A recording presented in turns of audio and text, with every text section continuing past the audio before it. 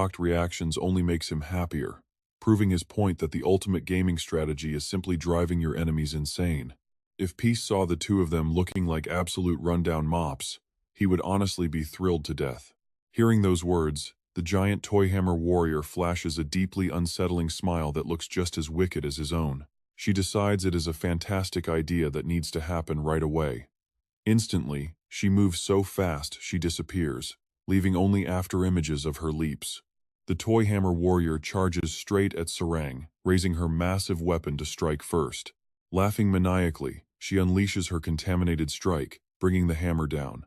Instantly, a bizarre purple aura erupts from her weapon, blasting downward at an absolutely terrifying speed. That dark purple wave surges directly toward where Sarang and Luna are standing. Sarang stands there completely dazed, wondering what a contaminated strike even is, when an ear-splitting explosion erupts, shattering the temple floor beneath them. The impact pulverizes the ground, sending debris and stone flying in every direction. Yet, the relentless toy hammer warrior keeps pressing her attack, forcing Sarang to do nothing but block while enduring a barrage of constant taunts. She taunts them, asking if they feel miserable because of Peace, telling them to just take the beating as karma for associating with him. It is collateral damage, she says. When you cut out rotten flesh, some good meat gets sliced too, so they just have to bear the pain. Instead of actually helping, the nearby contaminated players just stand around watching the intense duel, casually praising their leader for her incredibly sharp speech. Unfortunately, Luna stands absolutely zero chance of winning, as the average level of this contaminated horde is around 300. Normally, a level 639 player could easily slaughter everyone here single-handedly, but the contamination buff boosts all their stats by 2,000%, completely erasing that 300 level gap and leaving only a hopeless difference in numbers. One of the contaminated players mockingly asks Luna what she is waiting for, urging her to step up and fight. He asks if they are simply too powerful and if she is already giving up. Despite the heavy provocation, Luna merely sighs and quietly replies that she was just wondering what their actual motive is. The guy scoffs, repeating that their hammer-wielding leader already explained it. Everything they do is because of Peace. But before he can even finish, she cuts him off, stating her final conclusion that they are just a bunch of pathetic peasants doing stupid things. Luna delivers that line with the most adorable face and voice imaginable. The contaminated player immediately snaps and curses at her, but she just smiles and fires back an even more vulgar insult. She laughs, letting him know that he is not the only one who can talk dirty.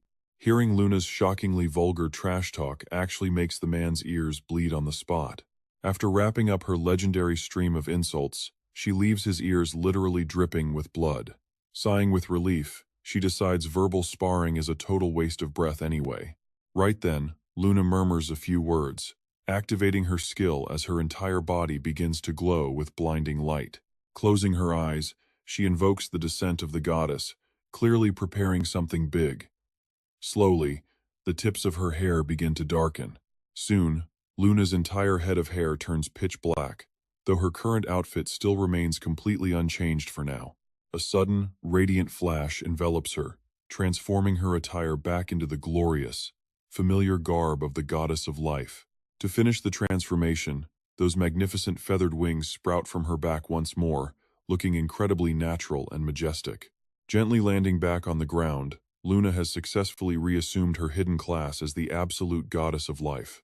The contaminated mob watches the entire spectacular process in absolute silence, their jaws hanging open in pure disbelief. With her voice dropping to a cold, serious tone, she warns them that she was willing to ignore their babbling, but insulting Hyojop right in front of her is absolutely unforgivable. Speaking in the name of the goddess of life, she calmly sentences them all to death. Luna delivers her warning with a gentle, smiling face and a sweet voice that carries a deadly promise. Meanwhile, in a modern, pristine corner of the city, inside a beautiful, classic building with a grand wooden dome, a giant guild emblem hangs proudly above the main entrance. It serves as the official logo for this bustling hub, which is currently packed with adventurers and civilians alike, creating an incredibly lively atmosphere. While some stand around chatting and laughing happily, others gather around large tables to eat and drink to their heart's content. Drew is holding a massive turkey leg, nearly the size of his own face, taking a giant, delicious bite. Sitting at the table, Drew devours the meat so enthusiastically that grease smears all over his face as he sighs in absolute bliss. The Adventurer Guild never fails to be incredibly lively, he thinks, happily dining alongside Bill. Looking around, he smiles and tells her that besides the two of them, everyone else is just grinding monsters. Drew takes another big bite and chuckles, noting that it has already been 60 days since the beta test started about a month ago. With only 1 month left of testing, he is absolutely thrilled for Chrono Season 2, totally failing to notice the deeply saddened expression on Luna's face sitting right across from him. Hearing Jiu say that, a wave of sadness washed over her face, and she said nothing in response. It was pretty clear Luna was struggling with whether she should speak, her hands clenching tightly into fists against her lap. Finally, Luna hesitated for a moment before calling out to Jiu, who stopped eating and turned to look at her sad, downturned face. She whispered that she had been meaning to tell him they would go their separate ways once Season 2 starts, keeping her eyes glued to the floor the entire time. Jiu was completely dazed by her sudden declaration, his mind going entirely blank. Jiu pointed to himself and asked if they were actually dating, leaving her to helplessly explain it was not in that way at all. Luna clarified that she meant they should play separately in Chrono from now on, leaving him completely baffled by her sudden decision. After all, they had already planned to form a 4-person party together, consisting of Jiu, Luna, Love, and Pero. She replied in a strained, hesitant voice, admitting that while it was a wonderful offer she had considered deeply, she would only end up being a massive burden to their group. It was clear that Luna was struggling with deep self-doubt. She explained that if she still had her past title as the Goddess of Life, things might be different, but now she was just a mediocre mage. Hearing this, Jiu laughed it off as if it were nothing, telling her to simply change back to the Goddess of Life since he knew how to unlock that hidden class. Before he could even finish, Luna yelled out that she absolutely refused, her mind instantly flashing back to the bloody horrors of her past class advancement. Back then, she had brutally slaughtered countless players without a single shred of mercy. Worst of all, she had felt thrilled by it, prompting her to choke out that she never wanted to repeat that nightmare. Tears pooled in her eyes as she wept that she could never relive that dark past, and the moment she finished speaking, the air around them turned dead cold. Everyone froze instantly. A nearby couple who had been chatting happily just a second ago suddenly turned and glared at them with wide, hollow eyes. Even the rowdy patrons who were laughing and drinking just moments before suddenly snapped their heads around to stare. Jiu quickly noticed the shift, realizing that every single person in the tavern was glaring at them with those same dead eyes. Confused, he wondered what was happening as every single table in the room slowly rotated to face them. Why on earth were these random players suddenly staring them down? Suddenly, a nearby man spoke up, asking if they were feeling troubled, before every other player in the tavern joined in unison, declaring they absolutely had to help the two of them. Hearing both men and women speak with the exact same eerie female voice sent a violent shiver straight down Jiu's spine. Luna stood completely frozen, a look of sheer panic on her face as she recognized that chilling voice. Suddenly, the players around them began to flicker and dissolve like holograms, slowly reforming into a single entity, the almighty god of destruction. Stunned by the reveal, Jiu stammered out, asking if she was the Chrono Life server administrator, Mare. As Mare stood directly before them, Luna glared at her in frustration, snapping that her sudden entrance was incredibly uncalled for. When accused of eavesdropping, the god of destruction merely smiled gently, replying that she is always listening since she is Chrono Life itself. All of her clones spoke in perfect harmony, claiming they had originally planned to just watch in silence. But after hearing Luna's worries, she wanted to help, whispering a question that stabbed right at the core of Luna's anxiety. She asked if Luna truly wanted to become the Goddess of Life once more. Before Luna could even utter a single word, a dazzling blue aura suddenly enveloped her body, catching both her and Jiu completely off guard as she began to glow brilliantly right before his eyes. A system notification flashed across the screen, confirming Luna had successfully changed to her hidden class, restoring her as the Goddess of Life. Left completely stunned, Luna stared down at her hands, unable to comprehend how such a massive change could happen so quickly. Surrounding them, The clones of the god of destruction offered their hollow congratulations on her return to godhood, declaring that all of their troubles had finally been solved. Luna stared in disbelief, unable to grasp how she had reclaimed her legendary title without completing a single quest, wondering if it could really be that simple. The terrifying clones chimed in again, noting how wonderful it was that she could now continue to journey alongside Jiu without any issues. Luna parted her lips in disbelief at the sheer simplicity of it, a confusion that the god of destruction immediately picked up on. Luna finally voiced her doubt, demanding to know how something that should have been incredibly difficult was made to look so easy. And why on earth did she give her such a notoriously brutal quest during their first meeting? She vividly recalled that brutal quest description from their first meeting, which had demanded she form a party with unsuspecting players only to ruthlessly slaughter 1,000 completely unique victims without a single repeat. The god of destruction tapped her chin, only just recalling that previous encounter.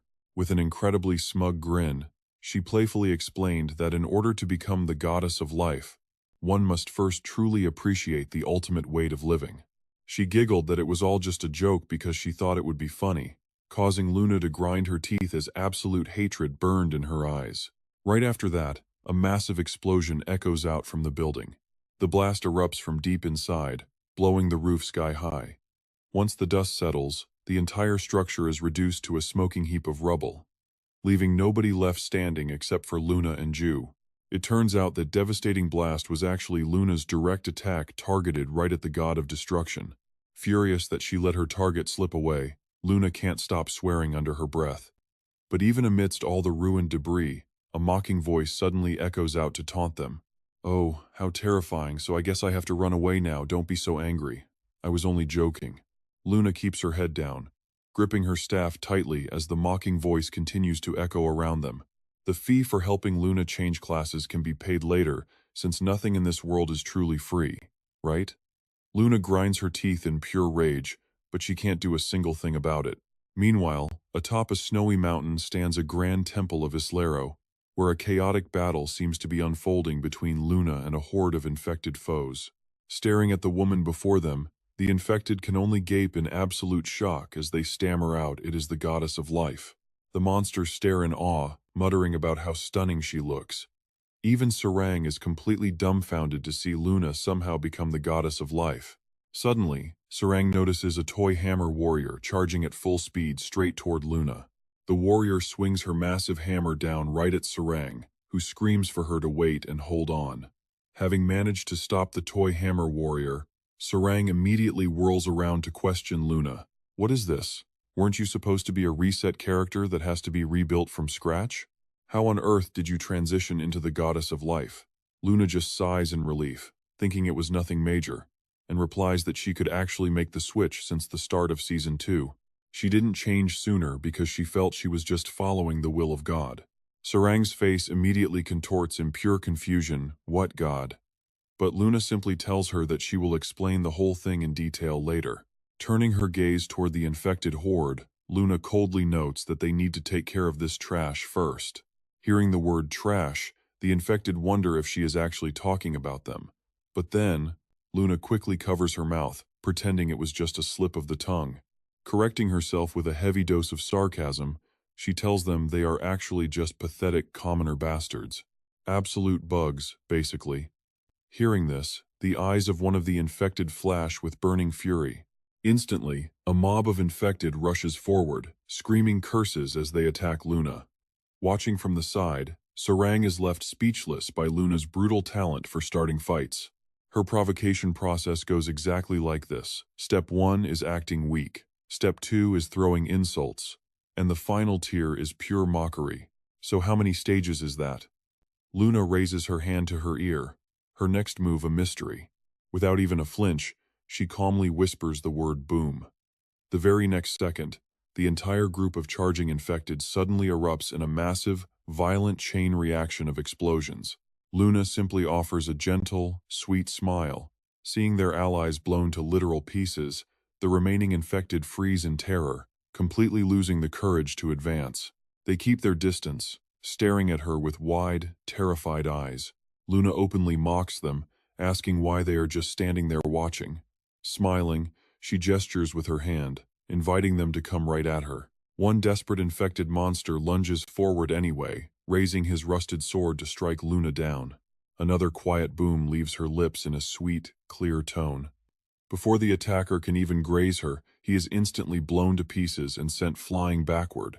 Another enemy sneaks up from behind, weapon raised to stab her in the back.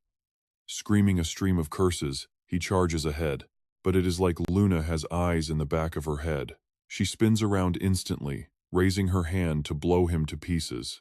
Right then, another monster tries to jump her. But with a simple flick of her wrist and a single spoken word, that one is shattered too. Seeing her now brings back memories of her old quest to slay 1,000 players for a class change. Amazingly, she flashes a deeply satisfied grin. Boom after boom rings out, as infected enemies are vaporized left and right. Both the toy hammer warrior and Sarang stare in utter disbelief at the sheer destruction. I mean, can you blame the warrior for sweating bullets?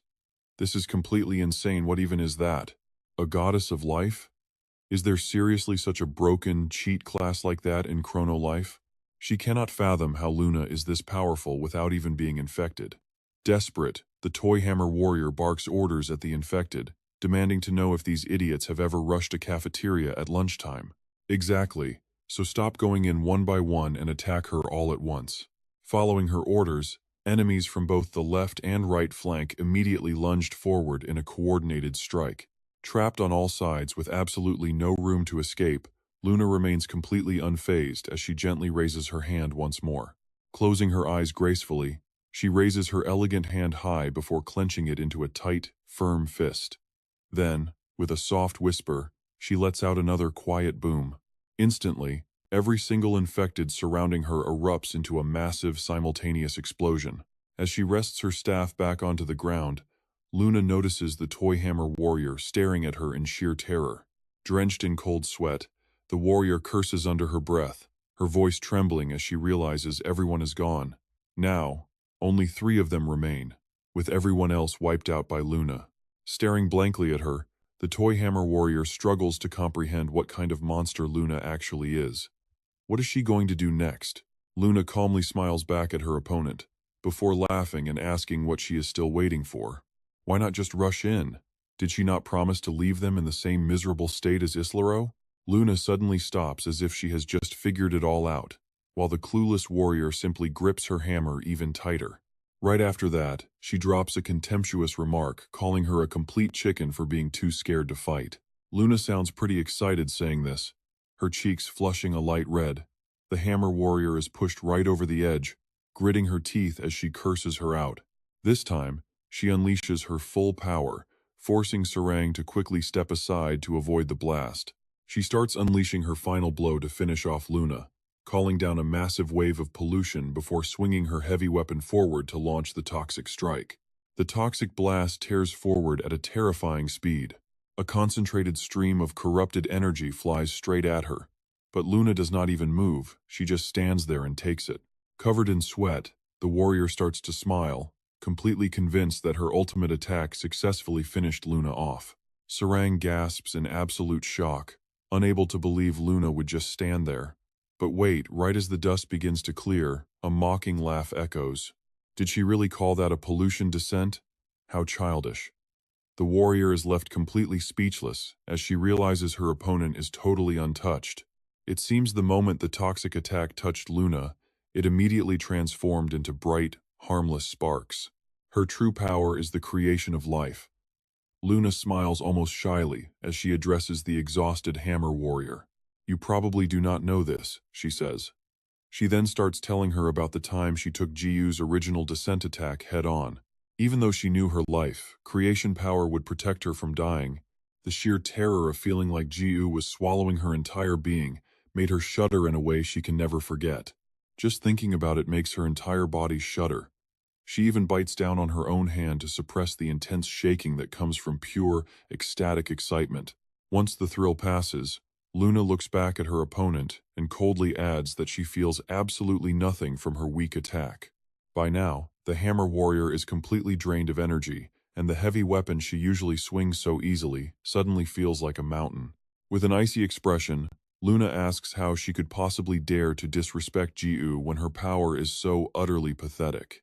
Staring down at the sobbing warrior, Luna coldly tells her to know her place, calling her nothing but absolute trash. She reaches her hand out toward her enemy. Then, with a chilling smile, she slowly clenches her fist. Now watch another sudden boom echoes as the hammer warrior's body violently explodes into a million pieces right before her eyes. Clinging to her final breaths, the warrior opens her mouth as if trying to speak. It makes no sense. Even as her body completely dissolves into nothingness, her helpless voice echoes out, wondering how someone with 100% pollution could ever be destroyed like this.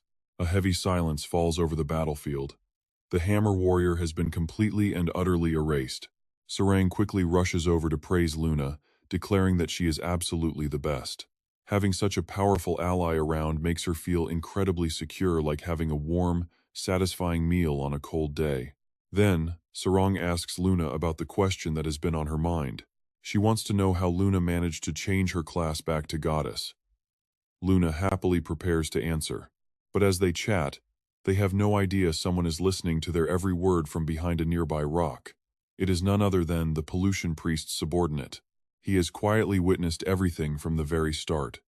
Realizing Luna is the goddess of life, he notes that she is another powerful player on the board. Looking over at Sarang, he notes that the Demon King Luv is no pushover either. Even though she fought by herself today, she is still fully capable of summoning her entire demonic army. The subordinate thinks that recruiting these players is going to be incredibly interesting. Looking up toward the sky, as if talking to some unseen force, he wonders what they should do next. It seems they can no longer lure the chaotic player base into causing trouble. The subordinate looks up, addressing his report to the priest. A sudden voice echoes down from the sky, telling him it is fine, and that they will not need to bother with such trivial matters anymore. Following a creepy laugh, the voice tells him to rejoice, as everything is now fully prepared. The contaminated priest is actually speaking from a completely different dimension. He explains that the seed sown in fertile soil has sprouted, fully absorbing nutrients to grow into a mighty, sturdy tree. This massive tree of contamination is something he has been personally nurturing. Its twisted branches are completely packed with the lifeless bodies of both humans and dragons. Standing directly beneath the tree is the priest himself, surrounded by his loyal shrine maidens. Whenever a player dies, these shrine maidens quickly gather their remains.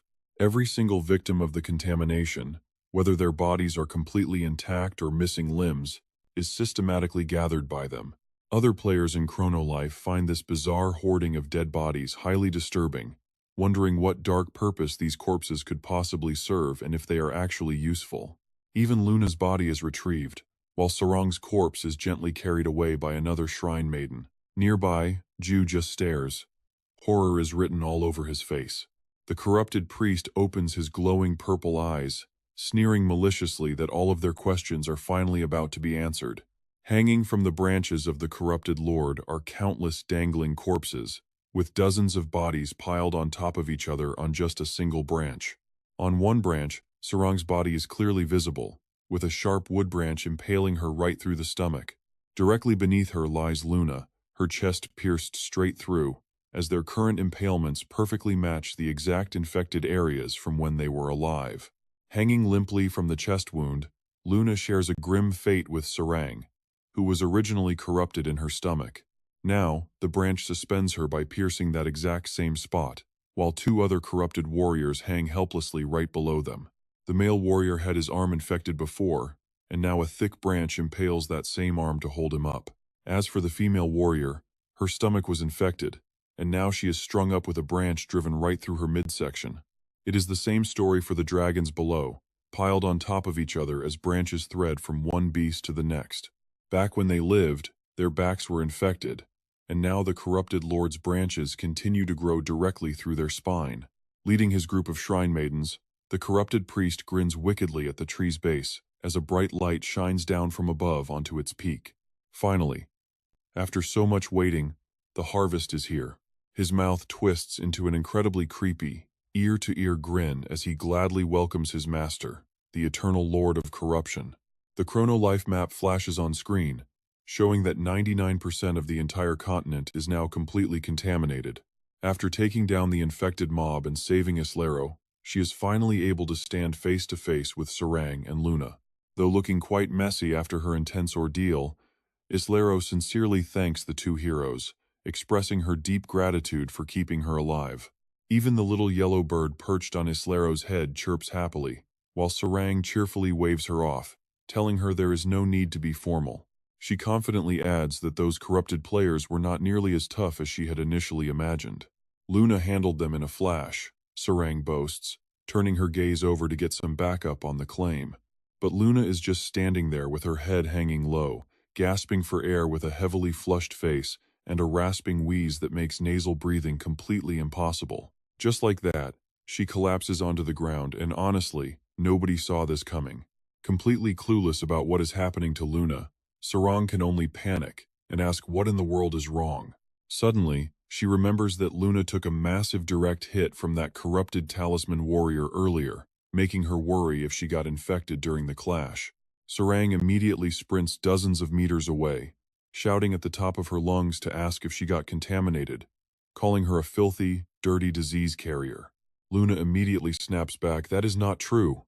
Still struggling desperately to draw breath, she explains to Sarang that the corrupted strike did far more structural damage than she had ever anticipated. Even after recreating her physical body with her life creation powers, some residual damage still lingers on her form. In a very anxious tone, she wonders if the pollution level of average players is truly this high, fearing they will lose if they have to fight again. Walking back over, Sarang brushes off the concern with a massive wave of optimism. There is no way that will happen since they already completely wiped them out in a total landslide victory. Though Luna still doubts if it is truly over. They are players, not some quest monsters that stay dead, meaning they will eventually just respawn back in the village, Luna patiently explains. If those corrupted players level up and come back even stronger for another round, we will not have any guarantee of winning, she adds. Sarang pauses for a moment, her lips twitching as she tries to come up with a response. Suddenly she beams with a bright smile, saying they are worrying for nothing since Ju will eventually beat them all anyway. Luna is hit with a sudden wave of clarity as she listens, finally admitting that Sarang has a point, while silently marveling at just how incredibly optimistic her friend is. Sarang just giggles, saying she has absolute faith in Ju. Meanwhile, back at the most cursed spot on the map, that massive corrupted tree is still standing tall. Countless bodies of infected players hang lopsidedly from its massive branches, while the corrupted priest stands at the base, staring up toward the canopy. He chuckles. The final step of the rebirth is close.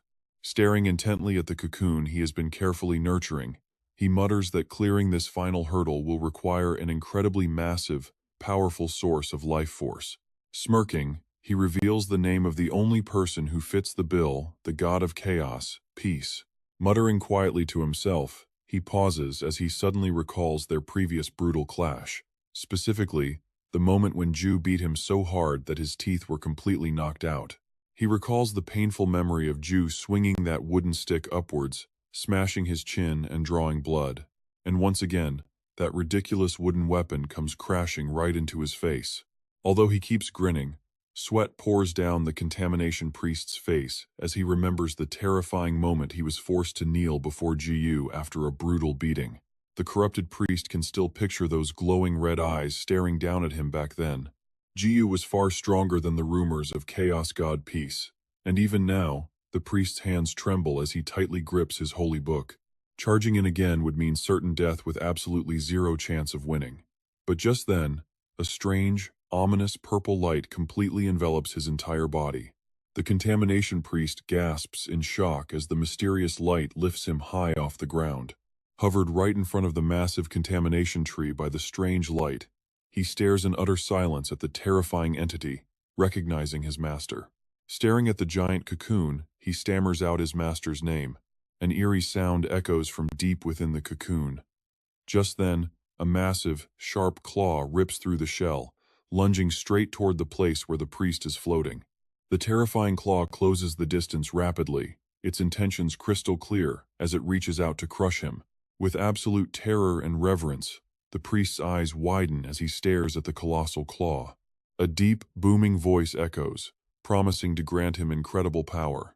Immediately after, the massive claw squeezes the priest tightly, spraying blood everywhere from its grasp. His blood rains down from the sky, splashing near the shrine maidens who are watching from below. Thick, black droplets of blood splatter right onto their feet, but the priestesses remain completely focused on the top of the tree. Suddenly, a brilliant light erupts from within the giant claw, growing far more intense.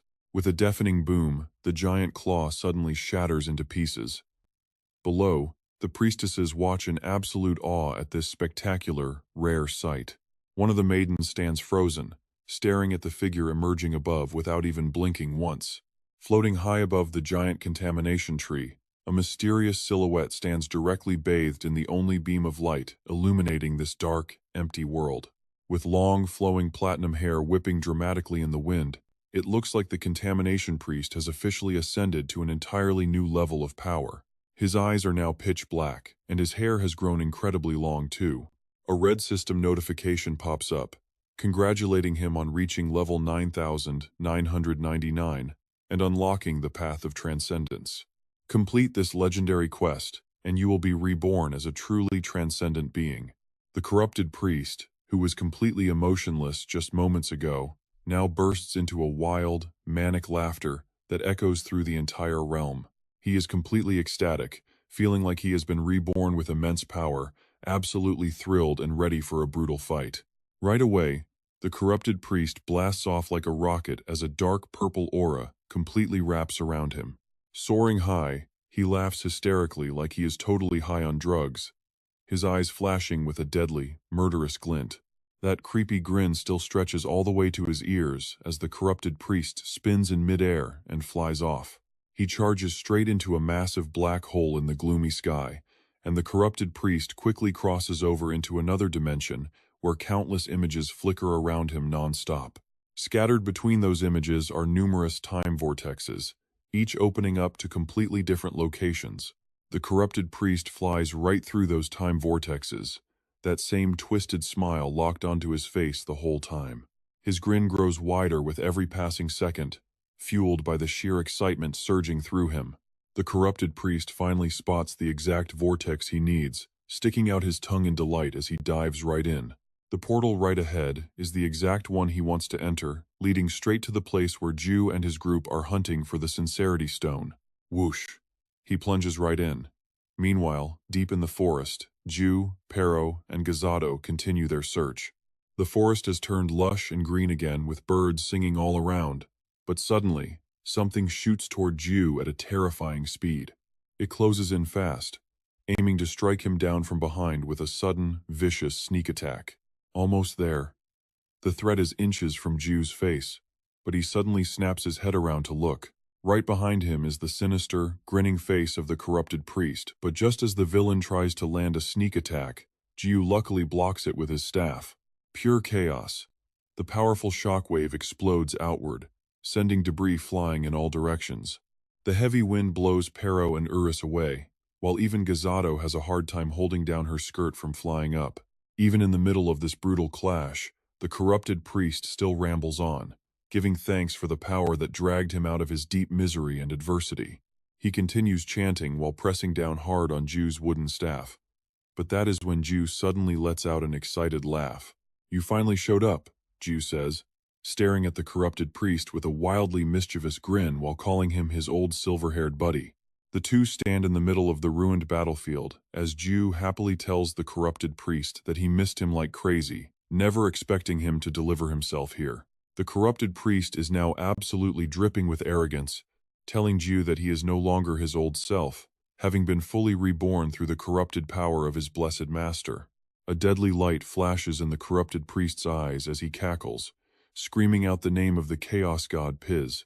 Everything he did was for this single kill. He slams a massive fist down right where Jew is standing, but the young man leaps high into the air to dodge.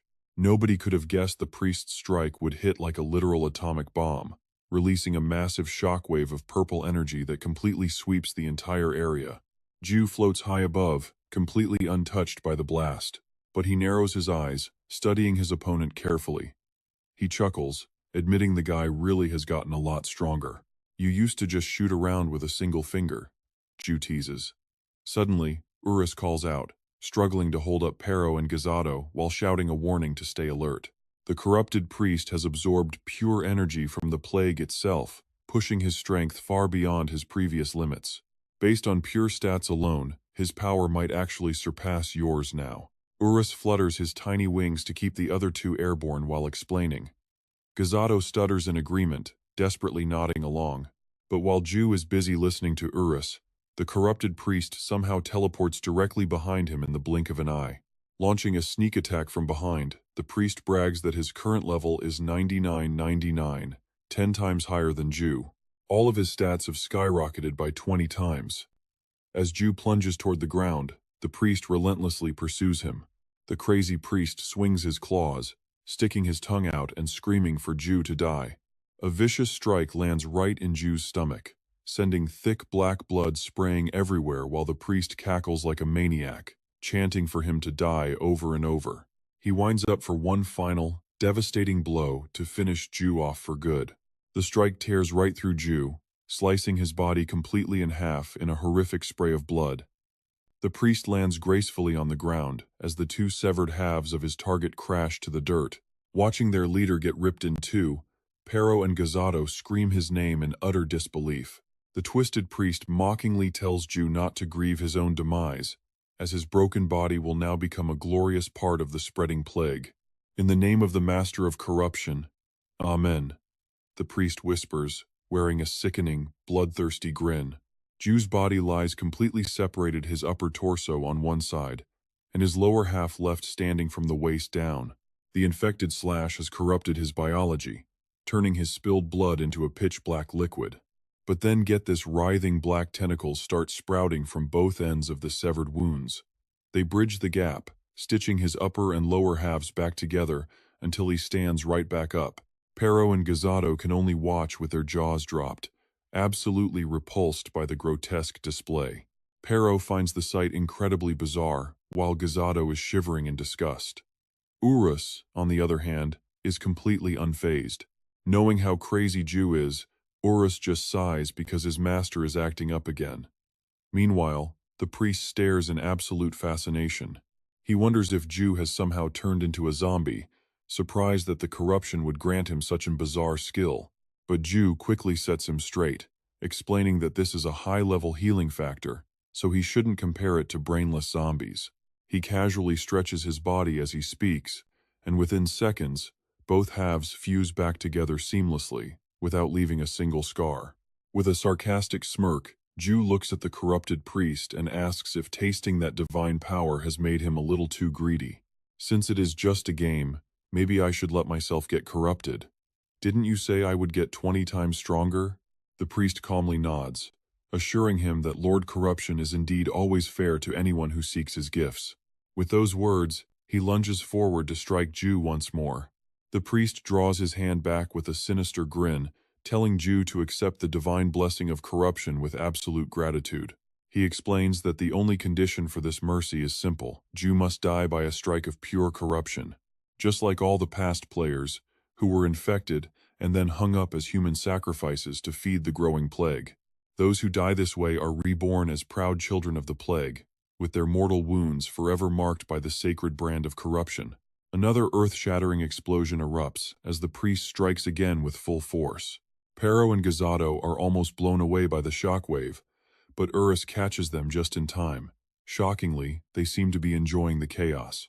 The crazy priest lands relentless, rapid-fire blows on Ju's body, boasting about his supposed generosity. We are both your saviors and your mentors, acting as your guiding light through the dark. Each devastating hit sends black blood spraying in every direction. Even as it splatters across the priest's face, his twisted, maniacal grin never fades. We are your leaders and your educators, the priest screams maniacally into Ju's face. This salvation is the ultimate gift that we bestow upon your pathetic souls. Suddenly, the priest drives his bare arm straight through Ju's chest, leaving the young man gasping and spitting up blood, completely paralyzed. Ju can only gag as black blood pours from his mouth. Yet the mad priest still proudly refers to this horrific, brutal strike as a holy blessing. His eyes are now completely consumed by the dark, rotting essence of the plague. But who could have guessed that after his arm gets completely pierced, but Jigu suddenly locks the corrupted priest in a tight hug, leaving him completely stunned. The priest glares, demanding to know what on earth he is doing, but before he can even finish, Jigu whines that he is hungry. Then, a bizarre feeding tube thrusts out of Jigu's mouth with terrifying force. At this moment, he looks way more villainous than the corrupted priest, acting like a hungry baby begging for food. Without warning, the tube stabs straight into the priest's neck, leaving him paralyzed with shock as it rapidly drains all his energy. The corrupted priest finally realizes that something absolutely horrific has latched onto him, completely stripping away his remaining power. Uro stands there holding Gazato and Pero, witnessing the entire horror as the priest screams in agony. Jigu keeps his tight grip on the priest, ruthlessly absorbing his power while letting out a highly sinister laugh. Sure, he craves corruption, but he has no intention of going mad and dying by his enemy's hands. Taking a massive gulp of the priest's energy, Jigu declares that his plan is simply to drain him directly. The priest is now almost entirely drained of energy, his skin shriveling up as he struggles to utter a single word. By the time Jigu pulls his tube out of the corrupted priest, the man is completely dried up and dead. The dried-up priest still tries to open his mouth to say something, but he can only make quiet, raspy, gasping noises. After absorbing all the corrupted priest's power, Jigu's entire body is enveloped in a strange purple light, looking exactly like his victim did just moments ago. The priest lies on the ground, writhing helplessly as he watches his power surge within Jigu's body. Realizing he has fully become a corrupted character, a red system notification pops up confirming his state. On top of that, Jigu unlocks the hidden skill, Gluttony, allowing him to absorb levels and stats after devouring a target. A system notification pops up, showing that his level and stats have surged after absorbing his target. Instantly, all of Jigu's old stats begin to fluctuate wildly. Thanks to the corruption, his power stats shoot up by a massive 2,000%. But then, a faint dying gasp echoes nearby. It seems the corrupted priest is not entirely dead yet, as he barely lifts his head to groan out a final curse. Now, the one who needs to be terrified is the pollution priest, because Jigu looks exactly like him from earlier. He grins from ear to ear, swinging his club at the pollution priest to unleash a wave of corruption just like the villain did. Instantly, the club smashes right into the center of the pollution priest's face, completely caving it in. Since Jigu has completely absorbed all of the pollution priest's abilities, his attacks are now just as devastatingly powerful as the villain's. As his club swings down, it conjures a strange, eerie purple aura. The shockwave from Jigu's attack generates a gale that sweeps away everything nearby, lighting up the entire area. Although the pollution priest was only hit once, his depleted strength means he gets sent flying into the distance. But just before the priest can crash headfirst into the ground, Jigu somehow teleports right behind him, wearing a sinister grin. His eyes flash with a deadly glint once more, unleashing a brand new technique, a massive eruption of corruption.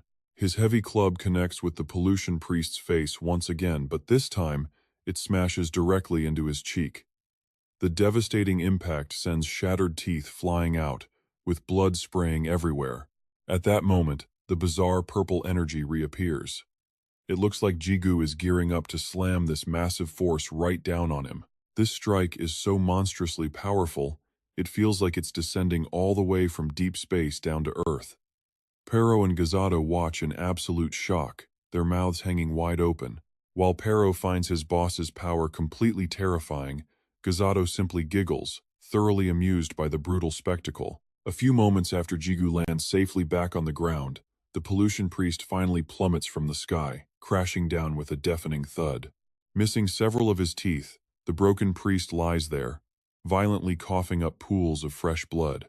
He looks incredibly grotesque, writhing and groveling in pain on the dirt. Jigu stares down at the struggling monster, smiling and remarking that, as expected, the bastard is still alive. Jigu recalls their first meeting being just like this, noting that this power clearly isn't some ordinary healing factor. He wonders what the priest's true identity actually is. He never saw anyone like him back during the beta test. Jigu glares intently at the pollution priest, demanding to know the truth. Instead of answering him, The pollution priest simply twitches and squiggles, struggling desperately to get back on his feet. Barely possessing any teeth left, the priest stammers out his twisted scripture, chanting that those who believe will find salvation. He stands tall, declaring it is all the will of Lord Pollution, as he glares at Jigu. His face is now almost entirely deformed. One side of his face has caved in, leaving his eyeball dangling loosely out of its socket. But before he can even finish his sentence, Jigu swings his club straight onto the priest's head. Sure enough, the pollution priest goes completely silent, his face contorted in absolute agony. Jigu is too tired to talk anymore, deciding that the bastard does not need to answer, since he was never a reasonable guy anyway. You are just begging for a beatdown, so I am going to trash you. He grins gleefully at the corrupted priest. Then Jiwu grips his wooden club so hard that his veins bulge. The corrupted priest crawls on the ground, completely frozen in shock, breaking into a cold sweat as the club is raised. In the end, the corrupt priest has no choice but to surrender to Ju and answer him. He claims that as a priest, he will explain pollution to Ju, since Ju has now officially become a child of pollution. He stutters and complains about how annoying this is, acting like he really has no other option. Urus easily sees right the two face off, with one standing proud while the other grovels on the ground, before the priest finally begins his explanation. He explains that the god of pollution spoke of various powers existing in this world, including the force of absolute destruction, the powers of life, and even the power of chaos itself. There are also the elements of fire, water, lightning, earth, and countless other forces scattered across the land. If you count the undiscovered ones, there are thousands of powers, but the power of pollution is easily the most unique. As the priest speaks, he starts rubbing his eye, muttering something about the creation of humanity. When he finally pulls his hand away, it turns out he was just shoving his loose eyeball back into its socket. Urus, busy playing with Perot's ears, wonders what this creation stuff is about, and how pollution is even related to humanity. Right then, Gazato stutters and speaks up, asking if Ju remembers what they discussed back then. In their last conversation, they wondered what happens when pollution reaches 100%, and Luna said you lose absolutely everything. Gazato, holding onto Ju's shirt, adds that they become a different existence entirely, all because the merciful god of pollution shares his power. He distributes it fairly to everyone, boosting their stats across the board. The priest smirks, looking over at Ju, and adds that they can even unleash devastating pollution-based attacks. But for someone who reaches 100% pollution, their stats skyrocket by a massive 2,000%. Just like that hammer-wielding warrior from earlier, they can use those dark attacks, making the priest laugh at how foolish humans are. Did you honestly think all those insane power-ups came without a heavy price? The real catch to this blessing is that you get completely robbed of all future experience points. Once you hit 100% pollution, 80% of your hard-earned experience is stolen, supposedly to reborn you as a new human. Ju hesitates for a moment, realizing 80% of experience points means, if he slays a monster worth 100 experience, 80 of it gets snatched away, which the priest happily confirms with a laugh. That is the ultimate trade-off for wielding this dark power. And all that stolen energy goes directly toward reviving the god of pollution. Deep within the continent of Chrono, the tree of pollution is taking root, feeding on the experience points harvested from polluted corpses. Because of this, their god grows stronger every single day, and the priest chuckles to himself as he thinks about it. Suddenly, he snaps his head up with a manic laugh, a murderous glint flashing in his eyes once more. Looking up at the sky, he screams at the top of his lungs that it won't be long before his master is finally revived. He lunges toward Ju, screaming his thanks to the Chaos God for willingly becoming a child of pollution himself. With Ju's massive life force, their god's resurrection will be accelerated tenfold. Sure, Ju might feel a little dizzy once all his levels and stats are completely drained, but as a lowly stepping stone, it's a small sacrifice to bring their god back ahead of schedule. But before he can even finish, Ju cuts right through his manic laughter, calmly bringing up a small detail that is bothering him. He points out that the priest just said someone has to die to be hung on that tree as a corpse. Since Ju is very much alive, he is hardly a corpse, right? Hearing this, the priest completely freezes in sheer confusion. The realization hits him like a truck. It makes absolutely no sense. Yet his logic is completely flawless, leaving him gaping in disbelief. After a long, brain-dead silence, the only thing the priest can mumble out is a dumbfounded, "Oh, really?" Right on cue, Ju swings his staff directly into the guy's face, sighing at how incredibly stupid he is. This brutal blow doesn't just dislodge one eyeball this time, both of them pop right out of his head. It finally clicks that Ju didn't become a child of pollution by dying, he actually absorbed the energy using his gluttony skill, all while Ju keeps beating him senseless. Without Ju's actual dead body to feed the tree, their precious god cannot absorb any energy at all. A cold dread washes over the priest as he realizes they are completely doomed, just as Ju launches a relentless barrage of pollution slashes like a true villain. Ju follows up with a brutal flurry of strikes, sending the priest's body contorting from side to side in pure agony. By now, the priest's face is swollen beyond recognition. With almost all his teeth knocked out, he coughs up mouthfuls of black blood from the relentless strikes to his face. The corrupted priest can only wonder how things had gone so horribly wrong. After all, he only came here to find a sacrifice for the corruption god. Only now does the corrupted priest realize his grave mistake in provoking the wrong person. Ji-U keeps hammering his body without pausing for even a single second. By this point, the corrupted priest's face is completely swollen and unrecognizable. As a creation of the corruption god, a priest is blessed with absolute immortality, destined to never die. Yet against the blows of the +99 reinforced wooden stick and Peace's stats boosted by 2000%, that immortal blessing completely shatters. Ji-U finally stops his assault, shoulders his stick, and laughs, asking if that annoying bastard is finally dead. It is incredibly refreshing. He looks down at the struggling priest, trying to stand, and casually thanks him. He really made good use of that corruption state to boost his stats by 2000%. But suddenly, 2 red emergency notifications pop up. Forcible deactivation. Ji-U stands there utterly confused as a dark purple mist escapes from his mouth and drifts into the sky. He can only watch in absolute bewilderment. At that exact moment, Ji-U's pitch-black eyes slowly begin returning to their normal color. Soon, the darkness fades entirely to reveal his ordinary eyes while the purple mist rises into the atmosphere right before his stunned gaze. After floating up a bit, the mist completely vanishes, leaving Urus watching in absolute shock. It vanished. Has it returned to the source? His status window, which previously displayed the active corrupted state, suddenly shifts back to his normal configuration. He looks at the screen and wants to curse. The corrupted state is gone, though thankfully his level and base stats remain. Ji-U is still incredibly disappointed about losing that 2000% boost when he suddenly spots something strange. Could it be due to his disease resistance? The hidden healing factor skill grants absolute regeneration, meaning any injury heals completely. It also grants complete immunity to abnormal status effects like poison, disease, or paralysis.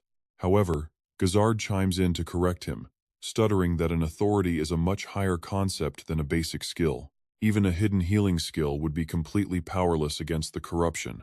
Ultimately, it was dispelled because of the Chaos Authority, leaving Ji-U to wonder if that was really the cause. He asks if he can only possess her authority, but she quickly denies it, though she lacks the exact details. Supposedly, the Chaos Authority is vastly different from other powers because it is extremely unique. Ji-U immediately bombards her with questions about how it is special and where she heard it, flustering Gazard until she admits she cannot remember. The two keep talking back and forth, completely ignoring the battered priest, sitting dazed on the ground. Suddenly, the priest looks up, realizing this is his only chance. He immediately bolts into the sky to escape right before their eyes, his face distorting into a tearful mess as he ascends. But this time, his tears are of pure joy for surviving. He is obsessed with returning to the Chrono continent to inform the corruption god about the chaos god, Peace, growing more frustrated by the second. He now knows that Peace is a literal monster in human skin as he dives into the vortex to escape. He returned in absolute shame compared to how proudly he had arrived. Back on the Chrono continent, where the corruption god reigns, the beaten priest returns and immediately falls to his knees, looking like a pathetic, begging dog. He begs for forgiveness. The corruption plan failed because Chaos God Peace is far stronger than expected. They must prepare a careful countermeasure, or else this entire place might be completely destroyed. Before the priest can even finish speaking, another voice cuts him off, triggering absolute terror. The voice muses about finally finding the corruption tree, wondering where the priestesses took the infected corpses, until realizing they are used as fertilizer. The speaker is actually a high school player, wondering if his own corpse is also hanging there as one of the priest's subordinates. The priest turns and is relieved to see his own subordinate, having nearly died of fright thinking Peace had chased him. The priest starts asking how the boy managed to find this hidden location. But before he can finish his sentence, a brutal kick slams directly into his face. The high school player moves like lightning, offering no chance to speak as he launches another strike. A single kick sends the priest flying back into a thick branch, piling new injuries onto old ones as he coughs in agony. Stunned by the sudden betrayal, the priest screams out, demanding to know what the boy is doing. The priest sneers, calling him an insolent fool for daring to attack a priest as a mere contaminated servant, but he suddenly freezes, staring ahead in shock. Right where the corrupted priest collapsed, there are countless mangled, broken bodies of shrine maidens lying scattered all over the ground. He stares in sheer disbelief at the shrine maidens, who are now nothing but severed corpses with absolutely zero survivors, as the corrupted priest stammers out to ask how things ended up like this. Hearing him ask that, the high school player simply smiles and gives his answer. He says it was obviously his own doing since they kept blocking him from reaching this place, driving the corrupted priest into an absolute, burning rage. Wiping blood from his mouth, the priest furiously spits out curses, demanding to know how he dared. The priest rants that he only valued him because of his high loyalty and contamination integration, but the boy just laughs and questions the idea of a high level. It all makes sense now, even though he had kept this a secret from his former companions. No wonder his hair was the only thing that changed during transformation, allowing him to shift even without reaching 100% contamination. On top of that, his contamination level rises much slower than others, while his actual stats soar incredibly high in return. Other players get a 2000% boost to all stats once they hit 100% contamination. Right, just like that female hammer warrior did in her corrupted state when her abilities surged. All of his other lackeys were the exact same way, gaining that 2000% boost at maximum contamination. That is the standard rule for anyone who hits 100%. But then, the high schooler reveals that he actually reached 100% contamination before even arriving here, boasting an unbelievable 5000% multiplier to all of his stats. He simply smirks at the corrupted priest, whose face is now completely deformed on one side as he stammers in sheer disbelief, repeating that 5000% figure. It makes zero sense to the priest, who only received a 3000% boost and is now completely outclassed by his own subordinate. The high school player quickly steps closer to the trembling, defeated priest. He plants his heavy sword into the dirt and begins to slowly lay out the whole story. Ever since witnessing the Chaos God Pace, he found that bizarre power incredibly fascinating and wanted it for himself. So the moment he got a taste of this contamination force, he resolved to possess it completely. With those words, the high schooler looks up at the massive, twisted contamination tree. The great lord of contamination stands tall and firm, silently waiting to absorb the power needed for rebirth. The priest cannot believe his ears and screams out in sheer fury, asking how a mere human could dare dream of possessing their lord. He rants about how insolent humans on the Chrono continent, like P, used gluttony to absorb the energy, but the high schooler cuts him off with a chilling laugh. The player instantly latches onto those words, questioning the idea of using gluttony. He looks down at the priest with gleaming eyes and remarks that eating it does not sound like a bad idea at all. The priest freezes, unable to believe what he just heard. But before he can even recover his senses, the high school player suddenly leaps high into the air, closing in on the Lord of Contamination. He lands firmly right on top of the organic sac resting at the peak of the contamination tree, landing gracefully on one knee at the very top. The boy smiles and notes that since he lacks the gluttony skill, he will just have to eat it the old-fashioned way. He bends down without hesitation, opens his mouth wide, and tears a massive chunk of flesh right out of the Lord. Just like a savage, starving wolf, He bites down and tears a huge piece of flesh right off. Next comes the horrific, stomach-turning sound of the high schooler chewing raw flesh, while the helpless priest sits paralyzed on the ground, staring up with his mouth twisted in speechless terror. He has absolutely no strength left to protect the contamination tree, forced to do nothing but watch his god get devoured right before his eyes. Suddenly, a strange bubbling sound and violent movement erupt from deep within the sack. Right after, the pod splits completely in half, revealing a mouth packed with razor-sharp teeth that gapes wide, while a massive eye opens and stares down furiously. The Lord of Contamination has now transformed into a hideous, single-eyed monstrosity with a massive gaping mouth, letting out a deafening shriek. Tears stream down the priest's face at the horrific sight, screaming out in despair as his god writhes in pure agony. The creature screams in unbearable pain, desperately trying to cling to its sacred contamination power, but it can do absolutely nothing to stop the torment. And the one seizing that massive power is just some ordinary high school player, currently devouring every single piece of the Great Lord's flesh. After some more time passes, the chaotic scene finally begins to quiet down with no more agonizing screams echoing, and the heavy air slowly begins to thin out. Sitting amid the remains, Yu happily chews on another raw chunk of flesh. His other hand holds a small spare piece of meat, but while eating happily, Yu suddenly stops as his eyes snap wide open in complete surprise. It turns out he was so caught up in the meal that he did not even realize he had eaten the entire beast down to a single bare root. Since he went into a total feeding frenzy, absolutely nothing is left but the roots, having swallowed every last scrap of corrupted flesh. Just as he speaks, a faint, ragged whisper breaks the silence, catching his attention as the dying voice vows to curse him. Lying helplessly on the ground, the broken body of the priest rapidly disintegrates into countless fragments, dissolving completely right before his very eyes. Even in this pathetic state, he couldn't stop cursing Jiwoo, swearing that even in death he would curse him. Before completely vanishing, the corrupted priest wept as he uttered his final words.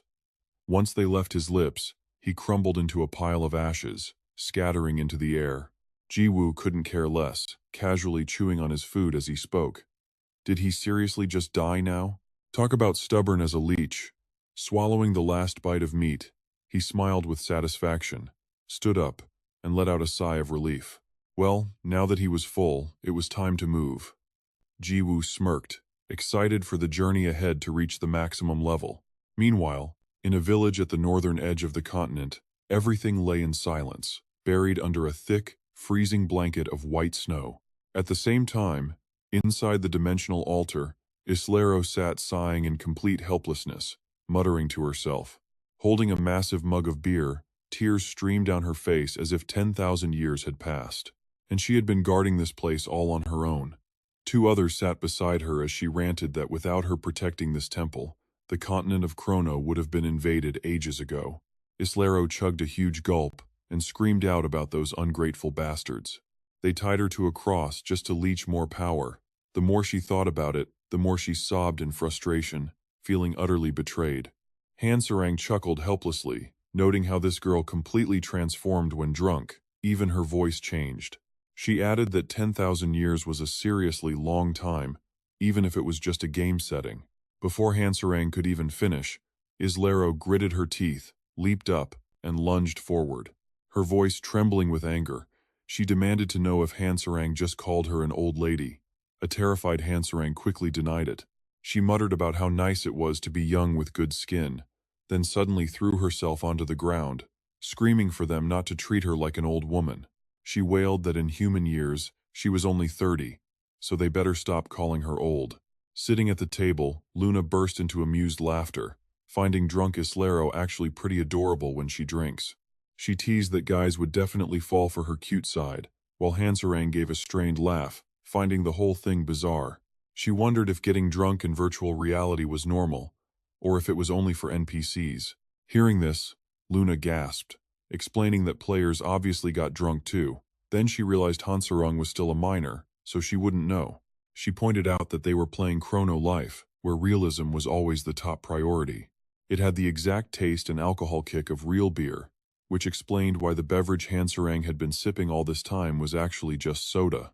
If a minor tried drinking it, the game automatically swapped it out, so kids had to stick to soda. Hansarang forced a dry laugh, claiming she never wanted to drink alcohol anyway. She questioned why anyone would drink something so bitter. Luna held back a laugh, explaining that adults found it sweet because real life was far more bitter. Nodding in understanding, the girl still looked confused and asked if they should really be taking things this easy. With infected players running amok, the continent was in absolute chaos, but Luna calmly took another sip of beer. She asked if they really needed to worry about that since their only mission here was to help Islero. But when they looked over, Islero had already passed out cold and was completely wasted, leaving Hansarang deeply anxious. She worried about what would happen if they left things like this, reminding Luna that was the whole reason Daekbae came with them. She recalled Daokbae telling them that they would help out in Chrono, while Lord Noob searched for the slab of truth. Hansarang gasped in surprise, asking Daokbae what was going on, while she shyly tried to explain her thoughts. She felt something was seriously off and they couldn't just ignore the contamination, and suddenly, Luna agreed. She admitted that this current situation was looking pretty bad for the players, then asked Hansarang if she knew what a zombie was, the kind of monsters seen in horror movies. Hansarang quickly replied that if you get bitten, you turn into one. Luna continued, explaining how an old game used a zombie theme where everyone started as normal humans. But one day, the zombies attacked. Hansarang huffed, asking why she had to play the zombie in this scenario. Basically, once a player got bitten, they would transform from human to zombie. In the early stages of infection, they could easily use an antidote to return to their human forms, but some players willingly gave up their humanity just to stay zombies. Hansarang looked bewildered, questioning why anyone would want to be a zombie. Luna smiled and said it was simply because being a zombie was way more fun. For starters, transforming multiplied your physical strength tenfold, and your jumping, movement, and attack speeds all boosted by a whopping 5 times. Of course, there were trade-offs like being banned from safe zones and losing the ability to use weapons. Despite the limitations, these player zombies became the ultimate apex predators, hunting down other humans. Hearing this, Hansarang grew excited, admitting that being a zombie sounded pretty awesome. She grinned, imagining turning into one just to bite peace.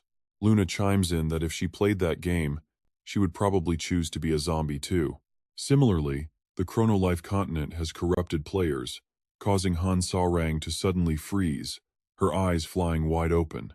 She adds that to increase the corruption stat, players must hunt normal ones, which buffs skills by 2000%. Anyone can play as a predator once they are corrupted, and she does not care about the risks at all. Luna looks up, asking Hansarang for a response, but she simply keeps listening intently to the explanation. Wondering what they can do to help them, they suddenly hear a groan nearby, realizing they have finally found someone. It turns out Dek is standing right there, his face gloomy and completely expressionless, prompting Hansarang to gasp. Staring closer, she finally recognizes him and asks if he is related to the Demon King Death. Crying in a pathetic, tattered state, he can barely speak, introducing himself as the assistant of Demon King Death. Before Hansarang can understand, he rushes over crying out that he has been searching for his Demon King for so long. Startled, she wonders why he is acting so familiar, but with no time to waste, Dek cuts straight to the point. A massive disaster has struck. The demon realm has suddenly turned into an absolute war zone.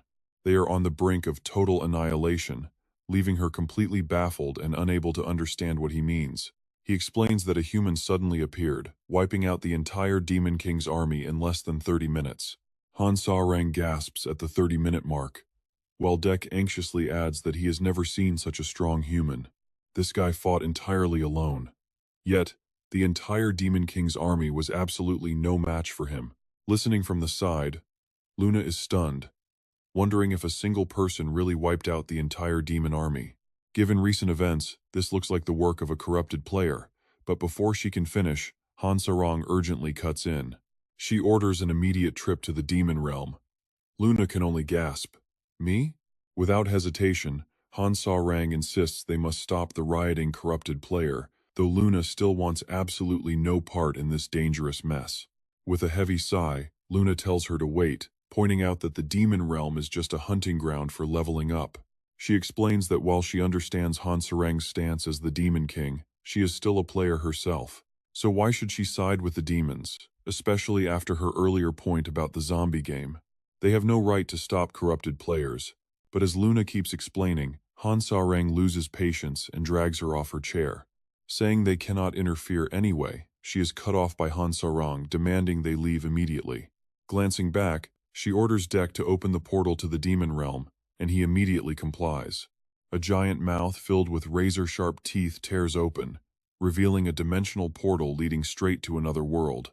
As Han Sarang and Luna step inside, the massive mouth snaps shut, instantly teleporting them away. Meanwhile, bright flashes of lightning tear through the sky above a majestic castle, exposing a deeply eerie and ominous landscape. Inside the grand castle, everything is decorated beautifully, yet a heavy darkness reigns without a single light. Suddenly, a pair of footsteps echoes as the sharp sound of heels clicks against the cold floor. Han Sarang and Luna successfully teleport in. Deck announces they have finally arrived. Gasping in absolute awe, she looks around the incredible surroundings, wondering where they could possibly be. Recognizing the rumored palace, she is suddenly interrupted by a voice echoing from the highest throne in the center. Greeting them warmly, the figure waiting on the throne turns out to be none other than Urs. With a smug smirk, Urs welcomes Han Sarang, the Demon King, claiming he has been waiting quite a while. Terrified by his presence, Deck runs over and clings tightly to Han Sarang, while screaming in pure panic. Identifying him as the human monster who slaughtered their army, Luna gasps, asking if he was the one at Islero's temple. She remembers seeing him once before, recalling how he was beaten up and suddenly began to transform right in front of her. Urs does not deny it. He admits everything. Confirming their plans, Urs smiles as he explains how they had set up various traps, only to be discovered and stopped. Luna cuts in, noting their highly suspicious behavior, convinced that someone has been pulling the strings behind the scenes all along. She still has a few lingering questions, asking why he would go as far as to attack the demon realm. If his goal was simply to level up, farming experience points at Eustace Nest would have been much better. Facing this question, Ur calmly sighs with a mysterious smirk playing on his lips as he pauses to think. He quickly replied, but before the people watching below could even realize what was happening, suddenly, his towering figure on the throne completely vanished, leaving no trace behind. In the blink of an eye, User appeared right above Luna, his eyes wide as he declared that he liked it. As those words left his mouth, he unleashed a brutal slash that sliced her body clean in half, sending blood spraying everywhere. It happened so fast that Han Sarang could not even react in time, stumbling backward in pure horror. Her eyes darted in terror toward Luna's levitating body as she screamed out, "Bequi!" Just when it seemed like everything was over, the scattered drops of Luna's blood suddenly transformed into elegant golden feathers that began swirling right around her body. Soon, her entire figure completely dissolved into those drifting feathers. While User stood there trying to process it, a voice suddenly echoed right before a massive, terrifying explosion erupted. Fortunately, he managed to leap aside just in time to dodge the blast. It turned out Luna was not dead at all. Materializing once again, she whispered if he liked it, her body completely intact as if nothing had ever happened. She asked him to explain it, showing off her power of life regeneration. Witnessing this incredible display, User asked if that was indeed the pure power of life he felt. He added that even back at the Islero temple, she stayed fully conscious despite the heavy pollution. But Luna completely ignored him, her eyes wide as she simply repeated her question. The moment she finished speaking, a sudden high-speed blast shot right past User's head, but he fortunately managed to dodge it. She then coldly reminded him that she was the one asking for an explanation. Luna wore a highly expectant look, her lips curling into a smirk as she eagerly demanded his answer. Facing her demands, User did not show a single hint of fear, calmly exhaling a soft sigh. Suddenly, he raised his hand, leaving Luna deeply confused as she furrowed her eyebrows to closely watch. A dark mark slowly appeared on User's cheek as his voice turned cold, declaring that ordinary hunting is just no fun. After all, the true highlight of this game is fighting the ultimate boss, and right then, his hair turned pitch black while his dark eyes glowed with power. With that, User raised his hand high, unleashing a pulsing purple light as he shouted to activate his contamination power and deploy a contaminated zone. A massive wave of toxic gas erupted, shooting straight up into the sky and spreading rapidly all around. It shot out at an incredible speed, completely enveloping the entire castle in the blink of an eye. From that dark, toxic shroud, a heavy rain of highly contaminated droplets began pouring down like a storm. The toxic rain seeped straight into the castle, completely soaking the bodies of both User and Luna. Witnessing this, Luna looked around in deep confusion, wondering if it was actually contaminated rain. User simply smiled, mentioning it was one of the 4 largest hunting grounds on the Chrono continent. He then proceeded to list all of those legendary hunting areas out loud for her. First was the dangerous Usus Nest, followed by the freezing North Continent, then the high sky of the Heavenly Realm, and finally, right here. This majestic castle in the Demon Realm, all 4 of these locations were highly attractive hunting grounds. He had been wondering where he should go. Gripping his shiny sword tightly, he remarked that currently, the Usus Nest lacked its legendary boss. The North Continent had no Aventra, and the Heavenly Realm had no El. The moment he finished speaking, his figure vanished once again, dashing forward at lightning speed. He charged directly toward where Luna stood, showing a highly excited expression as he shouted in absolute delight. So he had chosen the Demon Realm. But as it turned out, his real target was the completely off-guard Hansarang, whom he intended to capture as his boss. A brutal slash swung by User created a massive shockwave that literally tore the air apart. Luckily, Hansarang managed to jump up and dodge the blow. Gritting her teeth, she demanded to know if she was his actual target. Suddenly, the deep red gem on the circlet worn upon her head began to glow intensely. 2 sharp horns materialized alongside a pair of massive wings on her back, as the system announced she had activated the Demon King essence. Not only that, but she also gained access to an absolutely terrifying hidden skill. A glowing white dot appeared at her fingertip as she prepared the Demon King's specialized skill of destruction, condensing infinite mana into a single concentrated shot. The longer she charged the attack, the more devastating its power became. Hansarang coldly commanded him to die, her face completely void of any emotion. Red warnings immediately flooded her system screen, repeatedly flashing a high-priority alert. A sudden system notification forced her to freeze in shock. She was unable to use the skill due to insufficient mana. Before she could even understand what was happening, her horns and wings completely vanished. She cried out in horror, asking how she could possibly lack mana. She muttered that the Demon King's hidden skill should have given her infinite power. Seizing the opening, User dashed forward and drove his sword straight through her chest. A painful mouthful of fresh blood sprayed directly from her lips. When the sword is finally drawn, her limp body collapses onto the cold ground, showing absolutely no signs of life. Standing right beside her, User rests his sword on his shoulder with a satisfied and amused grin. He proudly explains his pollution power, a dangerous polluted zone that infects the enemy's character before completely erasing their stats, boasting that he has just wiped out her entire mana pool using this very skill. A system notification pops up showing Hansarang, the Demon King, at level 639, leaving Luna as the only survivor. User turns to speak to her, and she faces him with absolute calm, showing no signs of surprise, as if she had predicted this. Warning her that she will face the exact same fate, User asks Luna with a twisted grin to choose which of her stats she wants him to corrupt first. Strangely, her status panel only displays her name, keeping all of her other stats and features completely hidden from view. Luna, the goddess of life. At level ? Outside the demon castle, the toxic, polluted rain continues to pour down endlessly, and just as everything falls quiet, a massive explosion suddenly shatters the silence. The blast blows apart the upper castle, sending debris flying everywhere. Deafening sounds of clashing weapons echo through the air alongside blinding sparks that fly out in every single direction. This clash between User and Luna is incredibly fierce, as neither of them is willing to back down, yet User remains completely relaxed, laughing and mocking his opponent while trading blows. He jokes about how absurd it is for her to spam lethal, one-shot attacks consecutively like that.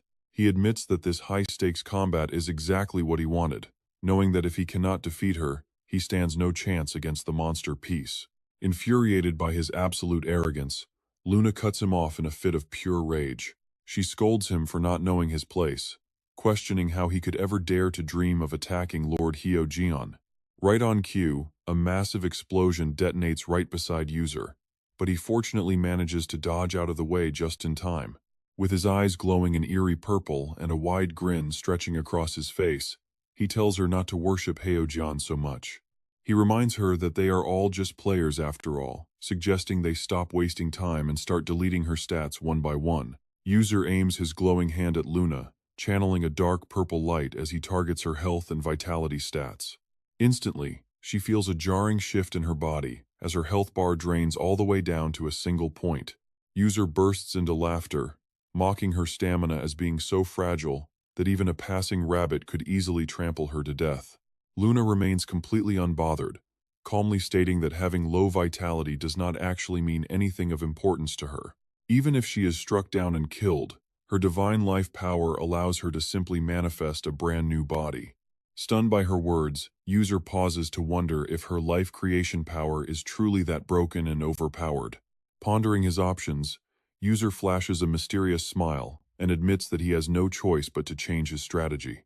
He decides to target her intelligence stat next, leaving Luna completely startled and unable to react in time as her eyes widen. Looking like a bloodthirsty, overly confident butcher, User reveals that his polluted zone can target and delete a total of 3 stats. Meanwhile, down on the ground, Hanserang continues to lie there in a completely unresponsive and critical state. Death stands right beside her, consumed by worry and sorrow, asking in a trembling voice if she is going to be okay. It begs her to wake up, but no matter how much it pleads, she remains completely silent and unresponsive. As blood continues to spill from her mouth, it seems like the absolute end until her faint voice suddenly whispers. Tears stream down her face as Hanserang weakly mutters that she desperately wants to become stronger. She blames herself for her own weakness, hating that she can never help and always ends up causing trouble for everyone else. Hearing her desperate words breaks Death's heart, but after a moment of deep thought, a sudden realization strikes its mind. Knowing the odds are incredibly low, it believes that this generation's Demon King might actually be capable of pulling off the impossible. It is a legendary tier that no historical Demon King has ever reached, transcending all limits to become the ultimate existence. Death urges her to awaken her demon god power, just as the scene shifts to a vast forest surrounded by towering mountains. Suddenly, a loud, triumphant laugh echoes through the wilderness, completely shattering the quiet peace of the forest. Holding a massive stone carved with neat lettering, a player eagerly shouts out that he has finally found it. The excited voice belongs to none other than Jiyu, who cannot possibly hide his overwhelming joy. The system details a Season 2 Chrono Life hidden quest to locate a hidden slate of truth and deliver it directly to Isolero. With the wish-fulfilling jewel as a reward, he admits that finding this hidden spot would have been impossible without Gallardo's help. Gallardo smiles happily and stammers to ask if she did a good job, to which Jiyu praises her warmly. Thrilled by his praise, she immediately rushes forward to hug him tightly while shouting out how happy she is to serve her masterpiece. Deciding to stop wasting time, Jiyu gets straight to business, staring at the mysterious stone tablet and wondering what kind of ancient writing this could possibly be. Unlike him, Gazad is completely disinterested. She just constantly takes the opportunity to grope his firm abs. She even sniffs him deeply, loving every second. It only leaves a look of pure disgust on Jiyu's face. With no other choice, Jiyu ties her to a massive tree and orders his companion to keep a close eye on her while he investigates. Pero immediately activates guard mode. With no more distractions, Jiyu finally begins to examine the mysterious stone tablet. The system suddenly alerts him. He is looking at the primordial grade tablet of truth. It is the exact item Isolero requested him to bring, but the ancient text on it is completely unreadable, leaving him puzzled. Jiyu wonders if such a level even exists in Chrono Life. Uros admits he has never seen it either. Jiyu quickly places the stone in his inventory. Their best option is to just ask Isolero directly. Planning to regroup with Sarang and Luna next, Jiyu conjures a bright, glowing flame from his palm to track them. He activates the skill Flame of All Things, a handy tracking ability that can reveal the location of any person on demand. Watch closely as a strange projection flickers to life right before his eyes. It shows the inside of the demon castle drenched in a heavy, toxic rain, causing a shocked Jiu to wonder where they could possibly be. Jiu questions if this is really Isolaro's temple. Urus has no answers. Just then, another scene flashes. It shows Luna lying dead in a pool of blood, her eyes wide open. Her body has been brutally torn to pieces. They are scattered across the floor in a truly horrific sight. Jiu can barely process this horrific sight. His eyes remain locked on the flame to figure out what is going on. Suddenly, User's grotesque face looms over the projection, his hollow eye socket staring right back through the flame. Startled by the horrific face, Jiu instantly demands to know who this monster is. As Jiu notes he has never seen him before, the figure on the other side lets out a twisted laugh, recognizing his voice. User confidently smiles through the connection, asking if he is speaking to the legendary warrior Peace. Through the magic flame, Jiu demands to know his identity, while User mockingly confirms his target's legendary status. User claims that everyone in Chrono Life knows the legendary hero, expressing absolute joy at finally meeting him. User opens his eyes to reveal terrifying, pitch-black pupils. Finally, he repeats the word over and over. He states that he won't waste any more time and prepares to introduce himself, but before he can finish his sentence, Jiu cuts him off with a cold grin. "Shut up," he tells him, before asking if he slaughtered those rankers. Silence fills the air. User slowly turns to look at Luna's mangled corpse with a sadistic grin. He does not hide it, and immediately confesses. User casually remarks that Luna was quite strong even after her stats were deleted, forcing him to unleash his true strength. He even laughs about another clone of hers rotting in the corner with a punctured chest, calmly sheathing his sword after telling the brutal details of how he killed her. User calmly admits his deep disappointment. To him, the high-ranking players in Chrono Life are complete jokes. Jiu remains absolutely silent on his end, calmly listening to User rattle on about his twisted motives. User reveals that he actually has not been playing Chrono Life for very long, having transitioned from a completely different game. He recalls walking home one morning before his gaming days, glued to a video of a legendary, high-stakes battle on his phone. The fighter in the footage was none other than Jiu himself, completely captivating User with his raw, destructive power. It was the first time User had ever witnessed the incredible might of the legendary warrior known as Peace. Recalling that exact memory, User tenses up for a brief moment, his lips twitching with dark anticipation. Back then, his eyes had shone with twisted excitement, and remembering that feeling only makes him crave a real battle even more. User explains that he joined Chrono Life right after that, smiling mysteriously as he thought it would be an interesting chase. However, the top rankers turned out to be completely pathetic, with their strategies and controls feeling like a total joke to him as they bullied ordinary players. Even the legendary Demon King and the Goddess of Life failed to offer him any real challenge. Staring directly at Jiu as if throwing down a gauntlet, User declares that only the God of Chaos remains on his list.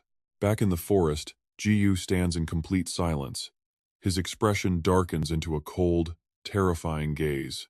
User admits he is itching to clash with him immediately, but laments that they are currently too far apart, separated by massive, unreachable lands. He notes that without the specific help of a high-tier companion, crossing that massive distance is practically impossible. He even shows a bit of regret here. It really is a shame to say goodbye so soon. He makes sure to introduce himself one more time. He is User, sharing the same max level 999 status, and the true master of the toxic pollution power. With his grand introduction out of the way, he strikes a dramatic pose and grips his sword. A twisted smile spreads across his face as his features warp into a creepy grin, whispering a final "see you later" to the Chaos God Peace. His eyes gleam with intense anticipation for what comes next. He hopes for an epic duel when they meet again. Having said his piece, User wastes no time slashing his blade forward, completely tearing the raging flames apart in an instant. The fire explodes violently and completely dissolves into thin air. Seeing his own devastating work, User feels incredibly confident in his abilities and lets out a cocky smirk. He then casts a cold glance down at the bodies of Luna and Han Sarang, muttering, "The die is cast, and he is already looking forward to their next fated meeting." He wonders how the new history of Chrono Life will be written from here on out. But before those words can even leave his mouth, a sudden fist flies out of nowhere and smashes directly into his face, cutting him off instantly. With zero time to react, his entire body is sent sailing through the air, along with his sword. And the man behind that savage punch is none other than Jiwoo. Still flying through the air, User is completely dazed, his face a mask of total confusion. He sails a bit further before eating dirt, slamming face first into the hard ground with an agonizing crash. He lies face down in the dirt with his butt in the air, his entire body trembling. The massive red punch mark is still swelling on User's face. He is left wondering what on earth just happened, as everything suddenly flashed white before his eyes.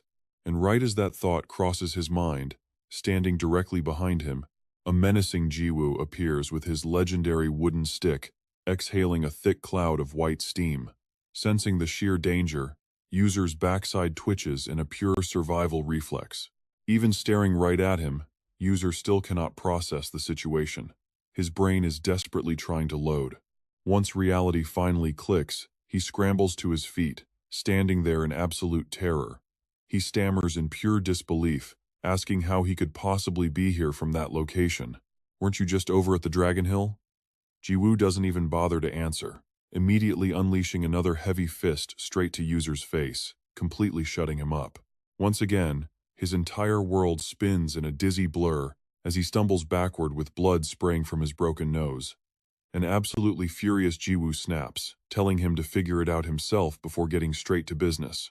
Angry veins pop out across Jiwoo's face, his expression completely changing as he yells out that he is going to beat this bastard first. The air turns dead silent as User lies trembling on the ground, terrified to move.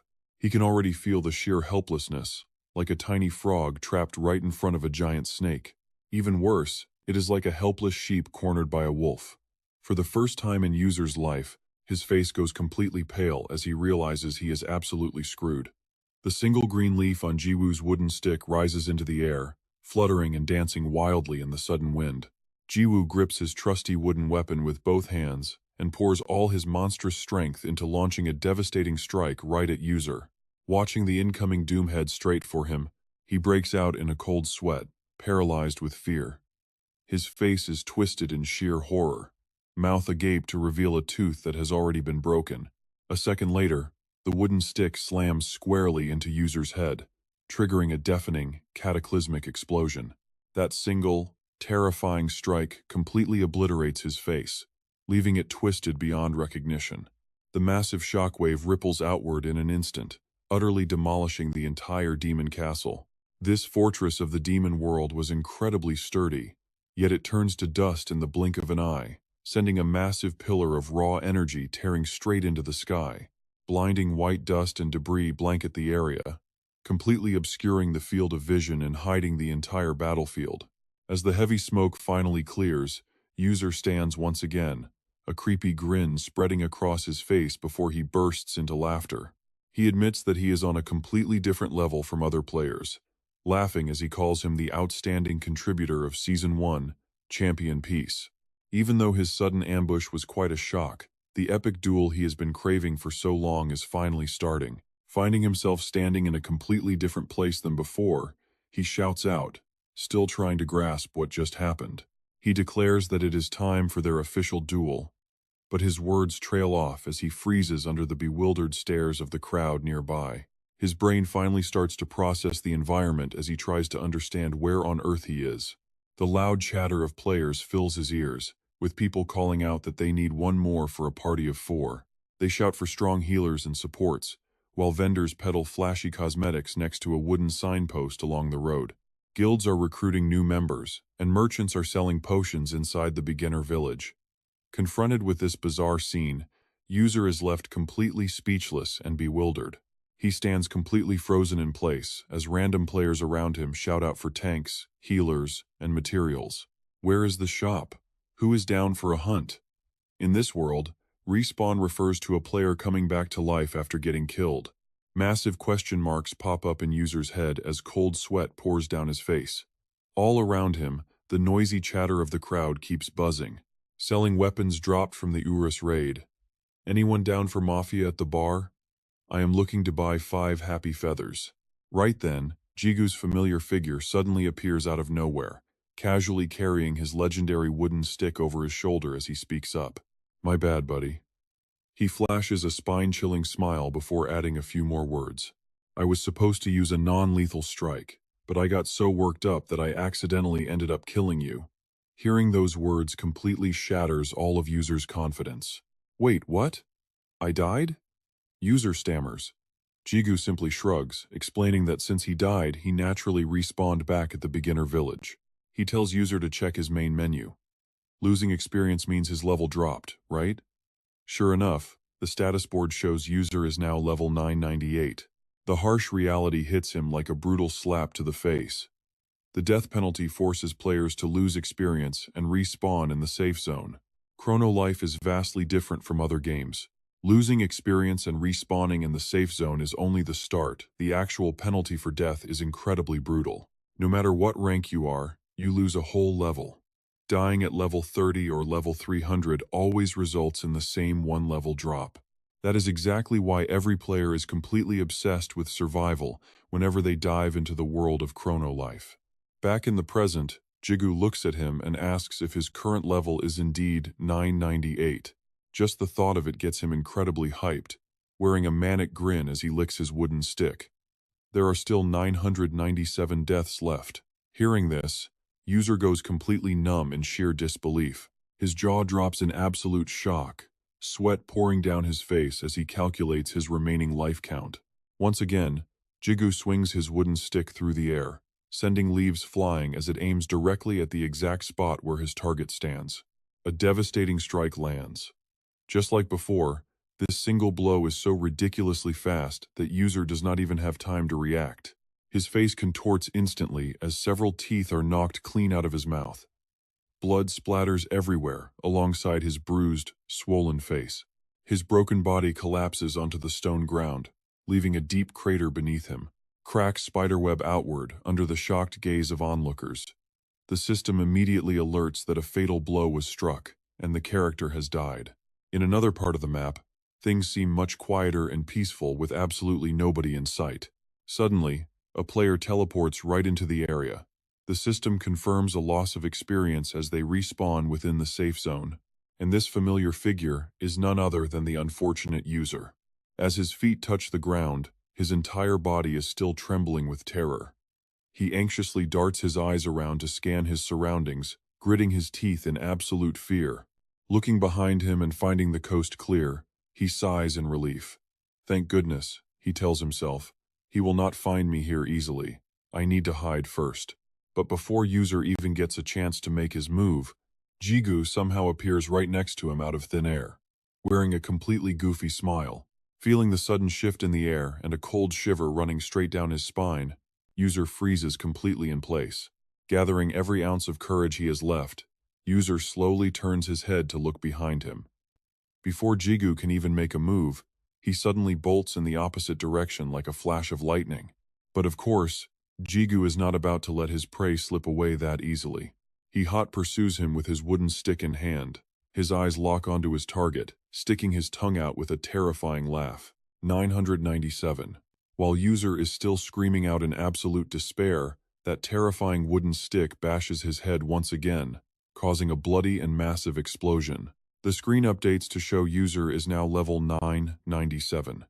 With just that single strike, he is wiped out instantly. The character is dead, and the system prompts that he has lost experience and respawned in the safe zone. The moment User spawns, Jigu is already standing there waiting in a ridiculous outfit, complete with a baseball cap and jersey, looking weirder than ever. User screams in terror, "Wait, stop." But before he can even finish his sentence, the wooden stick slams into him, sending him flying backward. As he spins through the air, Jigu cheerfully yells, "Home run." 996. User crashes violently onto the stone ground as blood splatters everywhere. The system updates his level to 996. He loses more experience and respawns back in the safe zone. Just like all the previous times, the very second he spawns, he gets blasted instantly without any chance to fight back. 995. His level keeps plummeting. User level 995. Just like that, Jigu spends an entire day beating him to a pulp to teach him a lesson. Massive explosions echo throughout the area. 994.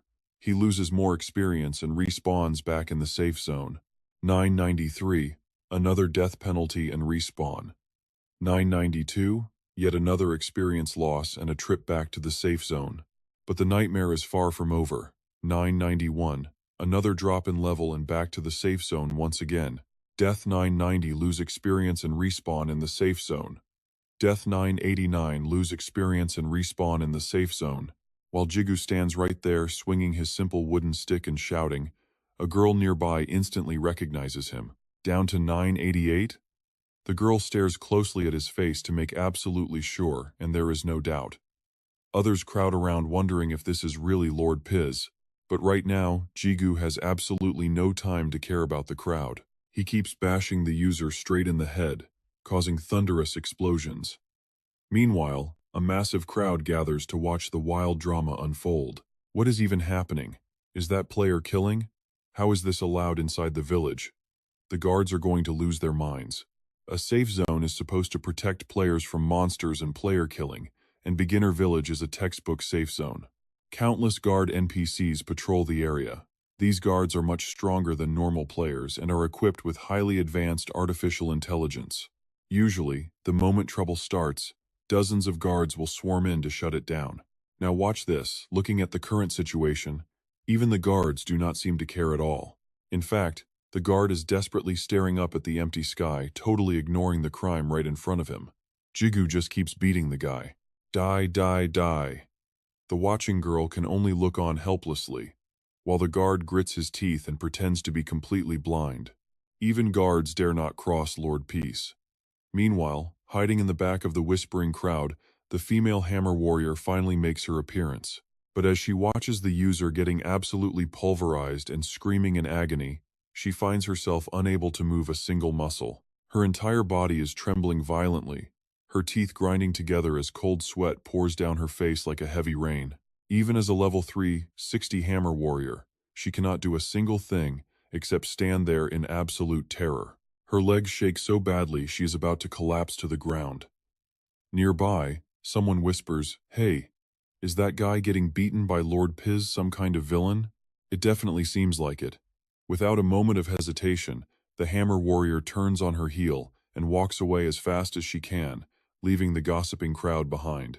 Looking at the atmosphere, this is starting to look like a display of pure justice, right? That user was even manipulating newbie players, so he totally deserves this beating. After that day, the online hate campaign against Peas completely vanishes. The first reason for this is the total collapse of the toxic group that kept inciting public outrage. The second reason is that although 90% of the Chrono continent is corrupted, the actual number of manipulated players was always incredibly small compared to the total population. But while the drama finally starts to quiet down, Jigu is still out here beating the user to an absolute pulp. His mind is slipping further and further into an uncontrollable, violent frenzy. Without a second of hesitation, he unleashes a brutal, fatal blow straight to the user's forehead, ending him instantly. The system immediately flashes a notification confirming a fatal strike. Character deceased. The scene suddenly shifts to a pitch black, completely empty alleyway with not a single soul around. This is where the user is forced to respawn next, losing even more experience points in this safe zone. But just like before, Jigu is already waiting there with a massive grin, laughing that this time, he respawned in a dirty alleyway. Since Jigu died countless times as a newbie, he knows every single respawn point in this entire game like the back of his hand. Flashing a spine-chilling smile, he points out that they are still a long way from reaching level 1, so they might as well keep going. The user's status screen pops up, showing him at level 638. Suddenly, he raises a desperate hand to the sky, as if trying to speak. Taking a second to gather himself, he forces a weak, pathetic smile. He admits that fighting Jigu is definitely no joke, and he was only caught off guard by the sudden ambush. But this round is going to be different. Determined to fight back, a sinister purple energy begins to glow from the user's palms.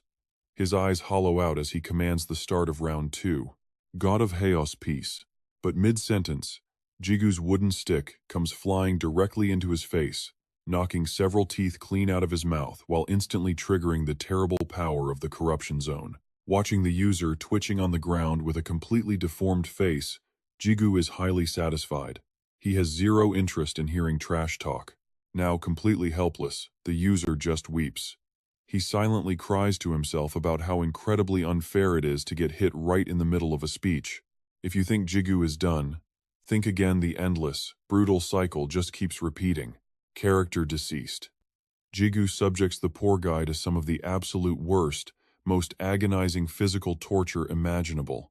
Character deceased. A single, devastating swing of the wooden stick straight to the face wipes him out. The endless death loop has officially begun. Massive explosions echo all around the beginner village, but absolutely nobody dares to step in and stop it. With every single crushing blow, the user's levels begin to plummet. Deceased at level 513. Deceased at level 461. Deceased at level 389. At level 235, he dies again. Jigu goes absolutely feral, laughing like a maniac with zero intention of stopping his onslaught. His wild laughter echoes everywhere. The broken user can do absolutely nothing but lie there and endure the endless pain. Facing a terrifying monster like that, there was absolutely no way he could find a way to win. Spawn killing means executing a player the second they revive. His only escape from this nightmare was to log out of the game entirely. Because of that, Yuji could do nothing but sit there and take punch after punch.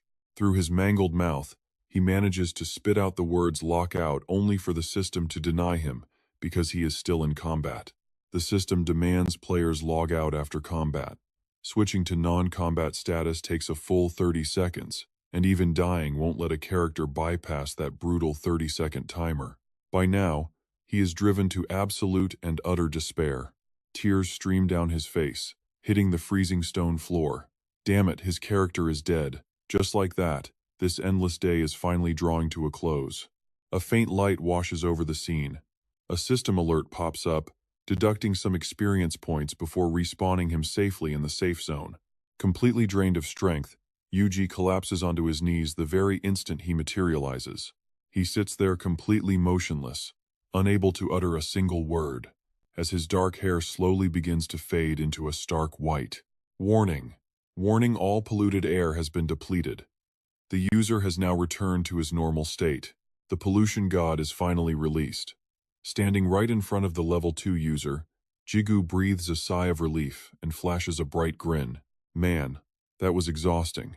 Only one final strike left. With sparkling eyes, Jigu stares at him and asks if he has any last words. Such a good little boy. Facing this chilling question, Yuji sits there drenched in cold sweat. Gritting his teeth, his voice trembles as he asks why. Why did Jigu have to go this far? He gasps out. Is he really that evil? It is just a game with a player-killing function, so what is the big deal? All he wanted was to spread pollution. To rack up those points, hunting down newbies was just the most efficient choice. The more Yuji dwells on it, the madder he gets, finally screaming out. Why did things turn out like this? Is spawn camping newbies really that big of a crime? Was he supposed to fight players stronger than him? If player killing was wrong, the system should have blocked it from the start. He was merely playing by the game's rules. He was just enjoying life in Chrono in the most honest way possible. Before he can even finish, Jigu loses patience and swings his wooden stick, shutting him up with a heavy smack. The system alerts a non-lethal hit. He snaps back angrily. That is called being a sociopath, you bastard. You had your fun tormenting people, and now you are complaining? His grip tightens on the wooden stick, veins bulging aggressively across his hand. Jigu mutters that he planned to use his final strike to send him to a clean room. But not anymore. With his face twisted into a bloodthirsty grin stretching ear to ear, he promises to beat him to death with non-lethal strikes. He reminds him, if you want to pick fights, you should have made sure you were stronger than me. Staring up at this literal maniac, Yuji is completely helpless, his face pale with utter terror. He bites his lip so hard that the skin breaks and bleeds. But what must come eventually comes. A horrific scream echoes alongside a relentless barrage of blunt hits. Suddenly, a familiar laugh rings out from nearby as Park Bong-chan appears. He chuckles, noting that the starter village seems a bit noisy today. Smirking, The man realizes it is all because Lord Peace himself has arrived, the legendary physical therapist.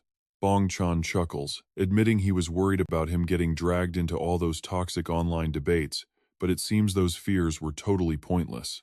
Bong Chan glances at the figure standing right behind him, asking Minchoko if she agrees. The girl is currently busy devouring a massive, delicious-looking meat drumstick. Minchoko, the magic swordsman, proudly points out that she was totally right. All of that drama was just a cheap attempt to divide them. Watching Jigu beat Yuji to a bloody pulp, she adds that she never believed the rumors from the start. It was obviously a cheap plot to make Jigu look like the bad guy. If they had just looked at the facts from the beginning, Lord Peace could have helped them out a lot by now, right? Like distributing overpowered items and saving the entire server from collapse. It was just a bunch of bitter losers trying to drag Lord Peace down to the bottom. Bong Chan laughs, praising Minchoko for her surprisingly sharp deduction. Offended, Min Donghi snaps back, asking what he means by surprising. Annoyed, she turns around and walks away without another word. She suggests leaving Lord Peace to his business, so they can head to their original destination, the Adventurer Guild. Her eyes sparkle with excitement as she hopes to find enough players to form a 4-man party. Hearing this, Park Bong-chon stands there in silence, seemingly deep in thought for a moment. He finally nods, agreeing that is why they traveled to this newbie village, but he questions if her intel is even reliable. She scoffs, reminding him that she won the temple tournament. Her information is faster than anyone else's in the game. A proud smirk plays on her lips as she tells him it is time to start. Looking back, she whispers that Chrono's first official tournament is finally here. A camera sits ready before them as a voice calls out the countdown 3, 2, 1. On the screen, the person appearing is none other than Luna. But even though the camera has been rolling for a while, she still has absolutely no reaction. Her eyes just staring blankly straight into the lens without uttering a single word. Someone off camera finally loses patience and urges her to start. "Hey Bo Riem, we are rolling. Go ahead and start your speech." Hearing that, Bo Riem Moon is startled and asks if they started already. She quickly gets herself ready, clearing her throat with a few soft coughs. Then she finally begins her official announcement, greeting the players and introducing this as the official channel of Chrono Life. Luna goes on to say she has an announcement, but before she can even finish, someone abruptly cuts her off to restart the shot. The director urges her to speed it up and speak as cheerfully and energetically as she possibly can. With no other choice, Luna sighs and agrees to be as lively as possible. Once again, the cue is shouted out loud.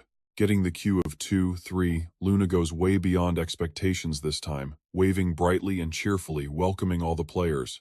Introducing herself as the host of Chrono TV, her voice echoes continuously through a magnificent, grand studio bathed in brilliant, warm golden lights. She welcomes them to the Chrono TV studio, stating she is there today to deliver some incredibly exciting news. Asking if they are curious, Luna enthusiastically builds up the hype before revealing the team battle tournament.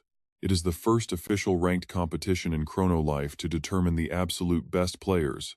She asks if they are excited, but while she maintains a bright smile, she is actually screaming in protest on the inside. Thinking to herself how unbelievably embarrassing this is, she still forces herself to stay completely calm and professional on the outside.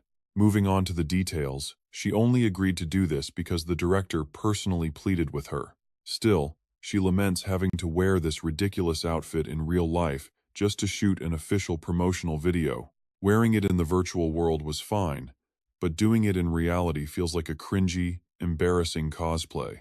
It was a genius move to keep this secret from Jiu and Sarong, because she would die if they ever saw her like this. Pushing those thoughts aside since they will eventually see the video anyway, Luna continues her announcement. She explains that the first round requires a strict 4-player team format, bringing up how exciting it will be to team up with the people around you. Waving her hands, she introduces the second round where team members must face off in tense one-on-one matches. Crucially, she notes that individual winners do not carry over to the next round, meaning the team's overall victory is all that matters. She acts completely thrilled on camera as she smoothly transitions to deliver the third and final piece of information. The grand prize for winning the tournament is 300 billion gold. which translates to a mind-blowing amount of real cash. We are talking about 30 billion in cold, hard cash, plus a massive treasure chest containing the most valuable item in Chrono Life history for the tournament's MVP. This mystery item remains a secret for now, prompting Luna to ask how they like it. She asks if everyone is hyped up, raising her hands to shout with absolute excitement. Enthusiastically announcing the official start of the Chrono Life Team Battle Tournament, she makes sure to strike the most adorable pose she can muster. After promising that she will be waiting for them to join, the shoot finally wraps up perfectly. The director yells out that it is a wrap on the first take, allowing Luna to finally let out a massive sigh of relief. With the shoot officially over, the director walks up to her to praise her incredible performance. He praises Boreum for getting it all done in a single take when he thought it would take hours, and she politely thanks him in response. Still red-faced, she mutters under her breath about how humiliating this was, swearing she will never agree to this kind of gig again. But before she can even finish her sentence, two very familiar figures standing nearby catch her eye and make her freeze on the spot as she tries to identify them. At this point, Sarang cannot hold it in any longer and bursts into hysterical laughter. Standing right next to her is Jiyu, and both of them are trying their absolute best to suppress their giggles. Hearing their merciless teasing, Luna wishes she could just sink straight into the floor, helplessly cursing her absolute bad luck. On a sunny day at Jiyu's apartment building, Sarang stands inside looking at her phone as the clock ticks to 12:29 p.m. Letting out a soft gasp, she smiles and notes that it has finally hit 12:30 p.m. exactly. This is Sarang, the incredibly popular idol and composer who plays as Love in Chrono Life. With no other option, Sarang aggressively rings Jiyu's doorbell several times, calling out for him to open up since they are supposed to head to their cafe meetup together. But even after waiting around for several minutes, she gets absolutely no response from the inside of his apartment. Total silence fills the hallway, prompting her to pull out her phone and call his number, but it just rings without an answer. Confused by his lack of response, she wonders if he is still fast asleep and ignoring his ringing phone. Right at that very moment, a rather devious idea begins to brew inside her mind. She stands frozen in place for a long time, then a sly smile creeps onto her lips as her cheeks turn bright red. "It is fine," she says. Incredibly excited, Hansarang reaches for the keypad on the door, prepared for exactly this kind of situation. Recalling the last time she secretly watched Piz enter his passcode, she searches her memory, finally pictures the numbers, and begins to press them. The password is exactly what she thought, and the door finally clicks open. Yes, she thinks, Piz is way too careless. Why did he make it so easy? As she mutters this, Hansarang breaks out into a nervous sweat. What if some random stranger guesses it and tries to do something bad to her beloved Piz? Wasting no more time, she quickly pushes the door open, steps inside, and calls out that she is coming in. But as she scans the room, she realizes there is absolutely no sign of Jigu anywhere. The apartment is completely empty. Hansarang wonders in surprise if nobody is home, or if he simply has not woken up yet. Right at that moment, a very familiar figure suddenly steps out of the back. Witnessing that sight, Hansarang freezes in place, her eyes stretching wide. The person who just stepped out is none other than Jiwoo, his hair soaking wet, looking freshly showered and sighing with relief. Sighing in absolute refreshment, he is only wearing a single pair of underwear, completely bare otherwise. This is Jiwoo, an unemployed college graduate struggling to find a job. Still drying his hair, Jiwoo suddenly looks up at a dazed Hansarang and mutters that he thought he heard the door open. And when their eyes finally meet, the sudden silence in the room becomes suffocating and incredibly awkward. Snapping back to reality, he asks her what's wrong, addressing her as Leader Hansa. Startled and breaking into a cold sweat, she points at her phone to explain they had a group meeting at 1, but he didn't answer. Fidgeting nervously, she mutters that she had absolutely no other choice but to come. Yet Hansarang's eyes are completely glued to Jiwoo's athletic physique, tracing his collarbones and well-defined six-pack abs. Just seeing this is already too much for her to handle, she drools, and a massive nosebleed erupts out of nowhere. Jiwoo stares in utter disbelief. A nosebleed, he wonders. But before he can even speak, Hansarang frantically waves her hands, shouting that she is fine. With that, She dashes straight outside and slams the door shut, yelling that she will wait for him there. Standing inside his room, Jiwoo is left completely baffled, scratching his head and wondering what on earth just happened. Meanwhile, just outside the door, Hansarang stands completely frozen, unable to move. She is so incredibly flustered, she can barely breathe, her face burning up as she wonders what's wrong with her, flashing back to his in-game avatar. She has seen his panty character in the game a million times, but seeing him in real life feels completely different, making her heart pound like crazy. That striking image of Jiwoo remains stubbornly burned into her mind, and she simply cannot shake it off. Her vision spins as Hansarang clutches her chest, desperately wondering why her heart is beating this fast. Just as she was lost in thought, a familiar voice suddenly called out from behind, making her jump in surprise. It turned out to be Luna, who curiously asked why she was just standing outside instead of heading in. Why not go inside Jiwoo's house? Luna was actually Moon Bo-Ryeom, a 21-year-old player. Hearing this, Hansarang's nose began to bleed as she answered. She said she was a step too late, leaving Hui completely baffled as he stared at her sudden nosebleed. And so, after a rather bizarre little incident with Jiwoo, they all headed over to Hong's cafe. The moment they stepped inside, Bioli appeared with a radiant smile, cheering loudly as she recognized the legendary star. Completely unable to contain her excitement, the young girl rushed over and threw her arms around Hansarang, who happily embraced her back. Bouncing up and down with absolute excitement, Bioli greeted everyone in turn, calling out to Jiwoo and Luna. Jiwoo smiled and chuckled warmly. Suddenly remembering something, he reached deep into his pocket to pull something out. He told Bioli to greet Urs too. As she gasped in confusion, Jiwoo pulled out a special card, and a familiar voice echoed. The voice asked Bioli how she had been doing lately, making the little girl's eyes widen in pure wonder. Recognizing Urs, she excitedly asked if this was a direct link between the game and the real world. Jiwoo smiled and explained that it was a brand new companion app recently released by Chrono. It allowed players to check on their pets any time, and though Urs was technically just a spirit, Hong suddenly cut in before he could finish. She smiled, carrying plates of snacks and drinks, suggesting they all sit down and chat over some delicious food. She was Hong, the owner of the Chrono Life cafe, and an active player herself. A moment later, the busy cafe quieted down as everyone settled into their seats.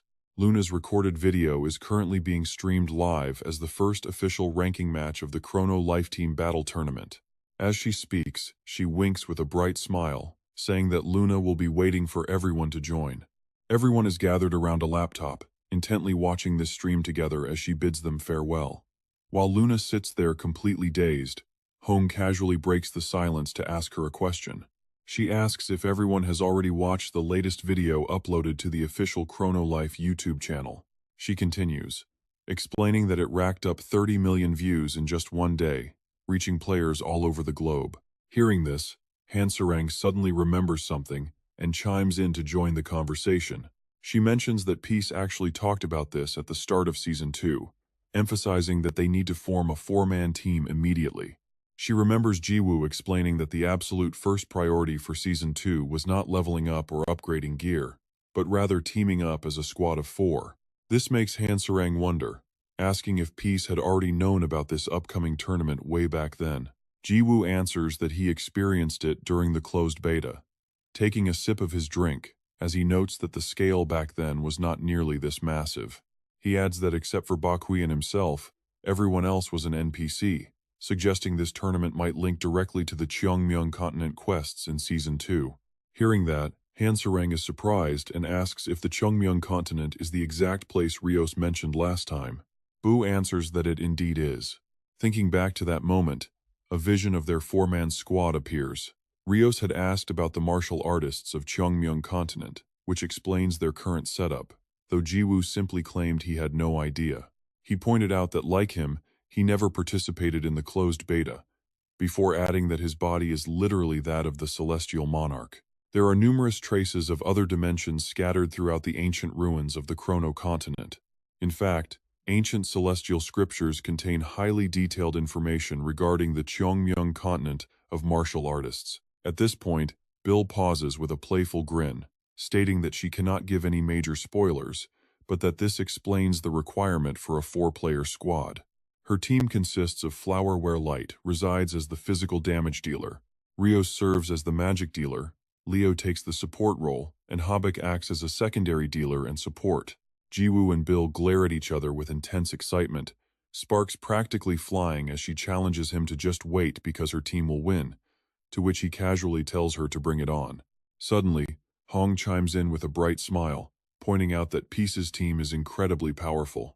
Featuring the Demon King, the God of Chaos, and the Goddess of Life, it honestly feels like a lineup of the absolute strongest entities. Hearing this, Hansarang's mood instantly plummets, her expression turning incredibly gloomy as she questions if they really are a gathering of the absolute strongest. She looks back at all her battles so far, realizing she was always the one getting beaten up the most, and only causing trouble for her allies. She tightly purses her lips, unable to say a word. Deep down, Hansarang absolutely refuses to be a burden, and desperately wishes to become much stronger. Jiwoo turns his gaze to Hong and asks if she has finished assembling her own squad yet. He wonders if the 5 major guild leaders will join forces to compete, but she replies that the other 4 will participate together while she decided to form her own team. This alliance includes Hai, Abracadabra, Senshi, and Suha, leaving Jiwoo quite surprised by her decision. When asked if she is really going solo, and who her members are, Hong replies with a mysterious grin that she has already recruited them. She asks if they know about the One-Bin Guild holding database on all of Chrono, explaining that she had their leader use that intel to find the perfect teammates. Either way, she confidently claims they will defeat Peace's team, which instantly sparks Bill's competitive interest. With sparkling eyes, Bill excitedly cheers Hong on, shouting that there is no more time to waste. With everything finally settled, Jiwoo notes with a grin that the tournament will officially kick off in just 1 week. His eyes gleam with confidence and anticipation as he wonders aloud which squad will emerge victorious, admitting he can barely contain his excitement. Shifting back into the game world, things are far busier than usual as everyone frantically prepares for the major event, with players actively forming their own squads. Those short on players are shouting out, looking for companions to join the preliminary rounds of the tournament. Urging others to hurry, players compete fiercely to recruit that final teammate to complete their rosters. They shout out for a healer, stating that just one more friend is needed to register, while others search for Thonko to get more information.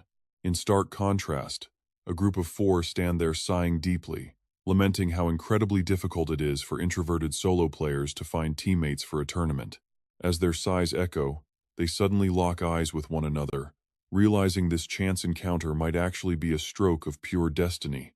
While the team-building madness unfolds around them, Park Byung-cheol is sitting at a large table, casually munching on a chicken leg. Recruiting teammates apparently requires passing a small skill test. Looking completely uninspired as they search for supports, Min Dong-hee notes that everyone else is already frantically busy putting their teams together. He points out that they need to hurry and find their 4th member, Mint Choco, the magic swordsman, prompting a cheerful reply from Park Byung-cheol. "No need to rush, young lady. If it is meant to be, we will meet," but she wearily cuts him off right there. Seriously, how can he talk so casually? Suddenly remembering the guy sitting right next to her, she turns and nudges Uncle Kwang, demanding he say something to stop this muscular guy from just eating and acting relaxed all day. He laughs. Finally, he speaks up. "Haha, he actually has a point there." Kwang continues, explaining that destiny is not something you can rush. Kwang is the mighty warrior and master of the Hosan Guild. Seeing the 2 men ganging up like this, Dong-hee can only let out a defeated sigh.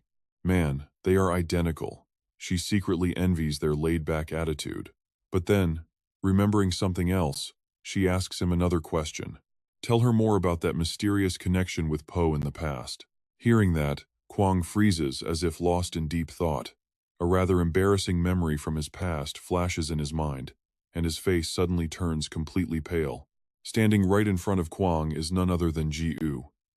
Kwang asks how much money the kid has actually pumped into this game. He must have spent a fortune, but Kwang warns that reality will crash down soon. All that grinding was just a futile struggle to chase the unreachable. Despite the lecture, Ji-woo remains completely unfazed, his face deadpan as he delivers his reply. A 5,001 beginner package. That single sentence completely breaks Kwang. leaving him staring in utter disbelief. Back in the present, Kwang smirks with a mysterious smile, realizing that background, race, gender, age, and social status mean absolutely nothing in this game. Pure fun, that is his only goal. He continues, explaining how grateful he is to that kid for helping him rediscover something precious he had forgotten for decades. Kwang is speaking from the heart. To him, peace is that kind of player. Listening to this, Dong-hee is left speechless, asking if that is why Kwang only wears underwear and a trench coat. Is he starting a cult, the cult of peace? Without a single shred of hesitation, Kwang proudly admits to it. Haha, he actually already did that. Massive golden statue of peace in the village center was his work, leaving her shocked to learn it was his masterpiece. Right as they are talking, a sudden trembling voice from nearby cuts her off and makes her freeze in her tracks. That bastard peace, he growls. User is absolutely furious, with veins popping out all over his face. That bastard peace. He obviously cannot let go of his deep grudge, muttering like an absolute madman. Revenge. He promises revenge, and catching sight of his angry face, Dong-hee instantly recognizes him. Wait, that guy. She vividly recalls Jiu beating him to a pulp back at the square. It is definitely the guy who got thrashed yesterday at the square, with Pung Chon standing right there, making Dong-hee wonder if peace beat him like a dog. A crazy idea, an extremely bold one brews in her mind. A grin of pure, uncontrollable excitement creeps onto her face, and after plotting for a moment, Dong-hee stands up to call out. Hey there, silver-haired rookie, she says with a big smile. Let us have a little chat. Hearing this, User is totally confused and asks who she is. Your hair is green like a stink bug, but Dong-hee instantly lunges forward to smack the rude little brat. She asks him angrily, noting that anyone can tell he is just a rude brat. I am 20 years old. How old are you anyway? User shrinks back in sheer terror and squeaks out that he is only 17. He wonders who this crazy lady is.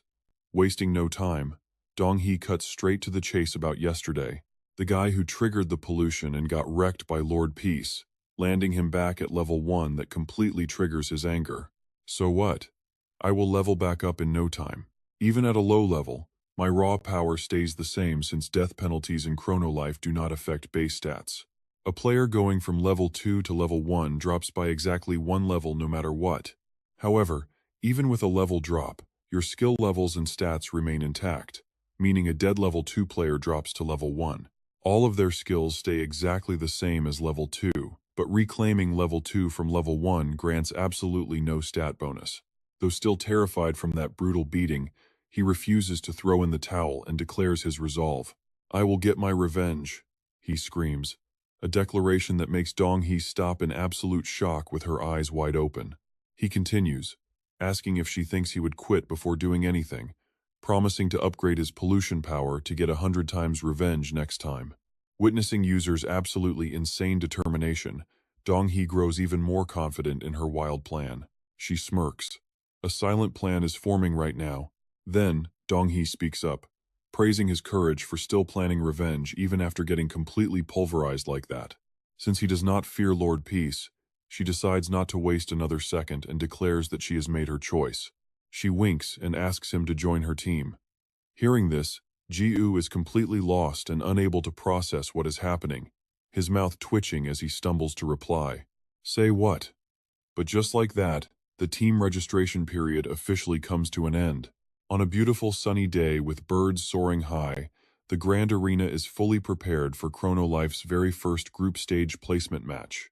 The massive event draws over 400,000 participants, split into 100,000 teams, fueled by the intense hype of global fans.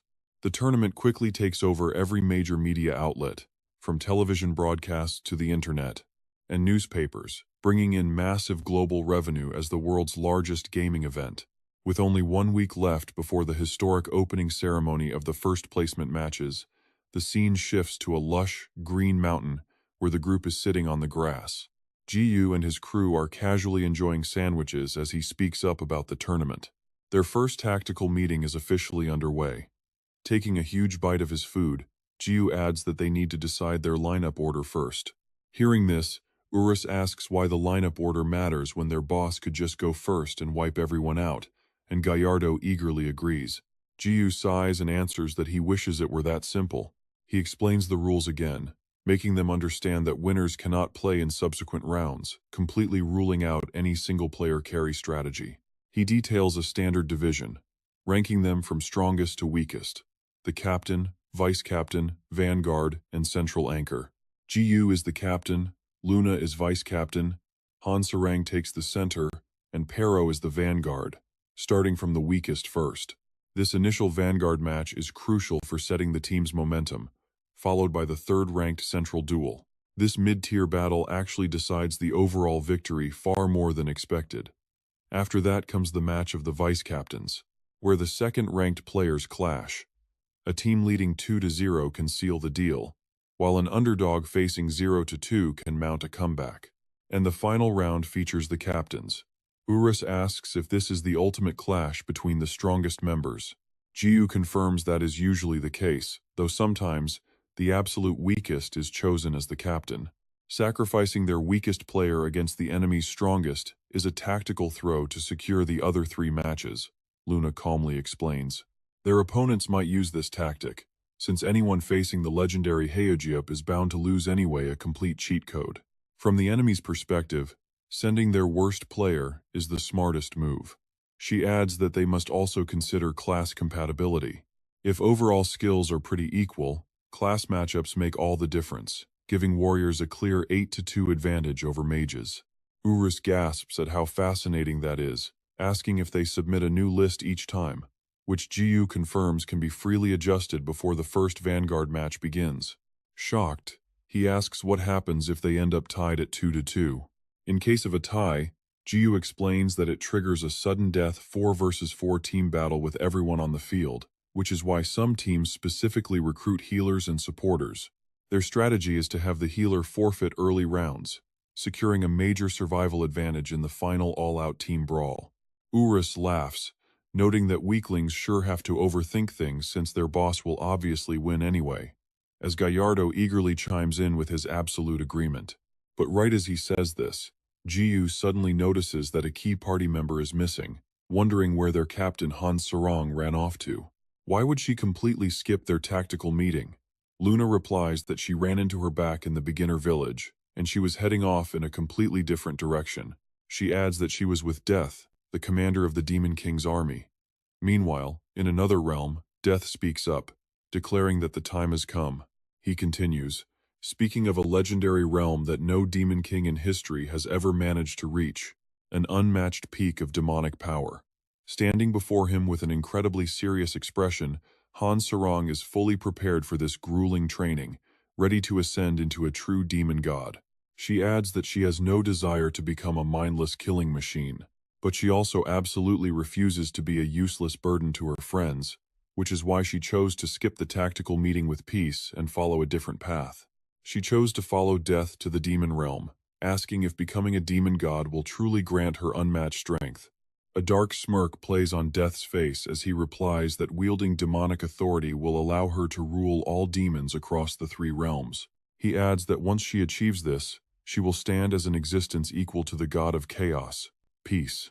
These words deeply fuel Han Sarang's burning determination, and with her eyes snapping wide open, she stares directly at the massive locked door standing right in front of her. Beyond that threshold lie all the answers she seeks, though just looking at that ominous door is enough to give anyone goosebumps. With the tournament's preliminary rounds only 1 week away, there is absolutely no time left for her to hesitate. Death urges her forward, calling out to the Demon King. He eagerly adds that it is time to transcend royalty and become a god. Having fully made up her mind, Han Sarang steps through the gateway just as the first placement match of the tournament finally begins. With only 1 week of preparation left, players everywhere are pushing their limits in training grounds to prepare for the upcoming clashes. Every single team has been fully assembled, and now, the final thing left to master is their synergy and teamwork. Their teamwork is absolutely incredible. With a perfect strategy, they take down the giant monster Spup with just a single devastating blow. Meanwhile, other groups are using their own unique training methods, like meditation. They sit cross-legged together by the water fountain, clearing their minds. Deep in the forest, some teams gather to plan their strategies, while others are busy sparring to sharpen their combat skills. Every single player is preparing for the qualifiers in their own unique way. Back at the demon castle, the atmosphere is as creepy and dark as ever, with lightning flashing constantly across the pitch-black sky. Deep down in the lowest level of the demon palace, Hansarang and Des stand right before a massive, heavily locked gate. Even though she is terrified, she forces her fear down, driven by her deep desire to become much stronger. She speaks with determination, knowing that stepping through this door means she will turn into a demon god.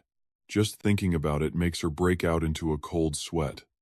Anyone can see there is something suspicious about this, right?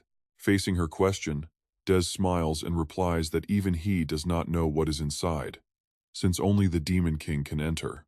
The previous Demon King was obsessed with power more than anyone, and he possessed the absolute strength to back it up. Yet even he could not pass the trial inside, and seeing him fail that test was deeply heartbreaking.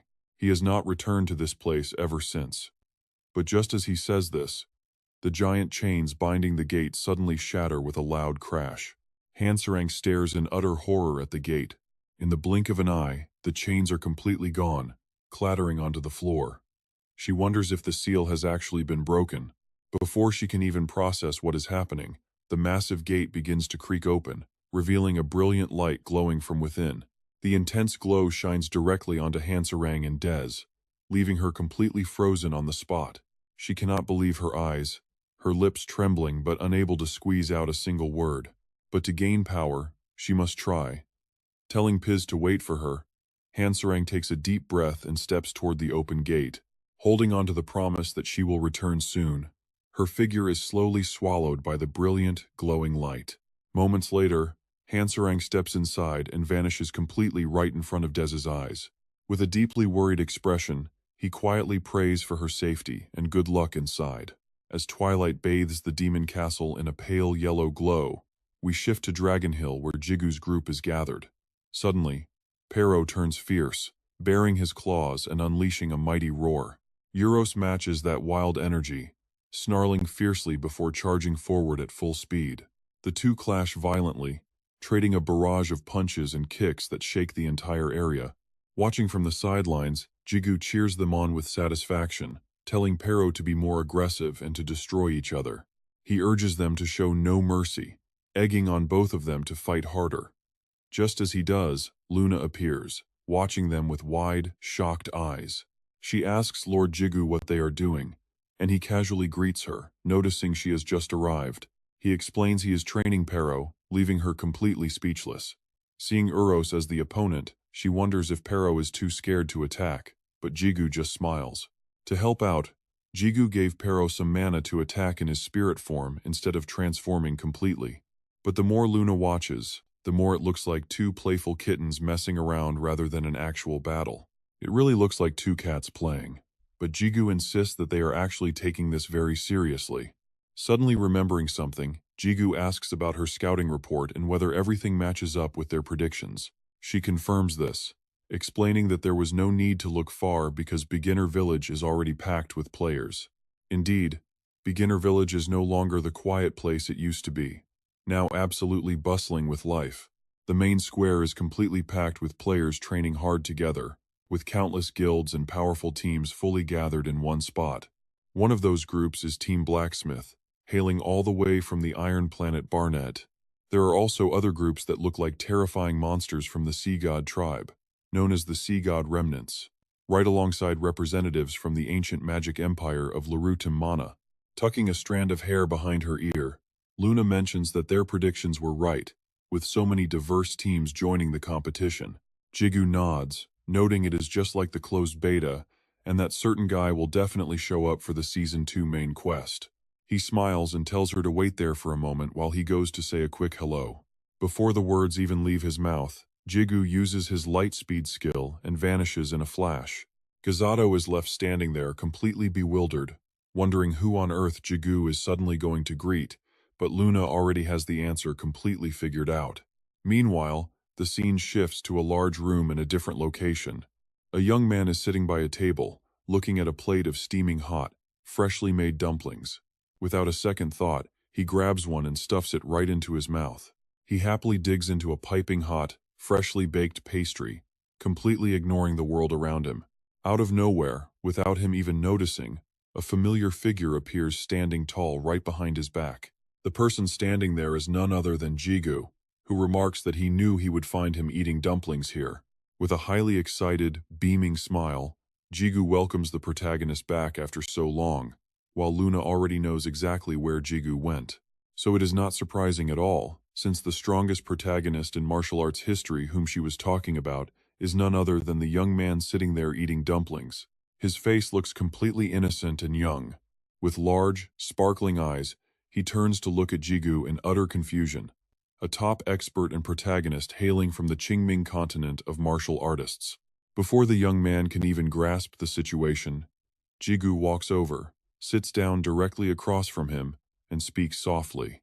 Jigu says he knew the guy would join this tournament, which makes sense given his deep passion for devouring dumplings.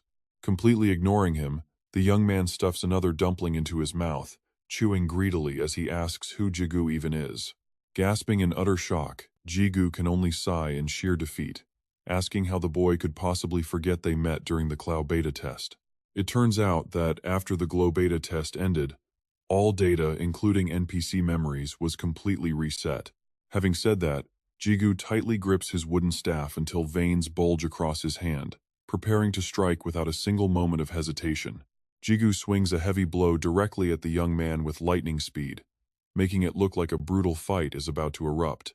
But instead, the staff suddenly halts right before it can make contact with the young man's head. Kicking up a massive cloud of white dust, Jigu smirks and challenges him to meet again in the finals just like they did back then. His eyes shine with supreme confidence. Though their last fight was a draw, this time will be entirely different. Despite all those bold claims, the young man maintains an entirely cold and calm expression, showing absolutely no reaction whatsoever. Suddenly, Jigu reaches down to snatch a large dumpling, chewing on it greedily as he walks away with a casual wave. Hearing Jigu tell him to meet at the arena in 1 week, the young man finally reacts, smirking as he promises that things will definitely be different. Those words make Jigu pause in his tracks, his eyes widening as he glances back over his shoulder. The young man casually claims that since their last fight ended in a tie, he probably just held back, which immediately makes Jigu burst out laughing, calling him a cocky bastard trying to act cool. Before taking his leave, Jigu makes sure to warn him not to lose to anyone else before their big rematch, telling him he will see him in the finals before completely vanishing from the spot. Left sitting all alone, the young man merely sighs as he stares down at his half-eaten dumpling. Suddenly, emerging from the nearby shadows, 3 cloaked figures step forward and begin to speak. The white-haired man asks who that protagonist was, noting that his attitude seemed rather rude, and wondering if they were actually acquaintances. He comes from the Qingming continent of martial artists, an expert rank known as Werewolf King Heiwei Tian, representing the 4 major factions. Another figure chimes in, noting they can feel a powerful internal energy from him, but wonders about his true background. This speaker is also from the Qingming continent, an expert known as Shaolin Abbot Sanjiang, representing the orthodox factions. Finally, a red-haired woman stands in absolute silence, another expert from the Qingming continent known as Heavenly Demon Yun Chuxiang, who serves as the supreme leader of the Heavenly Demon cult. Faced with all those rapid-fire questions, the young protagonist simply scratches his head and chuckles awkwardly, admitting that he honestly has no idea who that guy was. Standing up, he adds that this tournament is going to be incredibly fun, making his long journey away from the Central Plains fully worth it. He is a top expert from the Qingming continent, but more importantly, he is the world's #1 Plum Blossom Sword Immortal, leader of the Mount Hua sect, possessing the rare heavenly martial body.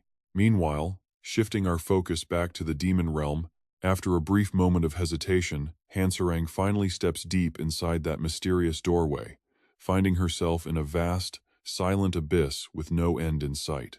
As she walks, her heart races with growing anxiety as she scans her dark surroundings, wondering if this endless path will ever lead anywhere. How could such a massive space exist behind a single door? Just as those words leave her mouth, a faint, mysterious glow suddenly catches her eye, causing her to stop in her tracks. Overjoyed, Hansarang quickly sprints straight toward the light, happily cheering that she has finally found it as her confidence surges back stronger than ever.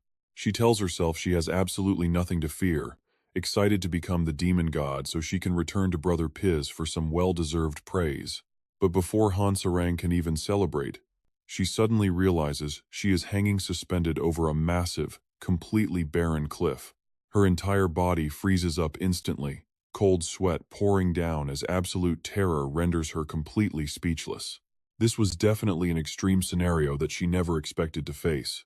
With those final words, Hansarang plummeted down the massive cliffside, tears streaming wildly from her eyes. But just as despair took hold, a sudden voice echoed out of nowhere, halting her descent. Did a noisy guest just arrive? A sudden magical sphere wrapped around Hansarang's body, completely stopping her plunge. It felt as if some mysterious power was gently lifting her back up, carrying her slowly toward the safety of the massive cliffside. She looked around in confusion, wondering what that protective spell was and whose voice she had just heard. And as she glanced over to the side, get ready for this, she spotted something completely unexpected waiting for her. There, sitting right on the peak of a jagged stone mountain, was a solitary house standing beside a single, lonely tree. The sphere guided her directly toward that very house on the cliffside. The moment she finally touched down, the protective bubble around her body shattered and completely vanished. The more she thought about it, the more confused she became by the bizarre situation. Driven by curiosity, she gathered her courage and walked toward the cottage, wondering if a place like this could really exist inside the Demon Lord castle. Or had she somehow crossed over into a completely different dimension? Right then, the wooden door creaked open with a slow, spine-chilling sound. An old woman stepped out of the house and immediately offered a warm greeting. "It has been so long since I had a guest, let alone such a beautiful young lady," she said with a gentle smile, inviting her inside. Seeing the current Demon Lord's confusion, she explained that Hansarang had officially entered the trial grounds to become a demon god. Hearing this, she knew she had finally found the right place. Her long journey to get here was finally over. The demon god trial. Hansarang bounced on her feet in pure excitement, asking where they should start. She practically begged the old woman to start the test immediately. But before she could even finish her sentence, a stone-hard staff came out of nowhere and smacked her head, silencing her instantly. The old woman stepped closer, offering a sharp reminder. "First of all, call me master, as I am the one guiding your trial." Smiling, she added that the trial consists of 3 stages. Once she completes all of them, she will finally be reborn as a powerful demon god. Rubbing her bruised, swollen head, Hansarang looked up in utter disbelief, asking why there were 3 stages when one should be more than enough. The master explained that everything must follow a proper order, and skipping steps would simply be far too dangerous. Dangerous? She grumbled internally, clearly unconvinced. Sensing her stubborn attitude, the old woman decided to offer her a shortcut. "How about a little match? If you win, I will make you a demon god right away." Hansarang eagerly accepted the challenge. "Fine by me," she snapped, warning that she would not hold back just because of her opponent's age. The master smiled and activated the Demon Lord descent skill. Instantly, a brilliant and blinding blue light erupted from the old woman's body, completely illuminating the dark, rocky peak. Hansarang's jaw dropped in absolute shock. Terrified and utterly speechless, she could only gasp out, "Is that the Demon Lord descent?" A vivid memory flashed in her mind, recalling the exact moment she had once used that very same form. Back then, her bright pink hair had suddenly grown incredibly long in a matter of seconds. Not only that, but her hair had also turned a brilliant, silver-white color, finalizing her terrifying transformation. And now, it seemed her master was undergoing that exact same process right before her eyes. A tiny spark of light flickered at the center of her chest, and then, her entire body began to warp and transform.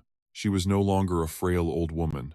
Her long white hair shortened and turned a deep, raven black. The master had achieved a perfect state of Demon Lord descent. She challenged her to show what a modern Demon Lord could do, and yeah, she was facing the level 9999 original ancestor. The desolate mountain peak where they stood was surrounded by sheer cliffs and a suffocating, thick white fog, making the eerie silence even heavier. This only added to the gloomy atmosphere. Suddenly, a deafening explosion shattered the quiet from below, sending a massive shockwave and thick plumes of dust rising high into the air. Their fierce battle immediately erupted with insane intensity. The master laughed maniacally with every single exchange, acting as if she had been waiting centuries to unleash her true power again. Her sheer strength completely overwhelmed Hanserang, leaving the young girl unable to counter, forced to continuously backpedal just to survive the onslaught. "This is perfect, absolutely perfect." Clenching her fists, the master grinned, asking if the current generation's demon lord shared her exact same aggressive fighting style. Hanserang had no time to process those words, her arms throbbing with intense pain as she blocked a relentless barrage of heavy punches. With a sharp gasp, she spotted a brief opening and launched a surprise counterattack, but the monstrous old woman dodged it effortlessly. The master just laughed in delight, highly amused by the girl's fiery and impatient attitude. "I am really starting to like you," she cheered, before immediately unleashing a lightning-fast follow-up strike to end the match. The master landed a brutal kick straight into Hanserang's stomach, sending her flying as she coughed up a spray of dark blood. The strike was so incredibly fast that Hanserang did not even see it coming. With her eyes rolling back, Hanserang loses all control and goes flying backward, crashing straight through several massive rock formations and shattering them into a million tiny pieces. Watching this, her master remains completely calm, smirking as she remarks that there is only one real disappointment: her weakness. With just a single glance, the master easily gauges Hanserang's combat skills, immediately labeling her as the absolute weakest demon king in history. She does not stop there, adding one more harsh judgment. She claims she is completely unworthy of the title Demon King.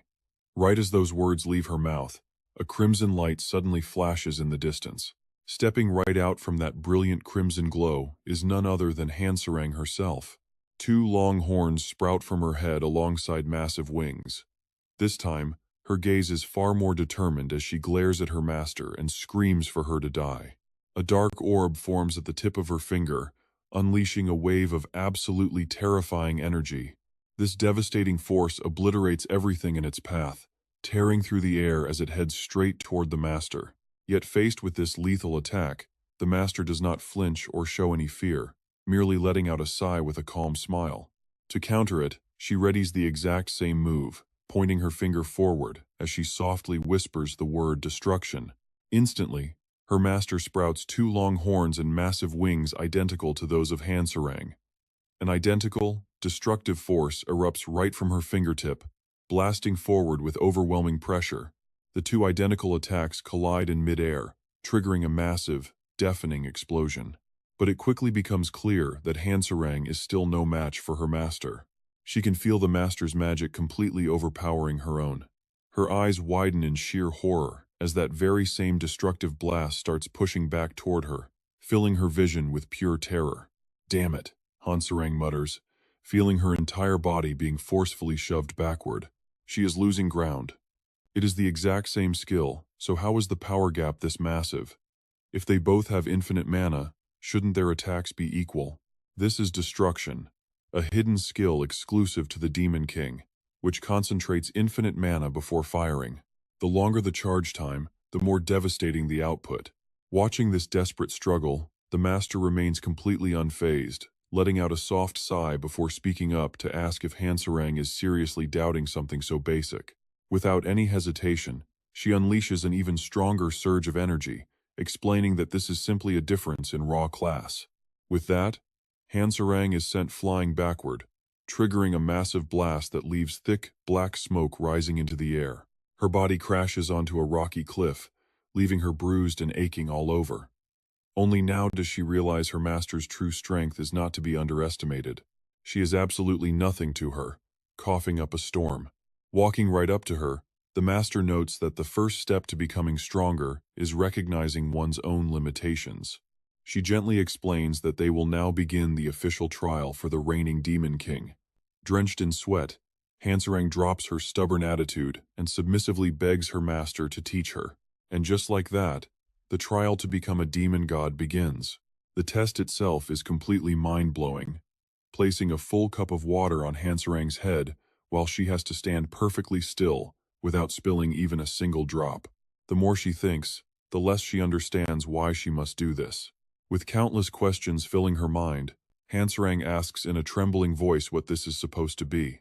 The master replies, asking if she is blind, explaining it is a paper cup full of water before ordering her to walk straight ahead. And of course, no hands allowed. Hansarang cautiously asks if she is doing it right as she takes her first slow step forward. But this proves far harder than expected, and the cup immediately tips over, splashing water all over her face and soaking her completely. Her master sighs in disappointment, clicking her tongue as she notes that making it only one step shows she has zero talent. Furious, Hansarang snaps back, asking what she means by that since this was supposed to be actual training. What does walking with a cup on her head have to do with anything? But before she can finish, the master swings her staff, shutting her up instantly. The pain makes her break out in sweat as she curses under her breath. The master warns her to stop complaining and just do as she is told, reminding her they are training to become a demon god. Cutting back to the real world inside a quiet cafe, the peaceful atmosphere is suddenly shattered by a loud noise. Ju bursts into wild, uncontrollable laughter, finding it hilarious that she had to walk around with a paper cup on her head. He jokes that the old master is quite a comedian, chuckling as he asks if that really turns someone into a demon god. He even jokingly suggests trying it himself, prompting a deeply traumatized Hansarang to rub her own sore head as she responds. She admits she has no idea, adding that every time she refused, she got smacked on the head. Luna chimes in, comparing it to an old martial arts movie with a bizarre master, asking if there were any other trials. Pondering for a moment, she replies that there were indeed others, and they were far more ridiculous than the cup. Ju eagerly asks what they were. Sarah sighs exhaustedly, telling her that the class is literally called ethics. Hearing this, Luna, who is currently sipping her drink, completely freezes in disbelief. What? Sarah remembers the bizarre scene during her trial, where she was forced to sit quietly at a wooden desk and actually study. The blackboard was covered in drawings sketched by her master. Her first test question asks what she should do when witnessing a classmate getting bullied. She laid out the choices. Option 1, yell, stop and protect the weak. Option 2, since survival of the fittest rules, join the strong and beat up the weak. Hearing these options, Sarah sits there in utter silence, her face blank with absolute confusion. Seeing her silence, the master laughs and asks if the first question is too hard, even offering a lifeline. Sarah just sighs inwardly in total helplessness. Obviously, the normal answer is to help the weak, but she is currently taking a trial to become a literal demon god. Suddenly, a light bulb goes off in Sarah's head as she realizes the true purpose of this entire exam. Without a single second of hesitation, she proudly chooses option 2, embracing the law of the jungle, joining the strong to crush the weak, and completely abandoning human morality. Throwing away all empathy must be the true challenge of becoming a demon god. She expects praise for her brutal answer, but instead, the master instantly whacks her over the head with a wooden stick. Wrong, her master explains. The correct answer is option 1. Bullying someone weaker just because you have power is a massive mistake. Her master adds that it was a tricky question, so failing is understandable. But Sarah angrily cuts her off. Are you kidding me? This is basically a kindergarten question. Hearing this, the master just sighs heavily. Tsk, tsk. Failing the test and still holding on to your pride. Your ego is still immature, current demon king, she says, trying to enlighten her. You seem to misunderstand what a demon god actually is. Tell me, how does demonic energy tend to use its power? Confronted with this deeper question, Sarah gets serious, taking a moment to genuinely ponder her response. Well, it is definitely not a good force. It is destructive energy leaning toward evil. Her master counters, asking why she assumes destruction equals evil. Sarah mumbles that it is just what everyone normally believes. Her master simply smiles and decides to ask a completely different question. What kind of tendency does fire elemental magic have? Sarah blinks, thoroughly confused. Smiling, the master explains that fire is incredibly destructive, capable of killing people and turning entire worlds to ash. Does that mean fire magic is inherently evil? This sharp question hits Sarah like a truck, opening her eyes completely. That is exactly where your logic fails, her master gently teaches. Demonic power is simply energy. Demon and evil are not synonymous. The same goes for wielding demonic energy. How you choose to wield that authority defines the being you eventually become. Looking at her master, Sarah listens intently but still struggles to fully accept the grand concept. She stammers, pointing out that demon kings, monsters, and the entire demon race constantly commit terrible atrocities, slaughtering innocents and threatening to wipe out humanity. Her master cuts in to explain that those are simply side effects. As demonic power grows, it corrupts the mind, forcing violent impulses that slowly eat away at your true personality. You must have felt it yourself. Those moments when your heart goes completely cold, turning you into a different person. Startled, Sarah nervously nods. Yes, she remembers a past battle when Hank called out to her cheerfully. Yet, in that exact moment, she had felt absolutely nothing, standing frozen with a completely blank, cold stare. Hank had marveled at her power, realizing it was the terrifying, destructive skill she once mentioned. He warned that even he would die if caught in the blast, but Sarah coldly cut him off, saying there was no other choice. In that chilling memory, she was completely unrecognizable. What had she become? She had truly become a stranger. Back in the present, her master asks if she finally understands the purpose of the exam. Composure is the essential stat you need to unlock to survive. Suddenly, a blue system window flashes open right before her eyes. A brand new stat has been unlocked, Composure, granting immunity to mental manipulation. It drastically increases casting speed, making every single one of her deadly skills lightning fast. Approaching Sarah, her master notes that this newly acquired composure stat is currently sitting at 5 points. Smiling gently, her master adds that the absolute minimum requirement to survive the demon god trial is 1,000 points. Hearing this ridiculously high number, Sarah is left completely shocked. 1,000 points? Her highest stat in her entire arsenal is currently only 995. As a level 639 Demon King, she leaps up in pure disbelief. Each level up only awards 5 bonus stats. Her master smiles and interrupts, reminding her that leveling up is not the only path to boosting stats. Sarah nods, noting that while she can dump points directly, there are other hidden methods to unlock power. But with enough hard training, even a basic routine like this could eventually boost a player's strength stats. The efficiency is terrible though, requiring over 100 hours of training just to gain one single stat, making it a relic of Chrono Life's early days. Nobody bothers with that grind anymore. Sarang thinks about it and feels completely helpless. Better to just spend that time leveling up. Her master cuts in, clicking her tongue. That is why this special space exists. She explains that maintaining absolute calm inside this chamber boosts the training efficiency by 1,000 times. That means 100 hours yields 1,000 stats, training 17 hours a day for 6 days straight. Time to begin this absolute hellish routine. With that, Sarang officially begins her grueling routine. The cup of water balanced on her head finally stops shaking so violently. With 6 days until the team tournament, she hits combo 38 on day 1. 5 days left, she reaches combo 215. On day 3, it is combo 389. Time flies by quickly. With 3 days left before the tournament, she successfully pulls off combo 601. Watching the sun slowly dip behind the cliff, her master smiles and comments on how quickly time has already slipped by. She tells Sarang they should wrap things up for the day, and Sarang quickly agrees with her master. As night falls, a brilliant canopy of stars fills the sky. Underneath, the two build a roaring campfire and cook up a boiling hot pot of food together. Staring up after an exhausting day, her master remarks on how incredibly bright the moon looks tonight. She praises her disciple, saying it was a great idea to eat outside for a change. Sarang agrees, admiring the beautiful night sky.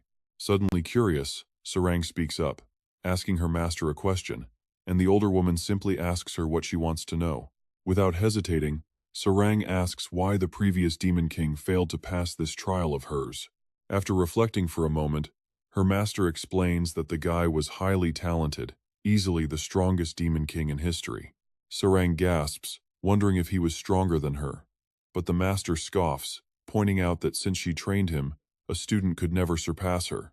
Her eyes grow heavy as she recalls the past, admitting that training him was by far her toughest challenge.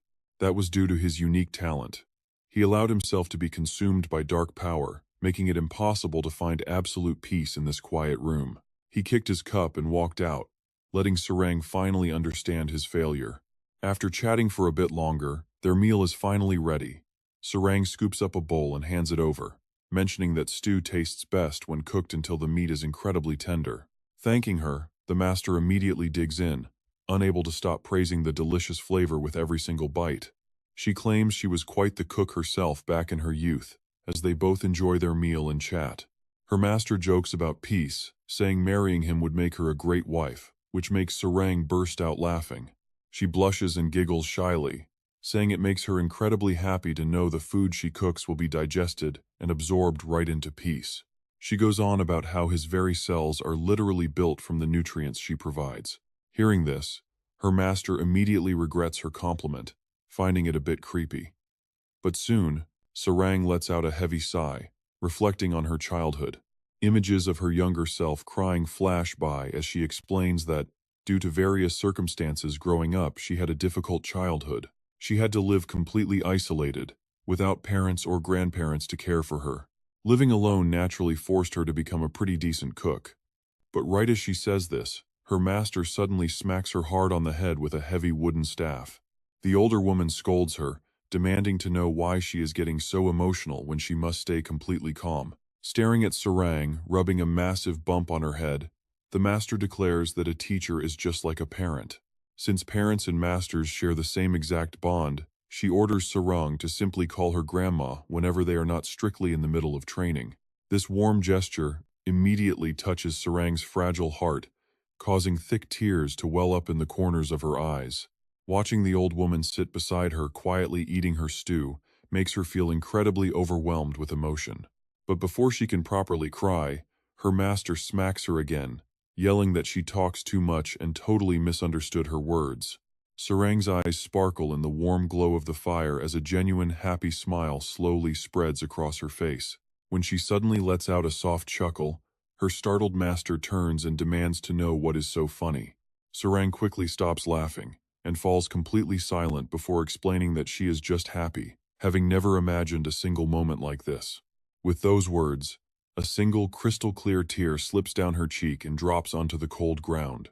Soon, she cannot hold them back anymore, as a heavy stream of tears begins soaking the soil beneath her. Tears stream down her pretty, flushed face as she softly adds that, after being abandoned, she never truly understood what a family felt like. Seeing her distress, the master feels a deep ache in her own heart, completely lost on how to comfort her. Before her master can react, Sarang throws her arms around her, crying out for her grandmother as the old woman gently holds her close. "Oh dear, it is all right." Looking at Hansarang crying in her arms, the master felt a wave of emotion, her old, weary eyes glistening with tears. Deep down, she quietly realized she had made a massive mistake. For over 1,000 years, she had never let herself care for another living soul. Not until now. She wondered how this silly child had managed to slip past her defenses. Despite lacking raw combat skills, this young demon king possessed the absolute highest potential of a demon god. If anyone could breeze through the final trial and bring the original demon god into existence, it was her. She fell silent, her brow furrowing with sudden worry. Chel's sorrow was bound to arrive, and she doubted if this young child could actually survive it. Gently patting the girl, she whispered that she was the fortunate one to have such a beautiful granddaughter. She thanked her for sharing such beautiful memories, making Hansarang's eyes light up with instant, glowing excitement. The girl eagerly promised to visit again with Peace once the competition ended, hoping they could eat and watch the stars together. The master nodded warmly, teasing her to go see that supposed husband, Peace of hers, even if it was still totally one-sided. After hearing how great he was, the master teased about having kids, sending Hansarang into a flustered stammer while she laughed. A few grandchildren would be nice, the master joked, leaving the embarrassed girl completely flustered. The gloomy room echoed with warm laughter as they joked about the future. Deep down, the master only prayed for the girl's true happiness. With that final thought, she squeezed Hansarang's hand tightly, offering her silent blessings with the tender heart of a grandmother. Early the next morning, Hansarang was already at her training ground, pushing through her intense daily regimen. Her movements were noticeably sharper and more precise as she dashed across the field without leaving a single trace. Her blistering speed carried her forward without even a hint of hesitation.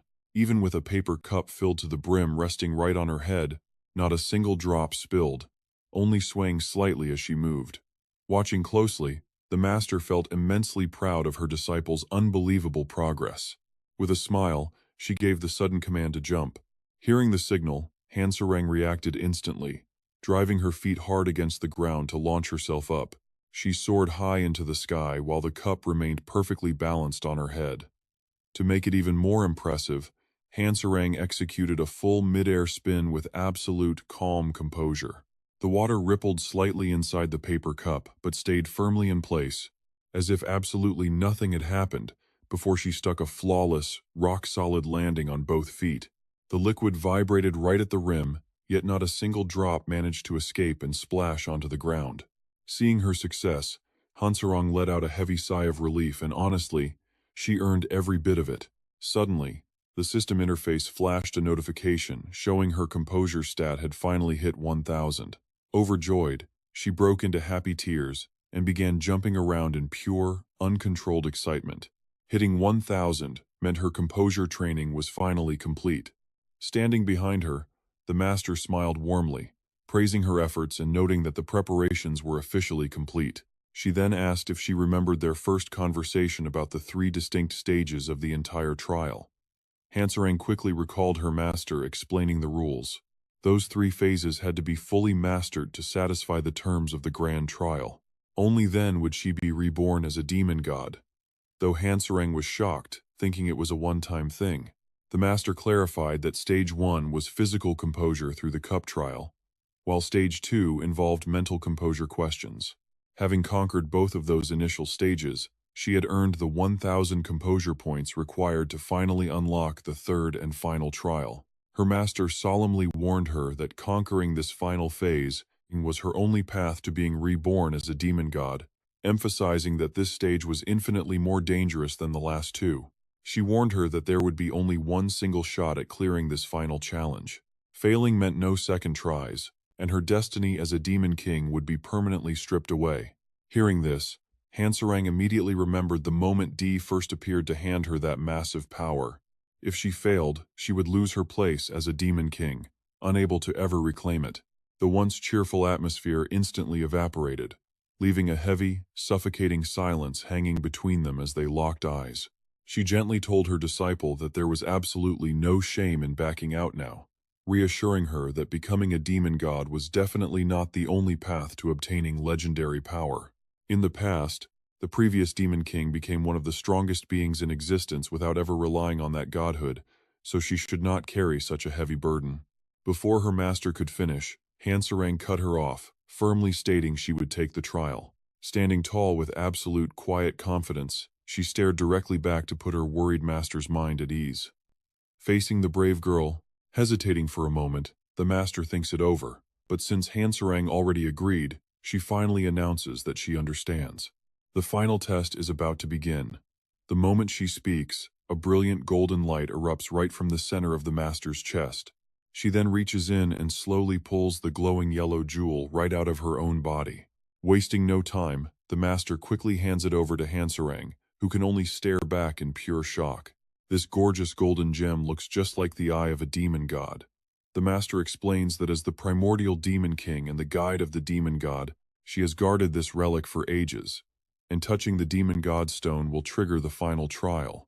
Even though Hansarang was highly confident just a second ago, facing the actual moment of decision makes her hesitate. Tension grips her as her eyebrows knit together. After a brief pause, she slowly reaches out and places her hand directly on the sphere. Phase 1 brings physical tranquility, and Phase 2 brings peace of mind. As her hand makes contact, light explodes to bring ultimate peace to her soul. Before she departs, the master offers a warm, gentle smile of blessing. She urges her beautiful granddaughter to overcome the trial and return home safely.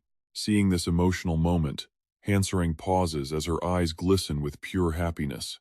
But suddenly, with a massive boom, she completely vanishes from where she stands, transported straight into an entirely different dimension. In this quiet new space, everything is swallowed by an endless night, surrounded by barren sand without a single tree in sight. Dropped right into the middle of this void, she looks around. Still dazed and trying to process the shift, she anxiously scans the area as everything around her suddenly morphs. She wonders if this barren wasteland is where the final trial takes place. But then she suddenly spots something nearby. Standing tall just ahead of her is a mysterious figure. Squinting to get a better look, she questions if someone is actually there. But something feels deeply wrong about the person ahead, causing her pupils to instantly shrink in shock. There is absolutely no doubt about it. The figure looks exactly like Hansarang, making her wonder if she is looking at herself. Staring closer, she notices the figure's skin is a pale, deathly gray, unlike any normal human. Why on earth is its skin that color? Suddenly, Hansarang's clone twitches its lips and rasps out a command to die. Like a broken machine losing control, the double repeatedly chants the same words over and over, demanding her death. Watching this creepy display while hearing those constant threats makes her sigh. Hansarang feels completely speechless and annoyed. What is going on? And why is this thing acting so crazed? But she quickly regains her composure to think it through, realizing this must be the actual point of the trial. She recalls her master's words about achieving ultimate peace of soul. Since demonic power has altered her mind, she must somehow find her inner tranquility once again. Realizing this, she finally figures out how to handle the situation and mutters that she gets it now. Wasting no more precious time, she charges straight toward her clone, stopping right in front of its pale face. She confidently calls out, acknowledging that the final trial is indeed a direct battle. With a smug smile, she tells her wicked copy to bring it on. Hearing her voice, the clone instantly snaps its head over, exhaling a chilly white mist. As it turns, she can clearly see it has no actual eyes, just two hollow, pitch-black sockets staring back. Its mouth continues to mumble the command to die. Suddenly, the clone kicks off the ground with immense force, launching itself straight into the air. It seems Hansarang cannot afford to underestimate this creature's agility at all. Every movement is incredibly fluid, as the clone zeroes in on her position with terrifying speed. Staring up at the incoming attack, Hansarang is momentarily stunned, her jaw dropping as she looks toward the sky, still trying to grasp what is happening. A massive, dark shadow suddenly looms over her, completely blocking out the light. Things are officially spinning way out of control now. That bizarre double has grown massive, easily 20 times the size of the normal Hansarang. A single descending fist unleashes a violent gust of wind, blasting her hair straight back. At this rate, she feels like she might actually end up dead. The giant clone looks down at her with those same lifeless sockets, repeating its demand to die. Hearing this, Hansarang can only offer a helpless smile, wondering when on earth she became so ridiculously massive.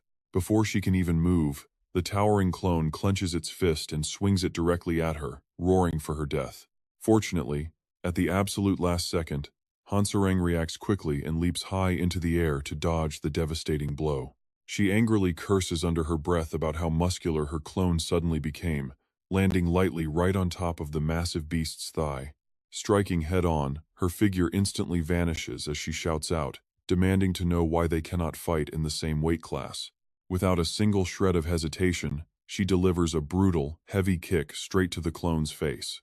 Blood splatters out from its mouth as the massive force sends the entire giant stumbling backward and crashing onto its side. But then, another bizarre thing happens. The clone's mouth begins stretching to an absolutely massive size. Right from inside its throat, another head of Hansarang slithers out on an incredibly long, creepy neck. Terrified by the sight, Hansarang gasps in pure horror, but before she can even finish the thought, that head lunges straight at her. Deep inside its throat is yet another set of jaws, completely packed with razor-sharp fangs. Left with no other choice, Hansarang quickly activates the Demon King's essence, dodging to the side at lightning speed before the clone can strike. A blazing red fire instantly erupts all around her body. Her face turns completely pale as she wonders in sheer terror if she will turn into that exact same monster if the demonic corruption fully takes over.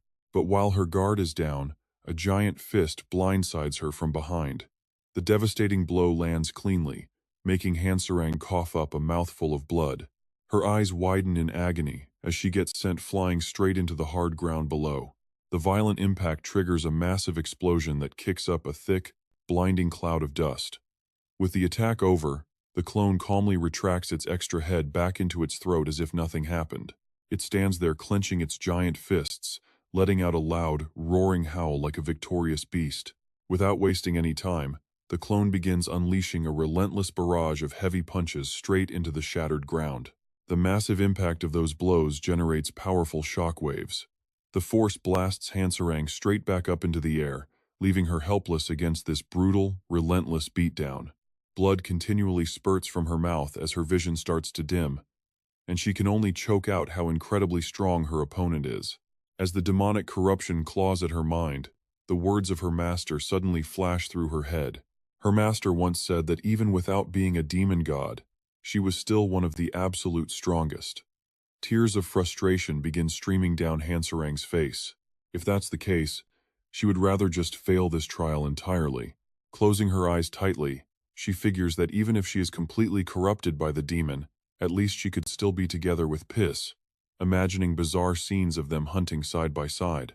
Not only that, they would also walk hand in hand all around the village. She imagines Ju sitting there smoking a small pipe with a larger one nearby, or maybe just sharing a cozy cup of warm tea. Simply picturing this makes Hansarang's blood boil with absolute rage. No way. In a flash, a massive surge of blinding light and raw energy erupts from her body, forcing the advancing clone to a sudden halt. Its clenched fists freeze mid-air as its mouth tears wide open, letting out a loud, confused roar. Hansarang has finally snapped out of it, realizing she can never let this hideous clone stand next to Ju. No way.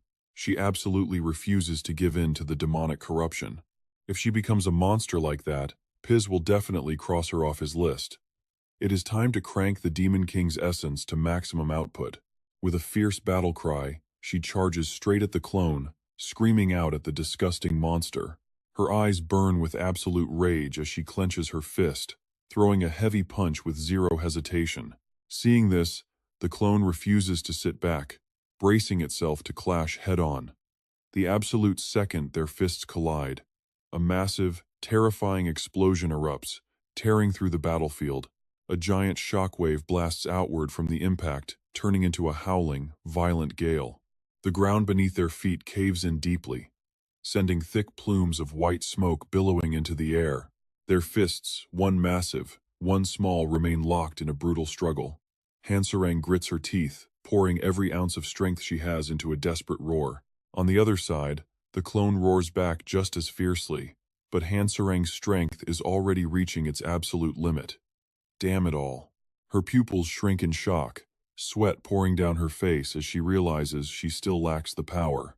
The mindless monster is slowly pushing her back, and if she loses ground now, this entire fight is over. In desperate frustration, she begs for more power enough to never lose to anyone again. Suddenly, the system notifications chime in, confirming the absorption of surrounding demonic energy. With those words, Hansarang begins to mutate, her teeth clenching together in sheer agony. Her once perfectly straight teeth suddenly morph into rows of razor-sharp fangs. A dull gray hue starts spreading across her skin, her body rapidly mutating as it bathes in pure demonic energy. Within a single second, Hansarang's skin turns completely ash-gray, identical to the clone's. She lets out a wild roar, her eyes completely losing all humanity. Right when her humanity is on the verge of being swallowed whole, her master's teachings echo in her mind. Demonic and evil are not the same thing. That was the core lesson her master had taught her during the second stage of training. She remembers stammering back then that demons and demon kings only do bad things, but her master had kindly explained that it is just their nature. As demonic power grows, it triggers violent tendencies, slowly eating away at one's calm and rational self.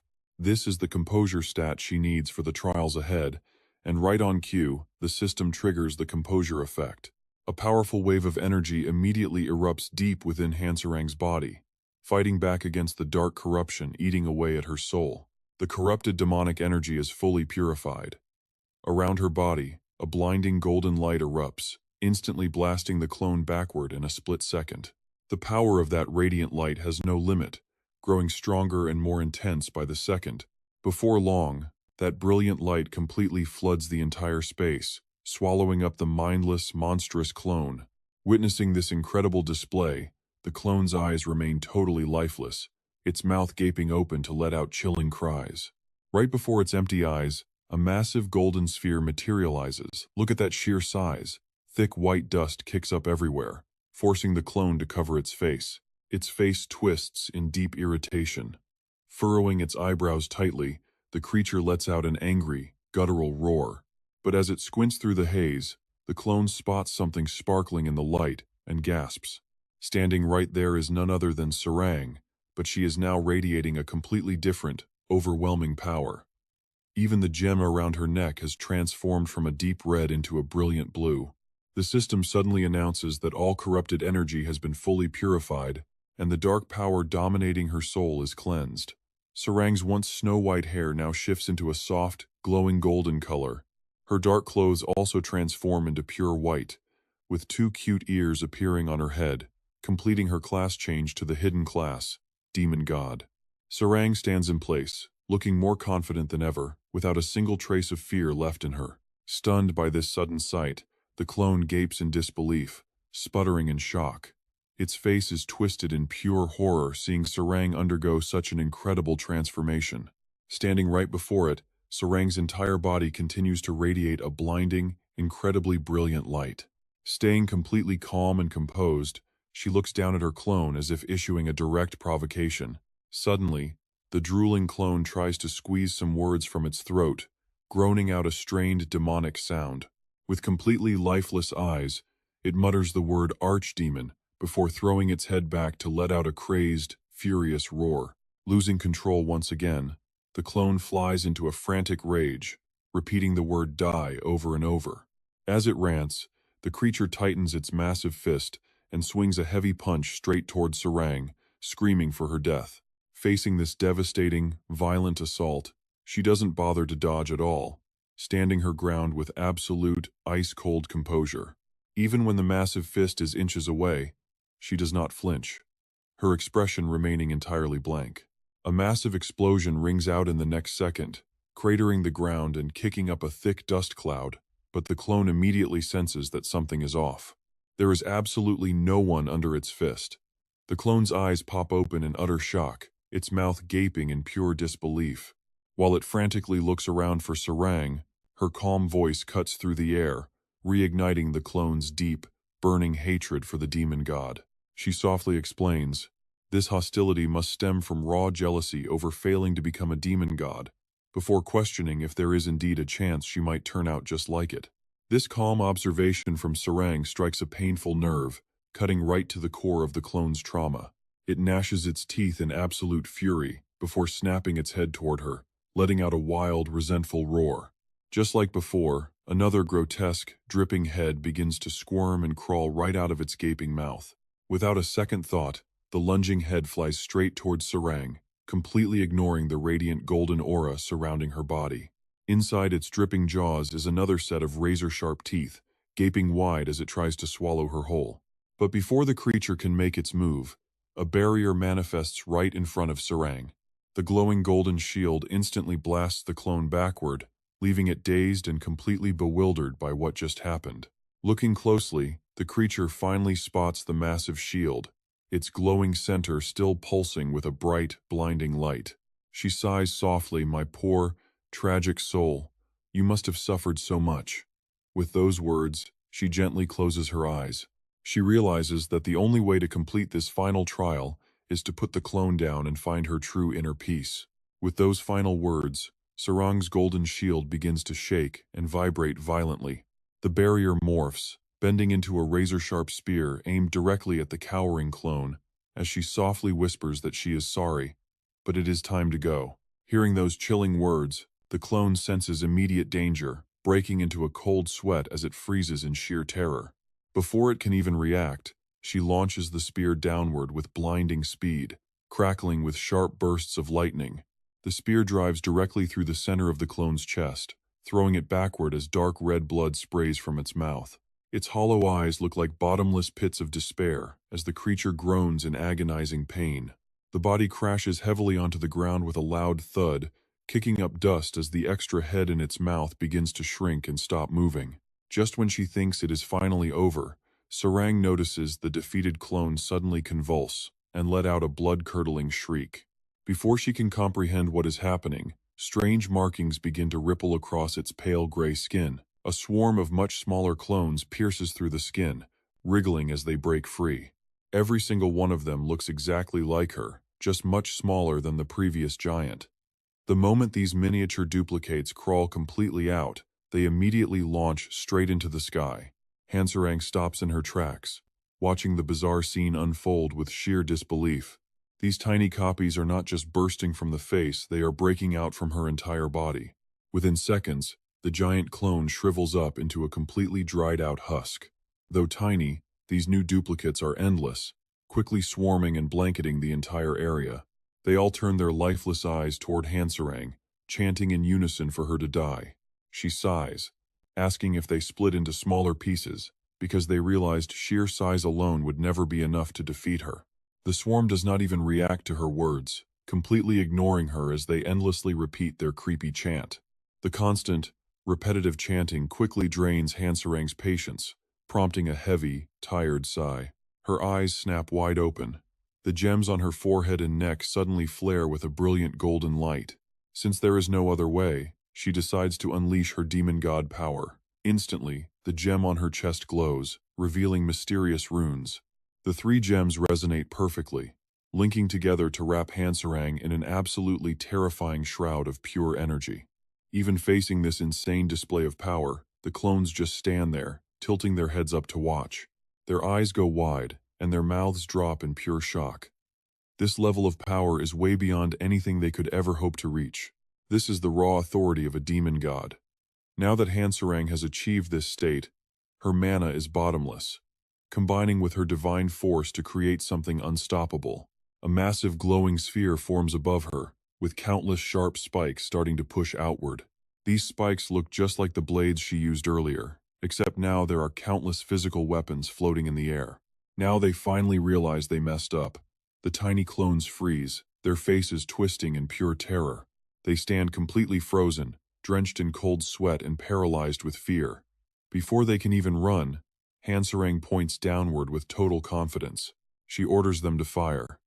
Instantly, the endless storm of blades rains down, creating a breathtaking yet devastating spectacle. The tiny clones cannot escape as the blades impale them, filling the air with agonizing screams.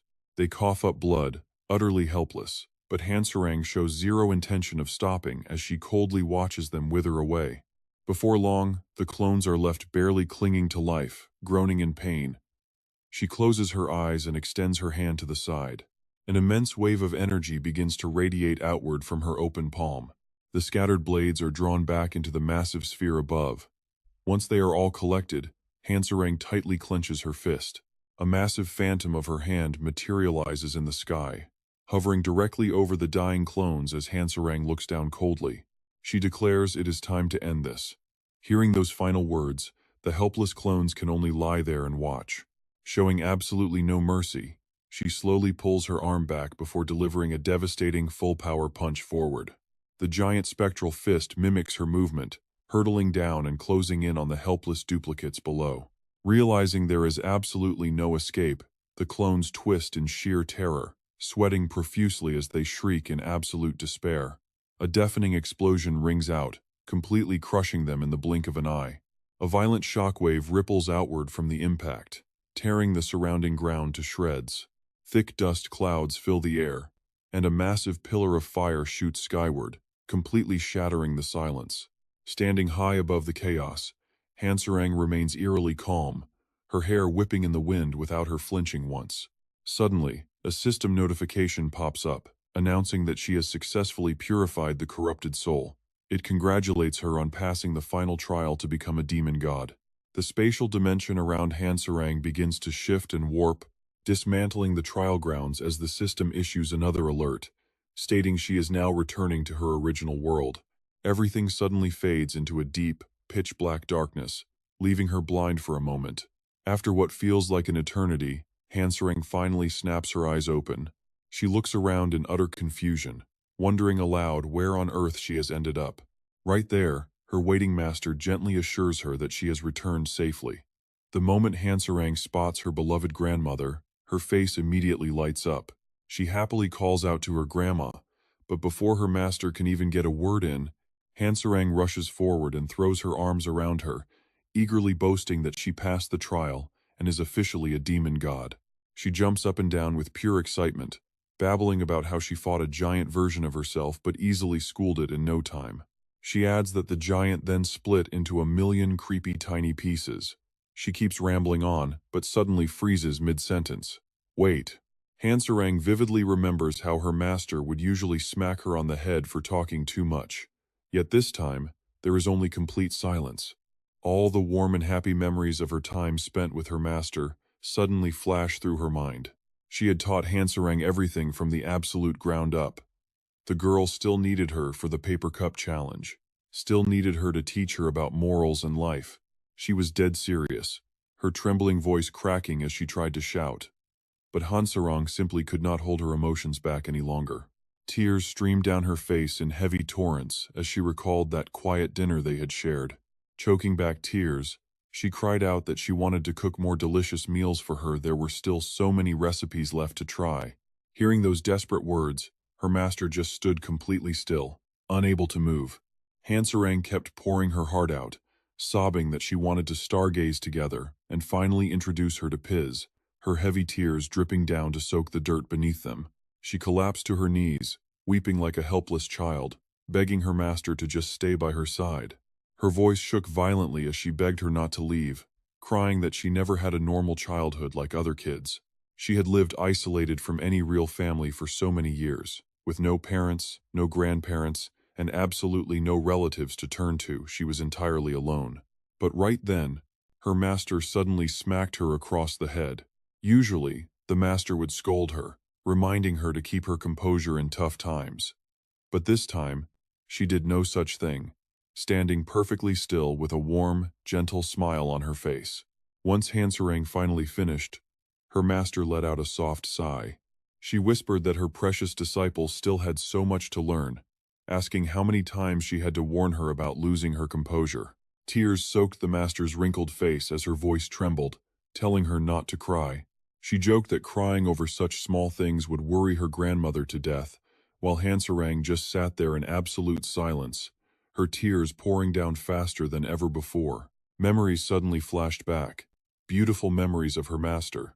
She had told her to call her grandma outside of training, and in that beautiful moment, Hansering felt like she had finally gained her very first real relative.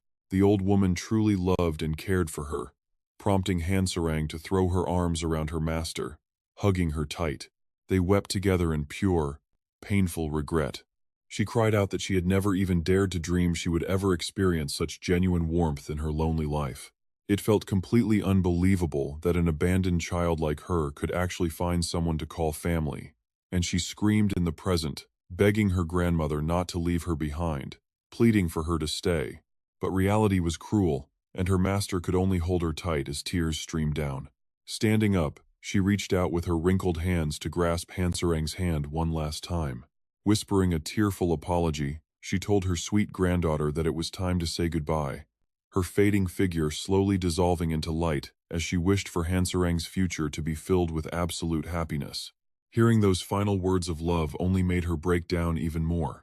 Her tears flowed completely uncontrollably, and in a blink, her master was gone, leaving behind only the lingering warmth of her gentle grip.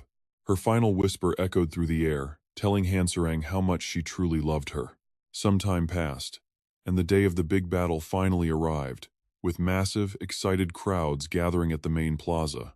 The MC grabbed the microphone with a huge grin, welcoming everyone to the moment they had all been waiting for. He announced the first official ranked battle of Chrono Life, the highly anticipated team tournament. Up in the stands, fans packed the seats to cheer on their favorite teams as the opening ceremony finally kicked off. The arena erupted with pure excitement as the crowd cheered wildly, everyone pumping their fists into the air to create an absolute explosion of energy throughout the stadium. The host introduced himself as MC Booyah, ready to guide them through the entire tournament. He was deeply honored to host this team event. The organizers had set up special arenas across all the major cities in Chrono Life, serving as the grand, action-packed stage for this massive opening round of the tournament. Up on the stage, two rival players stood facing each other, giving everyone a taste of the epic battles to come as teams competed for ultimate glory. Booyah raised his hand, shouting that over 100,000 teams had registered, but only 32 teams would make it to the finals, and it was finally time to see who could survive the brutal qualifiers and reach the peak of absolute glory. There was no more time left. The MC officially declared the tournament open, and right at that exact moment, loud noises echoed outside the arena as a mysterious player walked forward clad in magnificent, shining armor. Behind that blue-haired boy were three other companions, one dressed like a powerful mage, while a man and a woman followed closely behind his lead. Thanks to their dramatic entrance, they quickly grabbed the attention of everyone around them. People began whispering, wondering if that was actually the famous YouTuber they all knew. Taking a much closer look, everyone finally realized it was Dengu, the famous leader of the YouTuber Alliance team. He was wearing a set of incredibly shiny armor that obviously cost a fortune. Man, look at his armor. That piece was just listed on the auction block for a whopping 1 billion gold. Pretty sure they call it the Emperor's armor. Whoa, it actually is. That's a mythic grade item that only drops after you beat Urus. Hearing all the jealous whispers, Dingu smirks with absolute pride, quietly thinking to himself that everything is going absolutely perfectly. He proudly tells himself that this stunt is going to make one legendary YouTube video. It's all going according to plan for the YouTuber Alliance and their captain with 1 million subscribers.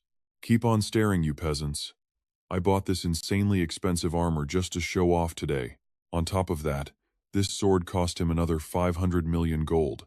Just thinking about it makes Dingu feel a tiny bit of regret. Buying all this gear completely broke his bank. But hey, it'll all be worth it to reel in those subscribers. Suddenly, the female teammate in his group chimes in laughing that Dingu is really living the famous life. Of course, a famous YouTuber would get this kind of attention. This is Sohee, a beauty influencer with 400,000 subscribers serving as their vanguard. But while she's singing his praises out loud, her actual thoughts are a whole different story. Seriously, what kind of idiot blows 1 billion gold on a stupid video game? He should have spent that cash on her instead, but whatever. Riding his coattails for views works too. The massive, muscular guy standing right next to him joins in. He agrees that Dingu is a total crowd pleaser and the coolest guy around. That's Mus, a fitness creator with 650,000 subscribers playing their guardian. Deep down inside, though, he absolutely cannot stand this guy. This narcissistic prick even named the team after himself. Once they finish today, he's definitely going to make Dingu's next gym session a living hell. Finally, their teammate dressed like a mage chimes in, wishing everyone the best of luck. He tells them to lock in the first win. This is Fur, a science YouTuber with 90,000 subscribers and their vice captain. But deep down, he's secretly mocking them, planning to avoid interacting with these absolute lowlifes. To him, they're just brainless meatheads. Even though they all secretly despise each other, they still play nice as a team. Exactly. Let's give it our all, we came here to win. Just as they start walking, Boobia suddenly blocks their path with a raised hand, asking if they are indeed the famous YouTuber Alliance. Dingu is surprised to see the host here, but the mascot explains that this is just a clone, while the real body is still hosting the main stage. And right on cue, yet another identical clone of the little mascot pops up just a few steps away. The host boasts about being able to summon countless clones, before explaining that its job is to guide them step by step through the qualifier rounds. The entire group turns their heads, locking their eyes onto the tiny host at the exact same moment. Dingu is left totally amazed by this incredibly overpowered ability, asking if every single clone actually possesses its own independent thoughts and consciousness. The host proudly confirms it, while Dingu quietly notes that this little teddy bear is full of cheap tricks. Cutting the small talk, Boobia gets straight to the point. It is time to pick their very first fighter for the opening match, prompting Musco Master to grin and ask if they are really fighting already. He asks if she is nervous, and so he giggles, admitting she is a little bit but still ready to act as the vanguard. Since she is the lowest level in the group, it only makes sense, but before she can finish, Dingu crosses his arms and cuts her off. He declares that he will be taking the vanguard slot himself, which instantly draws looks of disapproval from his teammates. They protest, pointing out that as the captain, he is supposed to be holding down the final match. He has the highest level after all, so why switch the order? Dingu just smiles and gives them his logic. He explains that a tournament like this needs a flashy, grand opening to completely intimidate their rivals. But in his mind, he just knows that all eyes will be locked on the very first match. His view count is about to skyrocket, and he plans to upload the victory footage the second the battle ends. With the final decision made by their arrogant captain, the team is officially ready for action. The opening round finally kicks off, and their very first opponent turns out to be none other than Ju, the captain of Team Piss. Ju looks incredibly excited, laughing that he actually gets to open up the entire tournament. Before Dingu can even celebrate his easy spotlight, he completely freezes in place with a look of pure, helpless dread. Before Dingu can even utter a single word, Ju swings his staff forward, instantly knocking a tooth clean out of his mouth. With a massive explosion, Dingu is sent flying backward, completely unable to react to the single, devastating blow. The impact is so monstrously loud that nearby fighters actually halt their own battles just to see what happened. Just like that, the Vanguard match is decided with a swift victory for Team P's, putting them up 1-0. Now, it is time for the Guardian round. Stepping up next is Pero, the Guardian of Team Piss, looking incredibly confident after days of intense training as he stands near the arena. Urs yells for the kid to get loud and win, while Pero confidently gives a thumbs up. Pero remembers his grueling training sessions from this past week, a truly brutal routine alongside Urs. Although 1 week is short, Pero is in his growth phase and absorbs lessons incredibly fast. His eyes sparkle with anticipation as Pero's latent combat potential slowly begins to awaken.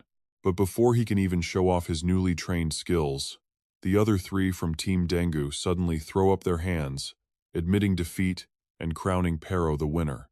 MC Buya rushes in shouting that the YouTuber alliance has surrendered, giving Team Peace the victory before turning to give Jiwoo a quick heads up. She invites everyone to take a short break before the next match begins. The massive team tournament proceeds incredibly smoothly as other groups step onto the stage to settle their fierce battles. None of these competitors are weak, fighting on equal ground, with some matches even separated by class to guarantee fairness. Amidst the noisy crowd, Jiwoo's group calmly eats as usual, prompting him to warn someone to watch their legs. He cheerfully notes how fired up everyone looks, which is honestly awesome to see.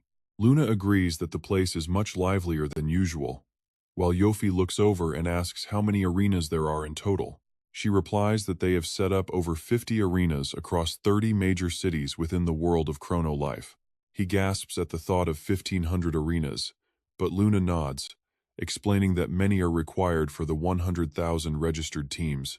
She goes on to say that the qualifiers will last for 2 days, meaning a team must win 11 to 12 matches to reach the finals, a number that leaves Jiwoo feeling quite dizzy.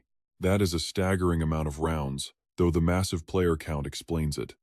Just as he says this, loud cheering erupts nearby, instantly drawing his attention. Out of curiosity, Jiwoo wonders what is going on.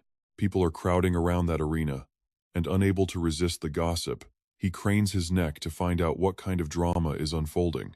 Taking a closer look at the platform, he pauses in surprise to find that the player is none other than Star. Jiwoo wonders if that is indeed Star, and the little girl waves back, calling out to her wooden stick bro. Suddenly, another system announcement rings out, leaving him wide-eyed as Starflower is declared the winner of the captain match.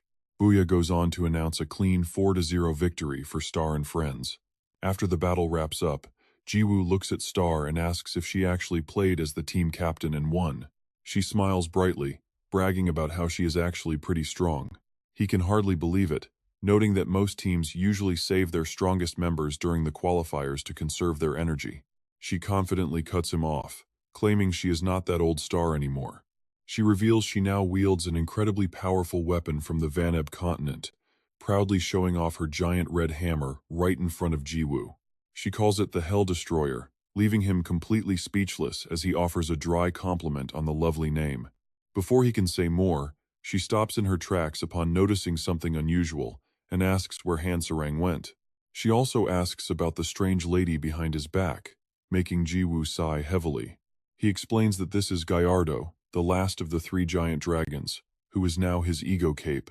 He adds that Hansarang has some errands to run and will arrive later, prompting a highly astonished Star to ask if they really fought without her. Jiwoo confidently replies that with just him and Roger on the field, losing is simply not an option. Even if Perot loses, he and Luna will win to level the score, securing the ultimate victory in the 4 versus 4 match. Hearing this, Star is completely stunned, realizing that those two are indeed more than enough to steamroll the entire tournament. Despite that assurance, she still feels a bit anxious and asks if Hansarang is going to be completely fine. She thought her friend was incredibly excited about the tournament, so her absence is worrying. Luna offers a gentle, reassuring smile. She tells Star not to worry because Hansarang will return shortly, knowing full well that she is a very strong-willed woman. She recalls their very first meeting, admitting she initially looked down on the girl and assumed she would be an easy target. The memory flashes in Luna's mind of how they completely clashed back then, constantly glaring at each other with intense hostility. Reflecting on that, she admits her judgment was wrong, realizing the girl is actually incredibly tough. She is extremely brave too, as the scene shifts to the demon trial grounds under the blazing sun. A brand new day has begun, and Luna remains confident that nothing bad will happen and she will return shortly. High up on a massive rocky cliff, a simple, crude grave has been erected. The creator of the grave is none other than Hansarang, standing quietly with hands clasped in prayer, her usual cheerful expression completely replaced by a heavy, silent sadness. Her eyebrows furrowed as she desperately held back her tears, silently praying for her departed master. After a quiet moment, Hansarang finally spoke, telling her master that it was time for her to leave. Just the thought of it broke her resolve. Tears started streaming down her cheeks, and her voice trembled as she promised to return soon and bring Piz along. She begged her master to rest in peace until then, staring at the cold, silent grave that felt like a knife cutting into her heart. Standing quietly in the background, Dead observed her in absolute silence. Watching Hansarang break down like this made its heart ache, but there was absolutely nothing it could do.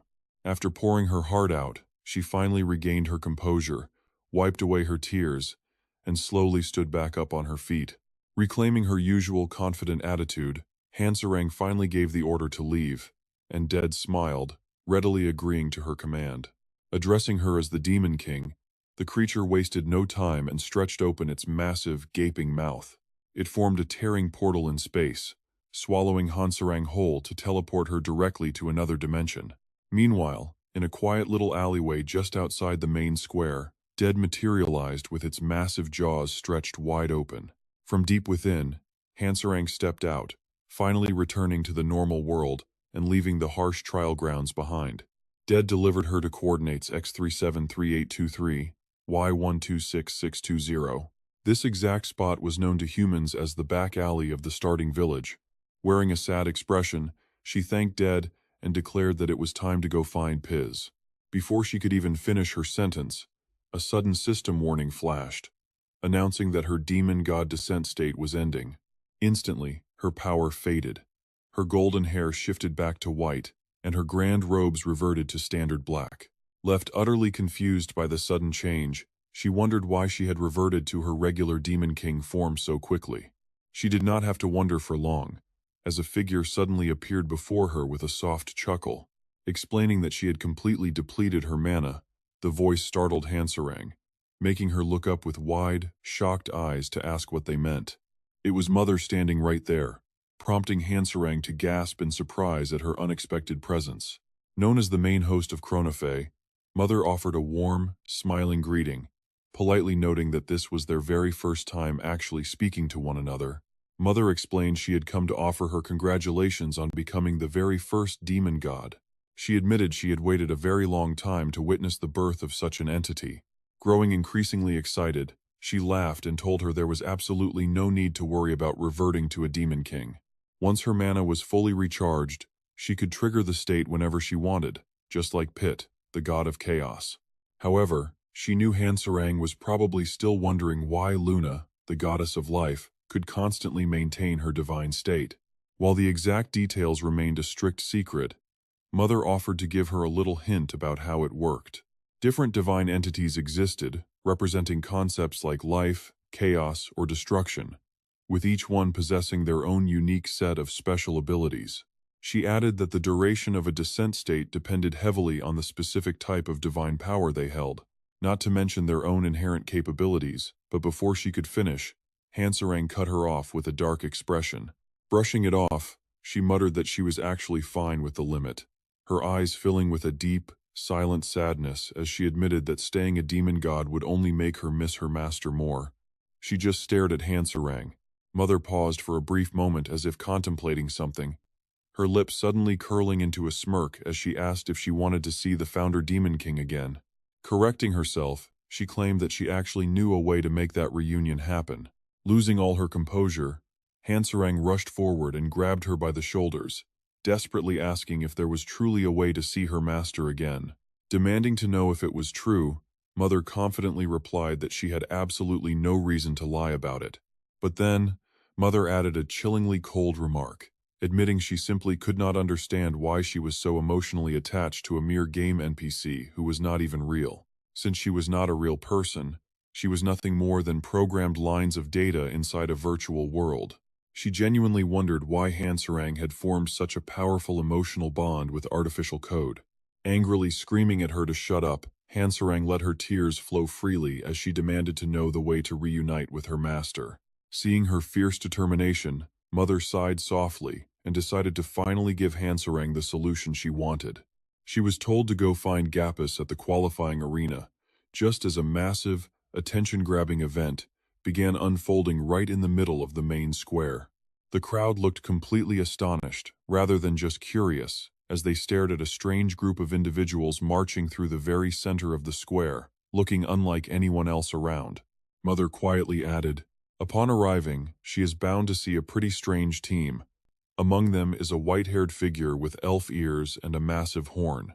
Next to him is someone with a red halo floating right above their head. Then there is a towering, menacing figure clad in an old black cloak. Finally, leading them all is a man with glittering golden hair, who clearly is not someone to be messed with. They have transcended the mortal cycle of life and returned from the Netherworld. They belong to Team Netherworld." The moment players spot these terrifying figures, they recognize them instantly, trembling in fear as sweat pours down their pale faces. What? No way. Their faces turn deathly pale as they struggle to believe what is happening right now. But this is no dream, it is a terrifying and undeniable reality. The guy with 3 gold needles in his forehead is the warrior Yofi. Next is the white-haired, single-horned figure, the notorious twin-headed dragon-eating criminal, Urakan. And finally, the golden-haired man with that slight smirk is none other than the god of destruction.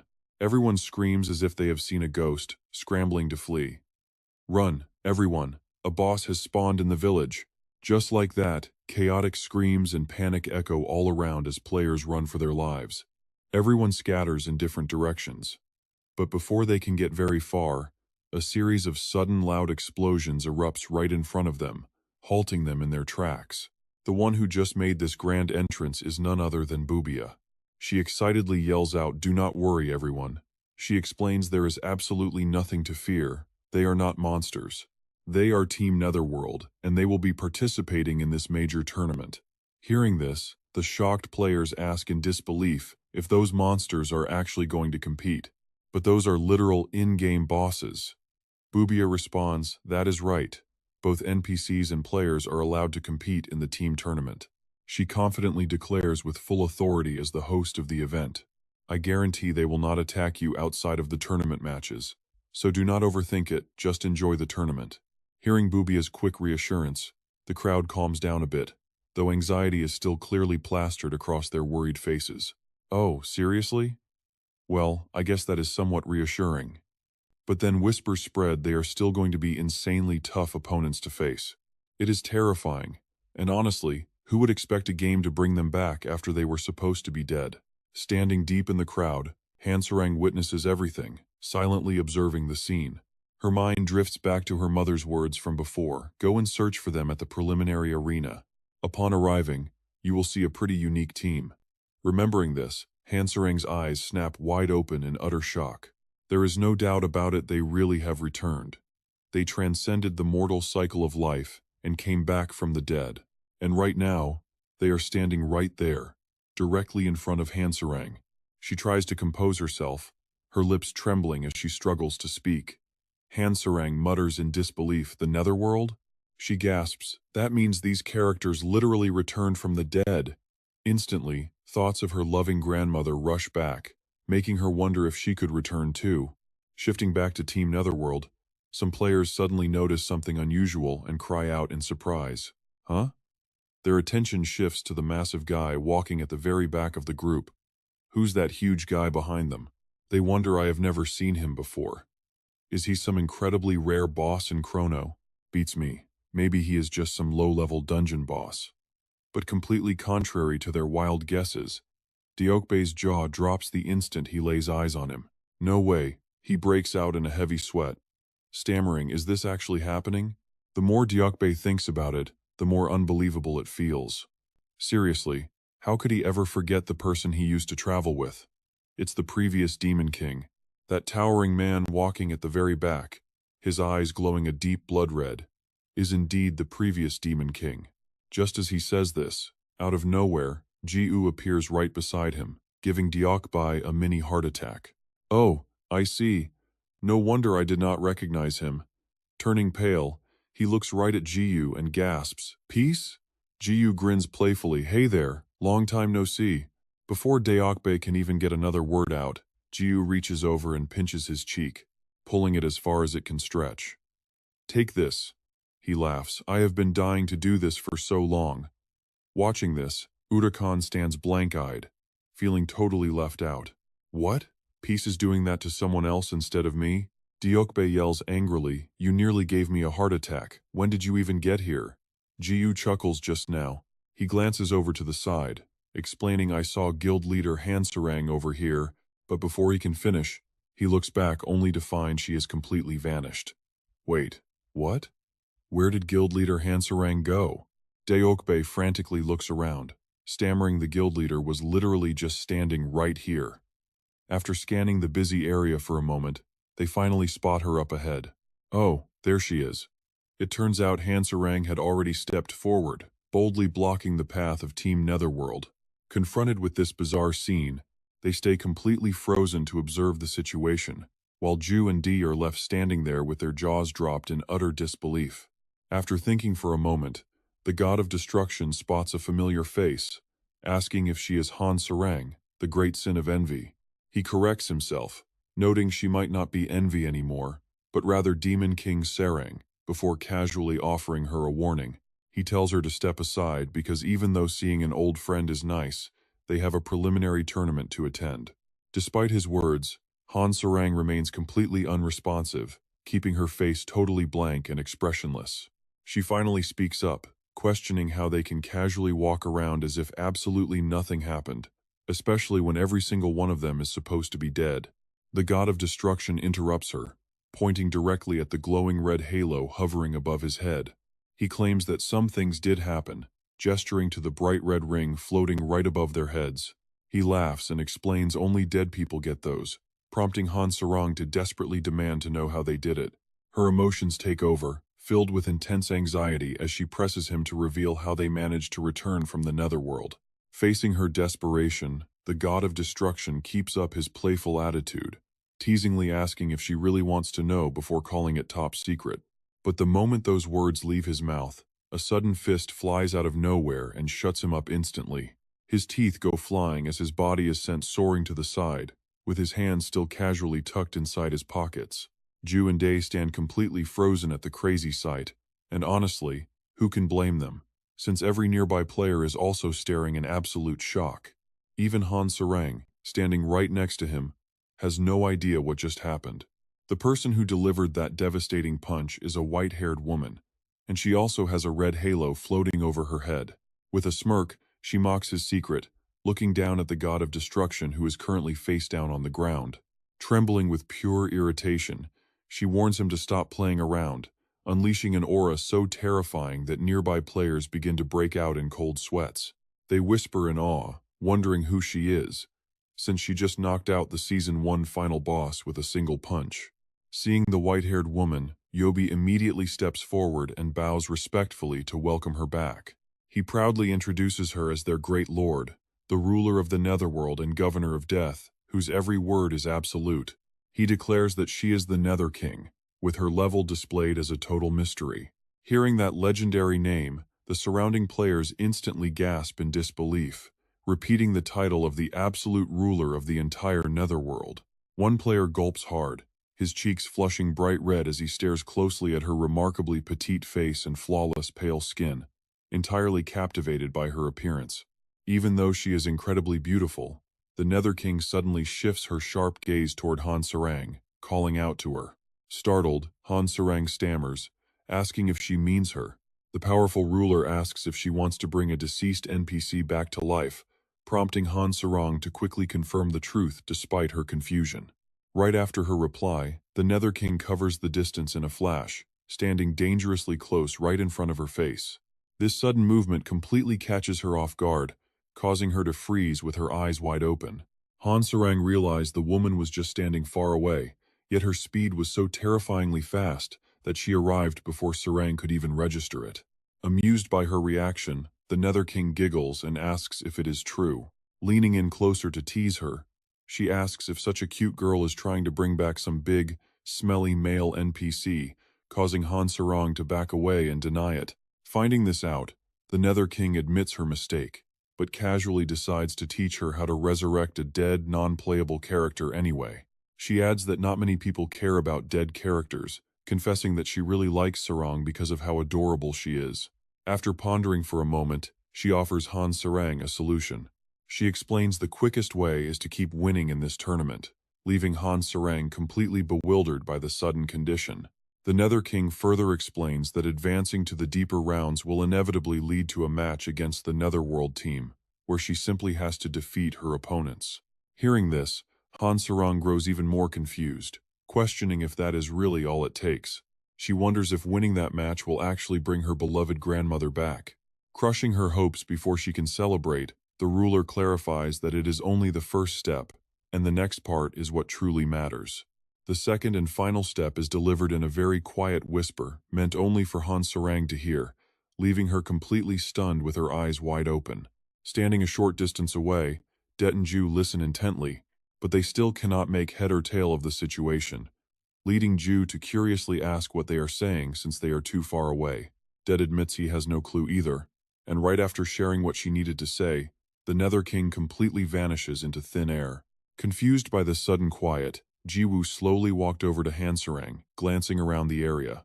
What is going on? Has Nether King left? Han Sarang gasped as she turned around to face Peace. Scanning the area again, Jiwoo realized that the entire Eternal Realm team had vanished as well, but Han Sarang explained they had already left to fight in their own qualifiers. Peace sighed in disappointment, wishing he had gotten a chance to chat with them before they disappeared. Jiwoo then asked Han Sarang how she was holding up, wondering if she felt any better.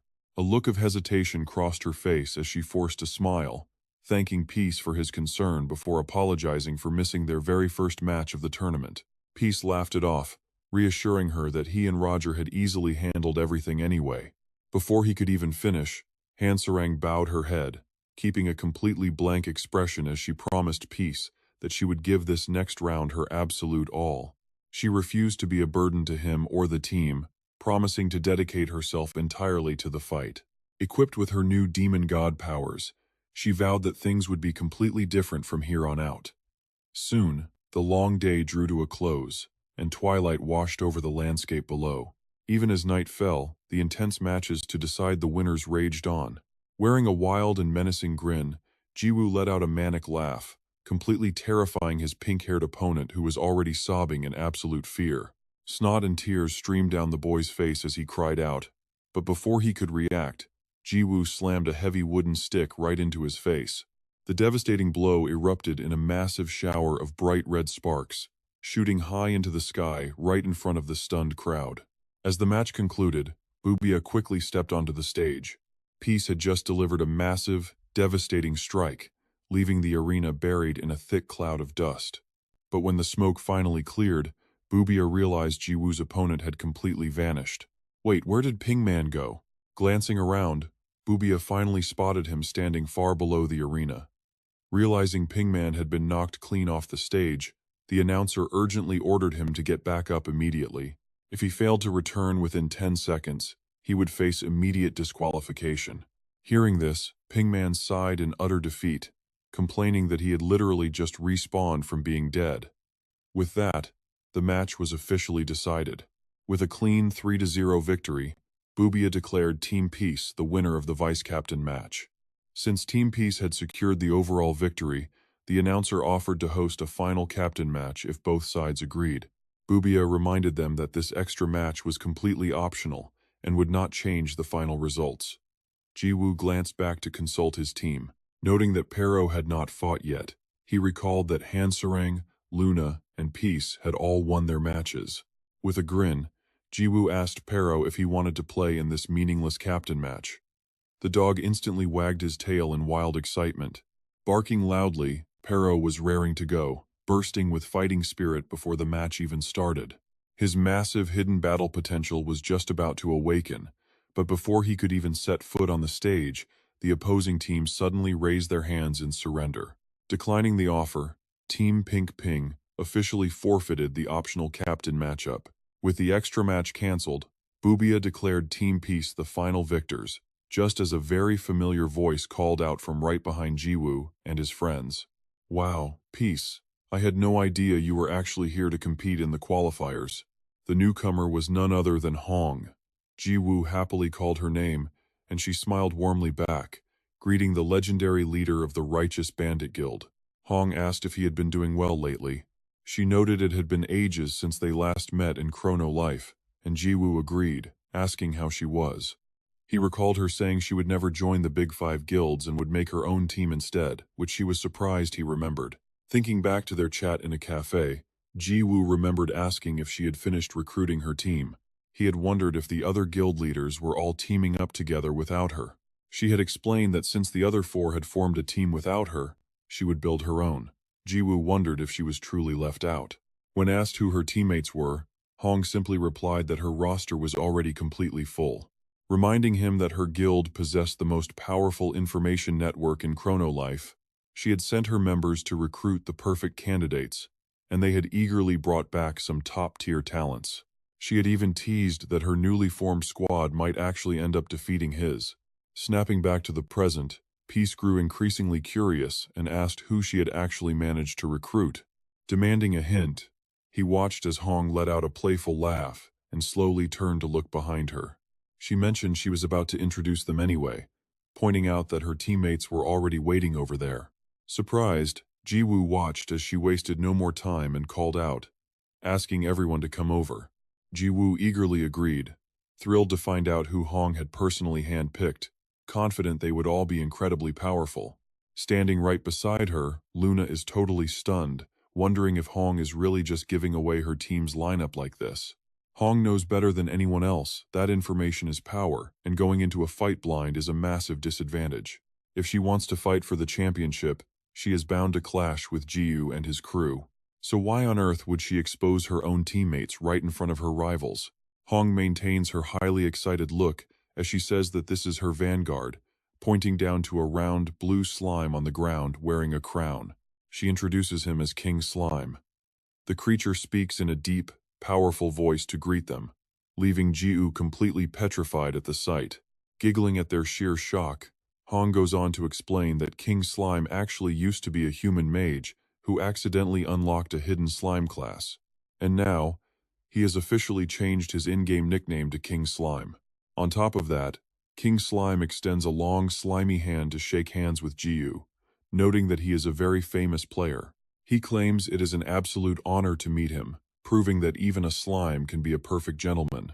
While the two of them are busy shaking hands, a very suspicious look suddenly flashes across Hong's face. Anyone looking closely would notice her lips turning up into a sly smirk as she moves on to introduce the next teammate. Telling them there is no need to drag things out, she immediately points to their second member, who is wearing a heavy cloak that completely hides their face from view. Hong adds that this is someone she has desperately wanted on her team for a very long time. She crashed into the world of Chrono Life like a massive meteor, ready to destroy absolutely anything in her path, from monsters to NPCs, a mysterious player who somehow managed to climb to the top ranks of Chrono Life in record time. Just as she finishes speaking, the mysterious figure flings her cloak high into the air, revealing a pretty girl with short hair, holding a basic wooden sword. Hong introduces her as Bunny Princess, a level 270 swordsman. The moment Hansarang lays eyes on this girl named Bunny Princess, her jaw drops and she screams in absolute disbelief, unable to believe her eyes. "Is that really my manager?" Bunny Princess smiles warmly and greets her back. Bunny Princess then realizes that since they are inside the game, she should call her Love instead, referencing the real-life manager of Hansarang who plays as Bunny Princess in Chrono Life. Back in the real world, she is a highly serious professional who usually wears a white shirt and a pencil skirt. Bunny Princess excitedly notes that it has been a long time since they played a game together. She adds that this might be their very first time playing together since their old PC gaming days, which leaves Hansarang completely puzzled. Confused, Hansarang tries to look back to a time long before she discovered this game, when she had to live away from her parents. Back then, the two of them had met in online PC games and quickly developed a close bond. Remembering this, Hansarang mentions that she had heard rumors about a mysterious player leveling up at a crazy speed. She asks if that was really her, and Bunny Princess immediately confirms it, saying Chrono Life is actually quite fun. Hearing this, Hansarang immediately gets angry and asks what she is doing here. She confronts her manager, pointing out that she was always nagging her about playing too many games, but the woman just laughs it off. Standing next to Jiu, Luna chimes in to ask if she really is Hansarang's real-life manager, and Jiu quietly nods in response. He confirms he has met her before, but as they speak, Hansarang suddenly stops and notices something very strange. She asks about her gear, pointing out that Bunny Princess is only wearing an old, faded white shirt and a short skirt. It is the standard default equipment from character creation, and her weapon is a cheap wooden sword bought from the starting village. This beginner outfit consists of the basic default items equipped on every brand new character. The beginner wooden sword costs 10 gold in the starting market and is barely stronger than a twig, rounded out with cheap socks, basic shoes, and simple accessories. Seeing her friend dressed in such weak gear, Hansarang kindly asks if she needs some financial help to buy better items. Her manager quickly waves her off, looking more confident than ever as she declines the generous offer. She explains that there is a strict reason for this, as she always challenges herself to complete every game using only default starter gear. Hansarang cuts her off, wondering how she can possibly deal any real damage to high-level monsters with that setup. Bunny Princess patiently explains that Hansarang still has a lot to learn, because pro gamers always have their own unique way of playing. Right as she says this, Bubia suddenly appears right between them and calls out a friendly greeting to the contestants. The host announces that Hong's team is scheduled for their 5th match next, to which Hong smiles and says thank you. She looks over at Jiu and his crew, asking if they want to come along and watch their upcoming fight, leaving Jiu completely stunned. When Jiu stammers in confusion, Hong drops a bombshell by revealing that their 4th member will be the only one fighting this entire battle. Who knows what she is plotting in her head? Wasting no time, they move. The group decides to head over and watch Hong's team fight solo. Up on the stage, Bubia holds a mic and yells for everyone to listen up. One of the teams participating today has set up an insane match to make the tournament even more exciting. While speaking, he points, a figure fully wrapped in a heavy cloak. Team Hong has decided to send only one member for this match, and this person will fight all of the opponent's members at the same time. In other words, this is a 1 versus 4 sudden death match. The more Bubia speaks, the more excited he gets. Even though this technically breaks the rules, he honestly thinks it is just incredibly badass. But they still have to respect the opponent's opinion, so the other team has the right to accept or decline the offer. Listening from below, Jiwoo cannot help but shout in excitement, yelling that it is totally awesome and that he wants to fight 4 guys at once. Hearing this, Luna sighs. She is utterly helpless. There is no way they would agree to that, since he is strong enough to fight tens of thousands alone. They would surely let him win once, and then try to take the other 3 rounds. Bubia points toward the opposing team to introduce them, asking the crowd to welcome the second team. Unlike other teams, this group looks incredibly bizarre with fish gills and sharp fangs, officially revealing themselves as the Sea King's minions. Seeing that sight, Hanserang freezes. Her jaw drops in shock. There is definitely no doubt about it now because she fought that beast once before, and she knows firsthand how incredibly powerful it is. Memories of her past defeat flood back with vivid clarity, reminding her that this merman monster cannot be underestimated. The players standing below begin to murmur, turning their anxious gazes toward the arena. Those are the terrifying Sea Kings, the savage monsters that appeared in Season 2, widely known as the absolute strongest creatures of the deep ocean.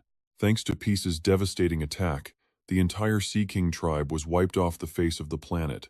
But luckily for them, a small group of the Sea Kings had left earlier to attack another dimension. Now they are entering this massive tournament with one single goal in mind, which is to win the ultimate prize of 30 billion gold coins. With that massive fortune, they plan to buy a brand new planet to live on and rebuild their entire civilization. The Sea King's eyes flash with terrifying intent as he thinks about how they can easily reproduce. But that means absolutely nothing without a home planet. Although this world has suitable waters, there are simply too many dangerous enemies constantly lurking in the shadows. They desperately need a new planet, a safe home to safely grow. He vows to get absolute revenge on the savage human race. Hanserang anxiously looks at Hong and warns her that a 1 versus 4 fight is far too dangerous, especially since even their weakest member is over level 1000. Yet Hong's expression remains incredibly calm, as if this massive threat is not even worth her concern. Telling Hanserang not to worry because they are much stronger, Hong's supreme level of confidence leaves Hanserang completely frozen in a state of absolute confusion. This is nothing like the Hong she usually knows. It is just truly puzzling to her. Hanserang's eyes dart toward the mysterious fourth member of the group, wondering if Hong truly trusts this person that much. Who could this mysterious person be? Standing tall on the arena stage without moving an inch, or showing even a shred of fear toward the savage Sea Kings. Wasting no time, Bubia steps forward. He asks them again. He addresses the Sea King tribe, noting they have heard the terms for this 1 versus 4 match. He eagerly jumps up to ask what their final decision is, wanting to know if they will actually accept this insane, sudden death challenge. In response to that, the Sea King simply laughs in amusement, declaring that the rules do not matter because they will easily win anyway. After receiving agreement from both groups, Bubia officially makes the announcement. With both sides agreeing, the match is officially set, and the crowd is about to witness an epic 1 versus 4 sudden death showdown. Looking at both sides in position, he calls out for them to quickly get ready. The moment the signal rings out, the Sea Kings vanish from their spots and charge straight ahead. Opening its mouth wide with razor-sharp fangs and gripping a deadly trident, the beast roars that their foolish human arrogance will surely be their downfall. All 4 hideous monsters charge simultaneously with terrifying speed, aiming directly at the mysterious cloaked figure. Yet the figure remains completely unbothered, standing perfectly still. Only when the beasts draw close does the cloaked warrior raise a hand, mockingly questioning their claims of arrogance. With those words, the mysterious figure snaps. A loud echo rings out. In the blink of an eye, countless unseen slashes tear through the arena, instantly shredding the Sea Kings into tiny pieces as blood splatters everywhere. The strike lands so blindingly fast that the giant Sea Kings do not even realize what just hit them. Their giant eyes widen in sheer shock. But by the time they notice the danger, it is already too late. Every single beast has been sliced into a slimy, motionless heap on the arena floor. With the monsters cleared, the mysterious fighter finally reaches up and pulls down his dark cloak. Unmasked, he is revealed to be a petite young man with messy green hair, looking far too small to possess such terrifying power.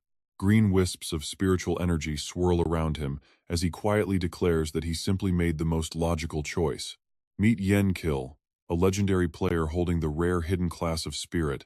Summoner, accompanied by Sylphid, a high-ranking wind spirit who is currently still in an adorable developmental stage. Watching from below, Luna recognizes him instantly. When she mutters his name, Jiwoo chimes in and asks if she actually knows the famous summoner. She explains that Yen-Kill was the very first player to unlock a hidden class, making him incredibly famous back in the early days of the game. With a serious look, she adds that the truly terrifying thing about him is his specialized summoner class. Up on the stage, Sylphid is aggressively pinching Yenkill's cheek while yelling that she absolutely hates the smell of fish. Complaining about the terrible stench, Luna continues to explain that Yenkill's companion is the great spirit Sylphid. Even though she started as a low-level spirit, she has now evolved into a high-tier wind elemental. Hearing this, Jiwoo is curious. A high-tier wind spirit, he asks, so she must be incredibly strong. Luna nods, pointing out that those 4 giant monsters were at least level 1000, yet they were wiped out instantly. The power of a spirit summoner is directly tied to their companion, and these spirits grow exponentially stronger the closer they bond with their master. The deeper the connection, the higher their stats climb.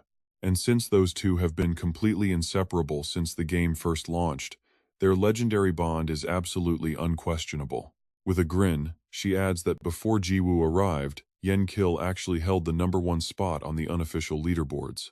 Hearing this, Jiwoo pauses in surprise, his eyes widening as the realization sinks in. Even Sarong is left speechless by the revelation, realizing all her frantic worrying from earlier was completely pointless. She marvels at the fact that the legendary Yenkill is the final member of Team Hong. Recalling how she desperately tried to warn them earlier, she finally understands their supreme confidence. She was just stressing over nothing. Back in the arena, Booyah hypes up the crowd, praising their flawless victory and officially declaring Team Hong the winners. With the win secured, she looks directly over at Jiwoo with a smug grin, signaling that her team will be waiting for him in the finals. With that, the first day of qualifiers finally wraps up. As night falls and the city lights flicker to life under a bright moon, players crowd into local taverns, drinking and laughing together after a long day. The tournament qualifiers are the only thing on anyone's mind, filling the night with endless hype and laughter. While some players choose to meet up in-game, others gather for real-life parties, or simply share their excitement across various online forums. No matter how their matches went, everyone is enjoying the festive vibe, celebrating like it is the Olympics. Naturally, Jiwoo's crew is right in the middle of it, gathering around a cozy campfire to grill some delicious meat. With the first day officially in the books, Jiwoo congratulates the team while happily stuffing his face with food. He casually mentions that they played 6 rounds today, which Luna confirms before noting that they have another 5 matches scheduled on the roster for tomorrow. If they secure those wins, they will officially advance, a prospect that gets Jiwoo incredibly fired up. He admits the tournament is proving to be a blast, finally understanding why the developers hyped it up so aggressively. Unlike him, Sarong is still quietly reeling from earlier events. She confesses she was genuinely shocked to see Team Hong, especially since her manager joined them. Jiwoo shudders at the memory of that manager's face, imagining her bragging about how no one could ever beat them. He assumes she would say something incredibly smug like that, but asks if she at least treats Sarong well in real life. After a brief, hesitant pause, she awkwardly mutters that she is doing all right. As they continue chatting, Pero suddenly speaks up to ask his boss a quick question, pointing out that their own team only consists of 4 active members. Yet, he wonders why the Eternal Realm team somehow has 5 players on their roster. Their lineup boasts the God of Destruction, Yobi, the former Demon King, Huracan, and Nizakan. Mulling it over, Jiwoo realizes that the math really does not add up. He agrees, noting that the official tournament rules do not even allow for substitute players. Luna smiles and explains that she actually asked the announcer Booyah about it, finding out that one of those 5 will not actually be competing. That extra person is apparently just a coach tag-along, which thoroughly disappoints Jiwoo, since he was genuinely hoping for more high-level opponents to crush in the arena. Pero excitedly adds that he wants to fight the King Slime because it looks delicious, prompting Uos to warn him against trying to eat literally everything in sight. Hansarang sighs, not wanting to fight with her manager, but Luna quickly stops her and tells her to relax. Luna tells her she better go flatter them if she gets logged out. And just like that, their pleasant evening passes. The next day, the bright sun shines down as the next preliminary round ends in the blink of an eye. Right now, Jiwoo is holding his wooden stick, pointing it straight forward and shouting for a strike. Just like in his previous matches, With only a single blow, he knocks his opponent down in the blink of an eye. Before they can even realize what hit them, a spark flares up into the sky, accompanied by blinding lightning. The resulting gale is so strong that it blows Luna and Hanserang's hair straight back. Bunny Bear shouts out in awe of such destructive power.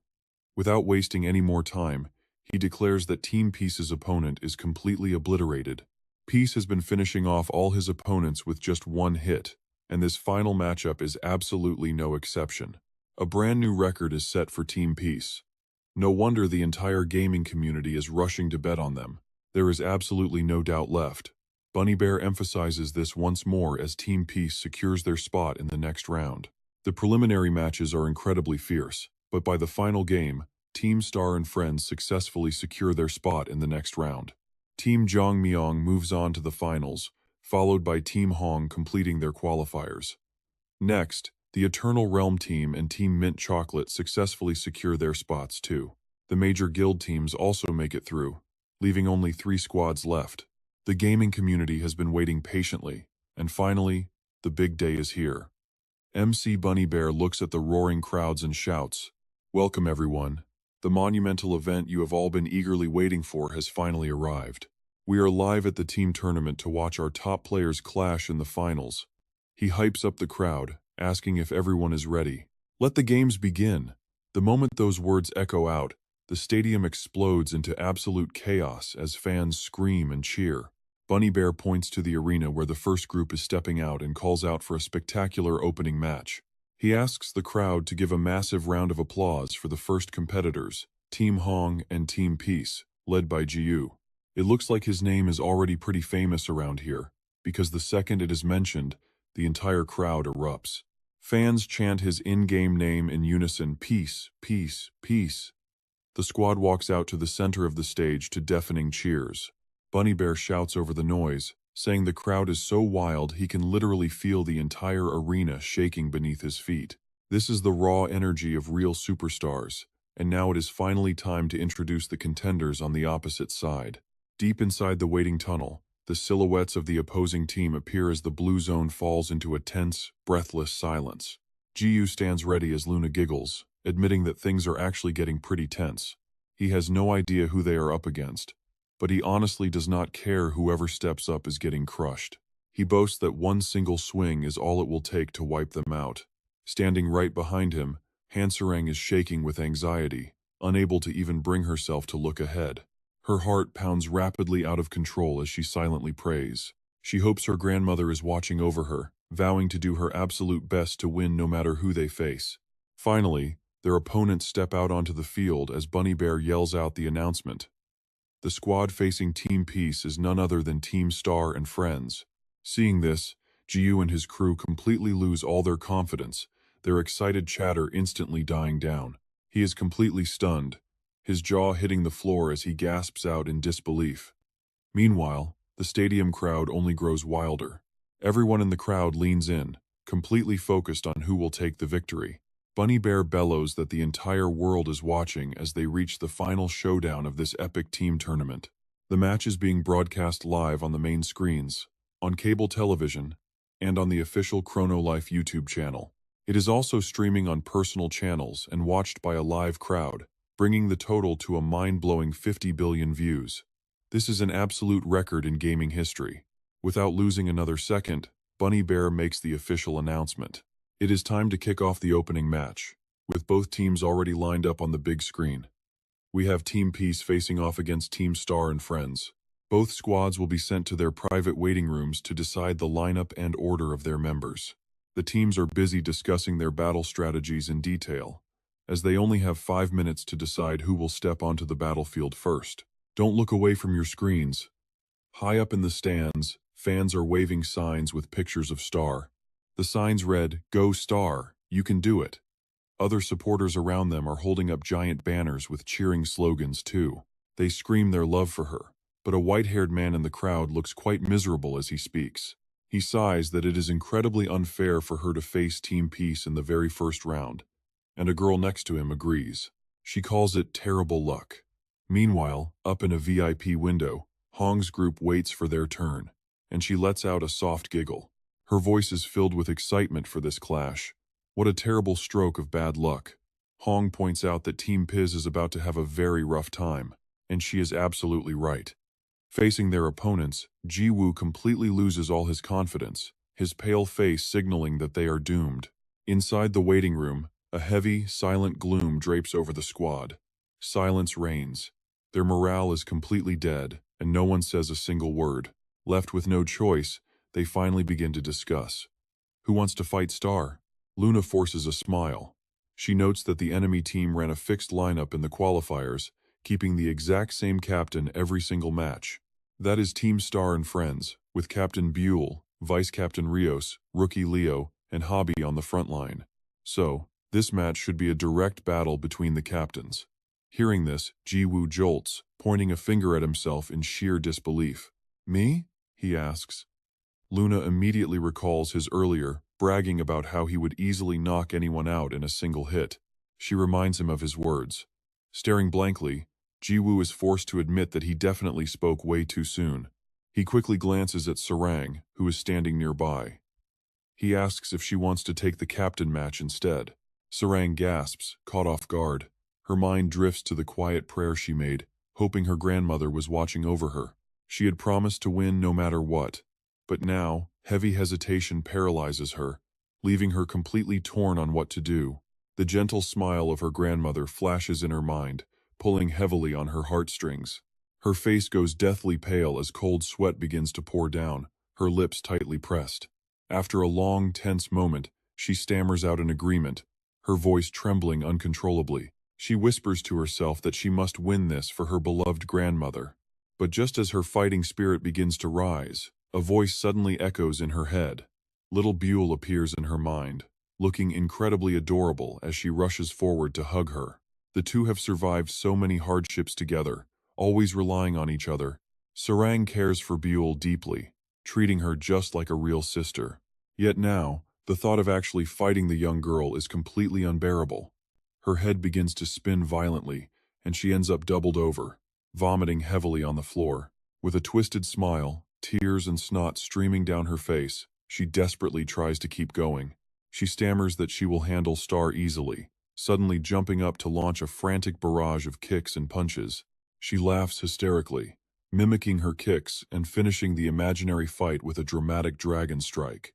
Watching this complete mental breakdown, a terrified Ji-woo suggests letting Captain Sarang rest this match.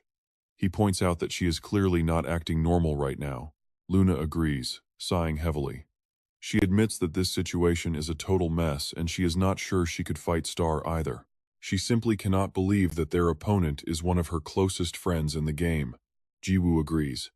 Having run out of options, both of them slowly turn their eyes down toward Pero. Pero must take the captain match. The creature panics, desperately begging them to do it instead as happy memories of playing with Buell flash in its mind. Remembering Buell's warm welcome and their friendship, Pero's face immediately drops into a deep, sorrowful gloom. Leaning his head against the wall, Ji-woo sighs, noting that Pero clearly does not want to fight. But Luna approaches, whispering softly to reassure the creature. She points out that Pero has not played a single match so far. She is right. Pero has not played once. Despite training tirelessly with Euros, a string of bizarre events kept it benched. Every single time Pero was about to play, the opposing team would suddenly surrender. They would simply choose to forfeit, with other teams raising their hands to yield the victory immediately. Luna smiles warmly, looking at Pero and suggesting that this grand stage might actually be its true destiny. Perhaps fate saved this exact moment for its ultimate glory. Hearing this, Pero instantly snaps out of its slump, looking up at her with wide, sparkling eyes. Luna continues to feed the creature's ego. She says Pero was saved not for minor matches, but to stand on the grandest stage with billions of eyes watching. The stars have aligned to grant it the chance to be a destined hero. Honestly, this girl is an absolute master of manipulation. After just a little bit of sweet talk, Pero is completely sold. With its fighting spirit boiling over, it proudly pumps its fist as the destined hero ready for the captain match. Luna cheers in delight, praising Pero's bravery. Meanwhile, a completely speechless Ji-woo can only marvel at her terrifying acting skills. Finally, Team Piz has locked in their roster. For the first match, their roster features Captain Pero, Vice Captain Luna, Rookie Lorem, and Piz on the front line. Outside in the grand arena, a heavy silence hangs over the crowd as everyone eagerly awaits the battle. As the countdown hits 0, Bubia steps out, announcing that both teams have submitted their final lineups. Winking playfully, the host wonders aloud who will be the first to step onto the stage. Bubia calls for the frontline fighters from both teams to make their grand entrance. The heavy doors slowly creak open, sending clouds of dust swirling into the air as Jiwoo steps onto the arena first. As the vanguard for Team Jiwoo, he immediately ignites the crowd, sending wild cheers echoing throughout the arena. Up in the spectator stands, the top-tier players look on with curiosity as Hong chuckles, admitting she saw this coming. Sending Jiwoo out first was clearly a desperate attempt to avoid fighting Star, but with a smug smile, she notes they chose wrong. Across the stadium, the opposing gates slowly grind open as Bupia loudly announces the arrival of the vanguard for Star and friends. It turns out to be none other than Star, the adorable little merchant girl representing the Starlight Flower Guild. Hong isn't shocked in the slightest, having easily anticipated that Team Star would pull a last-minute lineup swap of their own. As the opposing side mocks them, Jiwoo freezes in absolute silence, completely unable to believe what he is looking at. He mutters in sheer despair that he is completely doomed. While back in the waiting room, Luna and Hansarang wear the exact same shocked expressions. Unlike them, Star's squad had anticipated this exact counter-strategy and pulled off their lineup swap at the perfect moment. Smirking as everything goes to plan, Riot boasts that predicting Jiwoo is easier than taking candy from a baby. He chuckles and confidently declares that this vanguard round is already theirs. Just as the announcer, Bupia, steps up to explain a few basic rules of the game. There is only one path to victory in this match, forcing the opponent to face a brutal game over. Dying carries no penalties here, so Bupia tells them to go absolutely wild and unleash their full power. Hearing those words, Star gets incredibly pumped, her eyes sparkling with excitement as she boldly warns Jiwoo that she will not be holding back at all. Meanwhile, Jiwoo remains completely frozen, his face turning pale as he nervously struggles to find his words. The announcer Bupia hypes up the crowd, declaring that they are officially at the first finals of this team battle tournament, starting with the highly anticipated Vanguard round. With a booming shout signaling the start of the battle, Star wastes absolutely no time hoisting her massive hammer and sprinting straight toward Jiwoo. She laughs, yelling at him to watch out for her massive hammer strike. Jiwoo just stands there waiting, his eyes wide with surprise, before suddenly realizing that something is completely off about this attack. It turns out that the weird thing is Star's actual speed. She is moving incredibly slow, dragging her massive hammer and running forever without getting any closer to him. From all the way across the arena, he can only hear her faint, echoing battle cry as he silently notes just how ridiculously slow she is. Watching the slow-motion strike finally swing toward him, he casually tilts his body to the side, easily dodging the entire attack. Realizing he has no other choice, Jiwoo raises his legendary wooden stick, silently deciding it is best to knock the little girl out as gently as possible. Swinging his weapon down, he whispers a quick apology to Star. But before he can even unleash his attack, a sudden wave of angry, furious shouting from the spectator stands makes him freeze completely in his tracks. Her massive fan club immediately voices their outrage, angrily screaming at him for even thinking about attacking the adorable Star. Calling him a heartless villain who beats up children, the crowd grows increasingly hostile, screaming that he is a complete savage. Incensed by the ridiculous accusations, Jiwoo snaps back, desperately asking what else he is supposed to do in a tournament, but the crowd completely ignores his logic. Pelted with tomatoes, the angry crowd screams at him to get lost. Tears streaming down his face internally, Jiwoo curses his absolute luck, since this was exactly why he wanted to avoid fighting Star from the start. Scheming quickly, he leans down to whisper a clever proposal directly to her. Startled, she asks what he means, so Jiwoo offers to stand completely still for a full minute. She can attack him however she wants, but if she fails to defeat him in that time, she has to forfeit. When asked if she accepts, Star gives him a highly suspicious look, questioning if he is just trying to lower her guard.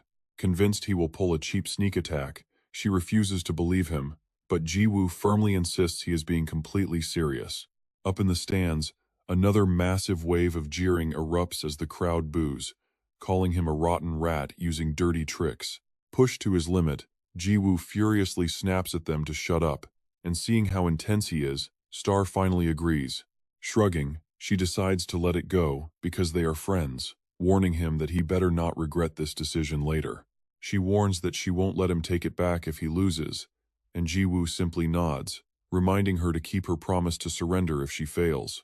The crowd watches in suspense as Bupia enthusiastically announces that they are about to witness one of the most bizarre fights in tournament history. Jiwoo has agreed to stand completely still for a full 60 seconds, and if Star cannot defeat him, she will immediately forfeit the match. Watching from the waiting room, Hansarang is absolutely thrilled and oozes confidence, declaring that Jiwoo has this victory in the bag. She points out that Jiwoo has maxed out stats of 99/99 and a passive healing factor, meaning Star could hit him for a year without doing any real damage. His hidden healing skill instantly recovers any damage taken and grants total immunity to status effects like poison, stun, or paralysis.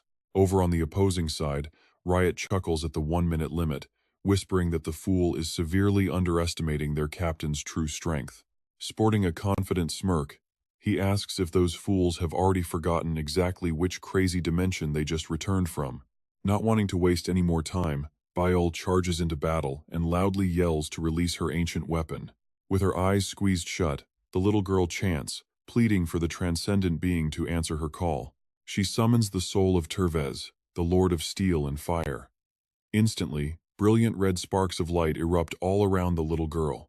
Faced with this crazy display, Peace still has no idea what is happening, but he feels a terrible bad omen. Sweat pours off him like a waterfall as he nervously realizes she is wielding a transcendent ancient weapon. Thinking back, while his team went to Dragon Hill, the Starlight Squad actually went to the Steel Planet, Bep. The thought makes him shudder in fear. Is her weapon really a custom build from that grumpy old blacksmith on Bep? But by the time Peace pieces it together, it's already too late. Biol's hammer rapidly transforms as she chants for the transcendent Tervez to rise from the dark dust and grant her his power. With that, she snaps her eyes open, declaring that any enemy standing in her path will face absolute destruction. Within seconds, the little girl floats high up into the air as her hammer swells to a mind-blowing size. The massive weapon blocks out the entire sky, leaving Peace absolutely stunned as he watches from below. The entire crowd goes dead, silent.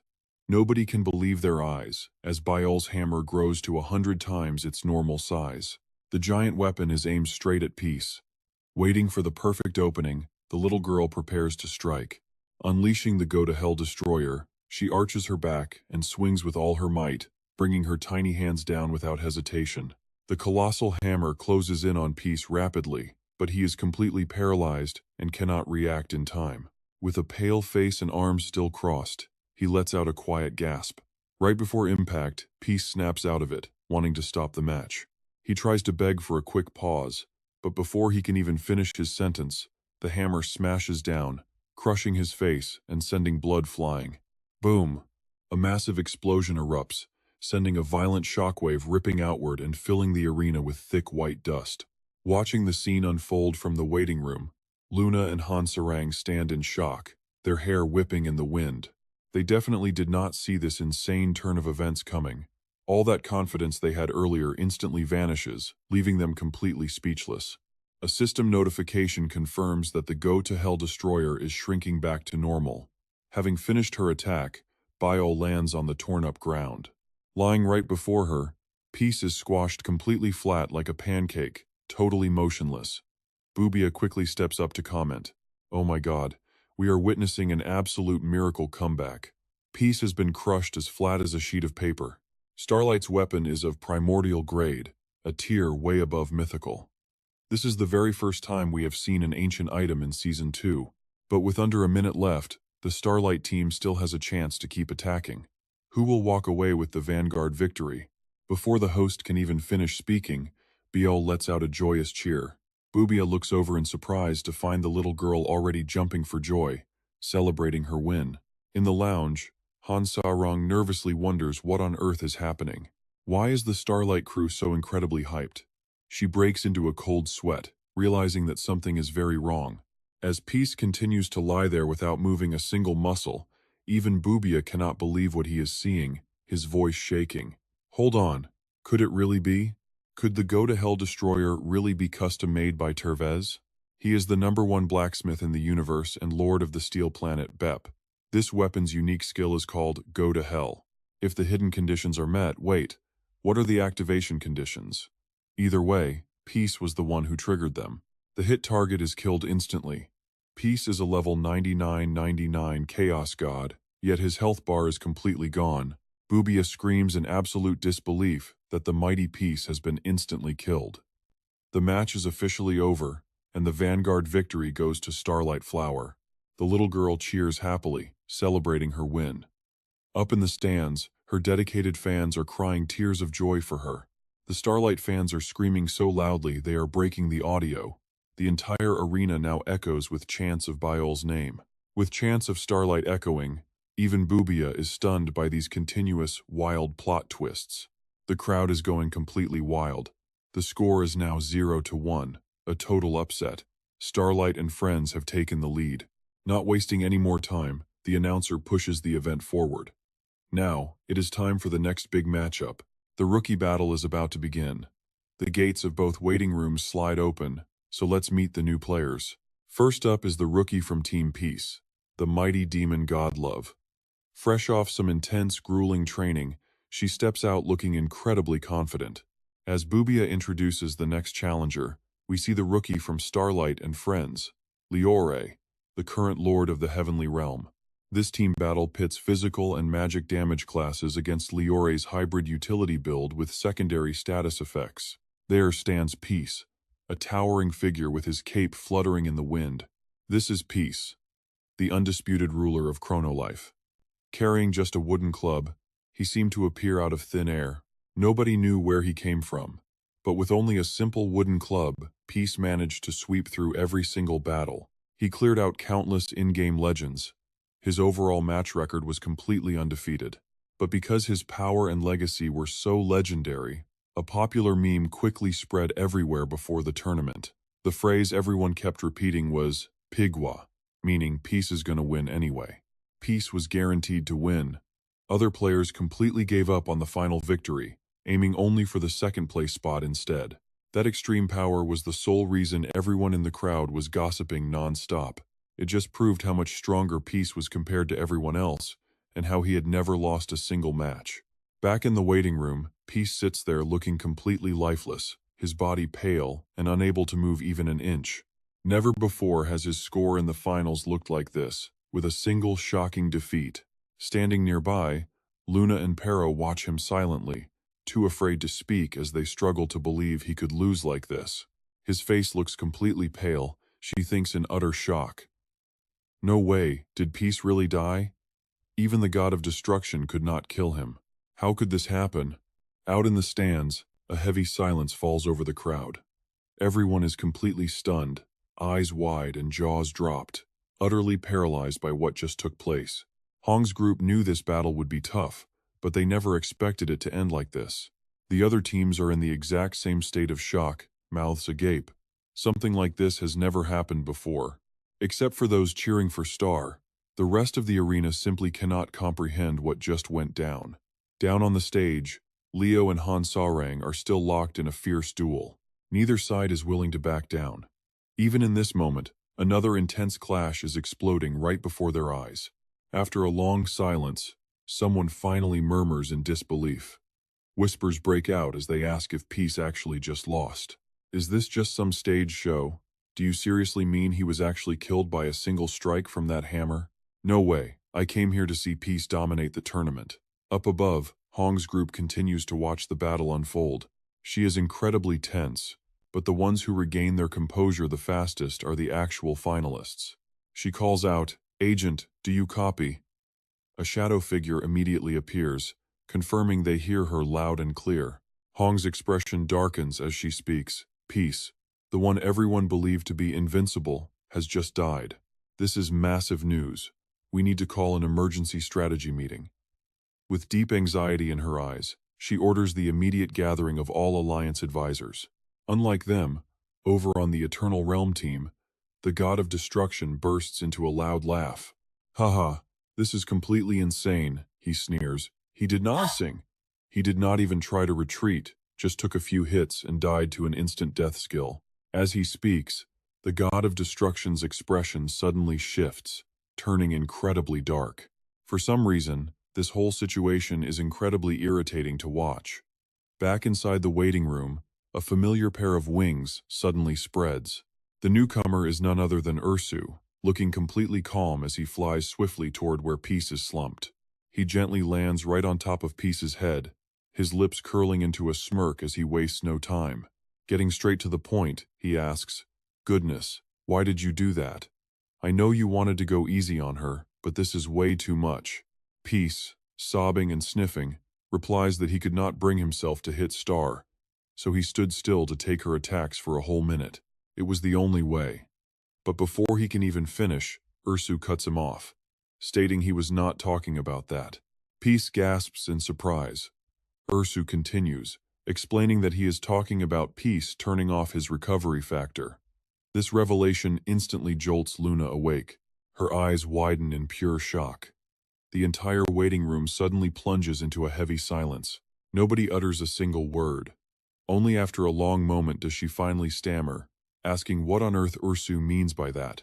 "Luna, you know it too. Instant death skills are not that rare. Even Peace has one of his own." He recalls past battles, bringing up Gluttony, that broken skill capable of devouring opponents and absorbing all their stats. And you have the Bomb skill, a divine attack that erases an enemy's life. It is not written in the description, but they are both instant death moves. He adds that even those two overpowered skills could never bypass Peace's recovery factor. It is a hidden skill, a passive healing element.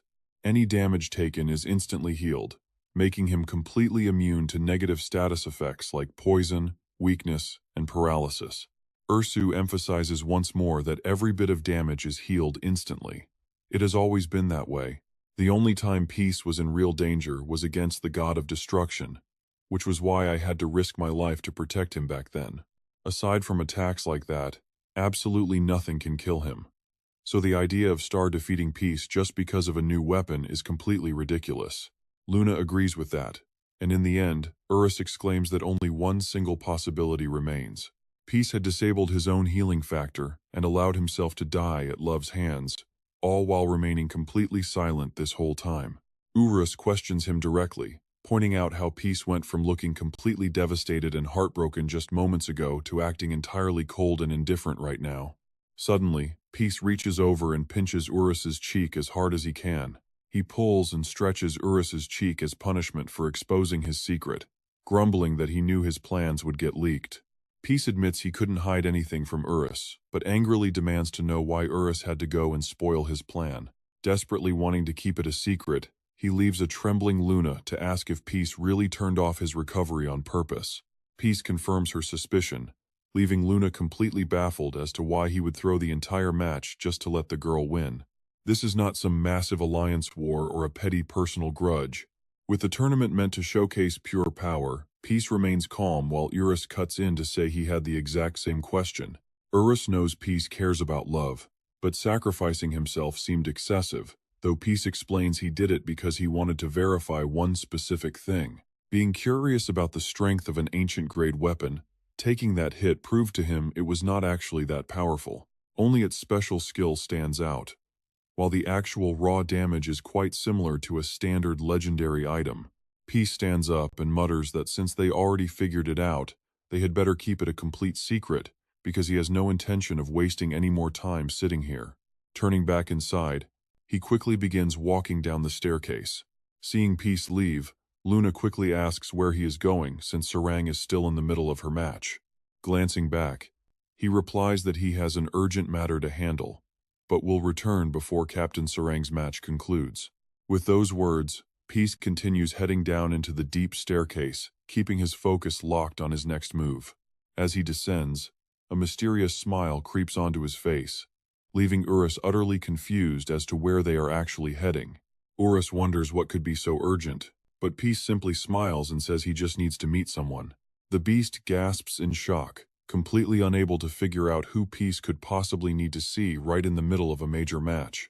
Peace continues walking in silence as his mind drifts back to the exact words that Bill had spoken just a moment ago. "O Transcendent One, hear my prayer, for I, the Lord of Steel and Fire, summon your soul to me." A slight smirk plays on his lips at the thought, but it vanishes into thin air within a split second. Without holding back, Peace reveals the name, prompting Urus to ask who exactly he is talking about. Urus realizes he means the blacksmith who forged the weapon for Star H, while Peace's expression turns deadly cold as he growls that he is going to kill him. Still, Urus has no idea why Peace is reacting so aggressively, leaving him with no choice but to stay silent. After walking a bit longer, they finally reach the grand courtyard where Peace's eyes flash with murderous intent as he activates lightspeed. In an instant, Peace vanishes from his spot and rockets directly into the sky like a massive missile blasting off. Back inside the arena, the intense duel between Sarang and Leo is reaching its absolute boiling point. Neither side is willing to back down as they exchange rapid strikes that seem to tear through the very air. Charging with immense momentum, Leo grips his sword tightly and drives a powerful attack straight towards Sarang. However, Sarang successfully slips to the side to avoid the strikes, gritting her teeth as she mentally notes that Leon is indeed going to be a tough opponent. As expected of the ruler of the heavenly realm, her relentless attacks are highly frustrating to deal with. That whip keeps lashing out wildly, and getting hit by it triggers a charm skill that temporarily takes control of the opponent's mind. This only makes Sarang even more determined, refusing to take a single step back. She plants her foot firmly into the ground, vowing not to retreat as she charges straight ahead without any hesitation. Sarang is absolutely determined to win this battle to make up for Peace's defeat and, most importantly, redeem the costly mistake she made back in the qualifiers. Elsewhere, the entire atmosphere is heavily blanketed in a gloomy layer of dark ash. At that moment, Peace and Urus arrive and make their way inside the massive building. Standing tall with a dark expression and clenched fists, Peace radiates absolute confidence, which completely catches Isolero off guard as she watches his sudden arrival in sheer surprise. Smiling warmly, she wonders aloud what the famous interdimensional warrior is doing in a place like this. Isn't the final match currently taking place? Before Isolero can even finish her sentence, Peace glares and sharply interrupts her, demanding she shut up and open a portal to the steel planet Vanip right now, which instantly freezes her in absolute terror. Without delay, she complies and opens the pathway to the steel planet, confirming that the portal is ready. Looking at Jiu's gloomy expression, Ilero just laughs and wishes him a safe, painless trip. Ha ha ha. Urus is speechless. Is she not ashamed? That silver tongue must have kept her alive for thousands of years. Done talking, Jiu silently reaches out and touches the glowing surface of the teleportation portal. The moment his hand makes contact, the portal flashes as the system confirms calibration is complete, beginning the spatial transfer. With a deafening explosion, a massive pillar of light shoots straight up, piercing the roof and carrying Jiu toward the steel planet at incredible speed. Space warps around him, flashing past like a bolt of lightning. He sails past countless planets in complete silence, and his chilling expression makes Urus break out in a cold sweat. Curious, Urus asks why he is so upset, and whether Thurves is actually a good guy for turning Star into a weapon. Jiu looks back and asks if he has ever actually met Thurves. Urus admits he has never met him, since only Jiu and Luna were allowed to log in during the beta test, but he remembers Jiu warning Star's team back then. He said something about him being a hot-tempered jerk before they set off for the steel planet. Back then, Jiu had smiled and wished Star luck, warning her about the grumpy blacksmith, only for Star to cut him off. Back in the present, remembering those old days only makes Jiu more frustrated. The guy really is a total jerk. With murder in his eyes, he mutters that the blacksmith is also completely, pathologically obsessed with weapons. After a long journey, the massive steel planet finally looms right in front of the two travelers. The entire terrain is a nightmare of erupting volcanoes, rivers of bubbling lava, and thick black smoke. Yet Jiu does not care in the slightest, stepping barefoot onto the scorching, rocky ground with his legendary wooden stick resting on his shoulder, fully prepared for battle. Urus takes a look around and gasps, asking if this is really the steel planet. In the distance, a volcano violently erupts, sending hot sparks flying while rivers of molten lava flow across the cracked earth. Urus asks if the hot lava hurts his feet, but Ji-U calmly replies that it actually is not that bad. Right then, a series of thunderous rumbles shake the entire planet with violent earthquakes. A deep, booming voice echoes through the air, demanding to know what fool dares to enter his sacred sanctuary. Suddenly, a colossal hand grabs the mountain peak in front of Ji-U, followed by a massive figure slowly emerging from behind. With two eyes glowing like bright searchlights, this towering giant is Thurvs, the ruler of the steel planet. Spotting him, Ji-U's anger completely boils over as he growls that the grumpy old jerk has finally shown up. The legendary half-giant and half-dwarf blacksmith, famously known as the Lord of Steel and Fire. Before Ji-U can even speak, the giant blacksmith suddenly freezes, locking his gaze on the boy as if he has spotted something incredibly fascinating on his person. The one thing that caught Thurv's eye is the simple wooden stick Ji-U is holding. He gasps in absolute shock, looking closer to confirm that this is indeed the legendary item he has been searching for. He bursts into a manic laugh, shouting that he finally gets to see the legendary +99 reinforced wooden stick with his own eyes. He realizes this kid must be Peace, the master of the +99 reinforced wooden stick. With his eyes wide and mouth agape, he begs to see the weapon, but Ji-U just stands there, completely ignoring the giant's wild excitement. He eagerly begs Peace to hand over the stick so he can examine it up close. Finally snapping, Ji-U coldly tells him to shut up, as a massive torrent of power erupts and completely wraps around his body. He has reached a state of complete, absolute power reinforcement. His hair turns pure white as his legendary god of chaos form awakens, and Ji-U glares with burning fury, demanding to know why he created that weapon for Star. Stunned by the sudden shift, Thurvs just stands there frozen, completely unable to process what is happening. After thinking for a second, the blacksmith finally remembers, realizing that Ji-U is talking about the tiny kid who visited not too long ago. He remembers her name was Star, recalling how she was such a sweet and innocent child, just like a little lamb. Star's bright and joyful smile flashes clearly through the old blacksmith's memories. But then, his face twists into a sickening grin, declaring that her innocence made her the perfect target to exploit. He chuckles that the filthy human girl said the funniest thing, claiming she wanted to get strong so she could travel the world and go on adventures with everyone.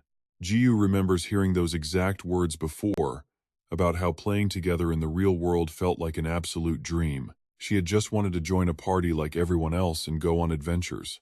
The memory only makes Ji-U feel more bitter, his face darkening into a cold, expressionless mask of absolute rage. Standing right in front of Ji-Woo, Taver still looks completely insane while laughing at how pathetic it is for a weak, foolish human to say those ridiculous words. And that is exactly why she was so easy to exploit. She gladly accepted the weapon he offered without a single shred of doubt.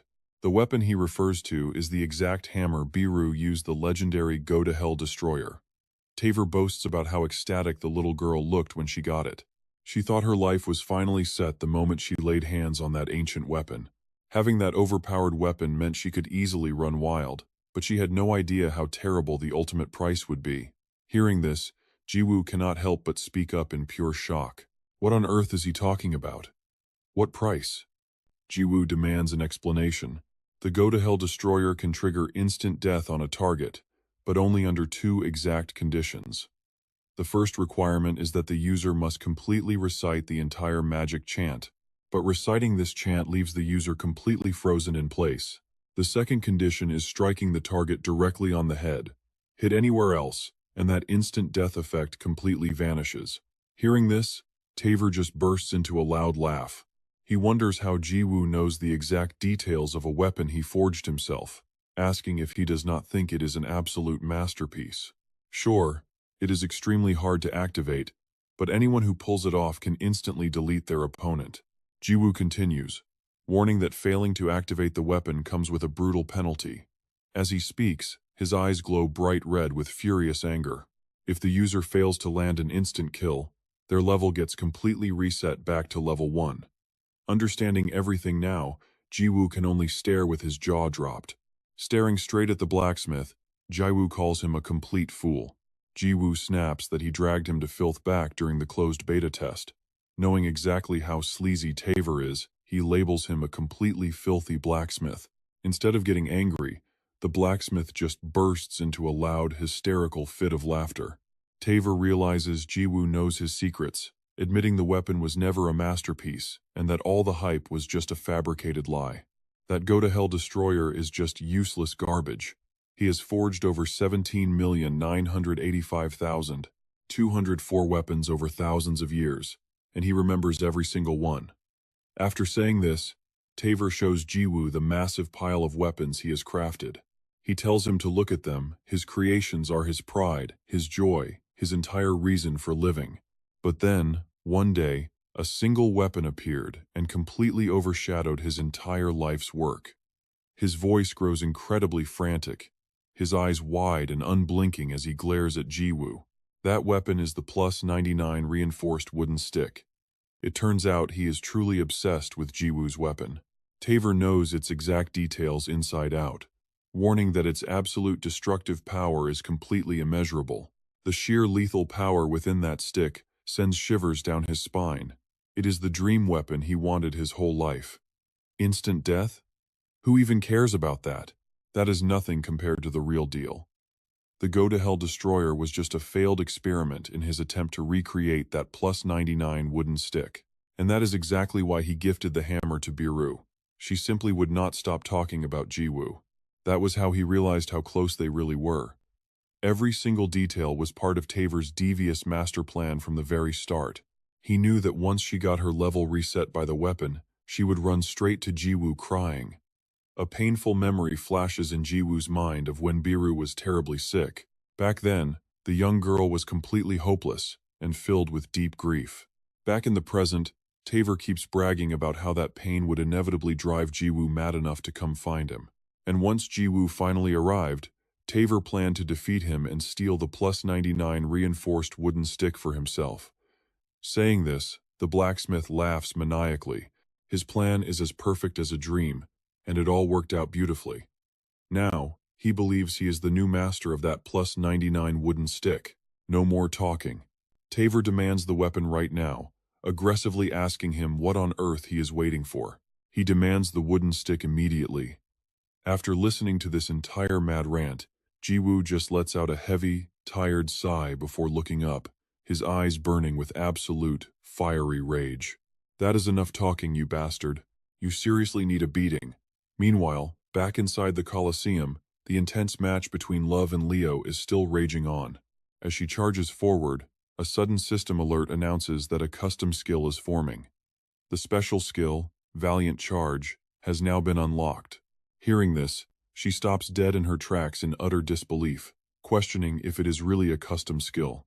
With Valiant Charge active, Leo still stands right in front of her, repeatedly lashing his whip to prevent his opponent from getting anywhere near him.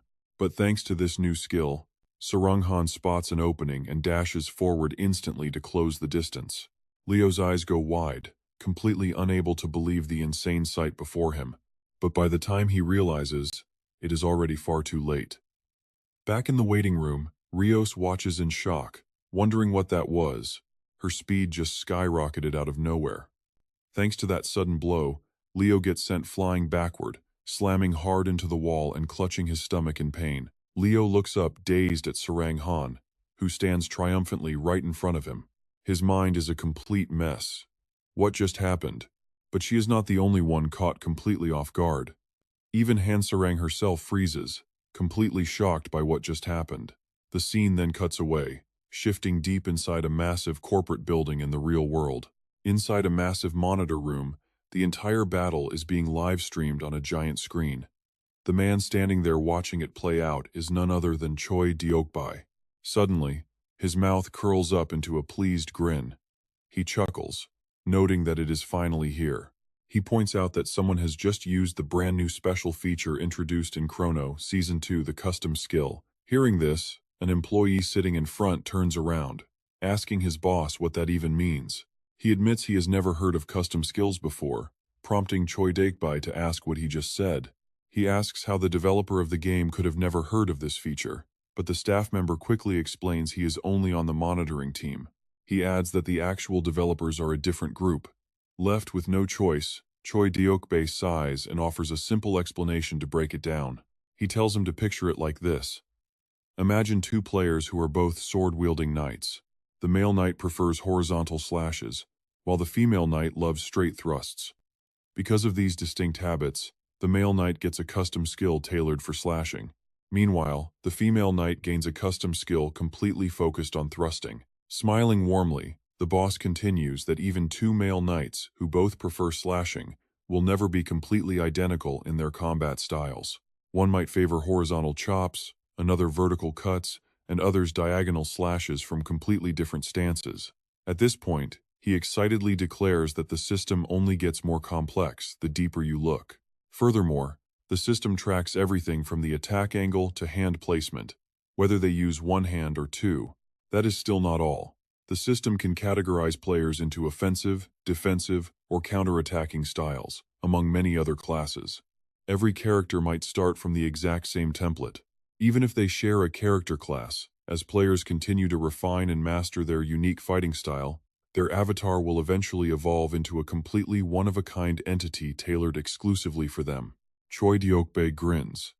By using the latest artificial intelligence technology, the system analyzes a player's exact behavior to generate a highly personalized skill. This is the brand new system for Season 2, a groundbreaking feature that only Chrono can deliver. Without wasting a single second, Choi Deokbae glues his eyes back onto the main screen. Right in the middle of the raging battlefield, a custom skill has finally been unleashed. Back in the arena, Hansarang watches in utter disbelief, wondering if this is truly a custom skill. She reasons that the name says it all, meaning it has to be a skill designed specifically for her. In this brief moment, she suddenly recalls her past battles, where her only real tactic was to charge straight ahead.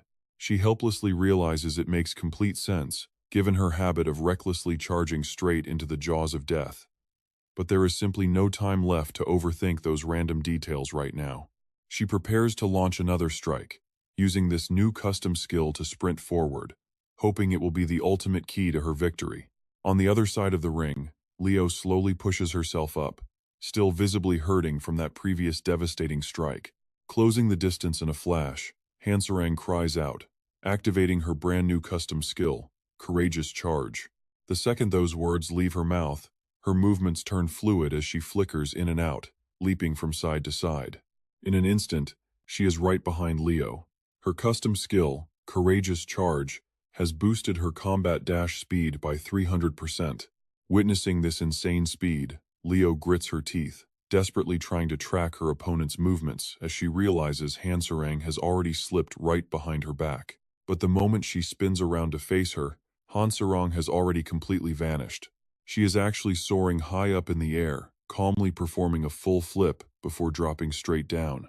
Hansarang unleashes her devastating dragon descent strike, planting a heavy kick directly into Leo's stomach and forcing her to cough up blood.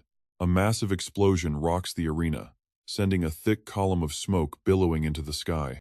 Bunny Bear shouts in excitement, praising the incredible destructive power of Hansarang's signature dragon descent strike. It seems this is the end of the line for Leo. But before Bunny Bear can even finish that sentence, Leo's razor-sharp whip suddenly surges out from the smoke. Glowing with a brilliant golden light and covered in deadly spikes, it lashes out wildly, tearing up the stage. Leo has activated her Whip of Heavenly Punishment skill. The skill buffs her whip with divine energy, unleashing a relentless storm of attacks where both damage and range scale with her mana consumption. Its maximum reach can extend up to 0.8 kilometers. Faced with this onslaught, Hansarang has no choice but to leap backward to dodge. But the whip is simply too fast, closing in on her instantly and forcing Bunny Bear to scramble into a corner for safety. Leo launches a devastating counterattack, whipping up a tempest of strikes that rages like a wild hurricane. Fortunately, the arena was prepared for this chaos, and a protective barrier immediately forms in front of the stands to keep the spectators safe. There is no need to worry because an incredibly powerful barrier is constantly active between the arena and the crowd. Hansarang grits her teeth, realizing that defeating a powerful boss like her is not going to be easy. And yet, when Peace fought her, He literally took her out with a single strike. She vividly remembers the hilarious sight of Leo getting smacked on the head with a simple wooden stick. She went down instantly without even a chance to fight back, twitching on the ground in complete and utter defeat. After thinking for a moment, she made her decision. It seemed she was completely out of options and had to use her ultimate trump card. With plenty of matches left, she hated to reveal her hand early, but Peace had already lost the Vanguard round. If she didn't act now, they might fail right here.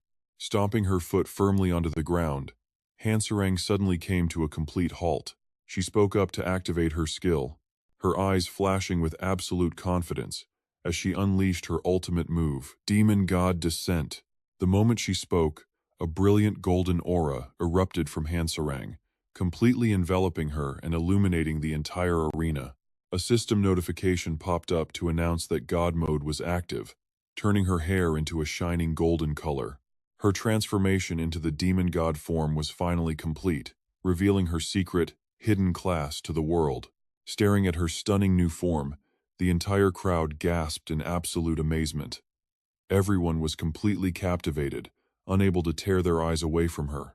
The entire stadium erupted once again into a frenzy of deafening cheers and wild applause. Back in the arena, the glowing jewels around Hanserang's neck and chest flashed with an intense light, as the gemstone on her forehead sparkled.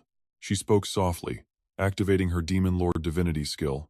Meanwhile, on the massive steel planet, thick black smoke billowed all around. Tervez began laughing like an absolute maniac, his crazed eyes glaring directly down at Jiwoo. He roared, "Come on, hand it over right now. I cannot wait another single second." He slammed his massive sword down with brutal force, triggering a deafening, fiery explosion on the ground. "Hand over that legendary +99 reinforced wooden stick right now. Give it to me immediately, or else you will regret it." Tervez's face twisted into an incredibly creepy grimace, greedily licking his lips as he threatened to unleash the passive weapon ability of Star without a single second thought. But the instant those words left his mouth, a terrifying beam of light shot straight toward him like a lightning bolt. Before he could even realize what was happening, his prized sword shattered completely, its fragments dissolving away into the thin air. Standing in the exact same spot, Jiwoo remained incredibly calm, telling him that he looked pretty pathetic and desperate. He mockingly continued, "You always brag about being the strongest blacksmith in the universe, but is this really the best you can do?" Jiwoo taunted him, asking if he had any stronger weapons left. This completely pushed Tervez over the edge, his face turning pitch black as low chuckles bubbled from his throat. He sneered, "You really are quite skilled at pushing my buttons." His eyes rolled back, bloodshot veins popping all over his face as he snarled, "Fine. I will give you exactly what you want." Tervez reached right back into the mountain of weapons behind him to search. After rummaging around for a while, he finally pulled out the single weapon he loved the most, a massive, blood-red sword. Raising it high up into the air, he yelled out, "Activate hidden skill." The moment his next words rang out, the crimson sword began to completely transform into a custom weapon. Only a second ago, the blade was tiny, but it suddenly swelled to a colossal size. Seeing this, the companion standing right behind Jiwoo gasped in pure shock. Wait, his weapon suddenly became absolutely giant. Laughing like an absolute maniac, he bragged, "This is a custom weapon. The hidden skill of my blacksmith class allows me to change any weapon size at will." He glared at Jiwoo. "Are you happy now? Kid, I have just drawn one of the single strongest weapons of my entire life. This colossal greatsword is one of the ultimate masterpieces that I have ever forged." Tervez proudly explained, "It is crafted from meradium, the strongest steel in the universe, and coated with 50 different kinds of melted magic stones across its entire blade. Naturally, this ancient-grade weapon took him 500 entire years to forge." But before Tervez could even enjoy his proud moment, a sudden, explosive boom shattered the silence. In the blink of an eye, Jiwoo effortlessly shattered his beloved weapon. The sword instantly dissolved into tiny dust particles, completely vanishing into thin air. Only at this exact moment did Tervez realize something was terribly wrong. Talk about a massive reality check. He stared in absolute horror at his empty hands. Standing below him, Jiwoo looked completely bored. Tightening his grip on his simple wooden stick, he sighed and asked if that was seriously all. "Are you already out of tricks?" Seeing that dismissive attitude, Tervez flew into another wild fit of rage, gritting his teeth in pure frustration. Completely losing his mind, he desperately grabbed a handful of weapons from the ground while swearing and cursing at the brat. Without a single second of hesitation, he hurled his weapons into the air and roared, "You have absolutely no idea who you are messing with." With that, those weapons hovered briefly in midair before raining straight down toward them. Meanwhile, Tervez quickly snatched up a massive hammer, activating his weapon customization skill to scale it perfectly to his giant frame.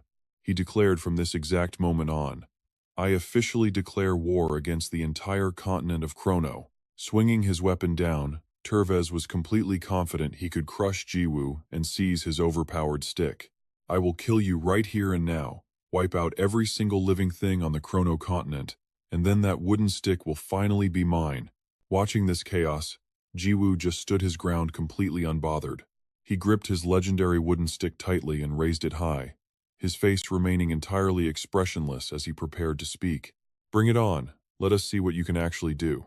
The moment the words leave Jiwoo's mouth, his arm swings down and smashes that giant hammer into tiny pieces that roll across the ground. Now, all Thurs has left in his hand is the useless hilt of his hammer.